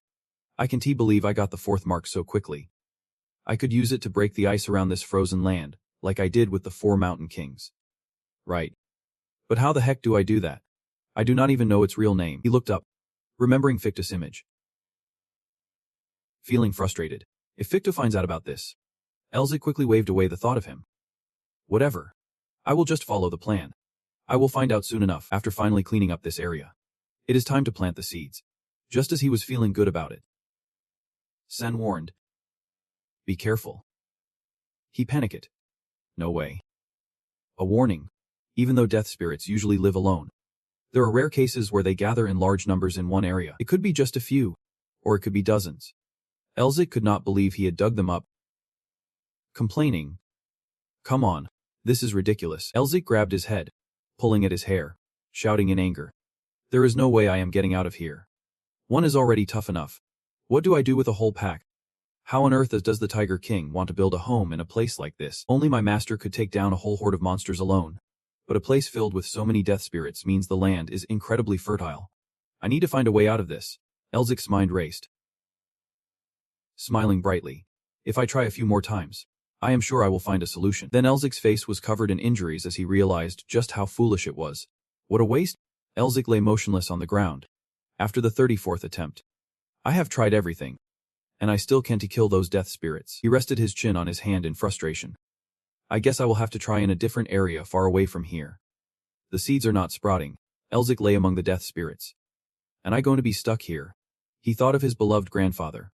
Even the cat god would not come here. I bet my ancestors are watching me suffer and laughing at me.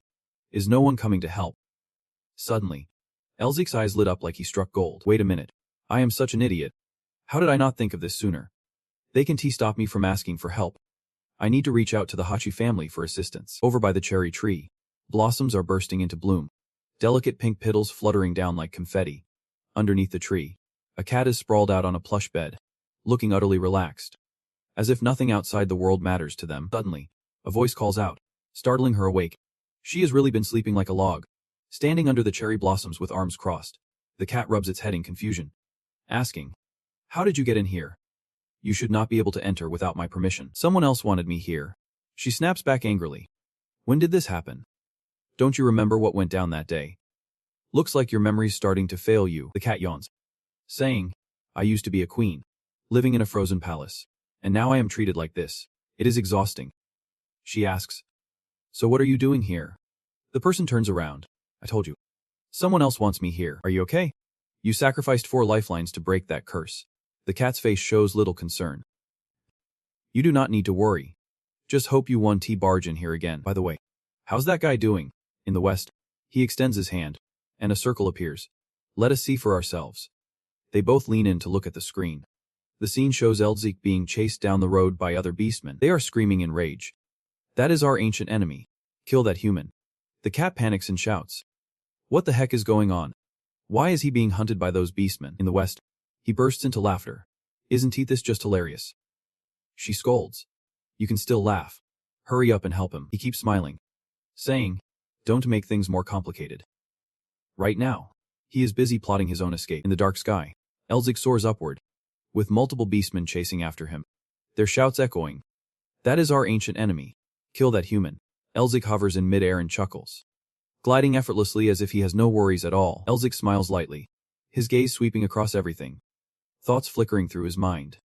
The lineage of the tiger has not appeared yet. To tackle the challenges of this mission, I need to seek help from those who built the city on this forsaken land. Right behind him, hurried footsteps echo, and everything comes to a halt as a voice rings out. "Finally, I have got this crazy guy. Go on, rip him apart." He thinks. Searching across this vast black snowfield for the tiger lineage is indeed a tough mission. The atmosphere around him starts to shift. Elzik feels himself enveloped in a powerful aura, using the secret technique to enhance his black tiger form. He muses, "However, I do possess the secret technique of the tiger lineage, the body enhancement technique." A fierce flame erupts, illuminating the startled faces of the beastmen, all of them tensing up. One of them exclaims in panic, "How is it possible? How can a human use the body enhancement technique?" Behind Elzik, a massive fire blazed fiercely. As he stepped up onto a higher stone ledge, he thought to himself, "With this body enhancement technique boosting my strength, do you really think I will let you off the hook?" Suddenly, the scene shifted to a mountain landscape, and without warning, the snow-covered ground erupted in a cataclysmic explosion. A brilliant golden light shot down, sending the beastmen flying, unprepared for the onslaught. Their cries of pain echoed through the air. "That guy. We can't let him escape." Perched on a tree branch, Elzik placed his left hand gently on the bark, pondering, after wreaking havoc on 6 beast cities, they should be reacting soon. Or maybe the rumors have not spread far enough yet. Once I stomp through a few more villages, they will definitely show up, out of nowhere. A red hand suddenly tore through the air, with a challenging voice booming, "Get out of the way." In an instant, the hand swept through the air, slicing the wooden trunk before him clean in half. Reacting instinctively, Elzik dashed forward, kicking hard against the ground. His eyes quickly darted to the fresh cut. Witnessing the tree behind him split apart, he thought to himself, "If my senses had not been sharp, I would be toast before I even knew what hit me." Right before him, the flames roared to life, and a towering figure emerged silently. A mysterious voice resonated from the growing red blaze. "Your senses are sharper than I expected." Elzik's face tightened with tension, every muscle clenching. A fragment of memory flickered in his mind, recalling the scattered beastmen across the black snowfield, rising as the great lord of the north, a creature that instilled terror in the empire, the legendary ancestor of the Tiger King lineage. At that moment, Jun opened his mouth, releasing a plume of hot smoke. How can a mere human master the ancient body transformation technique? He was the first leader of the Beastmen Alliance, the Tiger King Jun. Jun's voice rang out. "Who are you? You must be human, but I can understand what is happening here." Elzik instinctively took a step back. Tiger King Jun. Behind Jun, the group of beastmen stood bewildered, a mix of confusion and fear washing over them. Jun turned his head slightly, casting a quick glance over his shoulder. Jun replied, "Why do you ask about me? I can guess." But now, Tiger King Jun is just passing through. Jun continued. Why do you ask that? Am I not supposed to be here? As soon as he finished speaking, they instinctively looked at Jun, their expressions a mix of confusion and surprise. The atmosphere felt charged, and Elzik's gaze gradually steadied. He thought, the Tiger King has conflicts with other beast tribes, so this must be before Tiger King Jun united the beastmen. It seems that day has not yet reached the 5-star strategic level, and I can still feel this chilling pressure. From behind Jun, a gigantic tiger materialized. Flames crackling around it, Jun firmly declared, if you do not intend to fight me, then get lost. The beastmen hesitated for a moment, their eyes filled with alarm. Then they began to scatter. They barely held back their voices, protecting a human, the enemy of beastmen. You will pay for this. The surrounding space began to thrum with tension as Jun and Elzik stood in the midst of the smoky void. Elzik stood still, wondering to himself, did he really protect me back then? The corners of Elzik's mouth lifted into a faint smile. He thought deeply. It is quite clever to just stir up trouble with the rival clan. The tribe hostile to the Tiger King Jun. Elzik lowered his head slightly. He felt a bit relieved inside. His voice rang out. Thank you, my lord. Suddenly, Jun's strong hand gripped Elzik's throat. Jun leaned in closer, his eyes sharp as knives, scanning every angle of Elzik's face. His voice cut through the tension. Elzik's legs began thrashing in the air, his throat letting out a choked sound. I learned this from my master. Be more specific. Elzik forced a smile. Stammering. First, you need to let me go. Jun released his grip, and Elzik fell hard to the ground. Jun warned, if you dare to babble nonsense, I will snap your neck right here.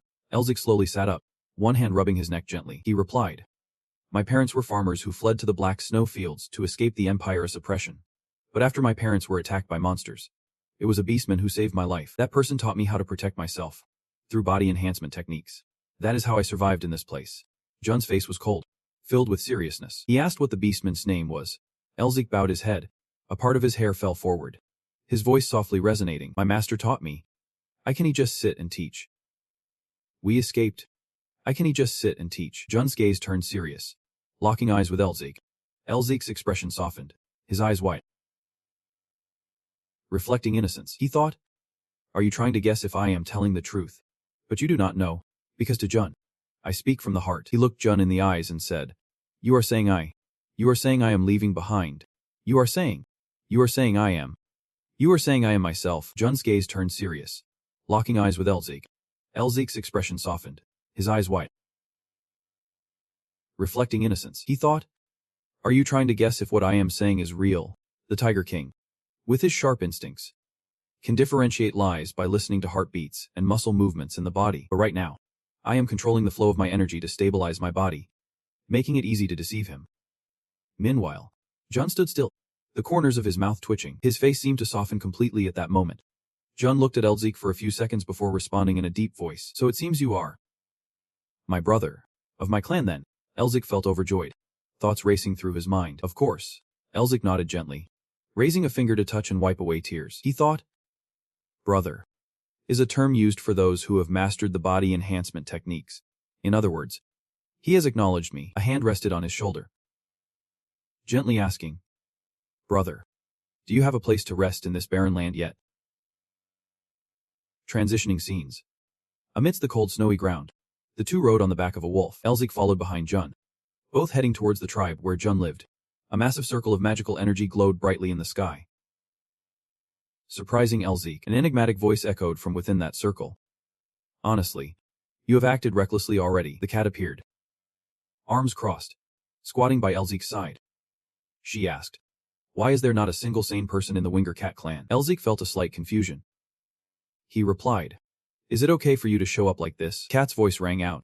I have cast a spell so nobody can sense my presence, so do not worry. But what are you planning to do next? Do you really believe he will accept you as an ally? Elzik closed his eyes, a faint smile playing on his lips. His voice echoed. Of course. He won't trust me right away, but he will keep me close. The cat asked, why is that? Elzik recalled the image of deep-seated anger etched in every feature. Right now, the conflict between the tribes is at its peak. Any tribe would accept a strong ally, no matter where they come from, especially the ambitious Tiger King Jun, who would even be willing to do so. Finally, after their journey, Jun and Elzik arrived, and a tribe member shouted, everyone, gather around. The cat's eyes lowered, her small face showing clear anxiety. She frowned slightly. However, in this, The hatred for humans among the beastmen is still very strong. Would the tribe accept this kid like Tiger King Jun? The tribe members were shocked, their eyes wide in disbelief at what was happening before them. The tension in the air was palpable, and the members looked ready to leap into a counterattack at any moment. They all expressed their outrage at Elzik's presence here. A human. The beast who killed my father.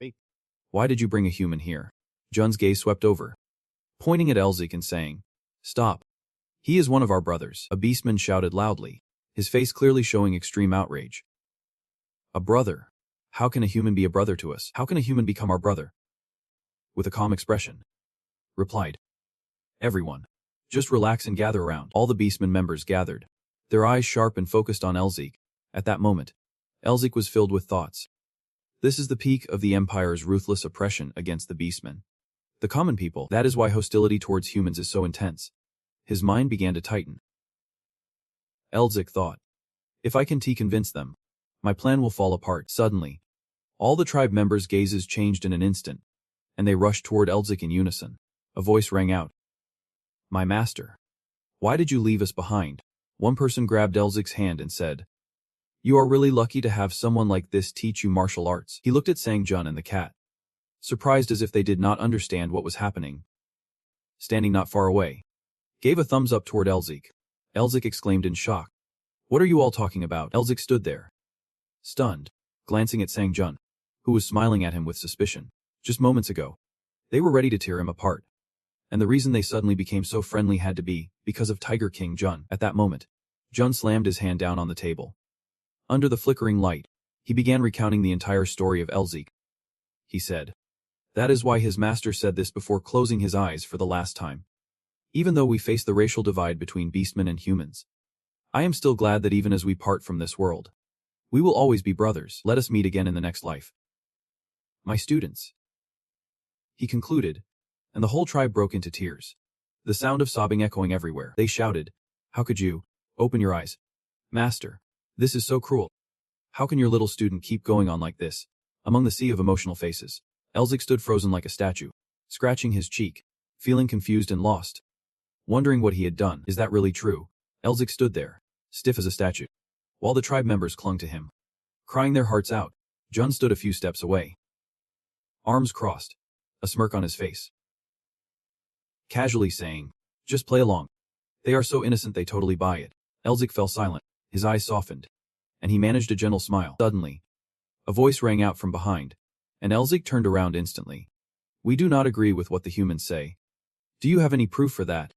The two faced each other, and everything went eerily silent. "If you are talking about flying in the air with crossed arms," she said, "we are the Black Wolf tribe, the loyal ones of the Wolf King." Elzik's face showed calmness but also seriousness as he thought, the Black Wolf tribe. So they are the ancestors of Minister No.1. As the tension thickened in the air, Jun interjected, "Jiao, are you defying my orders?" Jiao replied defiantly, "I am not opposing you, even if he really exists. How could our tribe ever accept such a lowly race?" He seemed to realize he had just said something wrong, and Jun immediately retorted, "Lowly race. I hope you have not forgotten our faith, Jiao. We have been abandoned and chased away. Even if our races and bloodlines differ, we are still family." At that moment, furious, warned, "If you have forgotten that faith, I will make a cut right across your neck." The silence returned, and Gio's gaze shifted from Jun to Elzik. Elzik stepped closer to Jun and said, "Let us break down the barriers between tribes and unite all beastmen as one." He smiled and continued, "I have heard this is the goal of the beastman tribe." Jun was surprised. "You know about us?" Elzik nodded, chuckling softly. "Yep. I heard about it while wandering alone in the snowy fields." Jun crossed his arms over his chest, a slight smirk forming at the corners of his mouth, showing his amusement.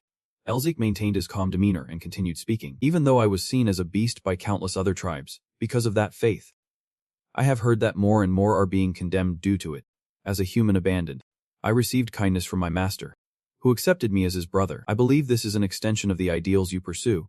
The cat beside him chuckled softly, just as Melvingo expected. "You are quite the smooth talker." Elzik spoke with seriousness and determination in his eyes. "I will meet your expectations, my lord. I believe I need to prove my worth to accompany you on your journey." He heard a voice grating like nails on a chalkboard. "They say the ranks among beastmen are determined by strength.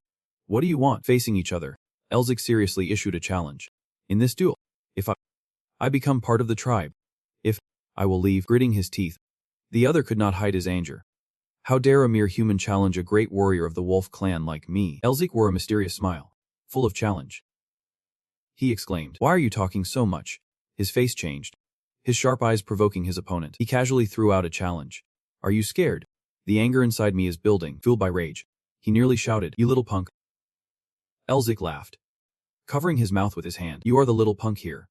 The trick is to shake your head in denial." A thick aura of killing intent radiated from the knife. It spread like a storm in the air. He was fuming, ready to explode. "I will turn you into gold." In response to the brewing fury before him, Elzik merely curled his lips. He spoke defiantly. "Let us see if you can back that up." Right after that, Dunn stomped hard on the ground, creating a deep crater with cracks all around. The shockwave from the impact tore through everything in its radius, sending Elzik and the knife flying. Both were stunned as Dunn's force pushed them far apart. They faced each other once again. At this moment, their expressions shifted from seriousness to shock. Dunn spoke. "Let me ask you something." Dunn stood with his arms crossed. He asked seriously, "Will both of you accept the outcome, even if it means losing our lives in battle?" The knife smirked. "If that human wins, I will consider him family." Meanwhile, Elzik raised his hand, swearing earnestly, "I swear on my master's honor that I will accept the outcome." Dunn's gaze accept. He felt assured of their intentions. His voice rang out, "Good, let us begin." As soon as he spoke, the knife transformed into a true beastman. The knife's body lunged forward like a lightning bolt. The speed was like the wind, sharp claws ready to grab Elzik. The knife swung at the guy's head and roared, "I will tear you into pieces." With his keen reflexes, Elzik managed to dodge the knife's strike. Elzik thought to himself, "The story I made up won't last long. I need to prove my worth to King Dunn. Thanks to him, this won't be a problem anymore." The dagger howled and charged straight at Elzik. Elzik focused, channeling his energy to unleash a powerful strike. The magical punch slammed into the dagger's body. The impact was so intense that his massive frame was pushed back. This is the body strengthening technique. The fierce tiger assault. The dagger froze in place. His body trembled slightly from dizziness. One hand clutched his stomach tightly. Elzik spoke up, "Did you get knocked back from just one punch?" Just as he finished speaking, the dagger returned to his former stance. Filled with rage, he let out a roar, his voice echoing. Before he could finish his sentence, Elzik landed an uppercut, and the dagger could not react in time. Witnessing this scene, everyone in the tribe was stunned. They could not believe their eyes. The dagger was one of the top warriors in the royal army. They never expected him to be taken down like this. They did not know someone could master the body strengthening technique so well. The tribe members gasped, their eyes wide in shock. The dagger. He collapsed, face down on the ground. Smoke billowed from the corner of his mouth. Jun remarked, "Looks like this battle ended faster than we thought." Jun stood with his arms crossed, watching the two of them. This is enough for him to be family with us now. Suddenly, the dagger sprang back to life, his dark eyes glowing red as he locked onto Elzik. His body was covered in spikes like a porcupine, his eyes blazing with fury and rage. His mouth opened wide, revealing sharp teeth, and he let out a roar that echoed throughout the space. Elzik was taken aback, instinctively turning to look, surprised and thinking to himself, wild and feral. When the beastman's rage exceeds its limit, their power multiplies. But they can only fight by instinct. Facing him head-on is far too dangerous for me. Elzik pulled back his arm. A brilliant blue energy flared to life. His hand spread wide. Sharp crystals shot out from his palm. He slipped on the ice, crashing hard to the ground. Elzik unleashed chains of magical ice. The chains tightened around the dagger, embedding themselves into his flesh. He roared in madness, struggling in vain. Elzik raised his hand, preparing to deliver the finishing blow. He used enough force to shatter the chain, but light enough to end the fight without causing any harm. He spoke, "Let us keep it down for a moment." The dagger fell flat on the ground, while Elzik held his stance. Everything ended in astonishment among the tribe members. Everyone was shocked and full of questions. That was a mage, and they called him a sorcerer. Has he been deceiving us? Elzik's face was contemplative as he bowed his head and thought, if he wants to subdue him without killing him, the only option is to use magic. At this moment, he looked over at Jun, confused, pondering to himself, they must know this too. The atmosphere was thick with silence between Jun and Elzik as he continued to think about the plan he had prepared for this situation. Suddenly, Jun burst out laughing. Without a hint of doubt, Jun playfully patted Elzik on the shoulder, expressing his delight and laughing non-stop. "You are more interesting than I thought. I can't believe you know both body enhancement techniques and magic." Right now, Elzik can finally breathe a sigh of relief. "I think I do not need the kin anymore." Elzik placed his hand on his chest, closed his eyes, and bowed his head to express his regret. "I should have only used body enhancement techniques in battle. But I did not want to harm someone who is about to become my family. So I had to use magic," Jun said with a laugh. Whether he chose the easy path or hid his power, The true victor on the battlefield is the strongest of them all. The faces of the two softened, and Jun gently asked Elzik, "What is your name?" "Human." Elzik did not hesitate. He answered right away. Jun stood before all the members of his tribe and addressed everyone. "Based on the outcome of the battle, we will accept Elzik as a member of our clan. Is there anyone who opposes?" Everyone unanimously agreed. No objections. Me neither. The beastmen surrounding them raised their hands to the sky, their faces glowing with joy. Everyone was beaming. Suddenly, a letter from Elzik's belongings began to shine and gradually revealed itself. Elzik and the stray cat were surprised. The cat spoke up. A new message. It was a stone tablet displaying written lines, fulfilling all the necessary requirements and lifting the second limit, revealing the true name. The flat land turned cold and desolate, with a plain engulfed in deep shadows in that land of the Golden Emperor. The wind blew sharp as a knife. What was the true name of this seal that imprisoned the sharp winds of that black snow plain? The mark on Elzik's hand was glowing, a rare level seal, just like the Wrath seal that the Mountain King had bestowed upon him. But since he did not know how to activate it yet, he could not use it right away. Elzik frowned slightly, remembering Mela, the goddess of strength, who had not shown up yet. Isn't she supposed to guide me on how to use this? Oh well, what can I do now? For now, he decided to focus on his long-term plan. Shifting the scene to the Hovok Lang tribe's base, a figure entered as John Thahood's words echoed in the air. "Come in, now. Everyone, please greet each other properly. Starting today, Elzik will officially become a member of the Royal Guard of the Anther 01 Kingdom." Elzik was appointed and respectfully said, "Out of gratitude for bringing me into the guard, I will do my best." Seeing this, he received praise for his good attitude. "To commemorate the day you joined the team, I will assign you your first mission, as some nosy folks are a bit jealous of you. Yep. Please give me your orders." Jun began to lay out his request. "You mentioned that you arrived here after wandering through the snowy plains. Using your experience from those journeys, help us find a suitable area for our tribe to settle." Elzik was momentarily taken aback. Then, he slyly smirked. "Everything seems to fit together." Elzik pretended to stroke his chin thoughtfully. "While wandering through the snowy plains, I noticed this spot. It is surrounded by ravines and hills, making it easy to defend against outside threats. With a nearby water source and mineral erosion, it is a fertile place. However, there was one issue." As he mentioned this, Jun also spoke up alongside Elzik. "That would be the deadly worm swarm." He continued to elaborate on the points. Previously, it was considered a potential location, but because of that issue, no one has settled there yet. However, finding another place like that in the Black Snow Plains is quite difficult. Hearing this information, he found himself in a bind. What should we do now? A bold idea flashed through Jun's mind. "That is right. Let us do this." Elzik looked at him, a bit confused and uneasy. Right now, he was facing 3 judgmental stares. "I need to figure out how to deal with these troublemakers." Elzik felt a bit shaken looking at those 3 muscular figures. Well, even though their personalities clash, the Black Wolf tribe is known for their amazing teamwork. So honestly, choosing them is not that surprising, but teaming up with these Black Wolves I barely know. Guess I am looking to test my limits. Suddenly, a pair of footsteps approached. Startling him. Fighting the death worms is the toughest mission ever. This mission won't be easy. The third captain of the guard squad saw his team and chimed in. "Yeah. If it had not been for that strange guy or whatever saying unnecessary things earlier, we would not have to deal with these messy situations now. Honestly, what is so great about the old squad of death worms anyway? Someone is just trying to show off in front of the captain with some petty tricks. I can't help but judge. Just look at these fools. Seriously. Acting tough while walking towards a knife.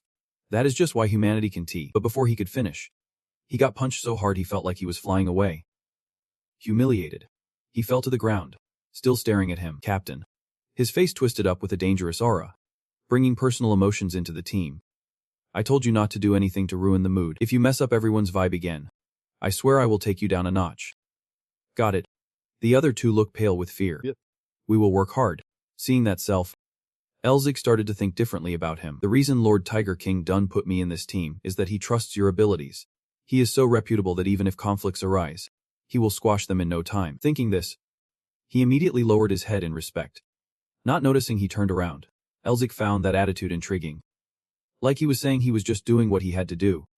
"Right, I like that." Then, he stepped forward to strike up a conversation. "Captain, those death worms want to crawl out of the ground, even if they are threatened just a bit. Is there a way to lure them out?" He was so interested in this that he answered immediately, making Elzik curious. "There is a way. But it is very difficult and time-consuming." "Why is it so hard?" At this moment, The wind mentioned a mysterious type of grass. We need to get our hands on a certain type of cursed grass. They are very sensitive to the scent emitted by that cursed grass. If we have that, we can lure the death worms out from underground. But his answer was met with his eyes wide open. Why are you making that face? Elzik pretended to cough a few times. It is nothing. Just keep going. I was not really focused on explaining further. To lure those deadly bugs out, we need that tree. It is really rare, so it is hard to find. He smiled confidently, radiating a savior's aura. You do not need to worry about that, because I can find it. He looked at that confident demeanor and felt helpless. Confidence is great, but the environment where the life grass grows is pretty harsh. Finding it is one thing, but harvesting it is another story. But the wind keeps asking, it won't be easy. Right. However, Elzik is now holding the life grass. This place is bustling with harvesters. It is quite chaotic. After a moment of scanning, he spotted a few faces. Elzik quickly took advantage of those people. What are you all standing there for? Don't you want to put it in? They tried to resist, but it was negligible. I do not know. Only he was silently laughing. But I have seen plenty of life grass in the labyrinth of clarity created by my mentor, because that magic is so distinctive. Even if I tried not to find it, I would still discover it. If I absorbed the magic of the life grass, the reverse energy activated the seal on Elzik's face. Dogman. 3. Now I will go faster. So keep up with me. They all looked dumbfounded for a moment. This guy has really lost it. After returning, those people went to gossip to the wind. Captain, do you know what that guy just called us? Dogman. However, he did not care and gave Gio another kick. What are you doing? These damn names. Just do what Elzik says. He cried silently due to the humiliation. Captain. Gio's heartbreaking cries caught his attention. But the person in Eric's sight was Captain Gio. In the end, he brought the grass before Jun. Such a beautiful thing in such a short time. Your brother's abilities are hard to assess. Elzik was praised, but he remained humble. Not really. I could do that thanks to someone in the team helping out nearby. 3 guys were nodding like they were in a daze. It seems that is true. Don't let them rest. Keep pushing them. All right. That is enough chit-chat for now. Let us get started. A barrage of wooden stakes is hurled forward. The flames light up the night, casting a bright glow in the dark. Even the ground beneath Jun shakes. It is dripping with long streaks of anticipation. A horde of death worms suddenly emerges from the ground, spotting a great opportunity. He quickly gives the command. Everyone, begin the attack. It is like a voice choked in Jun's throat.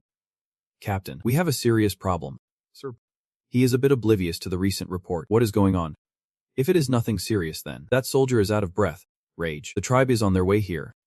Right. Jun can hardly believe his ears. What do you mean the tribe is coming? Be more specific. The soldier reports with a hint of fear. It seems they have realized we are hunting the death worms, and right now, they are coming to ambush us. This news drives him insane. Those filthy bastards. But Jun has to face the death worms. Meanwhile, elsewhere, a hefty figure is trudging through the night.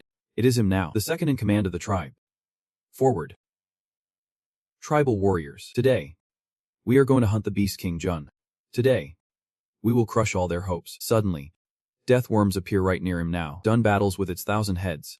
He uses his hands to chop off each death worm's head. Watching this, he can't help but admire Beast King Jun. Just as expected, his skills are at the pinnacle of beastman. But today, I have prepared a magical artifact to use in battle against humanity. No matter how strong you are, you can stop the firepower while being held back. Now, I will make you kneel before me and become the king of all beastmen. Just as he finishes his sentence, a sudden gust of wind blows towards the tribe. Where's that wind coming from? Thanks to his keen nose, he quickly realizes this smell. Death grass. The death worms have crawled right in front of him now. Just like over here, the thick death worms have fallen one by one. And he stands proudly on the corpse of a death worm. Who would be thought they could be wiped out so quickly? Using magic to create a wind full of the scent of death grass towards the tribe, and using the death worms to eliminate them. While the tribe is annihilating the death worms, Elzik hears this and can't help but admire. Coming up with an idea like that is truly impressive. You must repay those who have attacked you in a similar way.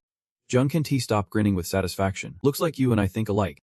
Just as he climbs higher, he exclaims, now, let us go clean up the remnants. Shall we? While he is still struggling with the death worms, the survivors gather around. A soldier stares wide-eyed, stammering, Jun is the Tiger King Jun. An explosive shockwave erupts right in front of the Fury tribe. From the smoke, Jun and Elzik emerge, radiating power. Their eyes glaring in fury, refusing to back down, swings his dagger wildly. A cowardly ambush strikes, but in the chaos, he accidentally slashes himself. His face begins to flush a bright red. The royal guards emerge. Capture any survivors. Kill anyone who dares to resist. At the order. The soldiers charge forward. They attack like a storm. Yep. The others refuse to surrender. No retreat. The two factions are locked in a relentless battle. Elzik stands by, watching. His eyes are drawn to his ultimate technique. It is the supreme signature of the Tiger King. Elzik quickly stifles a delighted laugh. Just watching, I can see both the strengths and weaknesses of my era.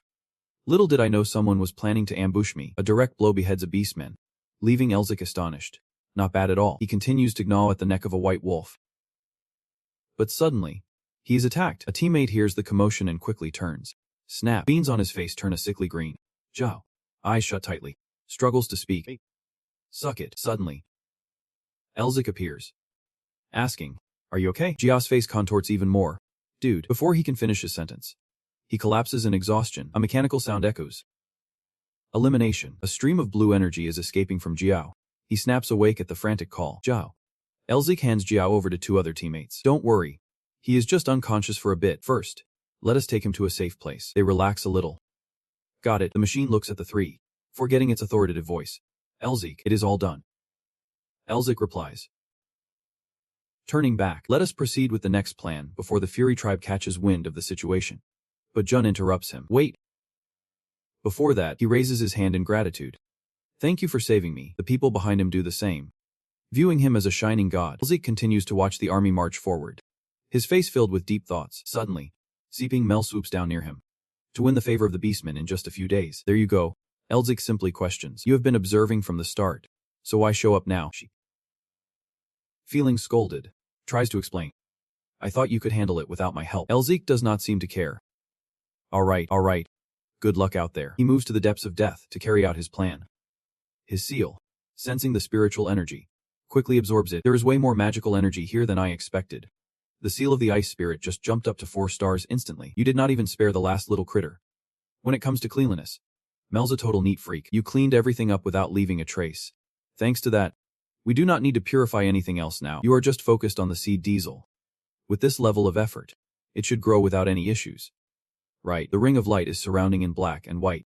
The night sky has a few wisps of white clouds. Elzik is still lost in thought. There has been no announcement about failing to plant the seeds. It seems like everything is wrapped up.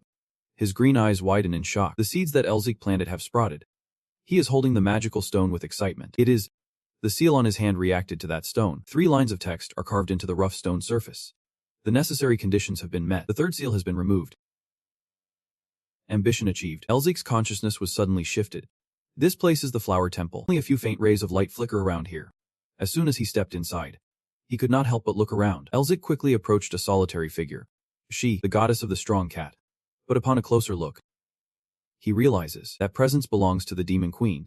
Elzik feels a bit uneasy because of her aura. Who would have thought that the goddess of the strong cat is actually the demon queen?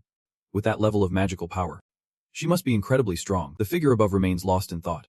Half of the goddess's serene face contrasts sharply with her grim demeanor. How can a goddess and a demon queen coexist? And this magical power. Suddenly, a panicked voice jolts him awake. Elzik. The strong cat calls out Elzik's name at the top of her lungs. Elzik, are you okay? You suddenly lost consciousness. But Elzik only leaves behind a vague statement. The seal of the winter spirit. It was the day after that. She slightly furrowed her brow. Why would you think that? Elzik speaks plainly. So that statement ignited curiosity in the strong cat. What did you see? He quickly rummaged through his memory. He was there, alone, in the empty palace. He looked wary, lonely and sad, and his magic radiated similarly to the seal of the winter spirit. She seemed a little uneasy. Right now. That is just it. A history long forgotten. He kept questioning. The chill across the black snowfield is due to the day after. I am the goddess of flowers and the strong cat. Elzik is taken aback by the strong cat. This is part of the arrangement to erase the traces of the day after. She calmly pulls back her aura. Who knows? All we can do is give you advice about planting seeds. Remember what Ohan told you. That line sparked the seriousness of the situation. You will learn how to swallow the past and mistakes of the Eastern General. The Eastern General is the past and the mistakes of the cat god. Elzik, holding the stone, suddenly stands up to see the seeds. I need to chase away the cold from the cat god. Before leaving, she reminds him. Always be cautious of the Eastern General. She will be the biggest obstacle in your path. Darkness still envelopes the city of Anthemuth. He sinks into deep thought beneath the towering tree. It has been 91 days since the setup began. Flowers have started to bloom. A runner darted in, cutting off Elzik's smile. Now, the chief is looking for someone. His status was immediately pushed to the bottom of society. Damn it. Again, in the dark night, the mountains and forests feel even gloomier. Now he has been knocked back several meters. Elzik just sprang up and knelt down. Come on. Can't you go easy on me, always so proud to gaze upon my achievements. You are the one who challenged me to reward you for saving Jiao. I am the chief. I cannot break my promise. You can only be dissatisfied inside. You can't go back on your word. You can't go back on your word. You can't go back on your word. You can only be dissatisfied inside. I just wanted to experience martial arts. Who knew I would end up getting beaten up the whole time? He keeps taunting Elzik. He is my brother. You should not give up so easily. I just have to get up and fight again. I have successfully regained my stance from my previous life. It benefits me as well. Jun cracks his knuckles, eyeing Elzik ominously. Let us start again with the fierce tiger charge. But his hands are really twisted. Jun looks back, feeling a bit uneasy. Have to postpone the match. Seeing this, he immediately asks, What is going on? But he just flies away.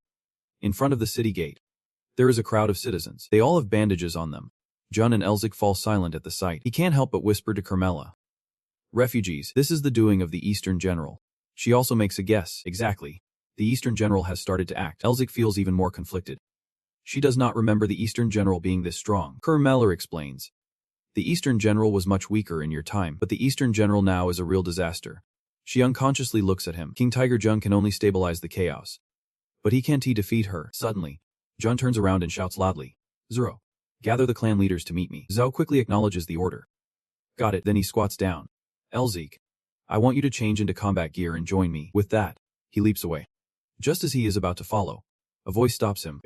Zur hands Elzik a precious potion. Take this. He is a bit curious and asks softly. What is this? He grumpily shoves it into Elzik's hands. It is nothing. I have plenty to spare. So you can either accept it or toss it away. Do whatever you want. There is no time for him to say more. Zur walks off. Carmela glances at the item in Elzik's hands and realizes this is a rare potion with limited supply from the Howling Wolf clan. That kid actually has a cute side. He chuckles softly. I did not see that coming. Inside the tent, the atmosphere is still quiet. A heavy silence envelops the 9 gloomy faces. The 2 clan leaders decide to speak up. Our clan has suffered heavy losses. Our ancestors shed blood to build this place, but now it is just a pile of ruins. We have lost so many loved ones. After hearing that, Jun gestured for the person outside. Elzik. Come here. I have something to ask you. Why did I stop you so quickly? It is about the disaster that is spreading fear among the refugees. Right. Jun continued to inquire without getting angry. Exactly. We need to find General Dong. Can you lead the way with your magic? The tribe leaders looked at him with hopeful eyes. The beastman group over there also placed their trust in Elzik. Even he gave him a special look. Elzik did not let them down and nodded in agreement. Yep. I can. Hearing that, Jun could not help but feel delighted. Good. The conversation made the tribe leaders feel at ease and smile. All tribe leaders. Gather the skilled warriors. Tomorrow we will set out, they answered without hesitation. Understood. Everyone left the meeting with a spirited attitude. Elzik sighed in relief. Everything is falling into place. Finding the Tiger King Jun to plant the seeds and facing General Dong with him is definitely part of the plan. Just like that, the real mission has begun. A group walked through the cold, dark night. Jun looked at Elzik Melvingo. No matter how many times he looked, magic was still something incredibly captivating. Elzik suggested beside him, do you want to learn magic? If it is you, you could easily pick up the basics. Jun smiled and shook his head. With you around, why would I need to learn? Elzik seemed at a loss for words. Is that a new way of making me your slave? If you do not like it, you can be the leader. Who would have thought the king? Thank you for saying that. Jun looked at the back. So this is a gift for you. He was completely confused. A gift? His face showed a mix of surprise. The last part. He did not get it. He did not understand. He did not understand. So this is a surprise. The final part of the body enhancement technique. Elzik turned around. A cold voice rang out. You think I would not notice that your approach has an ulterior motive? Elzik asked back in astonishment. When did you know? Jun took a few steps back. A human claiming to have learned the body enhancement technique from a reclusive monster is indeed suspicious, but not impossible. But you can lie about magic and the reason you are causing trouble with hostile tribes against me. Surely, it is to meet me to complete the body enhancement technique. If you knew that, why are you still leaving me alone? Elzik frowned and replied, usually to pursue your own interests. Jun suddenly fell silent. Suddenly, he burst into laughter and cheerfully patted his shoulder. Because whether human or monster, who does not want their own gain? Right, I am not getting involved with you just for my own benefit. Watching you is actually quite entertaining. The strong cat is just a little reminder. From start to finish. You have been in his palm. He rubbed his shoulder and spoke up. It hurt so bad I thought I would cough up blood. But there is really no reason for you to teach me the final part of the secret technique. A hand ruffles Elzik's hair. He spoke slowly. I want you to survive. You have fought hard to get here. So if you sacrifice yourself to protect someone else's family, that is just not fair. Elzik froze in surprise. So the reason he wants to teach me the monster's secret technique is because he wants me to survive. Maybe he cares because he does not know this is a reversed past. He smiled softly. Thank you. The chicken voice broke the extremely tense atmosphere. Sorry to interrupt this emotional moment, but now's not the time for mushy stuff. Elzik froze, unable to think. The energy emanating from the strong cat is the person I just saw. A huge malice felt like it could swallow us at any moment. Everyone stay still. Do not move. The thought continued. There is only one word that can describe her. Demon. Always charging straight at my power. We need to get out of here fast. He stood in shock. Surprised. What the hell? The strong cat and our scouting team can't pinpoint their location. The demonic energy of General Dong has severed all mana streams. If we fall into General Dong's trap, Tiger King Jun and the scouting team will be wiped out. I need to eliminate General Dong's darkness before that happens. Elzik clenched his jaw tightly. He looked at the mark on his arm. The seal of the Eastern Wind also came from the strong cat. Similar to General Dong, so maybe I can use it. Elzik scratched his head, feeling confused. I just need to know how to activate it to use it. Is there really no other way to use it besides the seal of the Eastern Wind? He looked at the mark, always remembering what was said back in Western Korea. You will have to learn to defeat General Dong. He looked at the mark. You must learn to defeat General Dong. He looked at the mark. I need to seal General Dong. The great sin of wrath like last time. Right, that is right. Elzik extended his hand forward. If only. He closed his eyes. Absorb. I will absorb the command of General Dong into the seal of this harsh order. The energy flowed down his arm. He emitted a blue light. He hugged his arm, wincing in pain, absorbing the demonic energy into the seal of dew. The demonic energy was flowing out from the seal of this harsh order and connecting with the seal of the Eastern Wind. He hugged his arm, filled with pain. Two men stood by to observe. A voice rang out. Elzik heard louder. Standing there dumbfounded. This place is the innocent voice of a little boy. Queen. Queen, these are the freshly bloomed flowers out there. And you brought them because they look just like people. Sipeng Mel sits there with a cold expression. How do they look like people? He can't help but wonder. This was before the goddess Sipeng Mel became the queen. The chatter fills the air. These flowers are so beautiful. How can they not resemble the queen? Don't you agree? Come on. How can these flowers even compare to our queen? You think she would like those? Of course. She would love them. Anyone who disagrees can come say it to my face. Sipeng Mel sits silently on her throne, her expression heavy with sadness. A few voices below call out. Your Majesty, why are you so quiet? She sighs. A haunting image appears. One by one, they suddenly fade away. Elzik watches closely. Loneliness creeps in as the loved ones are no longer here. I am all too familiar with this feeling. Back then, it could have been vibrant, thanks to those who followed her in the past. But now, whether her eyes are closed or open, it is just emptiness, having to do everything alone in a barren continent.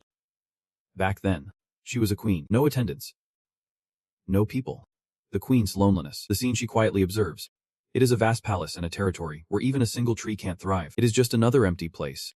In a barren continent. Back then, she was a queen. No attendants. No people. The queen's loneliness. The scene she quietly observes. It is a vast palace and a territory where not even a single tree can grow. In this desolate land, there is only the snow, white and blank. The houses are blanketed in snow. CP Mel feels a deep sadness. Maybe we should just sleep it off. Her eyes light up. Siting Togu Mel, feeling sad, sinks down. Maybe the coming times won't be so dull after all, he thinks to himself. For the first time, the queen's cold, icy face breaks into a smile. For centuries, her world has always been this monochrome. But now, a new color has appeared. Sifeng Mel stands on one leg, gazing at the green sprout peeking through the heavy snow. What you need to know is, she uses her hands to gently pile the earth around that little sprout. I am not the kind of person who cares about trivial things. You must remember how lucky you are afterward. Sixteen Mel laughs joyfully, using her powers to create a snow wall to protect that little sprout and the earth. You may have chosen to stay here, in a small hole surrounded by hard ice and snow. A tiny seedling sways with the snowy wind. The voice of the other still echoes. Those who can go, can't decide for themselves. Time passes, and Elzik stands still, watching Sipeng Mio sleep. Sipeng Mio does not say a word. Sipeng Mio does not say a word. In the snowstorm, Sipeng Mio struggles to open his eyes wide. Looking ahead, suddenly, Sipeng Mio's eyes widen in astonishment. Looking ahead, the bright red flowers blooming in the white snowstorm seem even more vibrant. She can find the words. The flowers. They have bloomed. The rooster's crow signals the flowers lifting gently towards the light. The rooster's crow signals the flowers lifting gently towards the light. Sipeng Mio is sitting there. Tightly clenching, he stands there, heart heavy with sympathy. Those living in the cold embrace of winter find the warmth of spring to be poison. Sipeng Mio clutches his heart tightly. The other hand still grasps the colorful blooming petals. However, the queen's botanical garden she tended continues to bloom even after she is gone. The image of the people surrounding the child holding the bright red flowers towards the queen appears once more. Your Majesty, so many flowers have bloomed. Just look at them. For this is where the queen's deepest memories reside. Sipeng Mio lies collapsed among the flowers like an eternal sleep with no waking. The life of the Winter Queen, beloved by this world, means so much. The wind blows her hair away. She closes her eyes in sorrow. Tears fall from the corners of her eyes. Coming to an end, the flowers of various colors sway gently, transforming into little spirits. Yet her dreams have brought forth new lives. The spirits just awakened circle around the queen, marveling at her beauty. Someone. Is she sleeping? Is she sleeping? Is she? A mist surrounds the palace and sweeps over the strong flowers, to the point where the spirits have to swallow it away. A swirling mist surrounded the palace, gliding past the vibrant flowers, leaving the spirits with no choice but to retreat. Gradually, it took form, becoming an incredibly tall and muscular figure. A demon, the demon god, with soulless white eyes, began to move and raised a hand to unleash a gust of energy calling for someone. Though the shape looked different, it was definitely the demon god I had seen in my dreams. The demon god emitted waves of dark energy, spreading shadows down its body. From the ground, a feminine figure twisted and let out a few frustrated cries. In winter, one should just embrace the cold and let it be. Suddenly, the queen began to transform, her eyes turning a cold red. The demon queen. A surge of black energy swiftly advanced, obliterating the blooming flowers. A girl with bandages covering her eyes vowed that spring would never again reach this place. With that, she tensed up and unleashed a terrifying wave of power. Elzik had to brace himself with one hand. That is, the Ice General. He braced himself, deep in thought. But even if this was truly the Ice General's energy, it was filled with malice just like me. We assume the Ice General is filled with malice. A girl with bandages covering her eyes vowed that spring would never again reach this place. With that, she tensed up and unleashed a terrifying wave of power. Elzik had to brace himself with one hand. That is, the Ice General. He braced himself, deep in thought. But even if this was indeed the malicious energy of the Ice General that I just felt, I could still sense the warmth and cold sorrow of the Demon Queen. However, all of that had already devastated the garden and brought ruthless winds to anyone living here. Suddenly, the mark glowed once more. Fourth sealing wind was released. Elzik held another magic stone with the inscription of clarity. His eyes glimmered with a dangerous gleam as he began to activate it. I think I know. Elzik raised his hand to summon magic. A magical circle with mixed purple and blue light began to form. The fourth sealing wind has been released. Elzik held another magic stone with the inscription of clarity. His eyes glimmered with a dangerous gleam as he began to activate it. I think I know. Elzik raised his hand to summon magic. A magical circle with mixed purple and blue light appeared behind him. This is how you use the winter seal. He reached out, activating the flow of power, then raised his hand to the sky, commanding it instantly. A powerful icy wind rushed in like sharp knives slicing through the dark night. The dark pieces began to separate, revealing a beautiful starry sky. Kamel suddenly exclaimed. You did it. Kamel looked towards the beautiful sunlight, urging him to see something. The botanical garden. Kamel spoke. I will do everything to restore it to its original state. He turned to look at Kamel, eager to see the beautiful flowers blooming in the botanical garden once more. It was still his wish to protect it, even when he had been reborn as the god Kamelia. Hearing him say that, Kamel was a bit surprised. But before she could finish her sentence, he made her feel a wave of emotion in her eyes. If I can perfect winter, I can also reclaim the spring that was lost to the demon god. She asked. Can I count on you for this? Arik smiled brightly. Do not be so formal with me. We are friends after all. With that, he shot forward, and Kamelia chased after him. Watching him, she thought to herself, friends, you are such a jerk. After all the effort I put into establishing our boundaries, you just jump right over them like it is nothing. Meanwhile, the warriors here were getting wary. Jun was swearing at one guy, still on guard. Jun looked at the massive stone golem standing opposite him and said, tough guy. Then he glanced at the warriors, who were taking more and more hits. Arik must know how to deal with this. Suddenly, a warrior stood up in panic. What the hell is that? In front of them was a horde of walking stone statues advancing straight toward the warriors. Is that the monster the migrants mentioned? There are too many to count. Jun burst into laughter, readying himself for battle. Haha. Are you guys scared just because of that pile? We are going to train each one of you when we get back. The warriors, hearing this, panicked even more. What did you say? I said it is great because there are plenty of targets. Jun gritted his teeth with an excited grin. All right. Only those who are injured will have to train specifically with me. Jun and the others charged straight toward the stone army. It is hunting time, let us wipe them out. Suddenly, a loud bang echoed from above, and the air ripped apart those stone beings into pieces, shattering them. The limbs of the stone men fell near Jun and the warriors, catching them off guard. What just happened? Jun looked up at the sky. Elzik was hovering above with a smile. There you are. My brother. Elzik landed gracefully. Approaching shyly. Sorry I am late. So you did not run after all, he confidently replied. Have you ever seen me run away from anything? Jun chuckled. Jun spoke. But that thing is so tough. I have no clue what it is made of. My attacks are completely useless.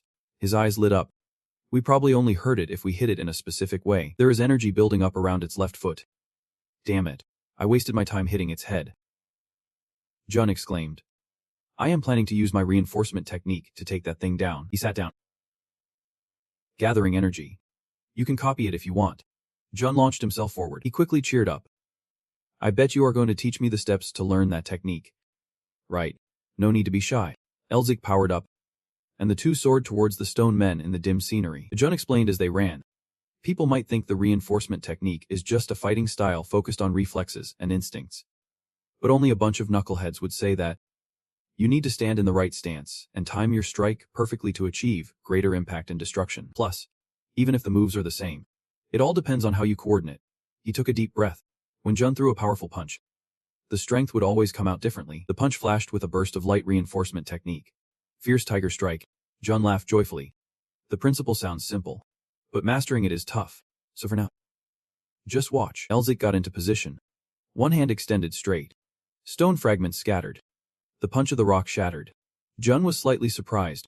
You not only got it after one look, but you even blended in your own technique. He smirked. You really are a monster. Jun rushed in to strike. Elzik was throwing punches. And as they executed the reinforcement technique, the steps connected because he was following Elzik, and the three seals began to merge. The stone creature hurled them away. Both landed. The energy was leaving its body, which meant Elzik grinned wickedly. Now we can attack any part of its body. Jun grinned. Awesome. Now I will teach you the last 3 steps. They both placed their hands down. These 3 steps are crucial for you to create your own reinforcement technique. If the first part of the reinforcement technique is like how a beast walks, then the latter part is the claws of the monster. That step is the energy of the king of beasts. And they charged straight ahead. Jun and his brother held onto their fists tightly, biting down deep and sinking in. Once a beast's fangs have clamped down on something, they never let go. Jun and his brother took their stance, ensuring their opponent would never get back up again. Jun charged it, launching a kick, while Elzik followed up. If the opponent is not completely out of breath yet, you won't stand a chance of winning, so become a catastrophic storm for them. Show them the overwhelming power gap, so they can't even think about touching you. With her eyes shining brightly, she delivered a powerful punch, and Elzik followed suit. In this very moment, we truly are the kings ruling this battlefield. Elzik stood still, pondering. Thanks to that guy, my 6th sense has opened up. It is a world created by the fusion of my mind and that 6th sense. Jun asked him, how's it going? Pretty interesting, he replied. Jun clapped, astonished that he was standing there laughing in a place where he could actually lose his life talk about not being normal. But that guy was laughing too. Jun grinned. Haven't I told you? Ever since my dad asked my mom to give birth to me, I have never been normal. Jun was slightly taken aback. Elzik replied, you have gotten even stronger. Ah. He was bewildered, realizing he had finally broken through the wall that had held him back. Thanks to Tiger King Jun. Tears welled up in his eyes. Elzik thought, why is he so friendly to me? We are not even related by blood. So why would he teach me these things? He asked in confusion. Why are you helping me? Jun replied, once I recognize someone as my brother, I choose to trust them completely, no matter what that person hides from me. Brothers should always help each other. Elzik felt a surge of joy. Brothers. Besides my sister, I do not trust anyone, because I know people can change their hearts at any moment. If I want to lead a group, do I need to be as open as he is? A chill breeze swept through. The stone man still had not fallen, proving to be quite the challenging opponent worthy of being my rival. Elzik pumped himself up, calling out to Jun, let us go for another round. Inside the castle, the atmosphere was incredibly tense. Isabelle stood by the window, nervously biting her nails, showing her anxiety. Lai spoke to ease the tension. Worrying won't change anything. Why do not you try to calm down a bit? Isabelle anxiously replied. Today marks the 4th day already. The burly man chimed in. It has been quite a while since my son-in-law went in there. But there is nothing we can do. 2 other men spoke up. We are busy dealing with family matters. Thanks for coming. But we hope you won't interfere. The strong man continued. They seem to not want us meddling in their family affairs. Besides, that crazy old man, the White Knight, and the Beast King are with him. So there is no need to worry. But then, a loud noise filled the tense air. What is going on? Isabel glanced nervously. Opening the window, the garden was ablaze with fire. Before Tem lay a land engulfed in a massive sea of flames, everything nearly reduced to ashes. Leader. All of the breath of the king has been used up. Tem raised his hand, a flame igniting before him. All right, this is the last one, he declared coldly. Now, let us kick off this campaign. With a wave of his hand, flames erupted behind the sanctuary, and they charged straight inside. Herman assessed the situation ahead and bellowed, threatening anyone who dared to attack the sanctuary. A group of beastmen bared their teeth in fury, roaring in unison. There they are. Let us wipe them out. They charged forward, their roars echoing throughout the space, as if they wanted to tear apart every last piece of flesh from the humans ahead. In the midst of the attack, something suddenly appeared, causing them to halt. A man riding on the back of a tiger-like beast charged towards them, causing several nearby to panic and flee. He glared at them, shouting in anger. You bastards! How dare you come here? Isabel straightened up. A perplexing thought echoed in her mind. How strange. They should know our strength. So why are they so reckless in their attack? They did not even bother to sneak in. They just went all out. Could it be? After piecing it all together, she suddenly realized something. Her face showing a hint of fear, the two men exchanged smug smiles. The one on the right confidently spoke up. All right. Let us finish them off quickly before there are more casualties. Isabel wiped her sweat, stepping in front of them to block the way, saying, This is dangerous. One of them chuckled. You are really sweet, caring for us. Don't worry. No matter how strong they are, Elzik is in danger. They are just distracting us while we attack. The real target is Elzik. At that moment, at the grand door of the mansion, he threw a powerful punch, shattering the sturdy door. His subordinates gasped in shock. This is crazy. Inside, the tiny fairies made their appearance, their small voices chiming in. Intruder, leave this place. This is the holy ground of the Lord. Those without faith are not allowed in. Facing their expulsion, Tem bowed his head and said, I apologize for disturbing the slumber of the gods. I will accept my punishment for my sins later. He then looked ahead, a smirk unconsciously forming on his lips. Tem pointed directly at the door within the sanctuary, the enemy lurking behind it. Dafer flew up in front of him. Don't come any closer. If you keep getting in the way, we will have to resort to force. Her whole body trembled. She bit her lip, thinking. We can in her subconscious. Mel's warning voice echoed. If the dream realm is destroyed, the descendants of Hen Melvinger will be trapped there forever. We can let anyone interfere. With that thought, her gaze turned resolute. She had to stop them at all costs. Immediately, she raised her hand forward. A flurry of branches shot toward Tem. He showed no hesitation, swiftly drawing his sword from his side.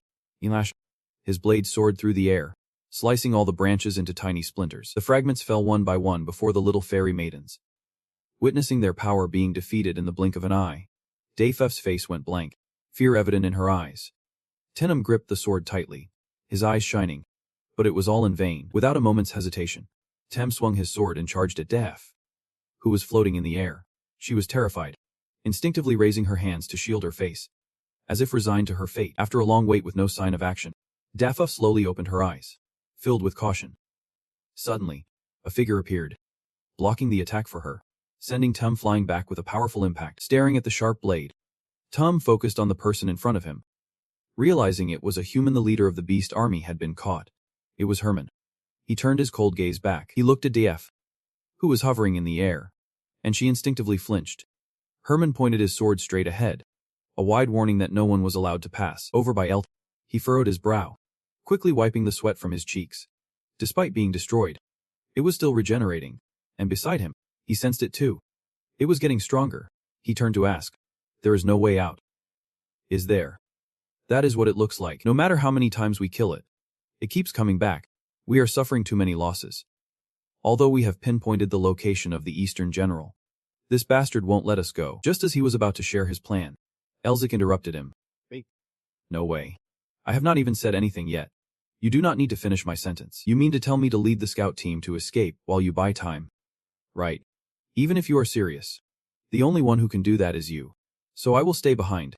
Just take them and go. Seeing Elzik's determination, he fell silent, saying nothing more. He stared intently at the monster before him, knowing he could start over. But he could not let the Beast King fail this round. Jun immediately asserted his position, commanding him, the leader, to leave him behind. Elzik was stunned. But Jun looked straight ahead, his gaze resolute. Am I really going to do that now? Seeing his attitude, Elzik choked on his words. All he wanted to say evaporating before he could speak. Jun smirked, warning him that if he dared to refuse, he would be charged with disobedience and would fall here. What are you planning to do now? I will do it. I will. But I will be back soon. Don't die on me. All right, the scout team. Return to Andrew move. He and the others in the scout team quickly retreated, silently promising himself to bring them back safe and sound in return. Just hang in there until then. Jun watched their figures gradually leave this place. Amidst the heavy falling snow, he stood there, unintentionally smiling as the monsters charged forward. Among the massive rocks, someone suddenly emerged, their voice fierce. Where do you think you are going? A tiger man bared his teeth in a threatening manner. Don't you dare touch the kids. Elsewhere, a group of beastmen were dragging themselves into a desolate and dark area, looking like it had been abandoned for a long time. One of them, face twisted in pain, said, We are safe now. We have been saved. Standing behind Elzik, Kinquid spoke. Elzik, you are planning to go back to the leader. Right, I will go with you. I do not know how I can help, but let us fight alongside you too. He did not respond, seemingly lost in his own thoughts. Elzik, Elzik, the call echoed. And suddenly, before him, a light burst forth. His eyes widened in astonishment at the scene before him. Oh no. The flower he had been nurturing for so long was finally blooming, surpassing his expectations. The strange flower was blossoming.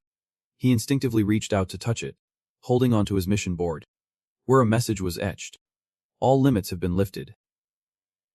Order restored. Elzik looked up. All the restrictions had been lifted. Everything was set in place.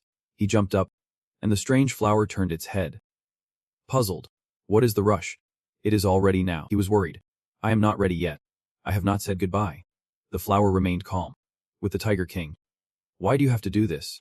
This place is just a virtual world anyway. He flew without saying a word. Memories flooded back. I remember all the faces of those who betrayed my family. One person turned and walked away. Those who heartlessly turned their backs on us. Who drove my sister away even as she begged in despair. The fake foxes wore bright smiles. But they were just after the little bit of wealth we had left. Don't go. Please. Among those who left, there were countless people I considered friends or family, people I trusted and relied on. After enduring all the humiliation, I closed off my heart and became cold. Because if I was not careful, many were aiming for me. Yet, I met people who helped me open up, and they slowly melted my frozen heart. He thought of Jun. And there was also someone else. Someone who completely trusted me and treated me like a brother. He spoke seriously. Even though this is just a virtual world that I will forget, he shot off. But I still want to say goodbye. Sipamel lowered his head in thought. Melvin go. I could not find any reason to let them go. Elzik walked, taking one step at a time, his brow slightly furrowed. Jun sat cross-legged and spoke up. He turned back. He looked over, wondering, is he hurt? But I felt like I should ask him what he wanted to say. To make him proud, Jun looked back, proudly declaring, Of course. We won. His eyes showed a hint of admiration. Of course. I wonder just how confident he is. He smirked and teased. Wait. Do you really think we lost? People can find him unpleasant. But I want to be someone like him. He leaned on his hip and said, Of course not. Jun explained. The word failure is not in my dictionary. Even if I do not look cool right now, I chased her away. So I consider that a win. He glanced at a place where an arm was surrounded by shattered pieces, a bit regretful. He wished he could have witnessed his battle with the commander. One question made him silent. You came to say goodbye, did not you? Jun closed his eyes, surprised. So you are amazed that I said dark heart? Elzik's eyes widened in disbelief. How did you know? At first, I did not, but I just suddenly realized. Honestly, I am very curious. I want to know why you want to learn to strengthen yourself. I thought you would eventually say it. After passing through that shimmering wall, we finally understood. We truly understood. Now, we can see through so many things we could not before, including who you really are. He pondered. Indeed. There must be a reason why the Lord still shines brightly after enduring a fierce battle. The Tiger King has surpassed his limits and become a top-tier warrior. Having reached a superhuman level, he realized this world is a facade. Elzik exclaimed. Chief. He replied. Well, I'm done being curious about what will happen next or who you are. I am simply me. And everything else does not matter. Elzik replied slowly. We just need to focus on the present. Right, he said yet, coolly asking. Alright then. Before I say goodbye, let me ask you this, what is your real name? He answered. Eric. Jun quietly added. Melvingo. Jun burst into laughter. I get it now. So that is how it is. Jun stood up and said, My brother Elzik Melvingo. You kept your promise to survive and return to save my clan once again. To honor you, I will show you something interesting, Jun said slowly. It is also a farewell gift for you. My brother. He stood in a fighting stance. This is what I have learned. I used it to fend off the ice general. He slowly demonstrated for me. Every step. Every move. So I could observe and remember them perfectly. I would not miss a single detail. Jun and he faced each other. A final gift he had given me that day. Jun sighed. Feeling wary. The glass shattered with the flow of water. If fate allows, I hope we will meet again, under a sky full of blue and fragments. Elzik's eyes opened. He lay on the grass, feeling not so joyful. Mel and Erdogan looked over and spoke. Because you have gained more than we ever expected. You should be proud. Elzik, full of determination, said. I can attempt to set things up again. If you give me a chance, I will definitely find a way to defeat the ice general. You want to be able to do it. Melvingo replied. Even the Tiger King had to sacrifice himself to drive her away. How could you succeed in just 100 days? Mel pondered deeply. The Vile Flower Palace was created because no one could stand against the ice general. He was furious with Junjin. The curse of the kneeling god is terrifying indeed. Erdogan stood still. The reason I stopped trying to set things up and sought Yuden's help was for your own good, he thought anxiously. He also got involved in the arrangements to assist you. Because our goal is to teach you how to defeat the ice general through these arrangements. In return, fight against her. Into who? He clasped his hands behind his back and observed. Regardless, you must address the issues you have not been able to tackle in reality. Elzik looked up. The sky hung low outside the window. He sat, focused. When a wave of energy swept over, the dark energy spoke. So you were hiding here? The terrifying monster exclaimed. What a surprise. He drew a knife. Never would a lowly human dare to block the path of the Blood Wolf King. Your crime deserves a death sentence. The knife was closing in on him. Elzik opened his blue eyes wide as an earthquake struck, causing everything around him to crumble. Amengelio stared intently at Elzik, thinking to himself, if it was the day before, one hit would have taken his head. But now it is tough because my body is still recovering, so this is all I have left to use. Dekype has cursed me with reverse mana sickness, but it also grants me new visions and power. Mengelio's eyebrows knitted tightly. Even though this could be dangerous, it was to protect Elzik. Looking at his fierce demeanor, he wondered why he was smiling. As if he sensed something, Mengelio instinctively glanced back. No way. At that moment, Vito suddenly lunged to attack the target, who must face execution for his crimes. Elzik closed his eyes, feeling the blade slowly approaching him. In that instant, his eyes shot wide open, and he used his mana to hold him in place. Vito froze as if his whole body was paralyzed. What? Elzik lightly tapped his nose, as if to say, what do you mean? With his cold, sharp gaze, he wore a smug smile, saying, you are done. A creature with a mouth full of sharp teeth appeared. Jew. Dever. Vito's eyes widened in disbelief. No way. Then, a bloody scene unfolded along with heart-wrenching screams. Now, Elzik felt utterly satisfied. Jusil had grown stronger after the agreement. He let out a rough chuckle, saying that now he could use cold winds and create snow and clouds to bring forth winter. But then he casually remarked, it is strange. Why do I feel happy seeing that ugly mug of yours? This drove Vito mad. What did he just say? Laughter erupted, likely because of that Demon King's comically hideous face. Mel's next words only made him angrier. You have to accept it, Vito almost shouted. Losing it. While they bickered back and forth, Elzik focused on something else. Suddenly, the snowflake in his pocket began to glow. Looking at the snowflake in his hand, Elzik could not help but wonder why the locket had turned into a snowflake like this. Could it be? At the same time, a loud noise caught the attention of all three. A bright light and a massive commotion erupted from outside. Instantly, he dashed out to assess the situation, unable to hold back an expletive. Damn it. In front of him sat Mengelo Dang, silent amidst the chaos. He slowly lifted his head and spoke. Thank goodness you are okay. Elzik hurried over to Mengelo. Filled with concern, he helped his opponent to his feet, asking, Are you alright? Mengelo replied. Yeah. I am just exhausted from using too much power. At this moment, Elzik noticed something. But there seemed to be a sparkle in Mengelo's eyes as he candidly shared. Even though my body is not as strong as before, do you know what good things happened to me after meeting you? Despite this reverse sickness. Hearing that, he felt a flicker of curiosity. What could it be? Mengelo pointed ahead with a satisfied smile.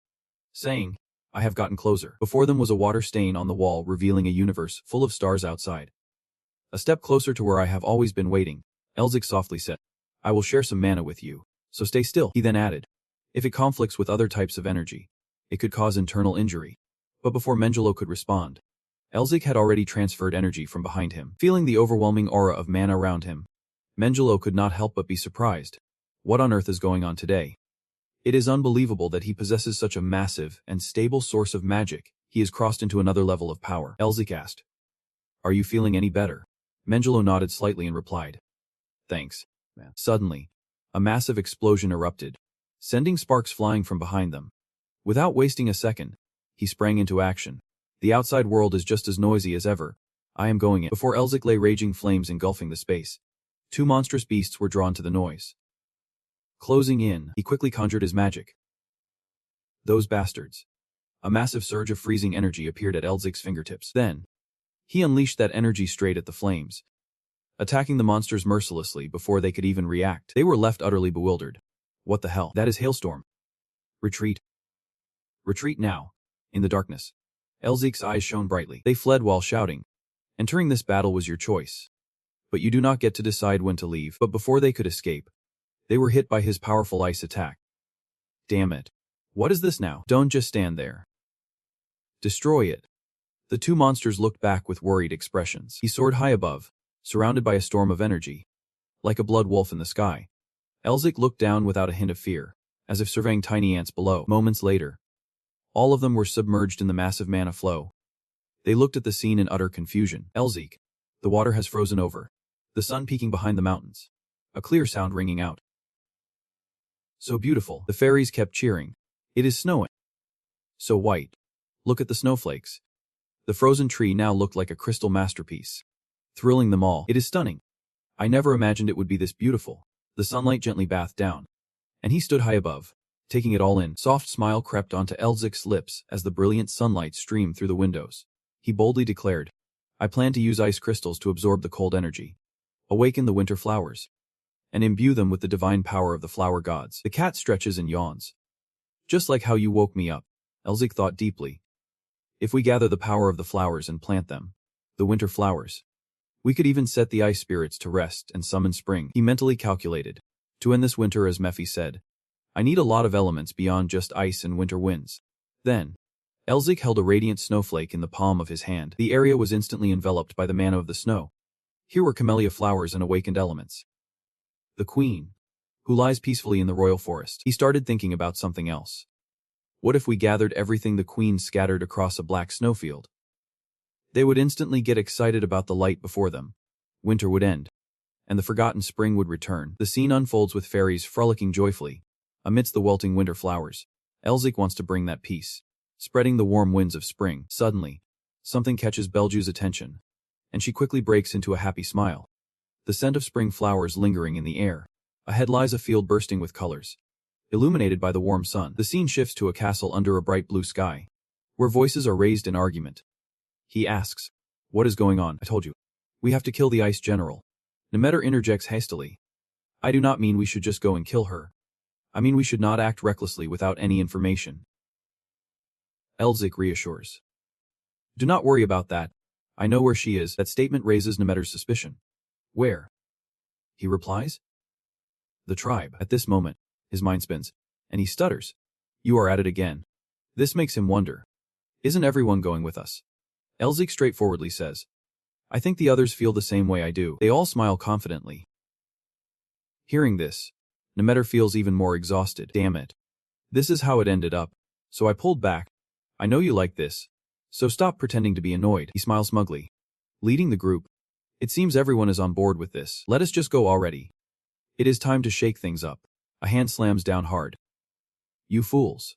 And you still lost. The Blood Wolf King is raging. And it seems the plan to burn the chain of the castle has flopped. A calmer voice chimes in. The Blood Wolf King sits in a large wooden chair, his anger still simmering. A place like the Flower Temple, whether it exists or not, does not really matter. An unremarkable ruin. But there is something bothering me.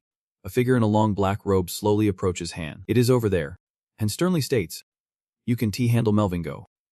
Can you? As if struck in the heart, the Blood Wolf King narrows his eyes. Mouth slightly agape in shock. I am no different from you. That is the annoying name we have all known for a long time. Over there. Someone pretends to empathize. The Blood Wolf King turns his head to the side.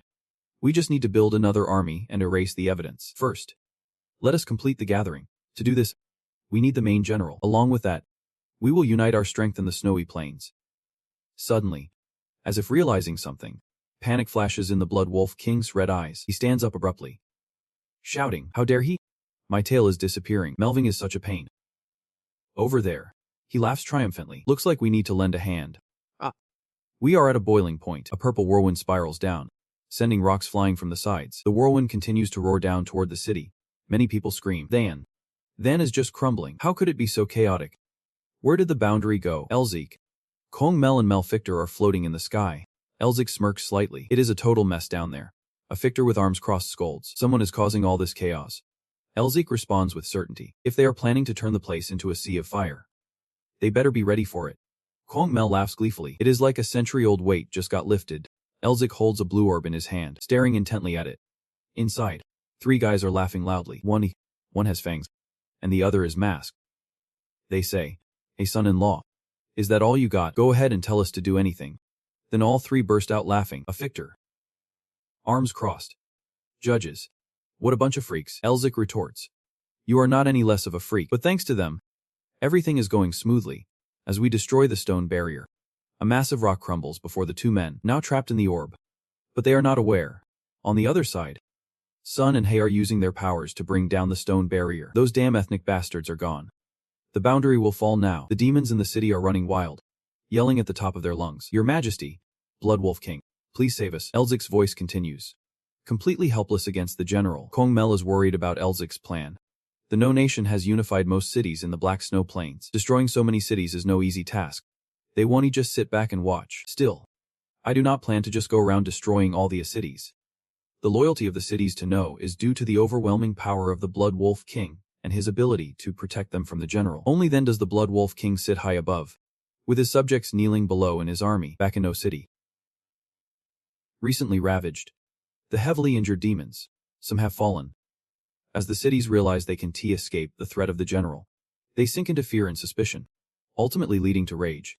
As No begins to collapse, Ancamorph will absorb them. We will achieve our desires. The towering Hellwood Mountain is covered in a light layer of snow before the Grand Palace, hidden in darkness. Why did the Ancamorph suddenly attack the barrier? He is the deputy commander of the tribe. Netter, getting angrier and more confused. Even if they severely devastate our territory, they can guarantee defeating the Blood Wolf King. Why would they take that gamble? What exactly do they want? Fingernails began to press down hard on the map spread out on the table. Could it be?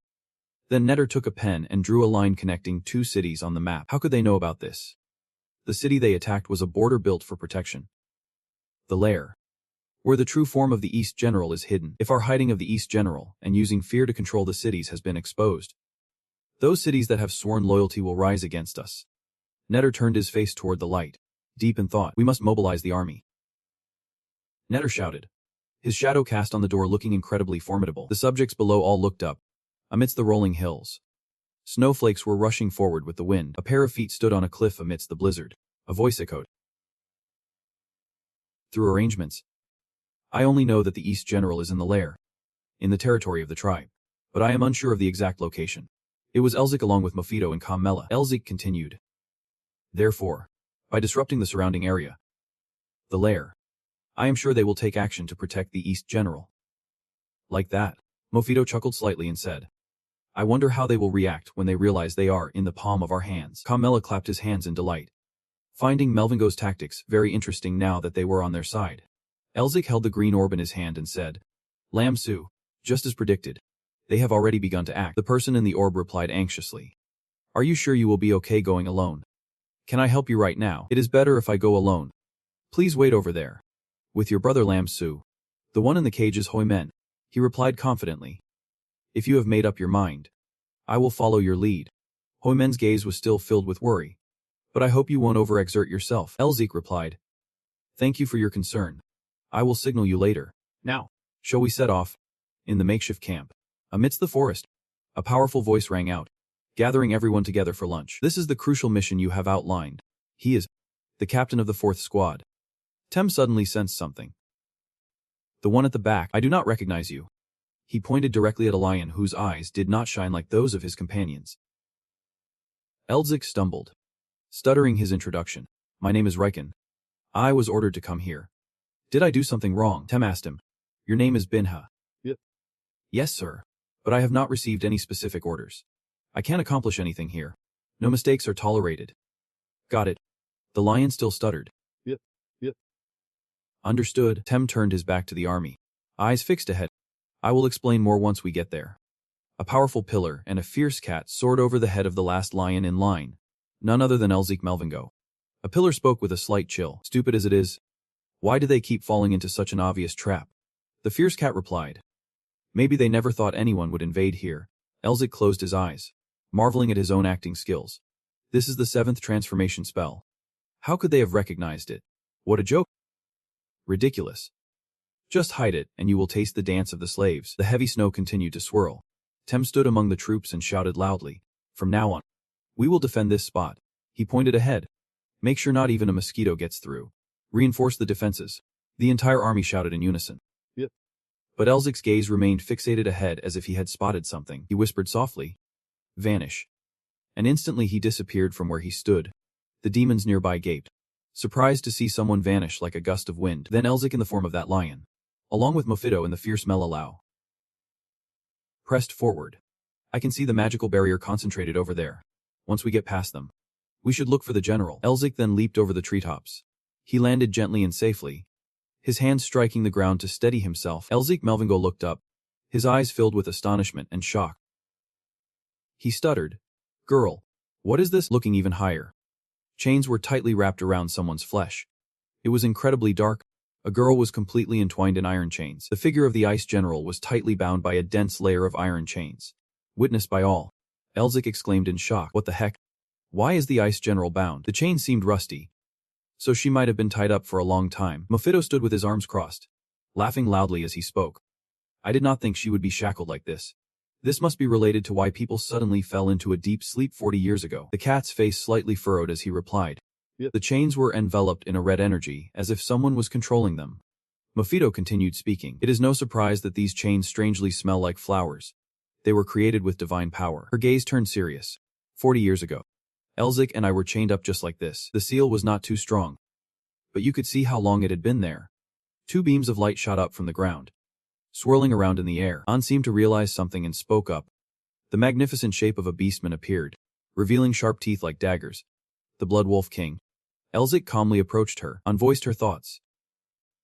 I never thought I would be grateful to the Blood Wolf King. I had no idea how to deal with the beastman.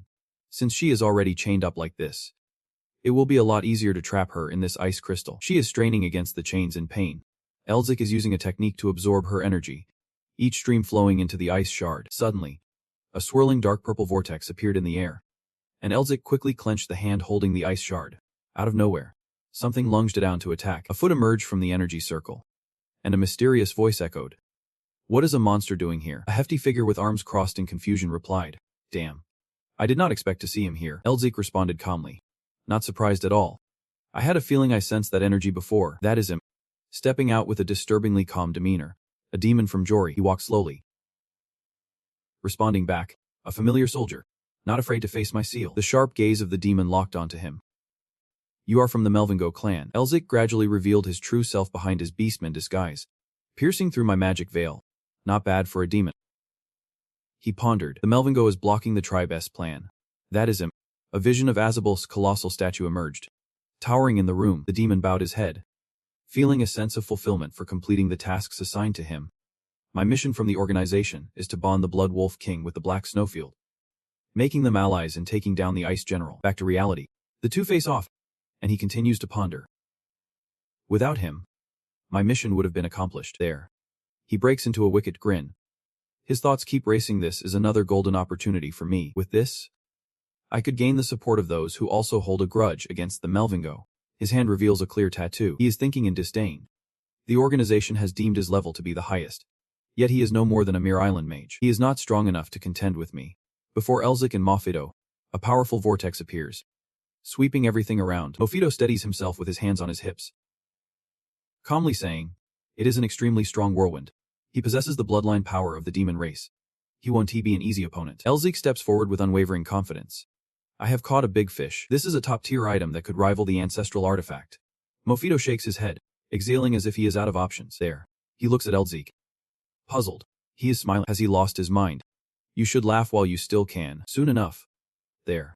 He launches a flurry of black energy strikes at Elzik with blinding speed, his mind still filled with disdain. You will be shattered into pieces by my storm. Elzik is pierced by his storm time and time again. It feels like he is about to dissolve into the air. There. He laughs with a sense of triumph. He says, there is hardly anyone who can stand against me. Suddenly, Elzik appears. Right now, Elzik is truly using his techniques to attack. He is remarkably calm. Streams of power begin to absorb into his hands. He replies, do you think I will lose this easily? He uses his explosive technique. A straight beam of light formed from lightning and magic creates a massive column of light. It shoots straight toward his position. He immediately recalls massive stones in layers to protect himself. There. He exclaims in shock, I have to run. That beam of light is not just powerful, it is brutal. It relentlessly pierces through the massive stones, charging straight at him. He can't help but be astonished. Never-ending questions arise. I can't believe it. How does he possess the skills of the Ice General? Each ray of light radiates a chilling white that sweeps across the sky, along with the endless surprise from there. How can he use it? Unleashing the wind. Boom, a snowstorm. His memories flash back once more. A voice echoed in his mind. A wind surge. Swallowing and ripping everything apart. A snowstorm painted the world white and froze everything. The image of Azabel appeared. The image of a supreme demon. Filled with hatred and power. One of the great powers of the demon lord that we need to unleash to dismantle the empire. And resurrect Lord Azabel. Back to reality. The Ice General, bound behind him, was calmly thinking, the one we need to rescue right now is the Ice General. There he stood before the black vortex. Lost in thought, a lowly human. Capable of taming the northern winds and snowstorms. Even we demons find it hard to control. How could a Melvingo possess such power? Suddenly, Elzik emerged. Stepping out of the whirlwind. We are actually fighting here. What is going on in that head of yours? Elzik is using his special enhancement technique. The fierce tiger strikes. His eyes are filled with mystery. Elzik raises his hand. He charges straight at Kazo. Kazo prepares to defend, but it is too late. Elzik's technique is too fast and powerful. Before he can complete his attack, terrifying force from Elzik slams into him. One of his arms gets blasted away. Kazo is caught off guard. He grits his teeth. His face twists as he tries to dodge. But it is too late. He just manages to protect himself. A massive barrier forms right in front of him. Kazo gasps. Damn it. He starts using his own technique to regenerate his lost arm. Then he feels lost. Confused, he keeps muttering. He should only be at the level of a basic sorcerer. This power is totally off. He is at least a 7th circle mage, the level of a grand sorcerer. In a Kazo quickly pulls out a piece of paper from his pocket while talking, and if he can freely use enhancement techniques, then he is not someone I can defeat. I need to escape using teleportation magic and report to my superiors. The paper is incinerated in an instant under Kazo's horrified gaze. He is bewildered and questioning. Why did not it activate? A voice from behind Elzik echoes. Of course it did not work. Elzik smirks triumphantly. Elzik's hand grips Kazo's head tightly. He speaks up. I have to ensure this just in case you try to escape. Then, a heavy thud hits the ground. He ends Kazo's life with a powerful slam. His head pierces through the hard stone. Elzik casually pulls his hand away from Kazo's head. He looks at Kazo with a smug expression and says, I was a bit worried because he looked stronger than that demon I fought earlier. But this is way too easy. This is just a response from him. A floating figure stands with arms crossed. Looking away, he responds that Azabel's power can't be that strong. A figure with a bewildered and shocked expression reacts to Elzik's recent battle. He thinks to himself, what the hell happened to that monster? How did he get so strong in such a short time? Elzik crouches next to Kazo and continues speaking. But I never expected Jory's influence to spread this far. Elzik, with relaxed hands, leans closer to Kazo. He begins to absorb the demonic energy. His voice echoes on, want to probe and learn more. But I will only absorb his demonic energy since he is already dead. Suddenly, the tattoo on Kazo's arm bursts with a red glow. The mysterious creature from before flies into warn. A sense of urgency. Elzik suddenly freezes. His eyes widen. He responds. Elzik suddenly freezes. His eyes widen in shock. Unexpectedly, a powerful blow strikes. Elzik echoes with a hollow sound and is pushed away. Elzik is taken aback. He is in a panic. What the hell? A completely different figure stands in the crimson tinged space. His whole body is shrouded in darkness. From his being, a whirlpool of energy surges up violently. Elzik contemplates. He is definitely transformed. The true form of the demon lord finally reveals itself. His voice echoes. You are the one who killed my brother. Elzik stares in horror at the demon lord. His gaze is filled with astonishment and fear. In his mind, there is only one thought. A guy with this much demonic energy. Is this the demon lord? Mofito's face tightens. His thoughts race. Don't tell me he is awakened. His eyes blaze red. All light must retreat. None other than Azabel. Memories of the past flood Mephitos' mind. A swarm of winged creatures is charging straight ahead. The reason humans triumphed over demons 30 years ago. It was because there was no one to lead the demon army. Azabel stretches out his arm, along with his twisted face. But if the demon lord, Azabel, also known as a tyrant, is revived, then what? This is a serious issue that the royal speed and the 6 clans managing the magic tower must intervene in. The snowstorm begins to grow stronger. Elzik says, Mephisto, the wind is getting stronger. We need to retreat now. Mephisto shakes his head. We do not need to. Elzik turns to face Azabel. He looks at Mephisto with concern. What do you mean? Mephisto frowns. He explains. It is just a copy. Azabel smirks. His hand lifts to reveal a swirling circle of power. Mephisto continues. An inferior version. Impossible. All 4 great demon lords, including myself, have either been sealed or killed. But as long as our true identities exist, we will never completely disappear. Elzik replies cautiously. Could it be that Azabel's true identity is out there somewhere? A fleeting glance shows interest. If that were not the case, Grigori would never have been able to survive until now. Those guys are doing all sorts of experiments to resurrect their true identities. Elzik's memory flashes to a girl crying in sorrow, clutching a stuffed animal. So that means Grigori is up to no good in the human world. Just like how they use the tools to take the lives of farmers. Right. He appears serious. This is dangerous. He frowns and shouts. Fake. You fake. Just as you said. He frowns and shouts loudly. Fake. You fake. Just as you said. He furrowed his brow and sang loudly. Fake. You fake. Just like they said. He furrowed his brow and sang loudly. Fake. You fake. Just like they said. He furrowed his brow and sang loudly. Fake. You fake. Just like they said. I have killed all my life. As soon as he finished speaking, a new wave of thoughts hit him. I am definitely going to have to face Grigori in the future. I won't run away anymore. Azabel, with his blood-red eyes and a creepy smile, raised his hand to reveal a circle of power. He said, well then. Around him, he lets out power. He lets out power. He lets out power. You look at your opponent with a contemptuous expression, mocking his every move, sizing him up. Just a bit underwhelming. Elzik raised his hand and unleashed a tornado skill, his power rivaling Azabel's. He said. Continue, just talk nicely. He said. He said. He said. He said. He said. He said. He said. Continue, just talk nicely. 2 gigantic whirlwinds, filled with immense power, created a fierce clash. Elzik used binding, chains emerging from the ground, wrapping around his body and charging straight for him. Azabel, with his blazing red eyes, said, Dante, run. Fast.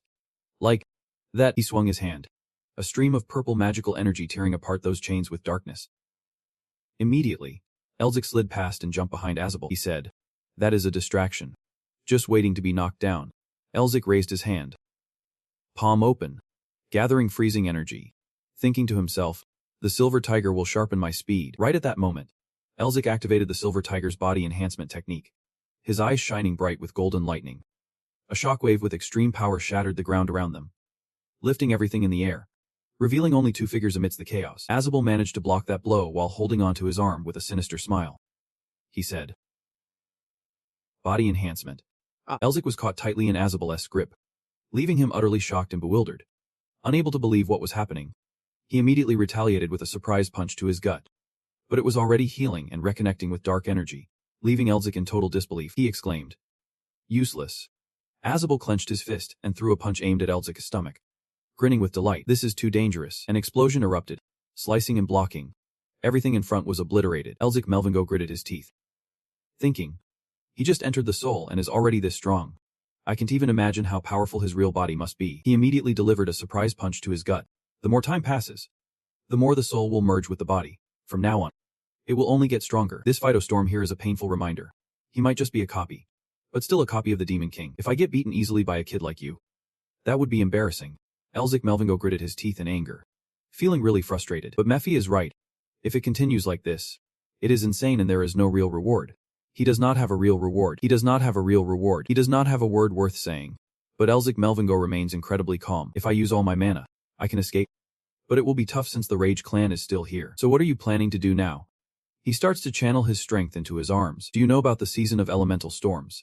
He swiftly brings down a strike, but the opponent manages to block it just in time, struggling, panting. What a waste. He can't help but laugh at the situation. Our family traditions are pretty interesting too. His words seem to infuriate his opponent. No way. The tables have turned dramatically. Then the others should not even think about it. He relentlessly strikes at the Demon Queen, forcing her to take the hits without a chance to react. In the current winds, fear is reflected in her eyes. Meanwhile, the season of elemental storms chuckles in delight. You have lost your mind. His attacks make Melva gasp. I know you are one of the Ma Bingo family, but are you really that insane? At this point, the season of elemental storms can only laugh at her naivety. Exactly. That is what a Ma Bingo should be like. Since signing the deal with you, this is the best you have performed. Aren't you planning to trap her in ice crystal? Why let her go? Elzicum Bingo smugly asks. What else can I do? With that, he slams his foot down hard on the ground. Then he takes off. It is time to run. The winds of chaos raise a sinister laugh, signaling his minions to chase after him. He glares at the Ice General, ready to counter. While we need to bind the Ice General again, because we do not know where she will strike next, his two subordinates tail Elzic closely. If we lose to that guy, he will definitely become a huge obstacle in our future plans. He kneels down, placing a hand on the ground, vowing, that is why taking him out is crucial for us to extinguish the threat of Mervinjas before he becomes even stronger. Suddenly, the winds of chaos react. Pursuing him, he glares at the Ice General, ready to counter. While we need to bind the Ice General again, because we do not know where she will strike next, his two subordinates tail Elzic closely. If we lose to that guy, he will definitely become a huge obstacle in our future plans. Kneels down, placing a hand on the ground, vowing, that is why taking him out is crucial for us to extinguish the threat of Mervinjas before he becomes even stronger. Suddenly, the winds of chaos react violently. Spewing out a mouthful of blood, he glares with anger, his eyes shining with fury and his hands stained with blood. Damn it. Just when is getting intense. This body runs out of energy. Over here, the Ice General is relentlessly chasing someone. He is chasing after him. Mervito turned to her and asked, why is she only chasing Eric? She sighed in frustration, because he carries the mana of the Mervinjas clan, the very essence that sealed her away. He turned his face back, questioning with suspicion. If that is the case, she should go after the law too. Mervito cursed. Mervito cursed. Mervito cursed. She helplessly asked, if that is true, she should also track down those beastmen to strengthen her seal again. Why is she only focused on Eric? XCML was left a bit flustered by the conversation. She glanced at the Ice General still chasing behind, lost in thought. Something does not add up. The Ice General is furious with all living creatures, leaving no one out. It is clear the Ice General is raging against every living being without exception. Before, she showed no fury toward any specific target. She charged like a fierce beast. I have known the Ice General for a long time, but I have never seen her go wild like this before. Suddenly, a thought flashed in CML's mind. She stepped forward, questioning Eric. Did you do something to the Ice General? He replied, probably not. Eric created an ice arrow while speaking, as I lifted her seal. Then he shot the ice arrow straight at her. It struck the Ice General right in the forehead, startling her. Mean you just flicked an ice arrow at her forehead? Her lips twitched in disbelief. Flicked her forehead? Ah.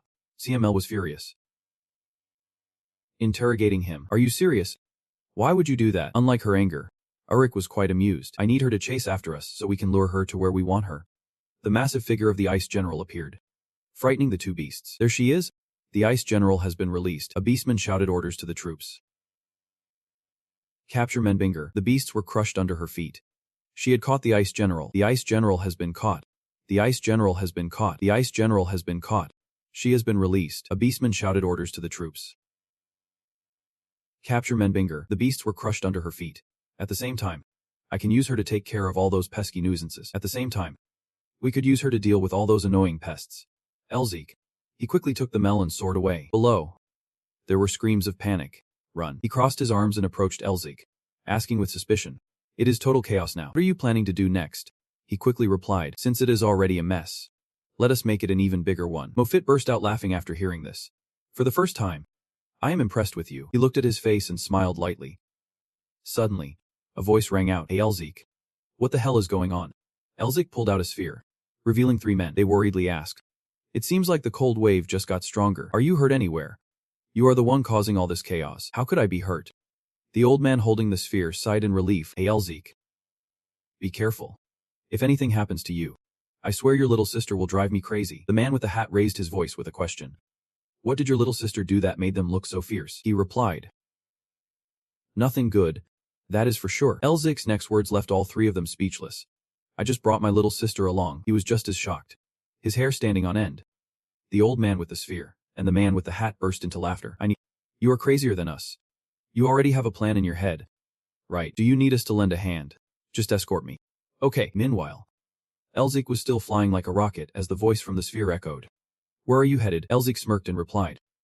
You bet. He was still leading his little sister behind him. I am on my way to the slave tribe, in the quiet of the night. Shouts echoed. The fireworks of the slave tribe. The Dark Land's siege had been broken.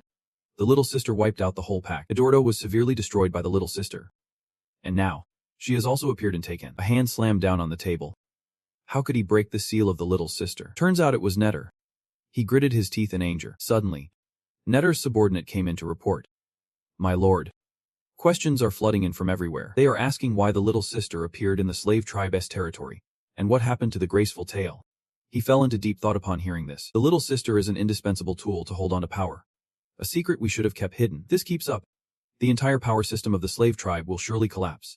Netter furiously pointed at the table. He can hold on to power. He can hold on to power. It is definitely an indispensable tool to hold on to power. A secret we should have kept hidden. If this keeps up, the entire power system of the slave tribe will surely collapse. Netter, filled with rage, pointed ahead and commanded.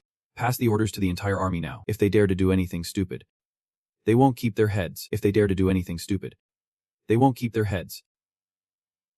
The subordinate, hearing this, ran off. Clearly understood. My lord, he thought. First, he must ensure the other factions do not do anything reckless. Once we defeat the gang leader, there is no way she can escape. Once we defeat the gang leader, there is no way she can escape. Netter's hand slammed down on the table. How did everything end up like this? He was consumed with determination. This is all because of Rain's gotta go. No matter what, I have to take him down. Netter glared and shouted for his subordinates to search for the whereabouts. Find out where that Rain is right now. He is definitely pulling the strings behind all this. The subordinates, trembling with fear, reported. We have spotted a suspicious figure resembling Rain. Asked wide-eyed. Where is he? The subordinate hesitated a bit. That is, he is right outside the city gates of the Nox tribe. Sir. Netter could not believe it. What nonsense are you spouting? Just then, the fortress shook violently. He hurried to the window to look down. In Netter's eyes, panic surged as he stuttered. He is flying straight into the fortress, with the gang leader hot on his heels. That damn lunatic. Elzik grinned and charged in headfirst. He angrily surveyed the chaotic scene. The gang leader is running this way. What the hell is going on? Elzik flew high, wiping the sweat off his brow. Unimpressed. This game of tag is exhausting. He spoke up, asking, I have always wondered, why does that guy want to deal with someone so pathetic? Moffat looked at the gang leader charging in aggressively. What did she do wrong? She is just losing it because someone dared to mess with her, he replied. What is so strange about that? Normally, I would be the same way, would not I? Elzik's arm rose high. Now then. He is the gang leader who created a barrage of deadly projectiles. Things are about to get even crazier. Countless projectiles fell straight into the protective barrier. Netter pointed upward and shouted loudly. We must stop him. Halt that lunatic. Suddenly, a voice rang out. Sorry about this. It turned out to be Herman's team. Everyone was taken aback by the sudden momentum, but we won't let you touch him. He pointed and commanded. That human is talking crazy. Eliminate them. He stood below with a worried expression. This can't be happening. The three Elziks. He and Kamel charged straight into the fortress. The ice commander was advancing. He smirked defiantly. I will take her to the central area. Suddenly, the ground began to shake. A massive figure rose from the earth. Who dares? The figure shot up, furious, and screamed. My peaceful sleep is disturbed. An earthquake. It shattered the rock floor into countless pieces. My peaceful sleep is disturbed. The Blood Wolf King unleashed its fury. His eyes were blood red. The tails behind him stood erect, his teeth bared, as if ready to devour anyone. The demons at his feet roared in unison. Blood Wolf King. Elzik's eyes widened in shock. That is the Blood Wolf King he would only heard about. What is that? A jade-green light mixed with black surrounded the towering Blood Wolf King, leaving Elzik in awe. It pushed back the Ice Commander's orders with sheer magical power and demonic energy. The Blood Wolf King growled, green eyes and golden hair. And the stench was unbearable. You must be a Melvin G. Elzik was lost in his thoughts. I had subdued the 8th tail with demonic energy. I need body techniques to recover the last tail, but thinking about him coming for me. The battle between the two demons erupted. The Ice Commander shouted loudly, charging forward with fury. The clash between the Blood Wolf King and the Ice Commander was filled with screams, silent roars, yet brimming with mysterious power. The Blood Wolf King was furious. Look at those teeth. His eyes gleamed bright. The aura around him was overwhelmingly powerful. Then he stretched his neck and roared, releasing all the pent-up anger. A mere beast dares to target me. The Ice Commander roared back. Get out of my territory. The two monstrous auras collided like a raging flood, submerging everything in their path. A loud explosion erupted. It blazed like the fury of both demons, throwing everything into chaos. Elzik asked in confusion, why is the Ice Commander suddenly attacking the Blood Wolf King? Kong Mio replied with a hint of sorrow. She probably sees him tightening the chains binding her like a foe. The three of them still hovered in midair, continuing to watch the battle between the Ice Commander and the Blood Wolf King. Kwang Mio asked him, "Is there a problem?" Then he plummeted down. Caught in the awe of Kwang Mio and Mervido quickly crossed his arms. Standing beside him, Kwang Mio quickly shouted, "Wait for me. What do you plan to do? Why are you bringing the ice crystal in the battle?" It seemed the Ice Commander was slowly struggling against the aura of the Blood Wolf King. Kwang Mio shouted urgently, "Wait for me.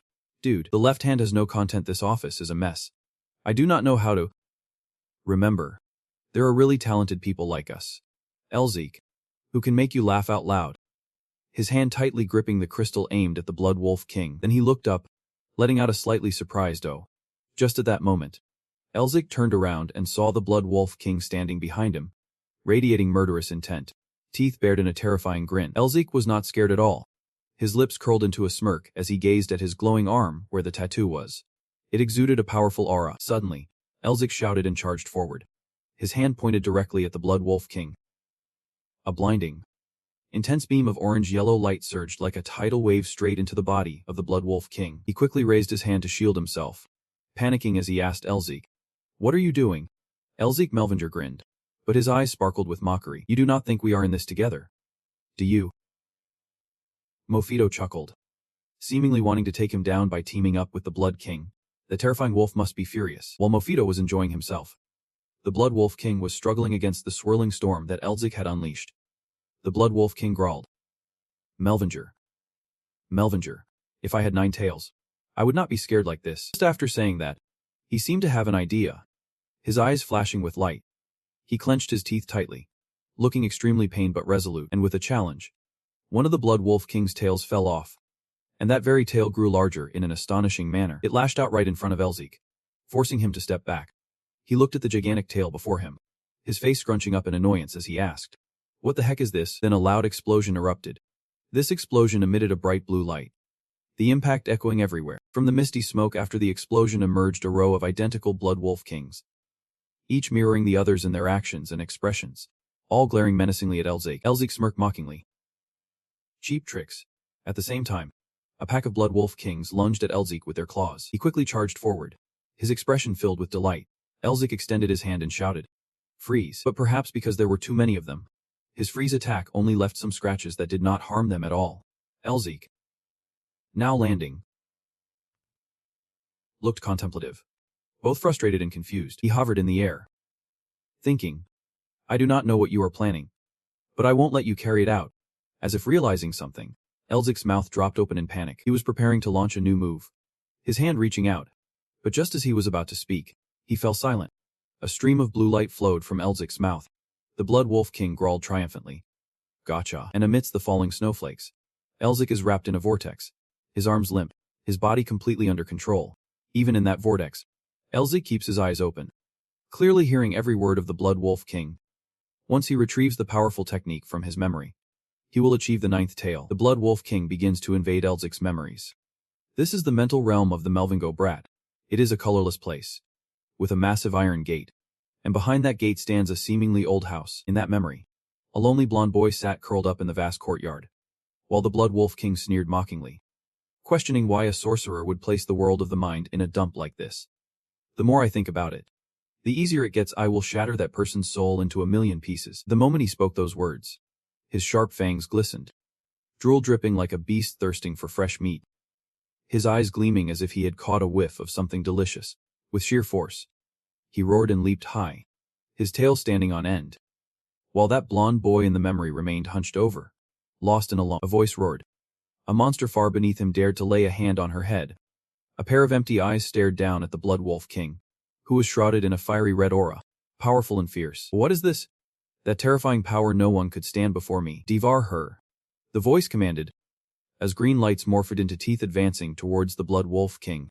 He howled in agony, breaking free from Elzik's memories, clutching his chest as a painful red light radiated from him. His eyes blazed with fury and fear as he stammered to Elzik, "Well, what the hell is that?" Elzik, breathless and clutching his arm, looked just as shocked as the Blood Wolf King, questioning what was inside his own soul. A floating figure crossed its arms, hovering above Elzik, asking, "What just happened to me? I remember being attacked by the Blood Wolf King." The figure, feeling uneasy, replied, I do not know. Before darting away, Elzik stood there, confused, wondering why everything had suddenly changed. The Blood Wolf King howled again. Damn it. He strained with all his might to scream. I will kill you. The demons below him ran and shrieked. The Blood Wolf King is furious. Run.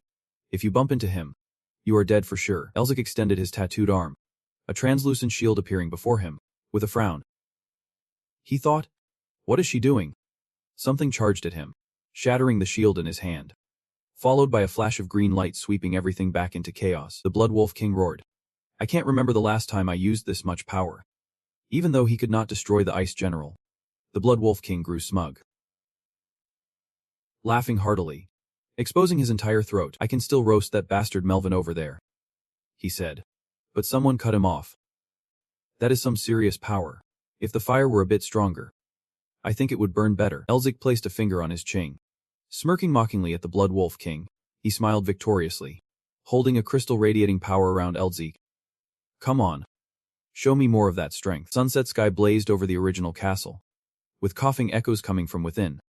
A boy was gasping for breath, and that was Velen. Velen, please do not worry too much, someone said, kneeling down on the ground. You are the Tiger King, the ruler of the mountains and forests. Show your tiger spirit.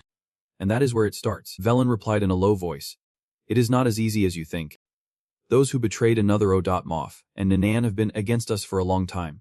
Will they be swayed by my words? They will probably think I am too weak and underestimate me. Velen, someone called loudly, making both him and the person kneeling look back. That call was beautiful. Alongside her was Sun. The two of them emerged under the shining sun and spoke up. He said he wanted to restore the royal family and help all beastmen live happily. Right, that is something only the Tiger King of another Moth could pull off, she said with a gentle smile, extending her hand forward. Sun chuckled and ran his fingers through his red hair. We are right here beside him, so no need to worry. Velen looked up at Sun with sparkling eyes, a small sharp tooth peeking out. Yep. This is something only I can do. He glanced at the three people who were smiling and cheering him on, determined to himself, I have to do this. Then Velen remembered Elzik. For those who believed in and helped him, and because Elzik had given him this chance. If he were here, he would definitely be running the meeting and smiling, saying it is not a big deal. He would handle anyone who dared oppose him, as he thought. Velen quickly walked out the door, the sunlight shining down on his body and soul. He opened the door, thinking, I will strive to be like him. Just as the door swung open, someone shouted loudly, the Tiger King is entering. The beastfolk, dressed neatly, stood in 2 rows, surprised to see Velen walk in. But then they all bowed respectfully to him, his flowing cape billowing in the wind, further elevating his presence. Back to the battle. Elzik held the crystal in his hand. He floated there, his face beaming with excitement. Elzik exclaimed, this is amazing. Seeping Mio warned him with concern. Elzik, just because you absorbed the Ice General's power, does not mean you are getting weaker. I know that. I also know that the Ice General is learning from his opponent, and getting stronger. Under Elzik's description, the Ice General was roaring fiercely, and the atmosphere around him was thickening. Elzik controlled the ice crystals swirling in the air. But we have already obtained what we needed. My ice seal has now become stronger, and most importantly, I have a way to devour the Ice General now. A spark of cunning flickered in Elzik's eyes. And Elzik leaped, soaring over the Ice General's head. He landed right in front of the Blood Wolf King, propping himself up and saying, looks like that old wolf is running out of steam. Why do not you collapse already?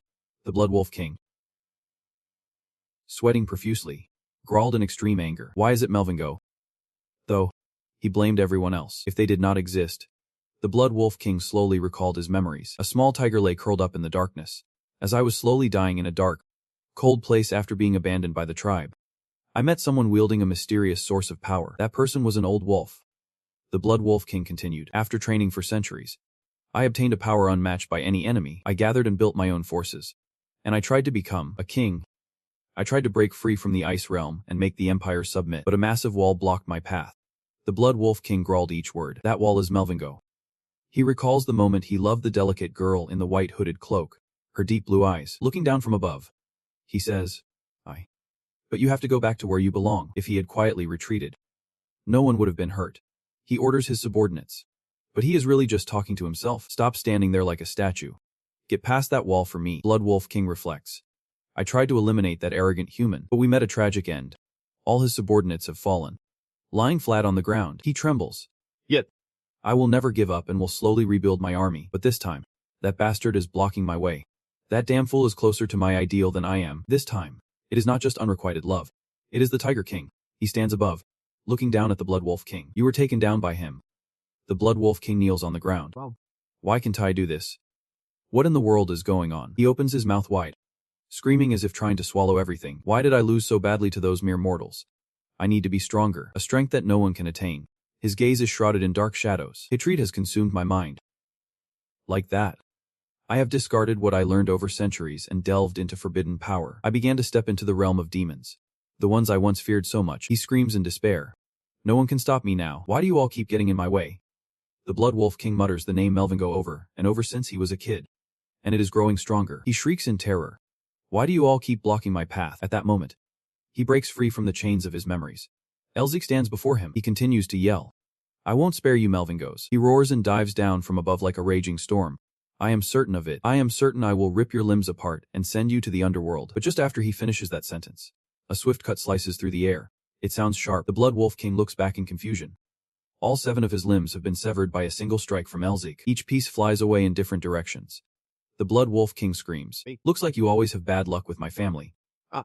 Let us end this cursed connection here. The Blood Wolf King strikes down at the spot where he is in pain. Then Elzik swings his arm. His hand slices down like a sharp sword toward the Blood Wolf King.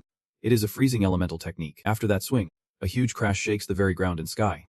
The Blood Wolf King lies sprawled on the ground. His entire body is frozen. His eyes, stained with blood, have closed tightly. Elzik steps forward. The Blood Wolf King has not turned to gold yet. He struggles to open his mouth. That damn bastard. This story. It is not over yet. Elzik stands there, looking at the massive blood-stained land, lying still on the ground. Elzik wonders. Not over yet. But it seems like there is nothing else left. Suddenly, the ice wall shatters like it is demanding a life. Elzik stands at her feet. All right. I will do it right now. No need to rush me. Elzik is calm yet incredibly serious at this moment. Let us get started. It is your turn now. Mofito crosses her arms, along with Mella's confusion. She questions the game of tag. Mofito replies seriously. He must have seen something. Mella turns skeptically. What do you mean? Elzik slowly approaches the ice wall. Mofito continues. He said something like that before, after absorbing one of the secrets. He could see memories that helped him understand. Master of the seal. She stands still. A fragment of memory flashes in her. Images of Elzik in his mind asking her, this is the scene you have always wanted to see since becoming the goddess of rice. Mella. Right. She starts to understand, just like when you understood my memories. Right. Elzik, you can also see the ice wall's memories. But the ice wall is an enigma beyond comprehension. Even I can fully understand the ice wall. Why can't the ice wall appears along with the icy aura Elzik is absorbing from her?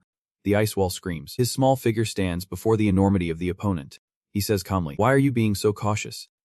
I thought you wanted to play with me. Amidst the ice wall's pain, he thinks.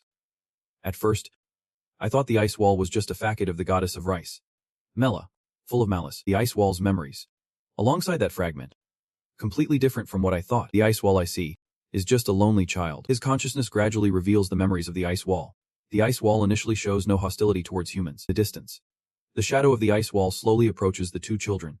Elzik continues speaking in his mind. She, born as the ice wall due to a god's curse. It is like curiosity from a newborn child, but the shift from curiosity to hostility happens quickly. The children become scared of her form and exclaim, what kind of monster is that? It is so. It feels like my whole body is about to freeze. The 2 kids start picking up stones and hurling them at the ice wall. They show extreme jealousy towards her. Go away. Monster, don't come any closer. The ice wall's face turns extremely surprised, even though she has not done anything. The ice wall simply wants to play with them. She hides behind a tree, starting to run as the ice wall. She quietly watched the kids laughing and chatting excitedly. Deep down, she just wanted to play with the children running across the black snowfield. As she approached them, her thoughts were as simple as that. Everyone saw her as a monster. They all shooed her away. The beastmen encountering the ice warrior were armed with bows and axes, ready to attack or shoot her down, just like the beastmen facing the ice warrior. Her thoughts were as simple as that. The beastmen meeting the ice warrior. Her thoughts were just that simple. The monsters quickly fled in fear of the ice warrior's immense power. Even the trees were swallowed by darkness. The river froze and stopped flowing. She simply wanted to make friends, but she accidentally froze everything. She quietly watched the kids laughing and chatting excitedly. Deep down, she just wanted to play with the children running across the black snowfield. As she approached them, her thoughts were as simple as that. Her thoughts were just that simple. The monsters quickly ran away in fear of the ice warrior's immense power. Even the trees were swallowed by darkness. The river froze and stopped flowing. She simply wanted to make friends, But she accidentally froze everything. The ice warrior stood on tiptoe as a wave of hatred slowly rose. Someone without family or friends, not knowing how to attain those things. She was just born not long ago. She did not know what to do, and ultimately ended up destroying everything. The darkness of hatred enveloping the ice warrior formed a different shape of her. That is why she thinks the whole world is against her. And she wants everyone to suffer just like she does. A gigantic silhouette floated amidst the cold. Her entire body was covered in sharp ice shards. That is why she became a true monster. Filled with hatred. Yet, deep down in her heart, she was profoundly shadowed by darkness. The image of the ice warrior coldly watching the children from afar emerged. There was nothing surprising about that. The kids were joyfully laughing and playing, looking so happy. They were the first children she saw when she was born. Watching them play was truly delightful. The ice warrior's gaze was filled with a deep longing to join in. She could not truly join in, back in reality, standing under her towering presence. Elzik continued to think, even if unintentionally, that what she did while bringing her here was quite like a game of tag. Elzik smiled softly. Even though on the outside she seemed very angry. Elzik smiled softly. Even though on the outside she seemed very angry. But I could sense that deep down. She was secretly intrigued as I absorbed that fragment. That is why I planned to keep playing this game with her. Elzik laughs joyfully. Pointing at himself, he exclaims, "Alright. Since you can't catch me, it is my turn to chase." Elzik releases the ice figure, leaving her stunned. He says, "Now you can move." He places his hand on the ground. Hungry people can be quite chatty. He places his hand on the ground again. Hungry people can really talk. He releases the ice figure, still under her astonished gaze. He says, "Now you can move." He puts his hand on the ground, golden energy radiating out to lift him up, saying, "Because if you get caught, it is game over." Elzik soars up, holding the shard of ice directly towards her. He charges forward with a shout. He continues, "That means you lose." The ice figure grits her teeth and quickly turns away. She runs while laughing, clearly having a blast. Elzik chases after her from behind. He says, "Now you can move." The ice figure grits her teeth and quickly turns away. She runs while laughing, clearly having a blast. Elzik is chasing after her. A floating figure hovers in the air alongside Mela. He crosses his arms, chuckling. He can't believe she only wanted to play such a simple game. It is really pathetic. Mela observes the two of them playing tag. Thoughts flood her mind. Who would have thought the solution to protect the fields and corn would be so simple? The thing she has worked so hard to uncover is just a simple game. Mela frowns, falling deep into reflection. The solution should not be this obvious. Was she born from her own mistakes? Memories flood back to Mela. Sadness and loneliness are vividly reflected in her eyes beneath her gorgeous dress and beautiful jewelry. She thinks she must have been as lonely as I once was. She must have felt very alone too. Just like winter. Back to reality. She maintains a serious expression as she continues to think. The consequence is, the ice figure is currently having a great time. From Mela's perspective, she continues to think. Elzik has almost become her friend, easing her loneliness. His face is a mix of seriousness and joy as he chases her. Elzik tightly grips the shard of ice. Drawing it from her, he exclaims, "You are pretty fast." The ice figure begins to shrink. At this moment, she is no longer tall but is gradually returning to her original form. Elzik continues to chase her. The shard of ice continues to absorb. She is still running. If you just sit there, the ice will slip away. The ice wrapped around her starts to unravel. Elzik lightly touches her with his finger. Gotcha. The girl with the petite back turns to Elzik. Her big round eyes bloom with a warm, playful smile. The ice figure instantly vanishes. Her voice gently rings out. "I had so much fun." Everything disappears for a moment under Elzik's gaze. His hand holds the shard of ice that has fully absorbed. The whispers of gas in the ice spread everywhere, floating in the air. A string of thoughts from the cat rice emerges. The fragrance of flowers mingling with the snowflakes dancing in the winter breeze. Spreading far and wide, the scent glides through the cities, pushing back the darkness that enveloped the world and melting the frozen lands, waking all the slumbering lives. The soft hair of the ice general sways in the wind. A feeling of vitality dispelling the heaviness everyone has felt for so long. This is the frost of spring, a sign that winter has passed. Emotions intertwine as the cat rice stands still, tears welling in her eyes. She says, "And spring has arrived. Everything feels reborn." A voice echoes, "Has it really come to an end? The tribe has collapsed. I have heard that the ice general has been defeated." Seeing it firsthand gives me a strange sense. Under the gentle sunlight, a soft brown hue. I feel it too. After a night, our long-held wishes have come true. However, the important question is what will happen from now on. Even though the tribe is fallen, rebuilding the Tiger dynasty and uniting the snowy plains won't be easy. Velen looks up at him, smiling, saying, "You are right. Now is the time we need to unite more than ever." The little fairies appear, fluttering around Velen, their laughter ringing in the air. The fairies chime in one by one. Spring has come. Spring is here. In one direction, Velen and the little fairies gaze. She exclaims, "Look over there."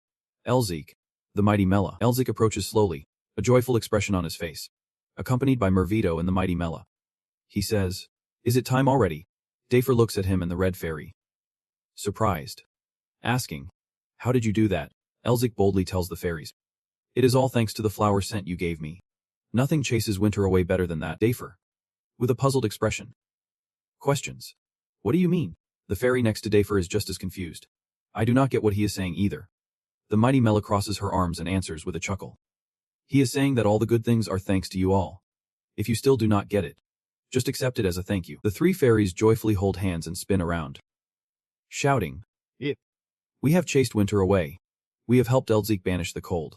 Elzik claps his hands in front of Velen and Nozer, asking, "Has everything been resolved smoothly?" Velen's face lights up with warm joy, his eyes sparkling with gratitude. He says, "Yeah, thanks to you. We managed to win them over." Elzik responds cheerfully, "When I arranged the meeting, it was you who truly won them over." Nozer, standing not far away, listens intently, thinking, seeing our king negotiating with the tribe leader feels like seeing Elzik Melvinger there, a person admired by the Lord of the Forest. In Nozer's eyes, the image of Elzik appears, his gaze filled with respect, hands on his hips. Nozer's thoughts continue. He must have been born with the qualities of a king.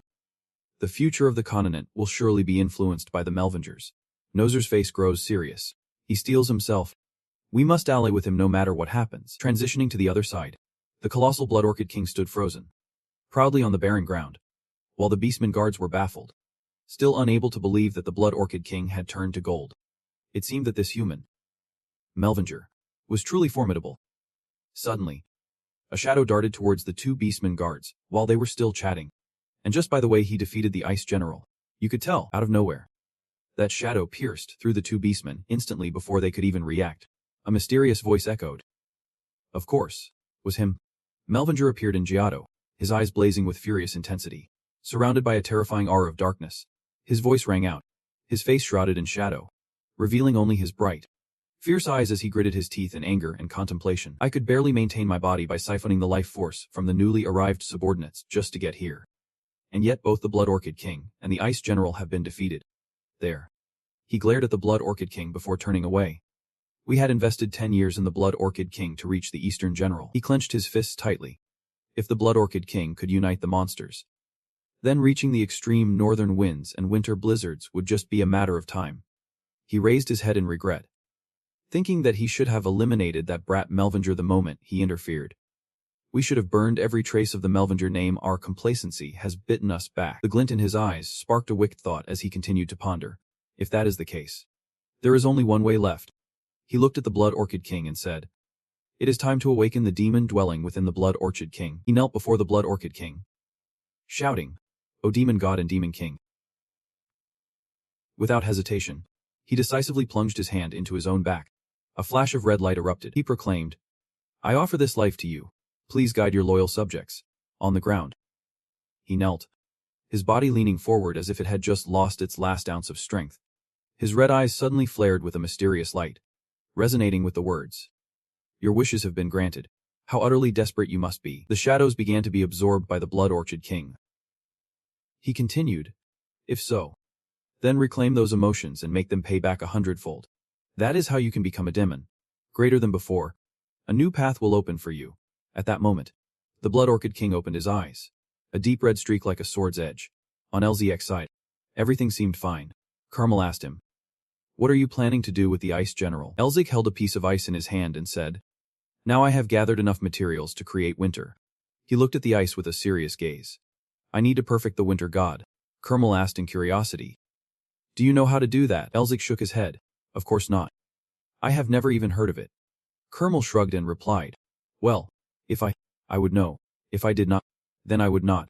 Elzik, puzzled, responded, "What the heck?" Suddenly, a loud noise rushed in, startling Elzik and Mafuto, their faces tense, unsure of what was happening.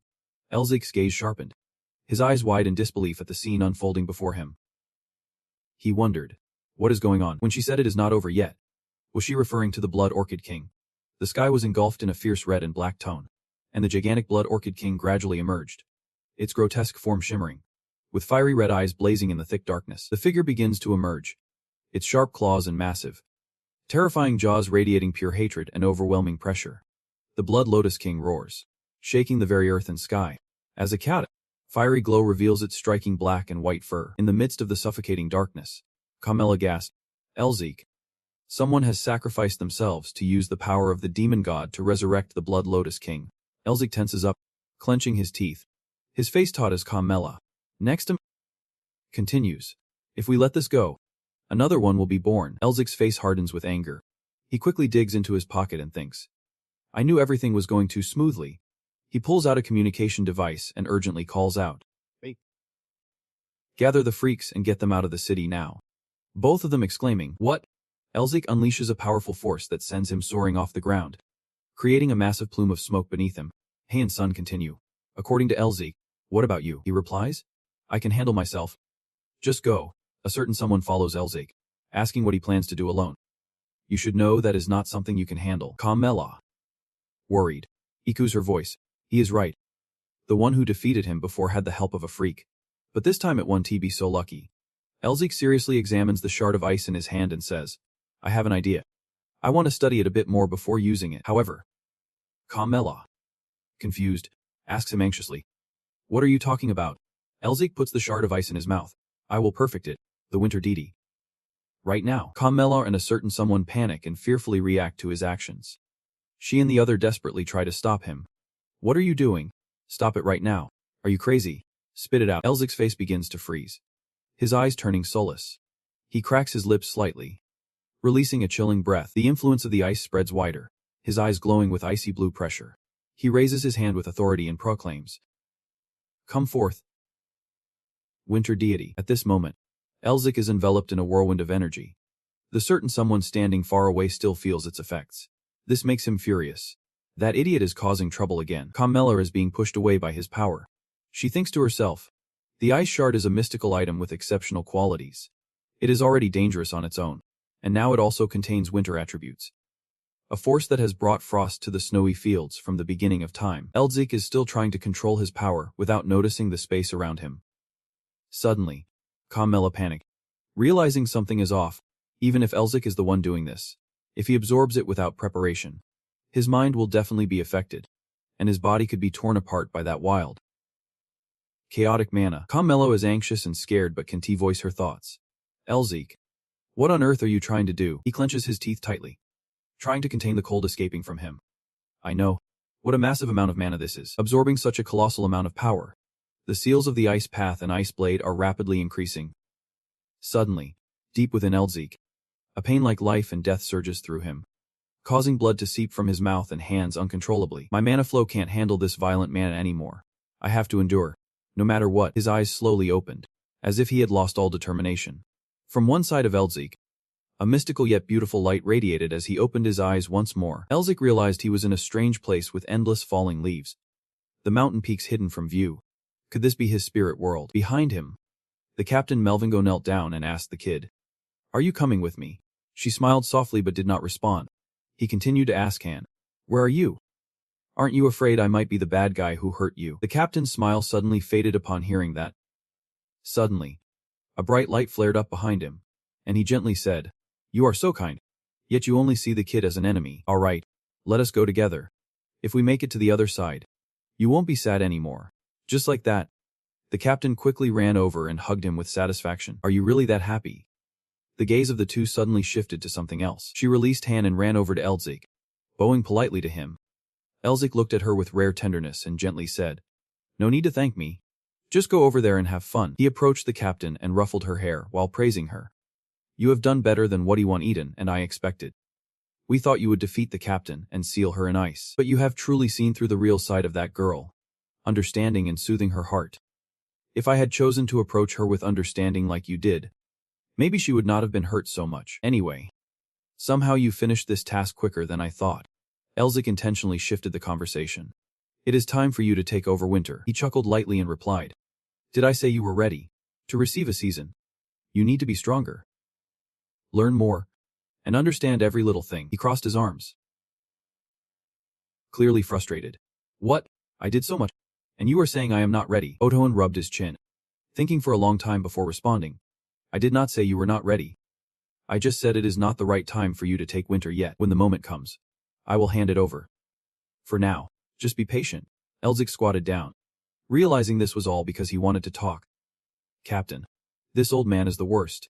Come over here. Hearing that, she quickly ran over to him without hesitation. Once she held the captain's hand, Elzik looked straight into his eyes and questioned him. You are planning to take her away for some dark purpose later. I won't let you achieve that. Otoan shook his head, exasperated. I see you are getting more and more cocky. How did you end up like this? He was not angry. Instead, he teased. You really enjoy saying that. You only think of ways to bully your own kin. So do you want to give winter to her or not? His tone softened as if he wanted to yield. I was just joking. But keeping it now won't benefit you. You need a solid foundation first. Elzik scratched his head awkwardly, saying, Yeah, I have been wanting to for a while now. But the situation out there is not too great. As soon as he finished speaking, he was back in his original space, his body covered in wounds. Kwon was behind him, unleashing his power. She saw Elzik wake up and shout loudly, Elzik, you need to snap out of it. Or else. Before he could finish, the nine-tailed fox dashed in at lightning speed. Just as that moment was about to hit, it interrupted his train of thought, and he swiftly severed its head in the ship and bowed his head in despair, thinking, isn't that just insulting our ancestors? All right, now, when everything's settled out there, remember to come visit me at my place. Elzik clenched his fists and smiled smugly. All the necessary ingredients to complete the winter had gathered right there. Suddenly, a deafening call rang out, even though his eyes were still closed. Elzik, hurry up, open your eyes. At that moment, strange tattoos began to appear on Elzik's arm, radiating inner power that spread everywhere. Winter would come for him, in a terrifying and merciless form. Hopefully, he would not be swallowed by the demons. The tattoos glowed brightly, and from the tightly clenched foot of the former nine-tailed fox, a light emerged. It illuminated the entire space, and he broke free. A delighted voice exclaimed. Even when being supported by the powerful hand, he absorbed the general's seal. Indeed, this was the talent of a true demon. The nine-tailed fox went crazy and unleashed a wave of demonic energy from its mouth. Elzik stumbled back, propelled by the wind's power, and launched a counterattack. Those streams immediately wrapped around the former nine-tailed fox like a seal. Kong exclaimed worriedly, what about winter? He had truly obtained winter and could now control it freely. The nine-tailed fox howled in pain as it was restrained by it. A technique called offering salute was unleashed, sending wooden stakes crashing into the former nine-tailed fox. Elzik stood at a distance, thinking to himself that his magical energy had reached a completely different level. When the elements that form winter are combined, it turns out like this. The tattoos began to change, marking the arrival of winter. The former nine-tailed fox's tongue lolled out from exhaustion, causing its claws to snap the ice into pieces. He had completely lost the former nine-tailed fox. He exclaimed, You are being way too loud. Elzik's mouth twitched. Silence, he commanded. Shut your mouth. As soon as the technique was launched, it silenced the former nine-tailed fox. Elzik stood firm. He could not help but laugh at the sight. Isn't it easier to think in silence? Cold chains were tightly wrapped around the jaws of a ferocious beast. Elzik reached out. Binding it, it was as if it was enduring a force so strong that it could not move. The beast raised its head high, struggling to break free from the chains. Suddenly, out of nowhere, he charged in, and Elzik delivered a powerful punch. However, he was a beat too slow. The beast had broken free from the chains and opened its mouth, releasing a powerful surge of magic toward him. Elzik struggled to brace against the attack, and she even seemed to grow stronger. The icy layer gradually reveals water stains, unable to withstand the immense power. Looking at the scene before him, he can't help but feel anxious. Even the barrier can't handle that energy. His eyes gleam with determination. She is absorbing the demonic energy in the air to grow stronger. At the same time, he sees her drawing that energy into her core to take her down. I need to destroy that core. But with the flames everywhere, getting close is nearly impossible. Suddenly, her eyes widen as if she wants to devour Elzik. And those crazy thoughts keep swirling in his mind. I will eliminate that sneaky Mel. If I let this go, another demon king will arise. He furrows his brow, clearly troubled by something. Elzik clenches his fists. If something goes down, maybe he can do something. But right now, there is nothing. Just then, Shane appears like a savior. Need my help. However, Elzik seems skeptical about his abilities. Help, you are practically drooling over her. I can tell. Shane chuckles at this. Still not going to ask for help. That is some serious pride you have got. He opens his mouth wide, and Elzik quickly stops him, saying if you do not like it, do not do it. Shane casually replies, of course not. Just as he finishes speaking, he rushes towards the beast. Why not seize the chance to gobble her up? At that moment, Shane seems to transform into a different being, ready to feast despite the creature's desperate attempts to escape. Without a word, Shane sinks his teeth fiercely into the beast's neck. It writhes in pain, roaring as blood sprays everywhere from the bite. Seeing this, Elzik thinks, this is my chance while Shane is keeping her in check. His brows knit together as he starts strategizing. A half-hearted attack won't cut it, but in an instant, Elzik harnesses his strength, darting towards the beast. Even if I burn through everything, I must finish her off with one final blow. I will use the ultimate technique that Lord Jun taught me. Elzik's hand glows with bright gold, mana radiating around him. His eyes shift, gradually lighting up with a golden hue. The body enhancement technique manifests, and the image of Jun merges with him. Waves of power surge around him, a multitude of energies erupting. Razor-sharp claws descend upon the beast, overlapping and making it thrash in agony, its mouth wide open as blood flows freely. Attack after attack relentlessly slams into the creature. Its body tears apart like a claw mark, revealing the energy within. The demonic energy from the core spills out, and seeing this, Elzik feels a rush of joy. It is working. Suddenly, his heart clenches. Pain shoots through him, and Elzik clutches his chest. Damn it. The mana from the dragon's heart. He feels his strength drain away, his body helplessly falling. Meanwhile, Shane is struggling as his power wanes. The beast sees this as an opportunity to strike. The aura of the beast is growing stronger by the minute. If we miss this chance, it is game over. Suddenly, the seal on Elzik's hand shone. He gritted his teeth, holding his body tight.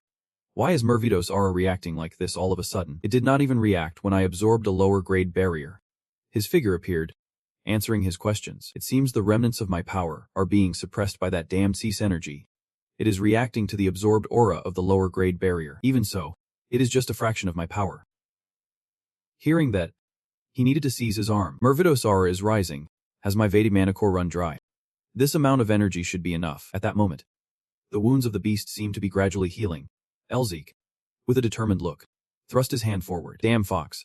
Let us never meet again. With that, he clenched his fist. Staring intensely, the core of the beast revealed traces of water. Then it shattered with a flash of light.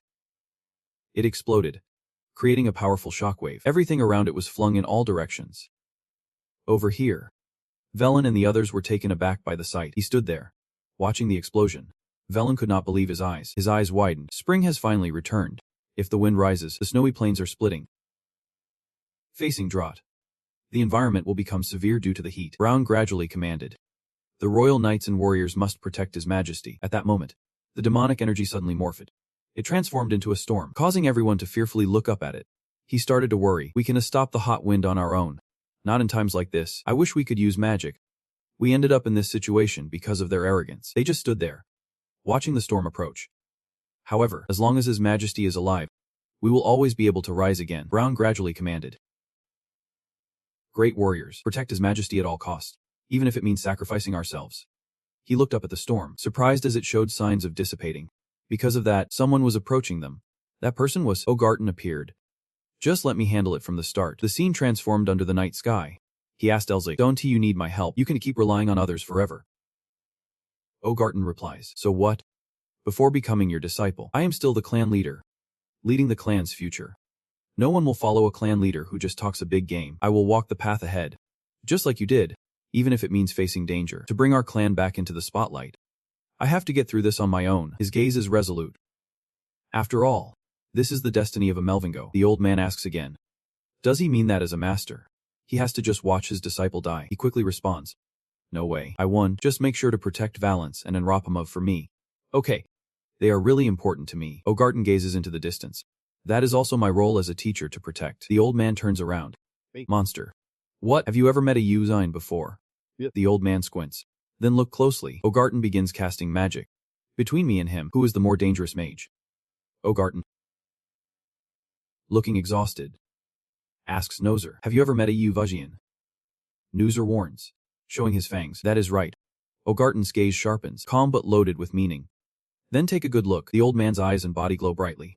The tension in the air is palpable. Between us, who is more dangerous? Nozer steps back, feeling the chill. He clenches his fists, feeling the overwhelming power. Just how strong is he? Ogarton steps lightly forward. The old man sweeps his cloak aside, always shining brightly toward Nozer. But the night rises.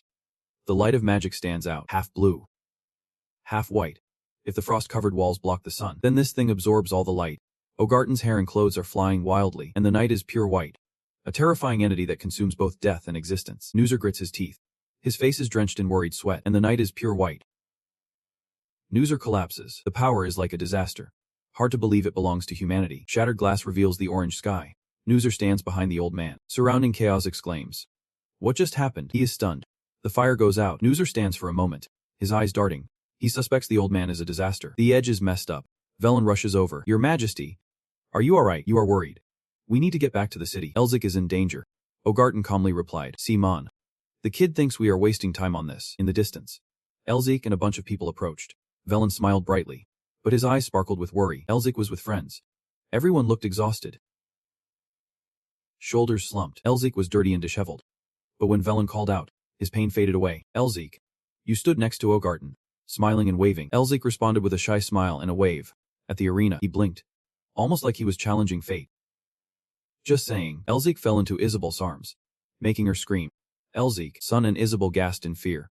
Elzik. But he just wanted to sleep. Elzik. Turning around, Sio scratched his head in confusion, making everyone laugh. He had a knack for mimicking others. His charm was off the charts. Everything in the black snowfield came to an end. It was a beautiful day. Golden sunshine. Blue skies. Elzik sat under the old tree. His eyes softly opened, watching the girl run towards him. A smile and a gaze meant for Elzik. The girl looked at him. You came to say goodbye. Hearing that, the girl smiled even brighter.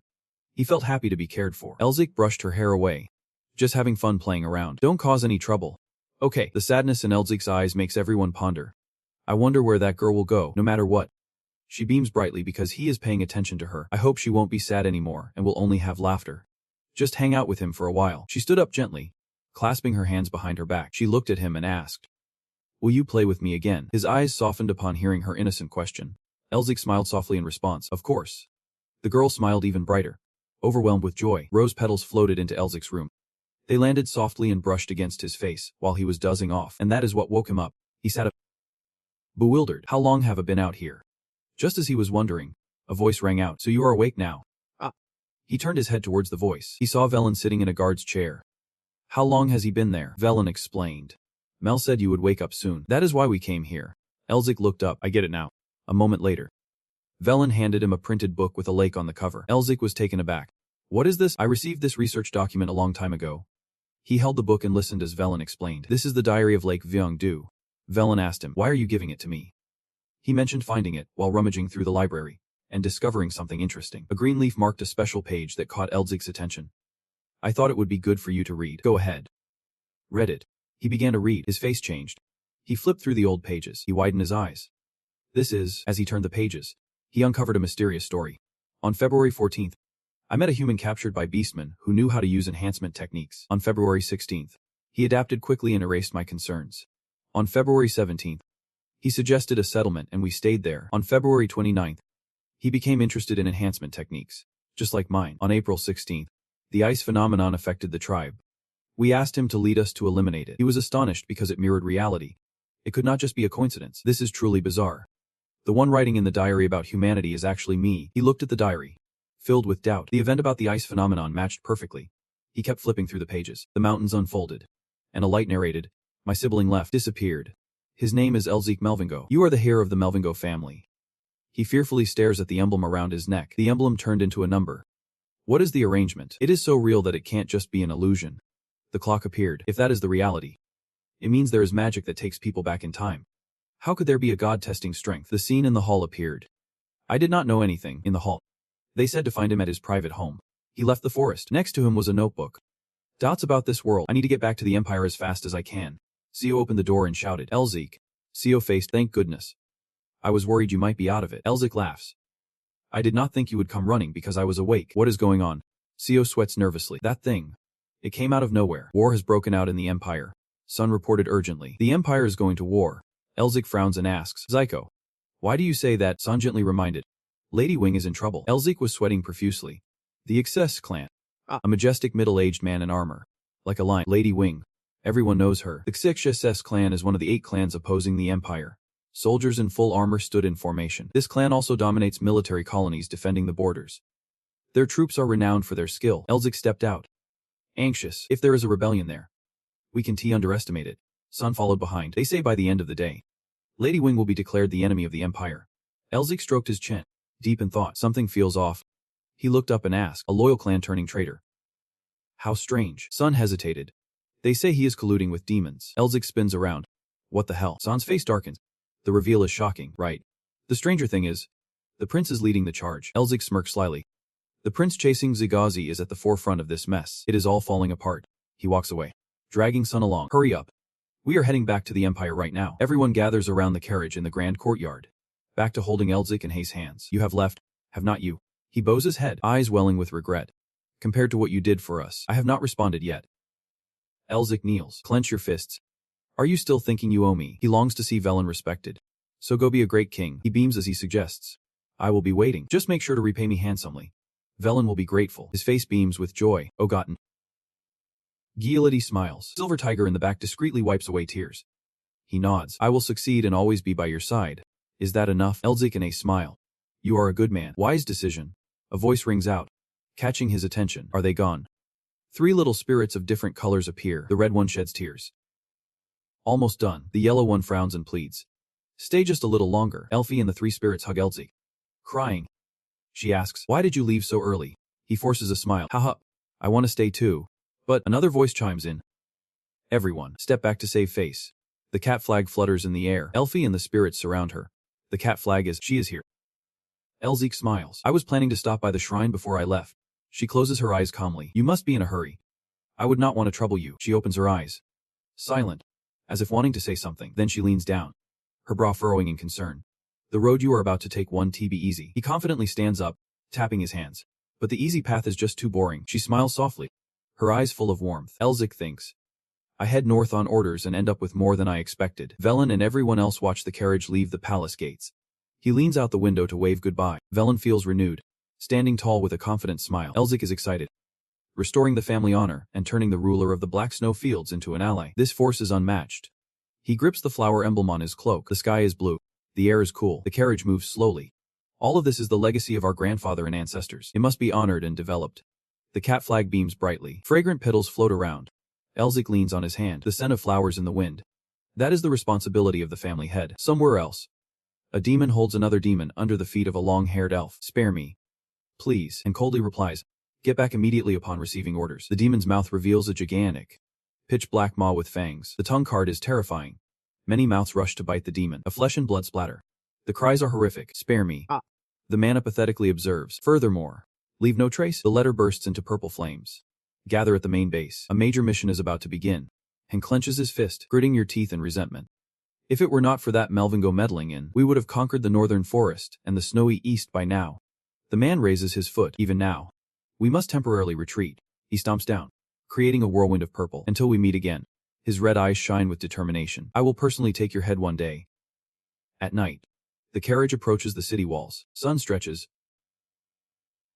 Feeling exhausted. We are leaving this place. A hurried voice rings out.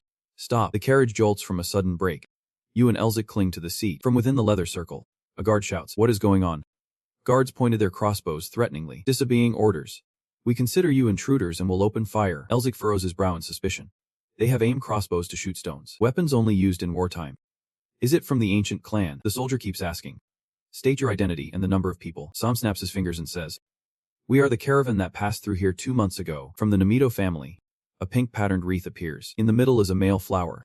Outside is a woven lotus. The pattern appears on the roof of the carriage. Guard, please open the gate. A guard looks shocked. Namito. They have really returned. We thought everyone was dead, since there was no contact for 2 months. San irritably reminds. Open the gate. Damn it. He startledly gives the order. Open immediately. The gates swing open. The carriage drives inside. Books are neatly arranged on the shelves. A platinum-haired guy with a goatee waves goodbye. He looks up at Elzik and Sun. Sorry for our rudeness. Sun replies. It is all good. You greet with respect. Seeing you guys holding the reins of the empire like this, I am proud to be a citizen. Vanel bursts out laughing. Haha, recognized by the 3rd young master of Namito. 30 years here. I am touched. He places his hand on his chin, but today feels strange. Why are the esteemed guests flocking to this remote place? Sun asks. Besides us, who else? Vanel responds. Yep. He smiles invitingly. The 4th prince is here now. Would you like to meet him? Elzik and Sun exchange shocked glances. Sun asks. This is... He must be waiting for us. Elzik nods. Brother Trom T is suspicious. Why would the 4th prince personally come to the border at this time? A hand taps rhythmically on the armrest. The porcine flag is sitting and waiting. What is he plotting? The fourth prince taps the armrest listening to the attendant report. I and an ace. He and Elzik have known each other since childhood. Zodio bows his head hoping to gain trust. If I can persuade him, he will lean toward our side. Zodio Foron. The fourth prince tilts his head in thought. Being stared at by the porcine flag, he tells himself firmly, I have to seize this opportunity. The fourth prince's gaze is cold and scrutinizing. A royal genius, he inherits the sword techniques of the Golden Lion. The Dark Lion wins. You are one of the 3 leaders of the empire. If you take it lightly, he is seen as the heir to the throne. He nods in agreement. All right. I will trust you this once. With that trust, Zodio bows in gratitude. Thank you, sir. His eyes reveal scheming thoughts. I will become the next master of Foron. This side, Sun and Elzik are talking.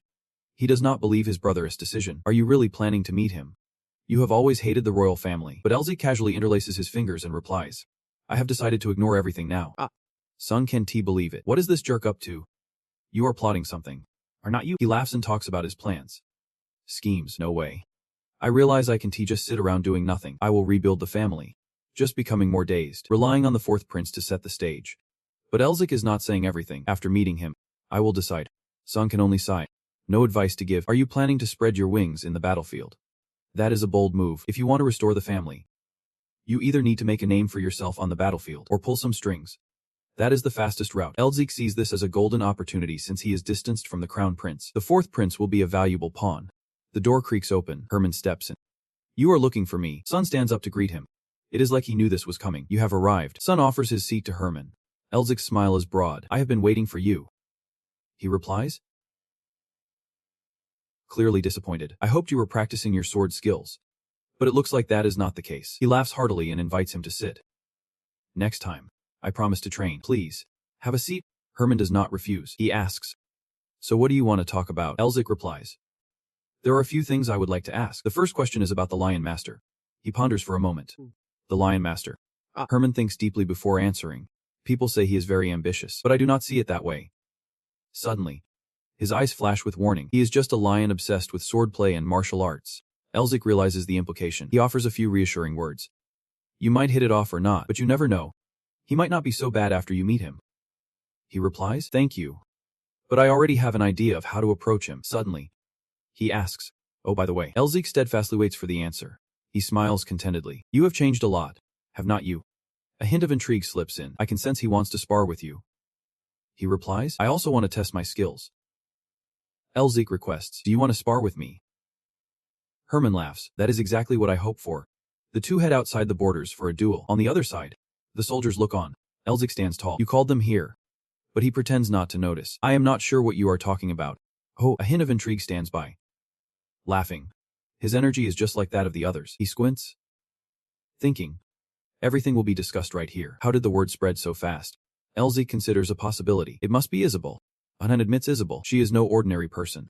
Her political instincts and strategic mind are sharp. He nods in agreement. She is really impressive. She could quickly showcase her abilities in front of the defense forces below and elevate her value before meeting the fourth prince. Elzik slowly assumes a stance. Senza, both you and your daughter want to set me up. Then I will take to the skies for the thrill of it. Herman unsheathes his sword with a fierce glare. Don't expect any mercy from me. You need to stay sharp. The two stand ready, one wielding a sword, the other empty-handed, staring each other down. Both charge in like they are racing against time. The attacks come raining down. The sword strikes with unexpected ferocity. The soldiers watch in awe, whispering among themselves. They are fighting without using any magic or aura. Everyone is taken aback. The master mage is holding his own against a bare-handed lion. This is absurd. Someone is tending to a wound. If the mage is this good at fighting, what can we say? The ground erupts in a whirl of dust from their blows. Compared to a few moves, Herman has the upper hand. He forces Elzik back a few meters, leaving an imprint on the ground. His face, though somber, is still praised. His moves have become much smoother. Compliments and criticisms fly, but it is still lacking. Elzik braces himself, catching his breath. Looks like I still need your training. The sound of footsteps approaches. They both glance over. The soldiers part to make way for the royal figure stepping forward. The fourth prince claps to encourage them. He steps right in front of him. That is the fourth prince, the one with a flashy style. They both bow in respect. The corridor where Elzik walks is illuminated by the night stars. Jodio leans bored against the door. Spotting him, you are back, Elzik. Long time no see. Reign of wasted time. And I already can to stand that smug face of yours. You know him. He is intrigued, of course. He is the heir of the Foron clan. He crosses his arms and squints. Foron, the infamous bloodline of Foron.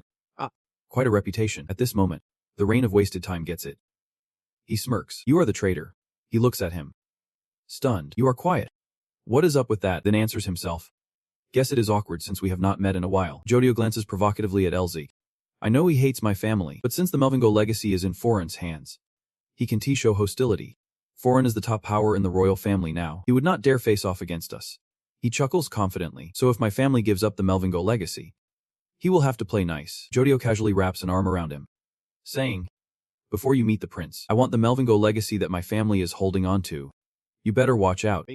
Elzik's face turns serious. Let go me. His gaze turns icy. I said let go. Even he, proud as he is intimidated. Mafito chuckles. Turns out the self-proclaimed right-hand man of Melvingo knows nothing about Melvingo at all. Elzik's fear ignites. Foreign should be showing me respect. And yet, a third prince like you, the hatred for the Melvingo clan is palpable. He swears, unable to hold back his anger. He roars. You think you can threaten the imperial family? It will never be extinguished. The marks around Elzik's arm flare with fury. Foreign should be honoring me. And yet, here stands a mere third prince like you. He asserts that he is the king. The rage is uncontrollable. How dare you act so brazenly with the imperial decree?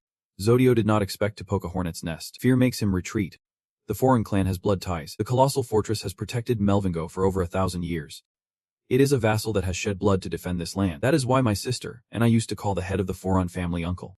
We trusted him more than anyone else. A grim situation is approaching, but they lean towards the royal family. They are the ones who robbed us of our inheritance and caused Melvingo to fall.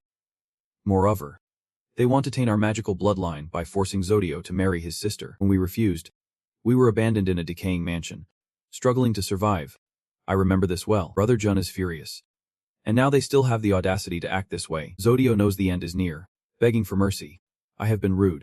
I regret it. He turns away. Self-aware. Then just leave. I do not want to see your face. After that, Elzik leaves without a word. He suspects that hatred lingers in his heart. He walks into the living room to greet the fourth prince. Elzik Melvingo, the shining formula, head of Melvingo, sends his regards. The Zomhel banner awaits you. Nice to meet you. Shining formula. Observing his calm demeanor, Elzik thinks he must have overheard the conversation outside. He uncovers the truth about him. He does not care about the insults. Just finds the person interesting. He nods in agreement. He probably knows Zodio well, so he does not expect much. Just wants to see my reaction. Suddenly, Zomhel asks, you use body enhancement magic when fighting the lamb lion. Right, that leaves him stunned. Elzik is suspicious. Enhancement magic, how did he realize? The fourth prince steps down, grinning as he pats his shoulder. I know it is forbidden magic, so do not worry. I want to expose it. Zomhel laughs oddly. Steering back to the topic, what do you think about the former ruler of Melvingo? Those words leave Elzik astonished. What? He hovers in the air laughing. Mafito only stops after 10 minutes. It seems he was caught off guard. He is good at seizing the initiative. Elzik knows he is at a disadvantage, thinking they would take their time. But unexpectedly, he jumps straight to the point. If he is not careful, he will lose his momentum. His clenched fist tightens, suppressing his anger. Elzik pretends not to know. Sorry. What are you implying? The corners of his mouth curl into a strange smile. His eyes coldly respond. I am being straightforward. If Melvingo helps me, I will repay with what I have. He sternly questions. The realm is desolate, cursed by the original. Do you think you can demand anything from there?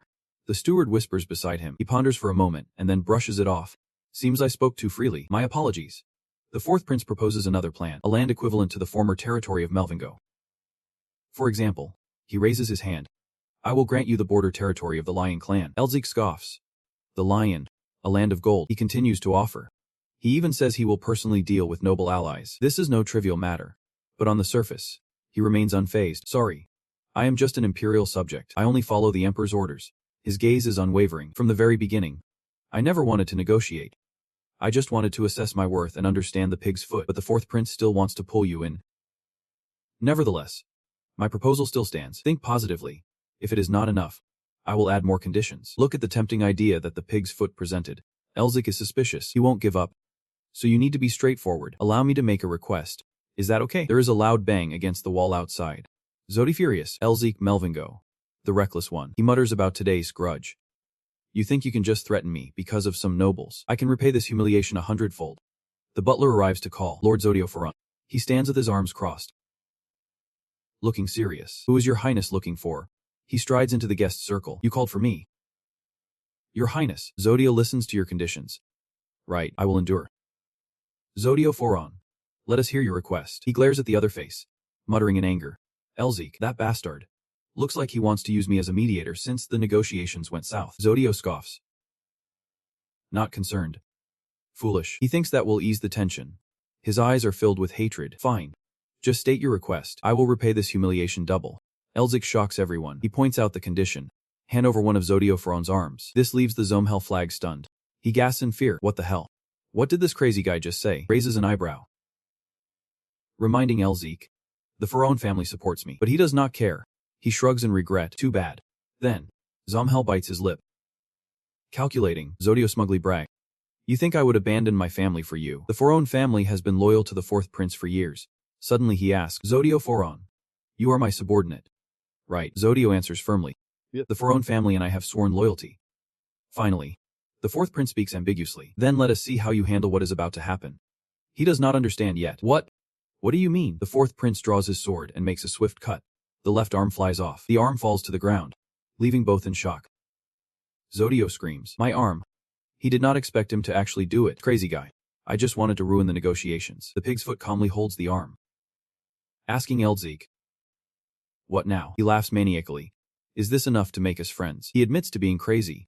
His face is sweating. You are sacrificing too much just to have friends. Don't you realize the Foron family and other nobles will turn their backs? But the royal family does not care. The Foron family will never leave me. The butler pulls out his bloody body. Elzik figures it out. Seems he is holding the reins of the Foron family and many others. He thinks boldly. Keeping him as a friend will be interesting. Mofito realizes it too. Kindred spirits attract each other. Both sides stand up as if they have made a pact. He raises his arm. Still half-skinned. I have shown my sincerity. What do you think? Elzik has not finished speaking before being interrupted. Nothing. He turns toward the door. The royal family also senses something strange. He calls out loudly. Your Highness, a group of men in black rushes in to assassinate the fourth prince. Step aside. One of them lunges at Elzik with a spear. But he dodges just in time. An assassin. He uses green magic on his hand. Both the border guards and the royal guards are present, and yet they dare to assassinate. That is ice magic. Freezing them in place. He clenches his fist. With all his might. He destroys their bodies one by one. We have to protect the prince quickly. The royal family is not backing down either. You are still safe. A foot steps forward. Preparing.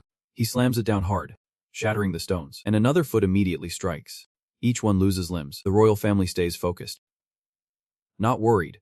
No one escapes his blade. He stands in the center of the room, coldly watching them fall. Elzik is amused by the scene. That is right. That guy is the Black Lion. You are worrying for nothing. Outside, there is an even larger group rushing in. There he is. The prince is right there. Elzik is anxious while Mofito is furious. Do these idiots want to die? The angry words made the others cautious. Who dares to attack the prince? They have come all the way here. That is the Blue Lion. Stop the assassins. Protect the domain. The soldiers stand tall and ready. Everyone grab their weapons and get ready for battle. The royal guards and the Blue Lions join the fight. The assassins see this but still charge forward. They rush in without realizing they are doomed. Herman and Zomhel nod. They draw their swords and rush toward the attackers. Zomhel slashes, creating a red streak. Herman leaves a blue trail. Elzik watches with delight. Now he almost feels sorry for them, having to face both lions. His eyes turn blue. He scans the room to see how many more are hiding. I will eliminate them. The ones hiding are shaken by the scene outside. One of them recognizes who to avoid and warns his teammates. Don't he mess with the Blue Lion. Just aim for the prince. That guy raises his hand while keeping an eye out. Turns out that is the signal to ambush. A few of them charge out, like each one of them is diving toward their doom. They are all taken out. The one giving orders is panicking. What the hell? But he has not given up yet. He pulls out the target lock. Elzik squints, taking aim. His smile is almost inhuman. Each guy rushes at him faster than you would believe, piercing through them. Melvin, go. Elzik pretends to blow smoke from his gun. Mervito is panicking, but he remains calm. What is this stance? I do not know. I just want to— He is gritting his teeth in anger while he is coolly creating ice. Those poor guys. They are stealthy, vengeful assassins. But unfortunately for them, their nemesis has arrived. His face shifts to serious. But who are they? Why risk everything to assassinate the fourth prince? He kneels, unsure of what to do. First, we need to capture a few of them to trace their whereabouts. We can catch them. Elzik stumbles back, caught off guard. He turns back, confused. Why can't we catch them? She gently explains. They have been brainwashed to that extent. Over there, the fight rages on fiercely. Even if they are not committing suicide, a mind control trigger will activate and finish them off. Elzik asks. surprised, and gets a response. Do you know who they are? The Chain of Shadows. He is skeptical. The Chain of Shadows, that is a real organization. She is not surprised. They have not been around long and are extremely secretive. This only makes him more curious. Her expression gradually turns cold. How do you know? Because the leader of her mercenary team is their enemy. He ponders the implications. A secret organization that has never been exposed. Over there. A guy who seems to be the leader gives orders. Everyone fall back. In Elzic's eyes, the fire is ready to ignite. He intends to chase after them. In that case, he uses a golden thread to bind them. I will attach the spirit link to track their whereabouts. Elzic is thrilled with what he is doing. Didn't he see this coming? A mysterious voice rings out, shocking him. Now, if this mission continues, your entire organization will be uprooted easily. Elzic can't believe what he just heard. No way. A torn cloak flutters against the red backdrop. A living creature. A guy who looks like the leader stands on the upper floor. Looking down, there is no flow of energy from him. He seems stronger than those guys. Turns out he is the little joy of the people. He draws a powerful sword, creating a streak of energy. Golden spots appear on the backs of those guys. Elzic is worried. Damn it. He has discovered the spirit link. The red flag pig halts the battle and focuses on him. So you are the leader. Who sent you to take me down? That guy is not fazed and provokes him instead. You think I will just spill the beans? Your Highness. The red flag pig is ready. The ground shatters as the sword gathers more power. That is right. If someone spills the beans, the fun's over. Homan and the wild boar flag are closing in on him. The two leap up to the floor where he is standing. He is getting ready to activate the magic circle. But being surrounded by two lions is not a good sign. They are taken aback by his strength, but they get thrown back. If they had reacted faster, they could be jumped to the opposite side. I want to keep playing. But today just is not the day. Then, unexpectedly, he leaves. I will take my leave now. A wave of icy power rushes in like a tornado, breaking and scattering everything. What is this? Her eyes turned red after witnessing the scene. How could you even step in here? Elgid feels thrilled as he lunges towards him, throwing a punch. But you can't just leave that easily. That is it for my video today. Above is the summary of the story. If you have any thoughts, drop them in the comments below. Don't forget to give me a like, subscribe, and hit the notification bell for more exciting videos. For now, goodbye and see you next time. Bye-bye.